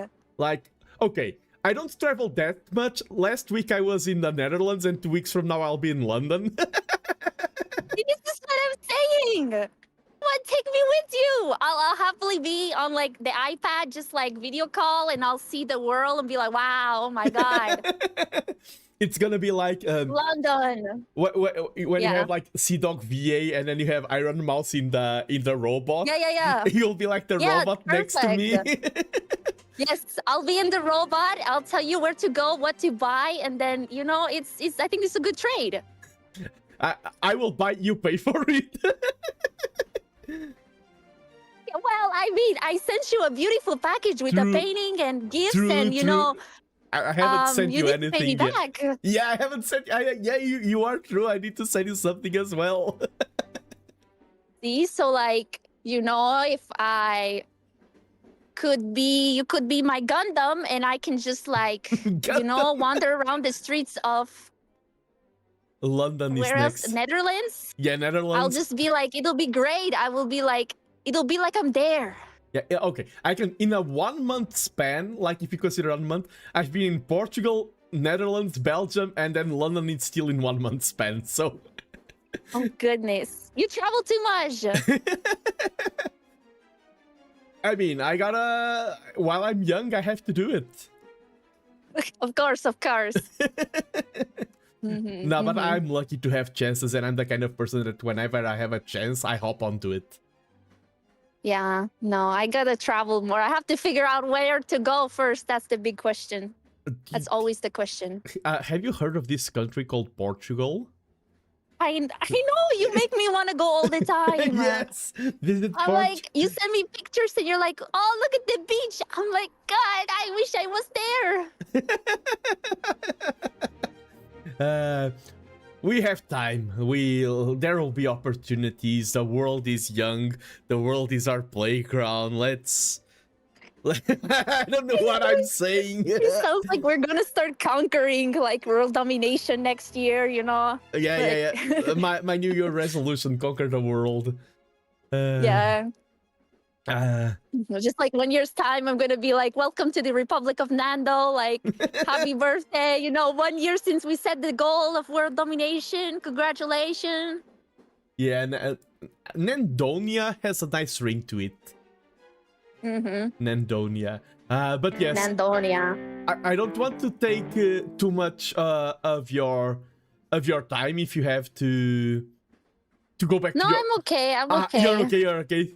Still, and let me just thank Professor Leo for the raid and for the happy birthday wishes, a fellow Portuguese VTuber. Thank you. Nice. Thank you for the raid. I can't see it, but I will take anyways. yes. But whenever you need to hop off, feel free to do so. While you are here, I will keep just yapping non-stop. Yeah, of course. That's my role. I'm a professional yapper. I think every VTuber is. True. Everyone said, everyone so far today have been like, "Oh, I'm a yapper," and "Oh, I'm also one," and it's like a pattern. It's a requirement. This is not like you can just it's so rare. No, everyone can talk for hours and hours and hours. Yes, and I was just looking. One of the cool things, I have to say that there's a platform that I really don't like, which is called X. But the best part about that platform is having Buenos dias! Your Buenos dias post, I really like. Yeah, I don't know what else to post. Because if I say because I'm like, if I do good night post, it's gonna be 3 in the morning. And I'm like, you know what? That doesn't sound very healthy. Yeah. So, you know what I'm gonna do? Sleep deprived Amaru typing out something in broken English. I mean, sometimes it's just. Sorry. Spanish. You go for Spanish also as well in those posts. Yeah, sometimes I'm just I don't feel like thinking in English today. Yeah, and for example, buenas tardes todos. Me he dado cuenta que soy 60% cuernos y 40% cara. Bueno, es sábado y estoy lagarteando antes de trabajar un poco. Besitos y abrazos hoy y que disfruten del día. Okay, why you gotta read my post? What is this? Oh, it's my new form of bullying. Buenos días. Oh my Soy God. de tonta hoy Okay, día. no, I didn't. Rayos. I said buenas tardes. You said buenos dias. You got it wrong. Yes. Oh my gosh, Nando can speak Spanish. Confirmed, guys. He's lying. He's LARPing. Rayos, me olvidé mi computadora. Stop looking. Okay, I'm sorry that I post my mornings. It's my new form of bullying. Going over your socials. I just unlocked. What the hell? Okay, you wanna go? We can go. Let me see what's the. Oh my What is posts! I'm so bad at writing on socials. I know. That's why I no post. I don't really post there too much. Yeah. What is this? Why are these feel like the most random thoughts in my head? What is nothing makes me feel older than writing long, wordy messages, which in turn are met with short, witty, and efficient replies. What the hell does that mean? Because when I'm talking to VTubers in DMs, I'm like, "Oh, hello, dear sir. Will you perchance be interested in the opportunity of joining my birthday stream?" And they're like, "Yes." And I'm like, "Oh, exquisite. How would be your availability for the day? Would perhaps the evening please your schedule?" And they're like, 5 p.m. Oh my God. And I'm like, "Damn, they're so efficient. How can they?" If it was me replying, I would be like, "Oh, thank you for your consideration, kind sir. I do believe that perchance the times of 5 o'clock past noon would be very exquisite for my showing up." That's how I write.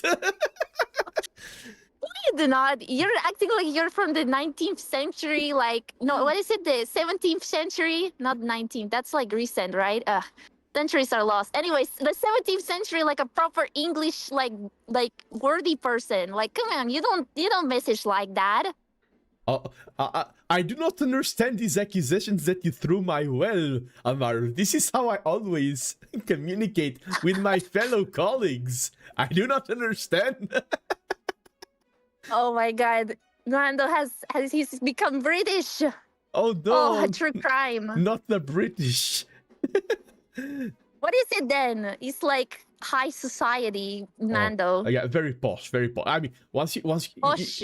you have to understand, once you turn 31, you need to start, taking care of yourself. You need to conduct yourself in a respectful manner. You understand me, Madame Amaru? Posh Nando. Yeah, I'm Oh very my posh. God. I'm always very posh. I don't know what you mean. There's no change. This is how I always sound. Of course, because he's not a little gremlin. He bullies his friends and, does horrible things and, No, clearly, he's such a posh person. His time is too valuable. Oh my gosh. No. And it's funny because,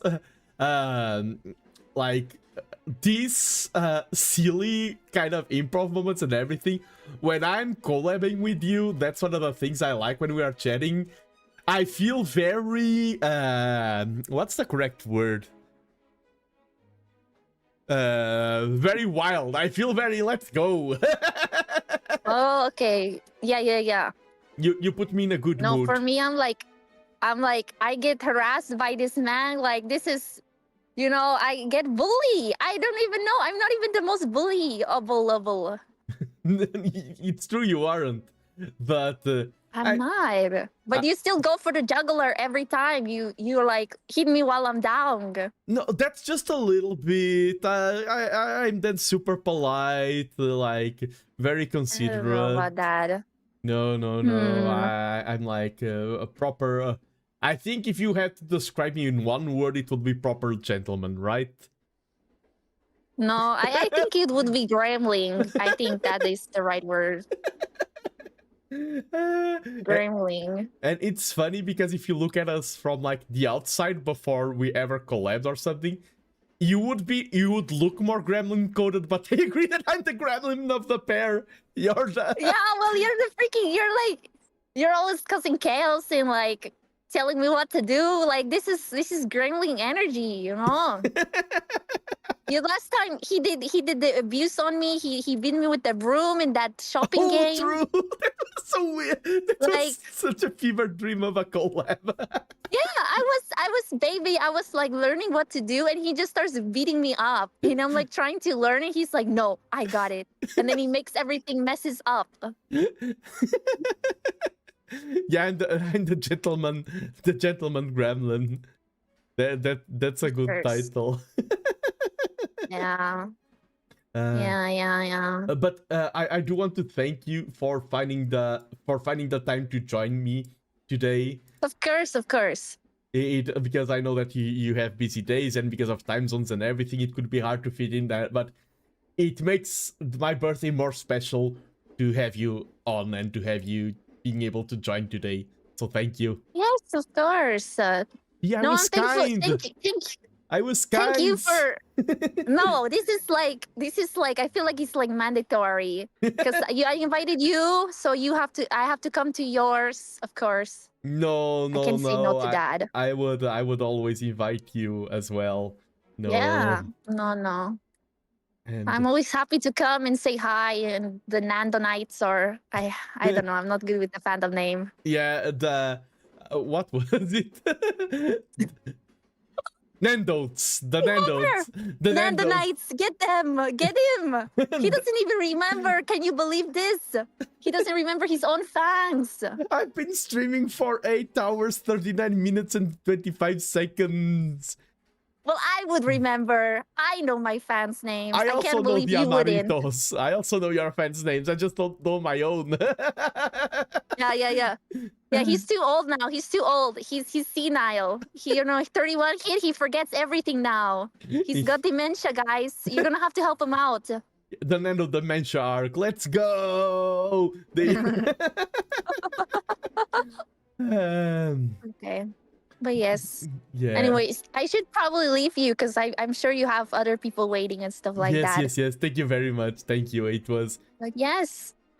super go fun. or you go or I go or Oh, I can go. Bye bye, and thank you so much, Amaru. Always a pleasure. Yes. Happy birthday. I hope this next trip around the sun brings you nothing but joy, good stuff, good vibes, good food, good friends, and good streams too. Yes, good streams. Thank you, and likewise. Hope you keep having wonderful days, and that a lot of cool things keep heading your way. Let's go. Of course. For you too. Your birthday, boy. So like, yes, it's more for you. Yeah, let's go and bye bye. Yes, bye. Bye, besitos.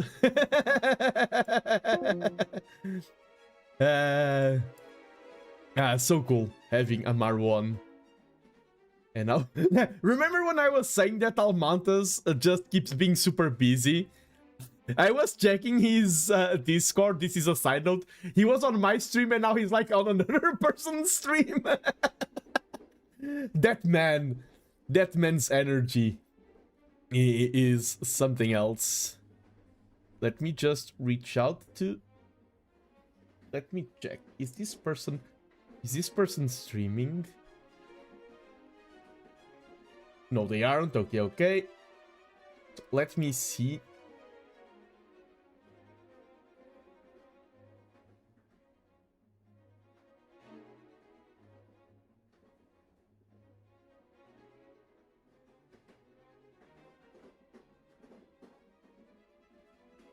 Okay, just reaching out to people. My skill of talking and typing at the same time is severely diminished at these long hours. Yeah, Almantas, and that's a cool thing because I consider Almantas I consider him a successful VTuber. Some people will say, "Oh, successful. It's very relative. You need to have like millions." I consider Almantas a successful VTuber, and I consider myself a small VTuber. That's just how I see things. And he could be like, "Oh, I'm very successful. I don't have time for Nando. He's too small. It doesn't pay, like, it's not worth my buck in terms of efficiency." But no, he shows up and he's such a sweetheart. Look at that's not the thing. Where's the yeah, look at the calligraphy and everything. It's so kind of him to show up today and give me the Almanta special. Like, that's one thing. I think Almantas' calligraphy is superb. But the only reason why I don't commission is because I already have it. I would commission. So if you think this looks cool, remember that Almantas does commissions on coffee. Yes, coffee. Because I said it wrongly the other time around. Let's see.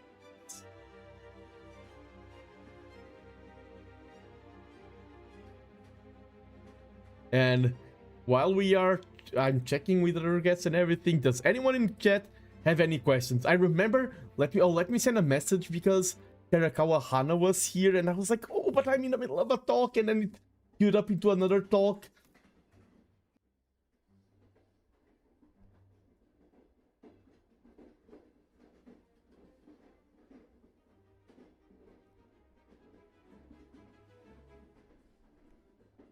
Let me just reply to Terakawa Hana.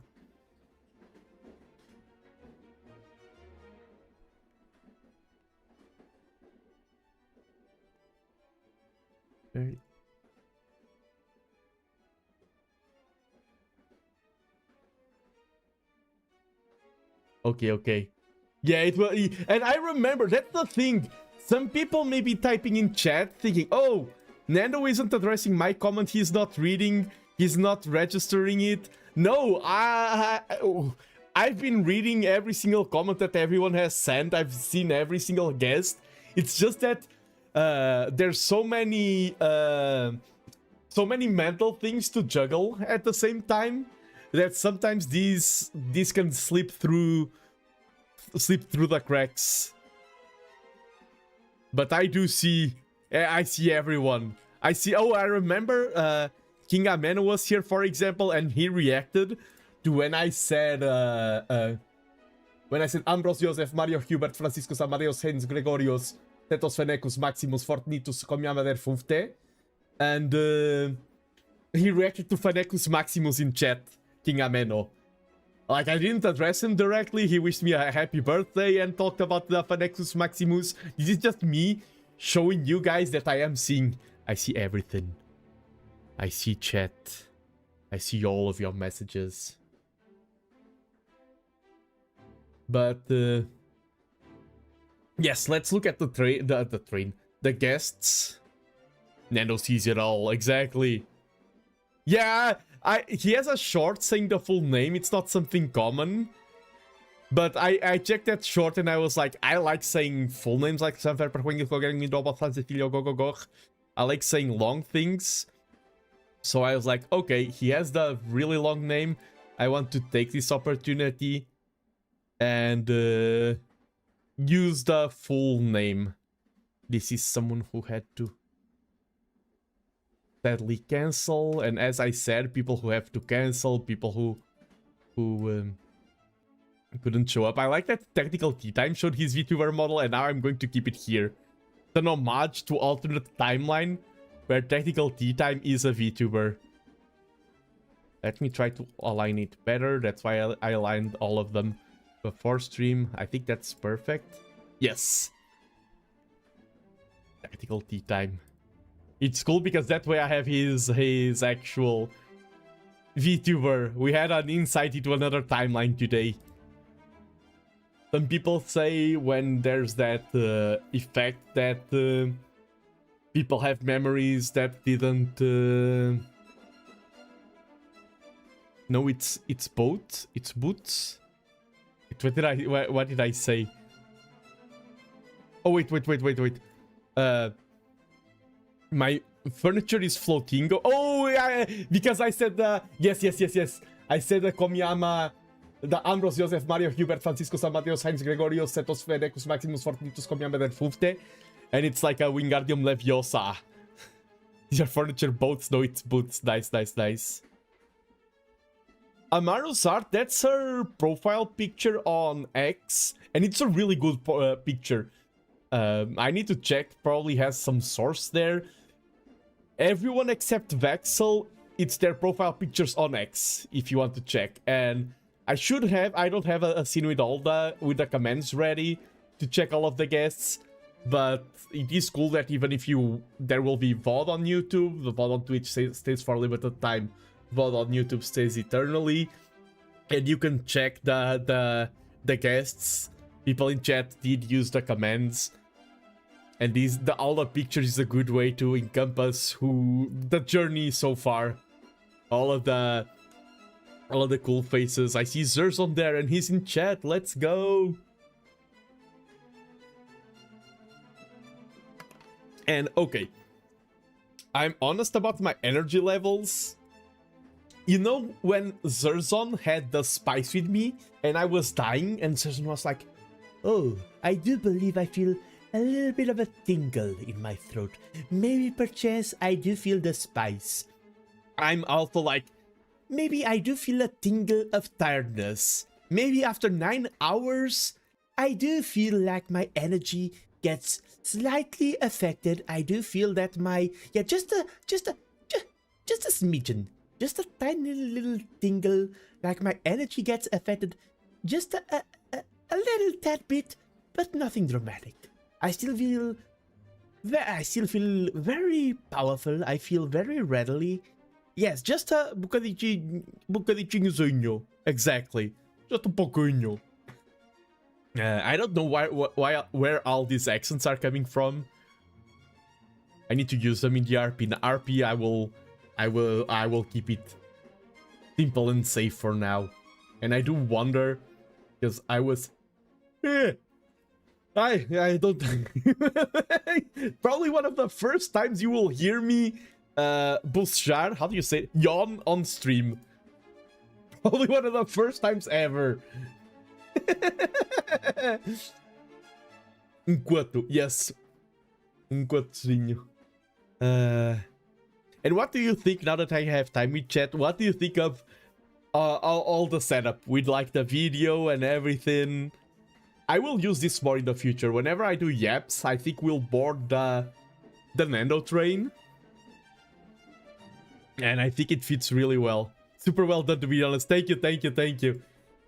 I was rushing this yesterday, like finishing the preps and everything. And I'm really happy with how it turned out. It's so good. Yeah, the video, you know, probably you've had that happen.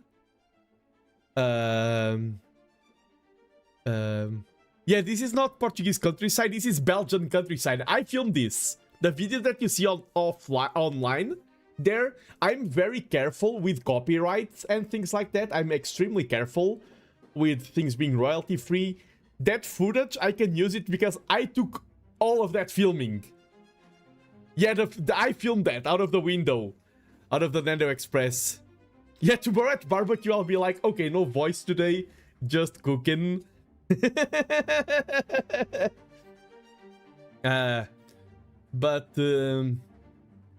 But yes, you can see I filmed that, and you've probably had this happen in your own personal project. Anyone who is doing any sort of thing, sometimes you envision things and you go to the reality and it's like, this doesn't correspond to my vision. I am underwhelmed.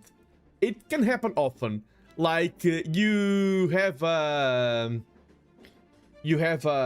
like, for example, an idea for a thumbnail, and once you do the thumbnail, it actually looks horrible. And it's like, the vision was good, but the execution fails. This filming was the exact opposite. I was filming there on the train. I had the overlay already. It didn't have the filming. I was in Belgium with the phone, and I was like, maybe it will look uncanny, maybe it will go too fast, maybe it will go too slow, maybe it won't loop well. Like, I was like, this sounds like a good idea. No way that it will look good on my overlay. And I tested it, and I'm like, oh wow, it actually looks way better. Yeah, it looks way better. My highest expectations were surpassed. For sure. And yeah, Belgium is a great place, a land of Tintin, Asterix, Spirou et Fantasio, Lucky Luke. I grew up reading a lot of Belgian comics. Yeah, who thought that real train footage looks good on a train? I mean, because this is, like, I have a certain art style, the train has another art style, and outside it's in real life, and like the footage was a little bit dirty because you've seen train windows, they are very dirty. I didn't know if the angle that I was filming was okay. Like, there were so many variables, and I just took like 2 or 3 footages and it worked out perfectly. I'm so happy, and it's one of those things that now that it's set up, I don't have to do anything. Whenever I want to use the Nando train, it's ready for business here. Okay, well, my next guest is I'm still waiting. Oh, let me see. Piru, yeah, to love. There's also this one that I'm not sure it's Belgian, but it's about Leonardo da Vinci. It's called Leonardo, now that I think about it. I don't think I know that one. If you go outside London when you visit, good train footage there too. Nano, you still going? Yes, I'm still going, Portugal Primo. Crazy, man. And you got me in one of the few times where I don't have a guest on, because it's been non-stop on the Nano train. And I'm, like, I was honest, like previous guests, I was still full energy. I'm starting to feel the tiredness now, but just starting. But needed to feel, okay, I'm going to do a quick break first. Like, I think I need an actual break. And then if I'm back, if my next guest isn't ready, this is a list so far, I may take you up on that offer. But I think I just need an actual break. Just stretch a little bit, hydrate, get a little more food into the system. Take a break, crazy man. This is like my 3rd break of the stream, I believe. We are reaching the 9-hour mark, but yes, be right back, having a great time. Edinburgh. Yes, I've been to Edinburgh. Edinburgh, okay, before the break, Edinburgh, when I visit a city, I have two mindsets. How good is this city as a tourist, and how good would this city be to live in? And Edinburgh was one of the cities that I felt the most like living here would be spectacular. I love the Edinburgh vibes. Of course, actual living is very different than imagining living while you're doing tourism. But when I was in Edinburgh, I felt like the vibes were very immaculate. I really liked the city. I really liked the environment and everything. Very beautiful. I really enjoyed my time in Edinburgh. Edinburgh, and it. But yes, break time. I'll be right back.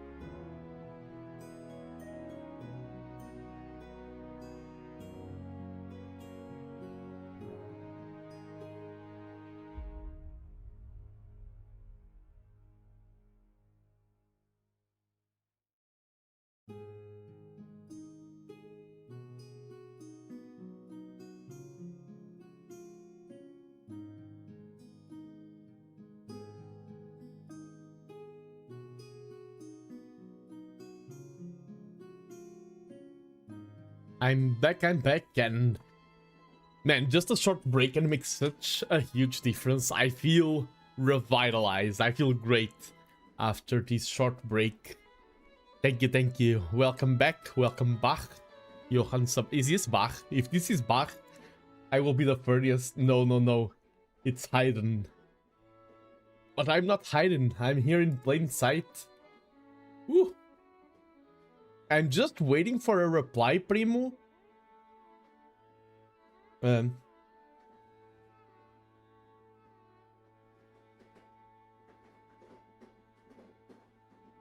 just waiting for a reply because maybe I will not need the feeling. I appreciate it, but maybe I will not need. I'm just discussing things here behind the scenes.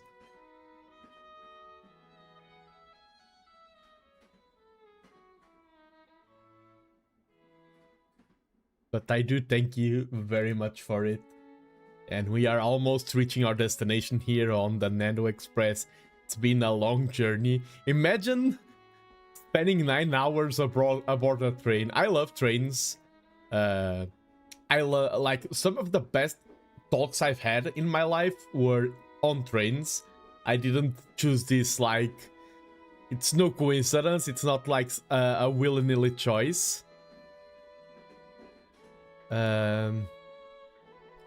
I've done quite a lot of train travels. I've done 8 hours to the south. Damn, been there, done that. I've done a lot of long journeys, but not by train. I mean, I've flown to the States. I've flown to Japan. That's quite a long journey.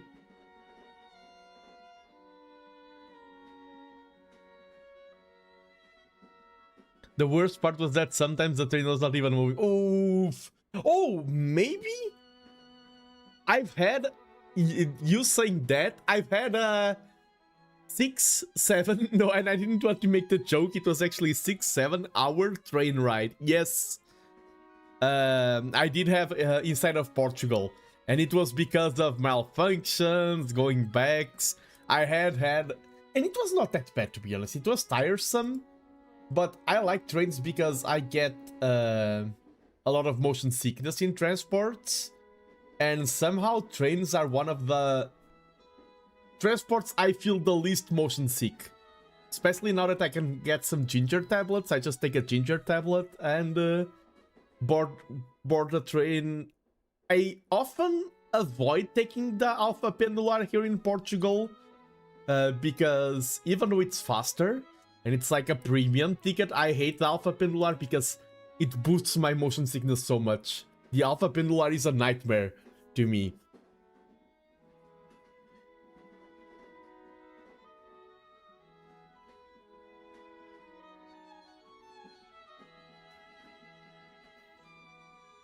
Let's see. Oh, nice. I have my last guest of tonight is ready. Let me take that away. Let me take the call. Hello. Can you hear me well? Hi, I can hear you well. Can you hear me well? Yes, perfectly loud and clear. Welcome, Tipanya. Welcome. Hi, thank you, Nando. Happy hecking birthday to you. I hope today and the past 9 hours have been treating you as sweet as you've been treating me. I hope you have been having a really good birthday day, birthday weekend, and a good rest of your birthday month. Thank you. It's been yapping for 9 hours non-stop. It's been a journey, but like, I'm having such a great time here. Like, honestly, everyone so far has been lovely. I'm so happy with doing this, and I want to thank you as well because a lot of people that I've reached out to were very collaborative, and everyone was great. And you are part of that group. You are part of the great ones. Thank you. Oh, thank you for having me. I appreciate it. I'm so glad that the times were able to align. Thank you so much for adjusting and streaming this late. Please go to bed soon. You're the last one, no worries. I know, at least if you were waiting for me, you should have just been like, okay, call like immediately after, like as soon as you're available. And I'm like, oh. No, let me explain. I'm the number one man of commitment. And I'm like, I told my guest that this will like end at 1 a.m. If the last guest wants to be here at 1 a.m., I will wait for them. I gave them a schedule. I will respect it. No, please. I'm so sorry. Even I was eating a little bit too, so I just like looked and I got saw the message. I'm like, oh. Okay, I'm going. I was hearing a little bit about your motion sickness stuff, but I can't believe we're motion sickness buddies. Oh, Yay, let's yippee! go! I'm meeting all kinds of buddies. I've had my diabetes buddy earlier, motion sickness buddy. No, please make sure to take care of yourself. Yes.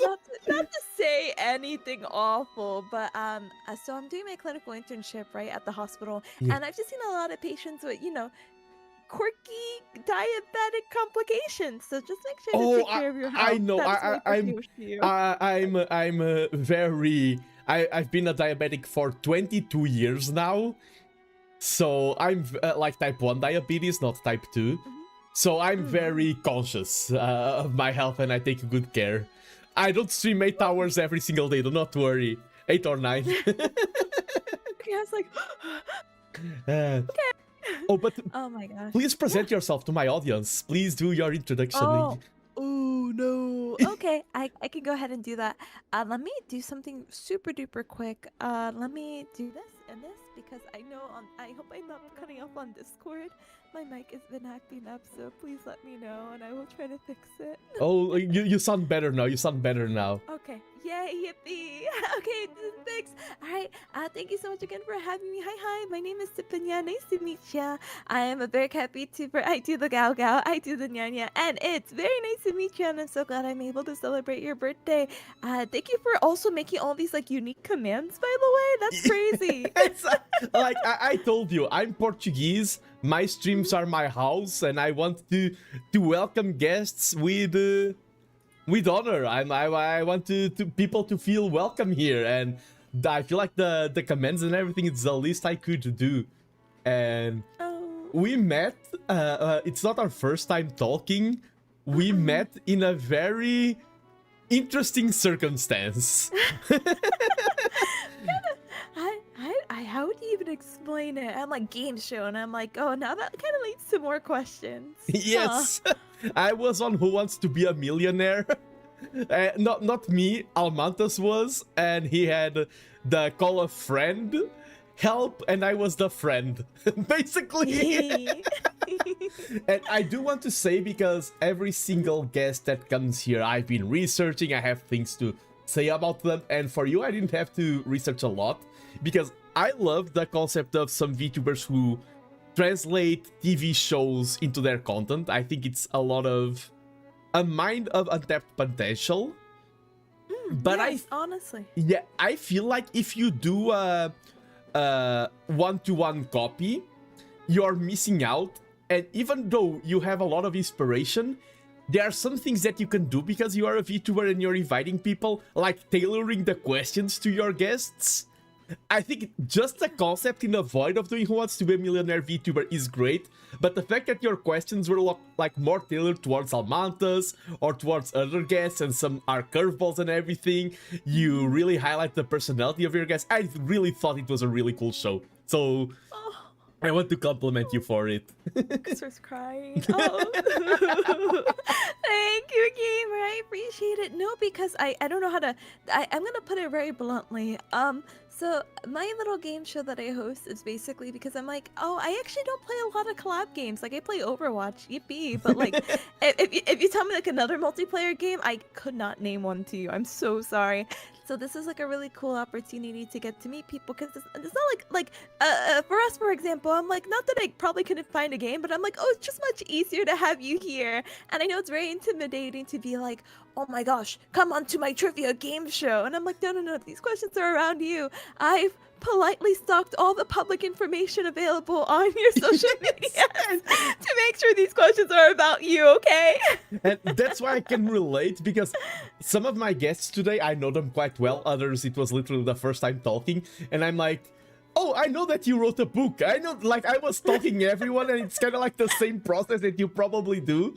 Like, going through different links and finding all the socials, watching a little bit of VODs. So I know how to stalk to set up things for. And I feel so bad because I'm just like, no. It's not like stalking. It's public available information. Yes. I just want to make sure that we're okay communicating and that this is not weird. That's not weird. I'm normal. And you are, if I remember correctly, in the field of medicine, right? I don't remember the correct. I know a lot of people say medicine because I'm getting my doctorates of physical therapy. It's more healthcare rather than medicine. Okay. So I feel so bad every time everyone's like, oh my gosh, you're gonna be Dr. Tip, and I'm like, oh, Dr. Tip of physical therapy. I cannot help you if you have a flu, fever, or injury, but if your back hurts, maybe I could get some exercises your way. I mean, I'm Dr. Nando of mechanical engineering, so. Oh, doctor! Oh my gosh, fellow. Okay, I can't say fellow doctor, but I will in a few months. Yeah, fellow let's doctor! go. Wow! I like in the paper, I became a doctor 2 months ago, so. Oh my gosh, you're just a baby. Yes. Baby doctor. Baby doctor, and it's it's. Being liberated from the PhD and everything, it's the best. Oh my gosh, I am not envious whatsoever, and I'm so sorry not to be an absolute weirdo. So going back, you said you had type 1 diabetes. So you're 22 with a PhD? No, I had type 1 diabetes for 22 years. Wasn't born with it. I'm 31. Okay, I was like, no way! I'm speaking to a baby genius right now. No. I am 31. This is my 31st birthday. No, don't worry. Happy birthday! Thank you. But I mean, I do brag about my accolades because I'm not a 20-year-old PhD, but I have traveled the world competing in a board game representing my country, so I have done cool stuff. Oh, baby champion! Yes. Why am I a baby? I'm 31. That's not. Your baby. I've been turned into baby Nando now. It's a baby. No, unfortunately, I would love to humor you right now, but I have this like silly gimmick of that I can't what do you call it, disclose my age, because I just think that's funnier. Oh no, and yes, I can 100%. always be like, I'm like, oh, I'm forever 17, ha ha ha. But if I tell you my real age, you'd be like, ah, come on. I'm like, ah. No, don't break it. Like because I'm the kind of VTuber. Because I talk about my tournament things, I know that I'm one Google search away from people knowing my name and my face. So I just I accept that. But I do respect, like, if no, I respect. It could be for safety reasons, but it could be also for the fun gimmick, and I'm all for the fun gimmick. I'm all for that. I love fun gimmicks. Yes. No, but oh my god, sorry, going back, I'm like, oh my gosh, 2 months. But congratulations on all your achievements so far. I hope that I don't know if you delved right into your career or if you're doing your career now, but like, belated congratulations on graduating on such a hard major. What the heck? Yes. What brought you into it? Like, what inspired you? Like, yeah, let me do the hardest engineering known to mankind. It was really okay. Through talk, I finished high school and I was like, I'm not sure what I want to do. I'm going to hop into mechanical engineering. And then I was in mechanical engineering and I finished. I'm like, what do I do next? I'm going to do a PhD. You're just bored now. What the heck? I was like, I don't want to take a decision. They say that this gives employment. Let's go for it. Let's go. I love employment. I love financial stability. Oh. I love money. No, but in all seriousness. Oh, that's so good though. I might be following your path. Not the engineering, but with the PhD soon, because I feel like a lot of professors have their PhD. And I don't know if that's like the minimum or requirement, but I'm like, oh, I think that'd be fun down the line to be like, yeah, I'm teaching now after I get my 10 to 30 years of experience and I get bored and I just want to teach. Yippee! Yes. And okay, because you are a professional in physical therapy, how often do you get like, you're just having a conversation and it's like, oh, I have this pain over here lately. You want to take a look at that? How often does that happen? Oh, like a random like friends and like family? Yes, yes, yes. Oh my gosh. You know, surprisingly not as much as I get from like chat. Oh. They'll just randomly hit me with like a, hey, I know you don't know any of my background and I know I've only chatted a single digit amount of times. I'm having this wrist pain. Please get your closest medical professional and talk to them. Do not talk to me. I am just a student. All my what do you call it? My advice is illegitimate. Yes. Dr. Tipanya, I had like a few years ago, I had this compression in my ulnar nerve. Oh my gosh, your pinky? Yes, oh, the pinky was so discomfort. It felt so much discomfort, yes. How the heck did you get that? Were you on your elbows a lot? Yes, yes, yes. It was it was because of, I was, like, one of my favorite hobbies is writing. I want to become a fantasy novelist. And for thank you. And for a period, like, half of my day was writing thesis, the other half was writing books, and right now I have really good ergonomics. Back then I didn't, and my elbow suffered a lot from it, so it was really a PC injury.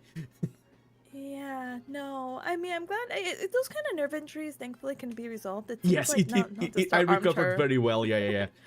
Yeah, it's like, oh, there's just some compression, there's some tightness, let's just like untighten it. So easy. Or, hey, don't lean into your elbows too much. Smile.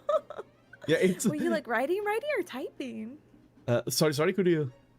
Oh, sorry. Were you like physically writing or were you typing? Oh, typing on the computer. Too much keyboard. Okay. Too much keyboard. Yeah. Too much keyboard. Yeah. Yeah. Hey, you know, honestly, the pinky, not to be like, oh, at least you didn't get this, but you know, I'm very surprised to hear because a lot of people, you know, get the what is this? A carpal tunnel syndrome. Yes. Yeah. So I'm like, you got the lesser of the evil. It's so evil. Yes, and it sounds fancy because you think, oh, I had carpal tunnel, and you're like, oh, using your own Okay, word. everyone does. Okay, gamer, Yeah. using your own term. I'm like, oh, I had cubital compression. They're like, oh. Yeah, in your elbow. And they're like, on your leg, and I'm like, no, that's on the arm.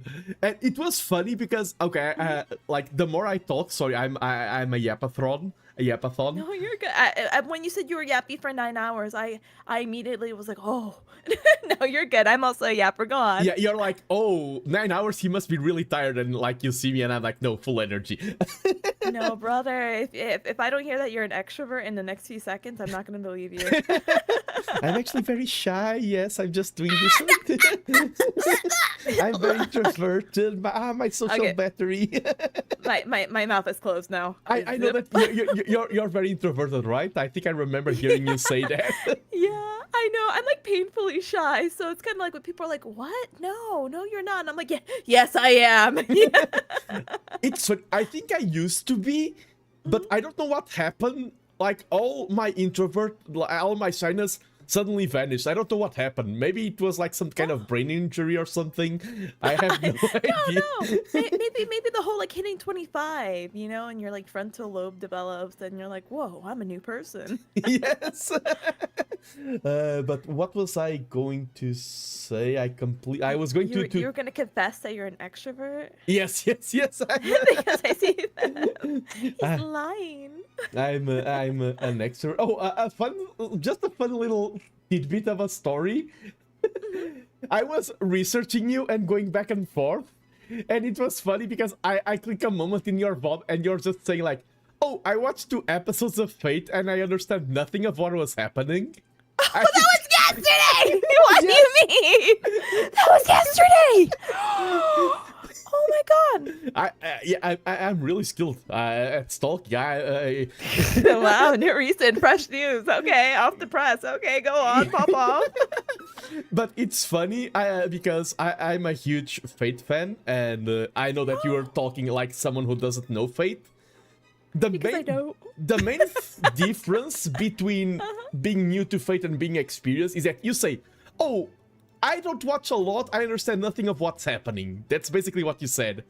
When you're a Fate veteran, you say, I watched it all and I still have no idea of what's happening. Like, at first you think it's something abnormal. Being a Fate fan is accepting that you understand nothing of what's happening or just pretending to understand what's happening. Yeah, no, I watch, what is this guy? Oh my gosh, the Trash TV, Garrett? I don't really know his name, I'm so sorry.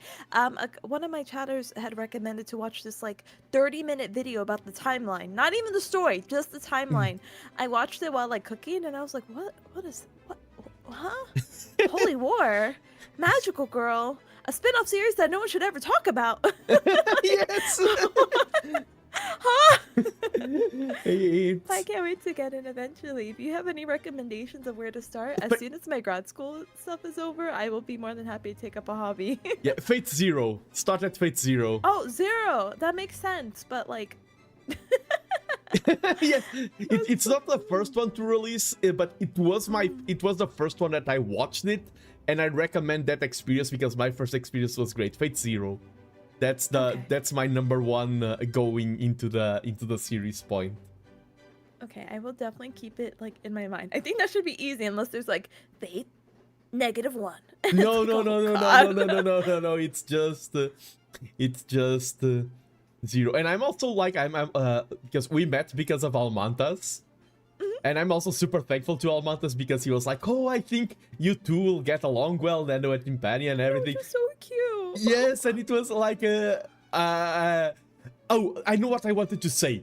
It was about your show because I was watching it and I was like, I was kind of busy and I was like, if this is boring, I will tap out and just be on the call. I couldn't do that because I started watching and I had such a great time. I was watching from start to finish and my friends were like, hey, Nando, wanna hop on a Discord? And no. I'm on call for Who Wants to Be a Millionaire. I'm sorry, leaving holding the you hostage. No, but it was out of my own volition. I was like, I'm leaving this. And like when Almantas had a question like, somewhere really chicken, I'm like, oh, I hope he doesn't phone me. And I didn't notice at the moment. I know why I know that cinnamon rolls are from Sweden. It is because... Which was crazy. It was because of IKEA. Because IKEA sells meatballs and cinnamon rolls. They do, yeah. Yeah, and that's one of the reasons. That's so funny. That's so funny. One thing that also was very fun, you had a question that was very anatomy based of your area. I don't and it talked about one of the options talked about pronation, and Almantas was talking through his thoughts and he was saying something directly, and I'm like, I know all of these names because I built humanoid robots and he used the same terms, pronation, spination, like the planes, and like I could open my own thesis. I don't have it at hand right now, but in robotics we use the same names that like since we are building a human inspired robot, we use names from human anatomy. Like I know all of these names. I've seen them. I always feel bad putting an anatomy question because I'm like, well, they probably don't know, but maybe if they reason it out with the like, if they just like say it out loud, I'm like, I'm sure they'll get that. Ooh, flexor carpi ulnaris. Well, they know flexor, or sorry, I said flexi, flexor. They probably know carpia's wrist. They can do this. I believe in them. Okay, like I have my thesis open on the second monitor. Let me see what names did I give my parts.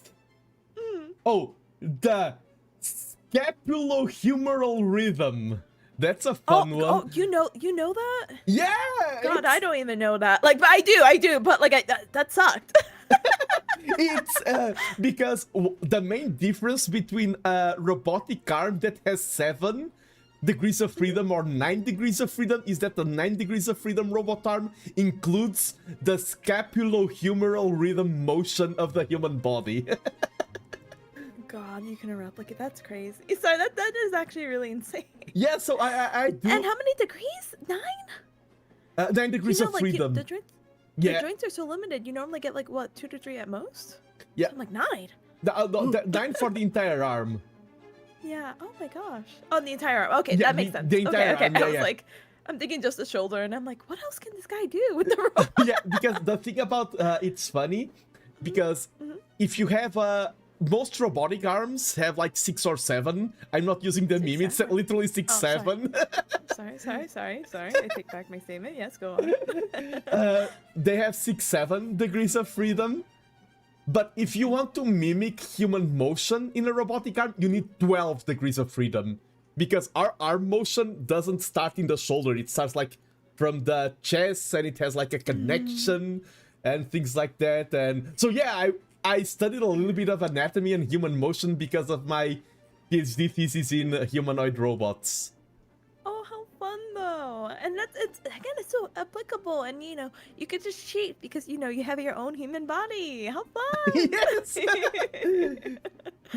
I do have a human body. Yes, I'm not just a VTuber. Yes, I want to confirm I do move and I do blink and I do breathe. But yeah, no, it's actually really crazy how everything is just so connected with the body.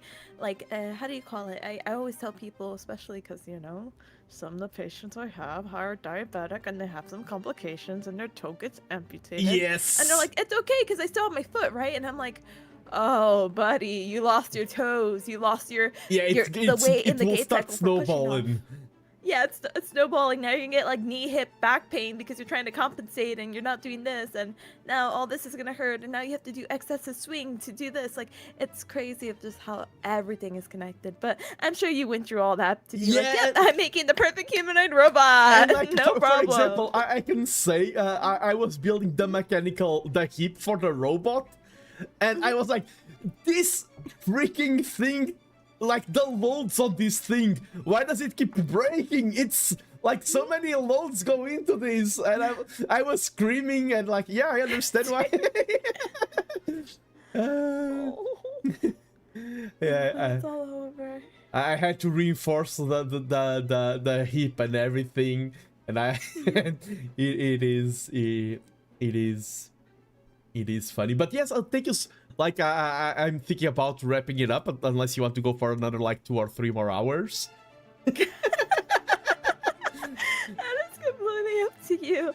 I really do not mind. I am just here to yap. If I, what do you call it? If it's like, oh, yep, I'm wrapping up because guess what? It is late. I'm like, oh, go to bed. Wow, so nice talking to you. Have a good night. Enjoy the rest of your birthday day. Now, I do have to say that's one thing I have to mention is that I'm... most people who interact with me, the #1 compliment I have is about how I laugh. People love my laugh, and I want to share that compliment with you as well because your laugh is amazing. I want to say that the way you laugh, it's really charming. I want to extend that compliment to you as well. Oh, thank you. He's crying. I'm like, oh, thank you for the compliment. This is supposed to be like, complimenting you. And you're like, wow, thank you for being so hospitable, and thank you for yapping with me. And it's so nice to meet people in higher education. Not meaning anyone else who's in lower education, but it's like nice. It's like, oh, you also struggled. Oh, yeah. It's. I had a guest that was supposed to show up, and I was like, oh, could you send me a copy of your master's thesis? And they're like, I didn't do a master. And I'm like, you're not coming on the channel. I blocked him. You blocked him? No. I'm not that type of... I think if you've been around academia, you know that just because you find a lot of really smart, incredible, inspiring people with PhDs and doctorate degrees, but you also find massive idiots, and it's like they also have a PhD, and it's like, okay, anyone could get a PhD if they really try. No, but that actually gets back to a point one of my professors had said, you could be book smart, but you're not like street smart. You don't have a lot of common sense. And I'm like, yeah, it's either one or the other for a lot of people. Smile. So it is what it is. Yeah, definitely. Thankfully, I have neither, so it's whatever. I mean, why do I think I'm a VTuber? Wow, so quirky! You're so right. Me too. Bring it in, buddy. Bring it in. Handshake. Okay. Actually, fun story. Because yes, I work in the lab of robotics and something, and most people in the lab know that I'm a VTuber, and it's so weird to go there, and they're like, "Oh, I watched your video about this," and I'm like, "Oh, why are things crossing over?" You didn't have to say that out loud. You didn't have to say that out loud. You could have just watched in secret, and I would have been happy. Yes. I know. I mean, I would have been content. Now I'm like, oh my god, are they here in chat? Start checking. Yes. Oh no. And yeah, and that's how I did my degree, because I was always saying, oh, my supervisors are really nice, they're amazing, and things like that. And because of that, they were watching my streams and thought I was being honest. It was all lies. But now I have my degrees. Now I can tell they weren't horrible, but I actually had good supervisors. But imagine the long con of pretending to like them. Starts bad mouthing them. It's like, oh, let's actually put Nando's stream on. Hold on, I think they're live, and it's just catching them at a horrible time. Oh my gosh. But that's cute that you have that closeness at least, Yeah, and I mean, I don't want to say too many details to not dox myself. One of my freaking supervisors has like 100 times more subscribers than me. Oh my gosh. Okay, so they're another stream. What the heck? Yeah, are they also a VTuber, or they're just streaming? No. But I'm like, freaking why is one of my supervisors a bigger streamer than me? Let me have something. You are ahead in academia. Let me have that. Let me have it. Yeah. Oh, but no, I was gonna say something. I'm like, I should not say that. No worries, no worries. Oh, I'm sure you're supporting them. Stares at your follows list. We will find out. But no, that's so funny. Yeah. Okay, so they're supportive because they're already familiar with the environment too. I'm pretty sure. Oh my gosh, how does that get brought up at work? Yes. Like, oh, I can't help but see there's a Twitch icon on your phone. Do you stream? One of my supervisors, the other literally told me, like, oh, I once watch your content, I have no idea what's going on, I have no idea what's happening, I understand nothing of what you do or talk about. But I'm there for you, I'm there. It's like, okay. But I think I'm ready to start cooling down. I'm starting to feel... Oh my gosh. Because I do have I'm very introverted, I have a limited social battery, and after non-stop talk with, let me check the list, how many guests was it? Oh, wrong button. Here it is. After talking with 1, 2, 3, 4, 5, 6, 7, 8, 9, 10, 11, 23 people, 23 guests oh my god, for 9.5 hours. I'm not Good tired man. yet. I'm not tired. No, but you should lay down. Like, you don't know that you're like tired until you lay down. You're like, oh, I'm actually exhausted. Oh, you know? That's the secret. If I never lay down, I will never feel exhausted. My life hack. Get horizontal now. Get horizontal now.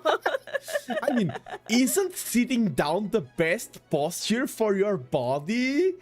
Like, sitting down for 9 hours, isn't it great for you? No, please, I hope you stood up during this 9 hours other than to go to the bathroom. Yes, I did. I know. I have my knowledge. I'm like, it strangles you.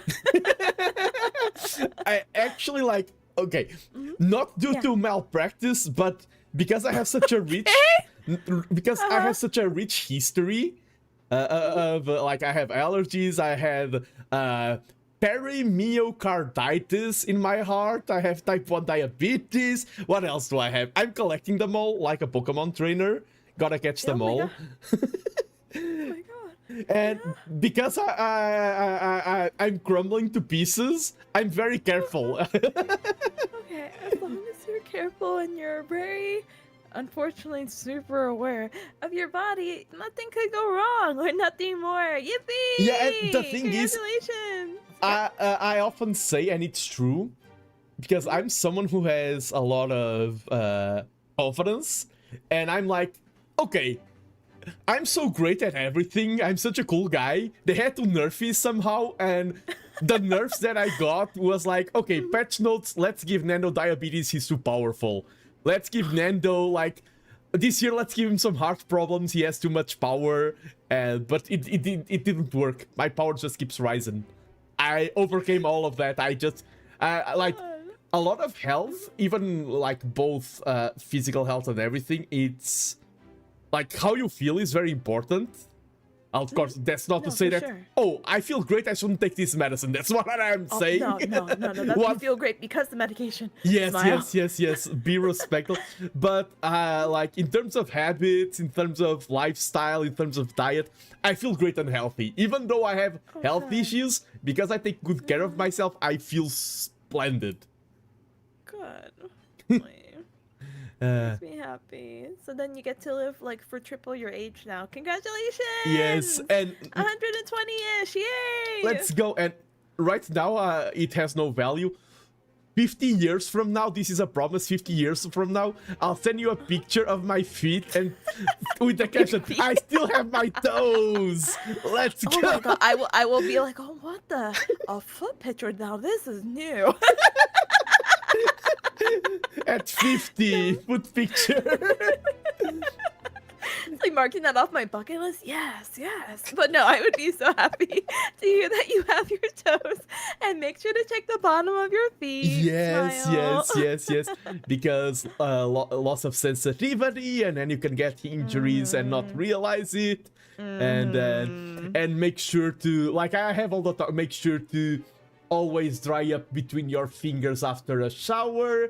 And if you put hydration cream on your feet, you can use it, but never put it between your fingers. I know, like we could do a full medicine stream, even though I'm not a doctor. I'm. Oh, me either. I We mean- could like pretend to be. Yes. But yes, I think it's a good time for me to start calling. And thank you so much, Tipanya. I had a great time. Of course. We will catch up at a time that is not. What is it? What time is Oh, it? again? it's Like 1:30 midnight. It's still a good Okay. time. I've been I started at 3 p.m. And it's now closing to 1 a.m. So I did pick a good time. I'm not going like 4 a.m. or something. I still have a good night's sleep. That's very important. Well, I'm glad that you had a full day. I'm glad you got to talk to 23 people. I hope you, with this beautiful, I was gonna say nap, but the sleep that you're gonna get a nice 8 to 9 hours, that your social battery gets recharged, Yes. you wake up at a reasonable time, and you get to enjoy the rest of your weekend. But thank you so much for having me, gamer. I can't wait to see the end of this little trip that you have on your train. Don't get motion sickness, and let's catch up at another time that's not, again, half past midnight. Yes, and I do want to say one thing, one final thing, because I had 23 guests, and that's a big number. And when people are talking about numbers, it can feel like, oh, Nando just wanted to have guests. He just 23 wanted, guests. yeah, he just wanted to see Wow. number go up. That's 100% not my mindset. Like every single person I had today was for one reason, or because I collabed, or because I wanted to talk more with them. Everyone was very special. I didn't take any yes for granted, even from both newcomers and for regulars or anything. So I am extremely thankful that you joined me today. Thank you. I do mean it. I do honestly mean it that I'm thankful that you joined me. And I'm so glad that you made the accommodation to even be streaming this late to accommodate little old East Coast me. So, Thank you. It was worth it. Thank you. And I think on this positive and wholesome note, I really enjoyed my time with you. Thank you very much. And I think we should call it for today. Yes, I will go ahead and hang up now. But thank you again. Please have a good rest of your night. Thank you again for having me. And until next time, okay? Bye. And happy birthday. Happy birthday. Bye. Happy birthday. Let's go. I did it. Okay, one thing that I do want to say is that I feel a sense of pride and accomplishment, because I feel not a lot of people would be able to stand the social battery, and this was like an endurance run in a way, but it didn't feel like it at all. Like even with Tipanya, I was like, yes, we have to leave, and yeah, we have to say goodbye. I had such a good time with everyone, and everyone made it so easy on me. Like adjusting times, things like that, talking behind the scenes, everyone in chat, everyone in the messages. I did my best at preparing everything so it all went smoothly. But when you are talking with others, you can't control people. You can't you can just prepare on your own side and hope that people also bring their A game, and everyone brought their A game. Like, I had a great time. I need to process all of the cool things that happened today. Because I haven't processed how tired I am today. That is true. Once I rest, it's probably going to hit me like a truck. But I also need to process the other part, like hit by all the positivity. I need to embrace, I need to think, to reflect myself of, wow, I had so many cool talks. I had such many great guests. It was such a cool moment. And I'm looking forward to lying down and interiorizing all of that. And also, that's great for this year, but it's also memories that are built. Like, I will remember always my 31st my 31st anniversary. I will remember the people who were here, and VTubing is a journey, content creation is a journey. We have no idea what awaits us tomorrow. I have no idea if tomorrow I'll be streaming. Probably, I mean, not. I know that tomorrow I won't be streaming because I'm having birthday barbecue, but in a philosophical sense, I don't know if like next week I'll be streaming or not. I just want to take the most of my opportunities, the most of my time to create memories with other content creators. I often say that one of my favorite things as a content creator is to do things that I couldn't be able to do if I wasn't a streamer. And like, having the chance to meet all of these amazing people, having all of these insights, like each talk today, I don't want to be, oops, I forgot to press. I don't want to be like, oh, I'm Nando, this is my personality, and repeat the same story to 23 different people. I don't want this to be a monologue with someone else listening on the other side.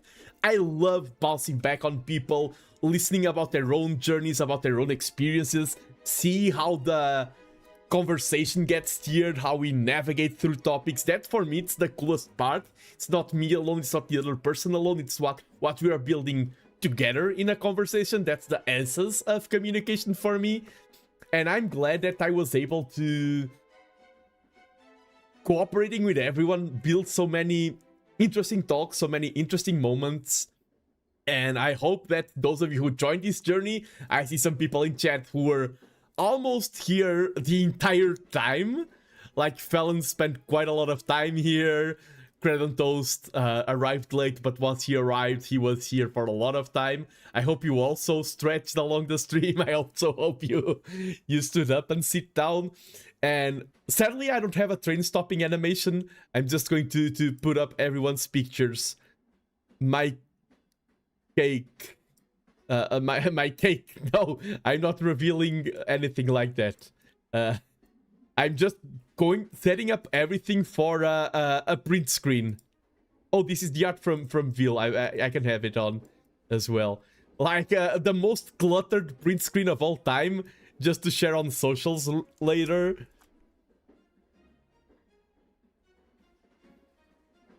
Thank you, Vexal. Yeah, thank everyone who dropped even played Go during one of your breaks. Let's go. Thank you so much for everyone who dropped by.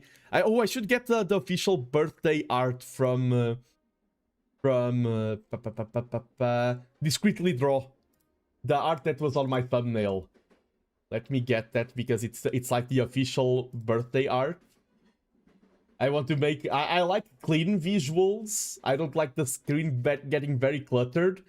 But you have to endure me before I go to bed. I want to prep up my... I'm a content creator. It's in my blood. It's in my DNA. I need to prep up the screenshot for my socials. Maybe I'll only post it tomorrow. Oh, the Nando logo? That's because Kaeru did the logo. Happy birthday, Nando. Thank you, thank you. I have the logo. Let's make the most... Oh, yeah, you can write happy birthday in chat because I'm taking the print screen and then your messages will be on. So if you want your messages to be on the print screen, feel free. I just need one more art piece. Oh, this one? Yes, just waiting for the happy birthday messages. Cluttering my screen with things. And this will be my I'm like flooding. I'm trying to look over all of the things. Can you see me? This will be my print screen for the social. It's like, yes, you prepared such a clean visual for your stream. And now you're going to take a picture with all the friends that joined along the way. But yes, definitely had a great time. I hope you in chat also enjoyed it. Let me hide everything just to say the goodbyes. Yes, okay. I was enjoying, but it's also way too cluttered. I don't have a train stopping animation. I don't have the sounds or anything. But I had a great time. I couldn't do it alone, and it took a lot of work reaching out to everyone, prepping everything. But reaping the rewards, reaping what you sowed, was definitely worth it. And train is reaching the last stop. Last stop is my bed. I'm pointing at it. Time to go horizontal, or else Tipanya will scream at me. We had a good last guest because it was a very responsible last guest. Oh, let me see. Some people say it can be sometimes bad courtesy to raid after events. Let's see if there's any guest. Oh, I see one on YouTube. Let me set up the redirect on YouTube. I'm going to raid 2 guests who are here. It's like one final thing to set up before leaving. I keep finding things to do before heading out to rest, but this is the final one. Setting up a raid on YouTube, and let's see who I can find on Twitch as well. Okay.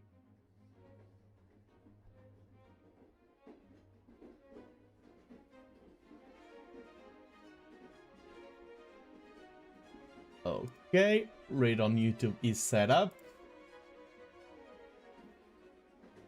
Thank you for wishing me a good raid, a good rest. Wait, I was about to raid you, Sugi. You were my raid target. My brain just buffered. You were my raid target, Sugi. And I just checked your stream and it's like stream over. So probably not a raid. And when you linked my stream at the end of yours.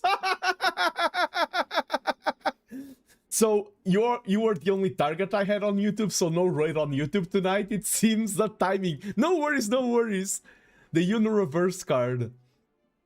Oh, and on Twitch I do see Daiya Diamandis. Oh, and is he? Oh, he's doing the roleplay on Lodestar, the server that I talked to you about. So he may not reply to chat because he's in the roleplay, but I was talking about roleplay. I'm just going back this point. No, I'm going to raid Daiya Diamandis, who was here earlier. You cannot stop me. I have lived. You're like, we are tired, Nando, let us go. And I'm like, no. Raid Daiya Diamandis. I have fulfilled my task as a streamer. Thank you very much to everyone who joined me today. Don't forget to stay hydrated, take care, rest. Thank you so much. I thanked a lot of my guests along the day today, but also thank you, chat, for being so great, for being so supportive. Thank you so much for everything. Thanks for the gifted memberships. Thanks for the chat. Thanks for the yaps. Thank you very much. I need to sleep. Bye bye. Have a great day.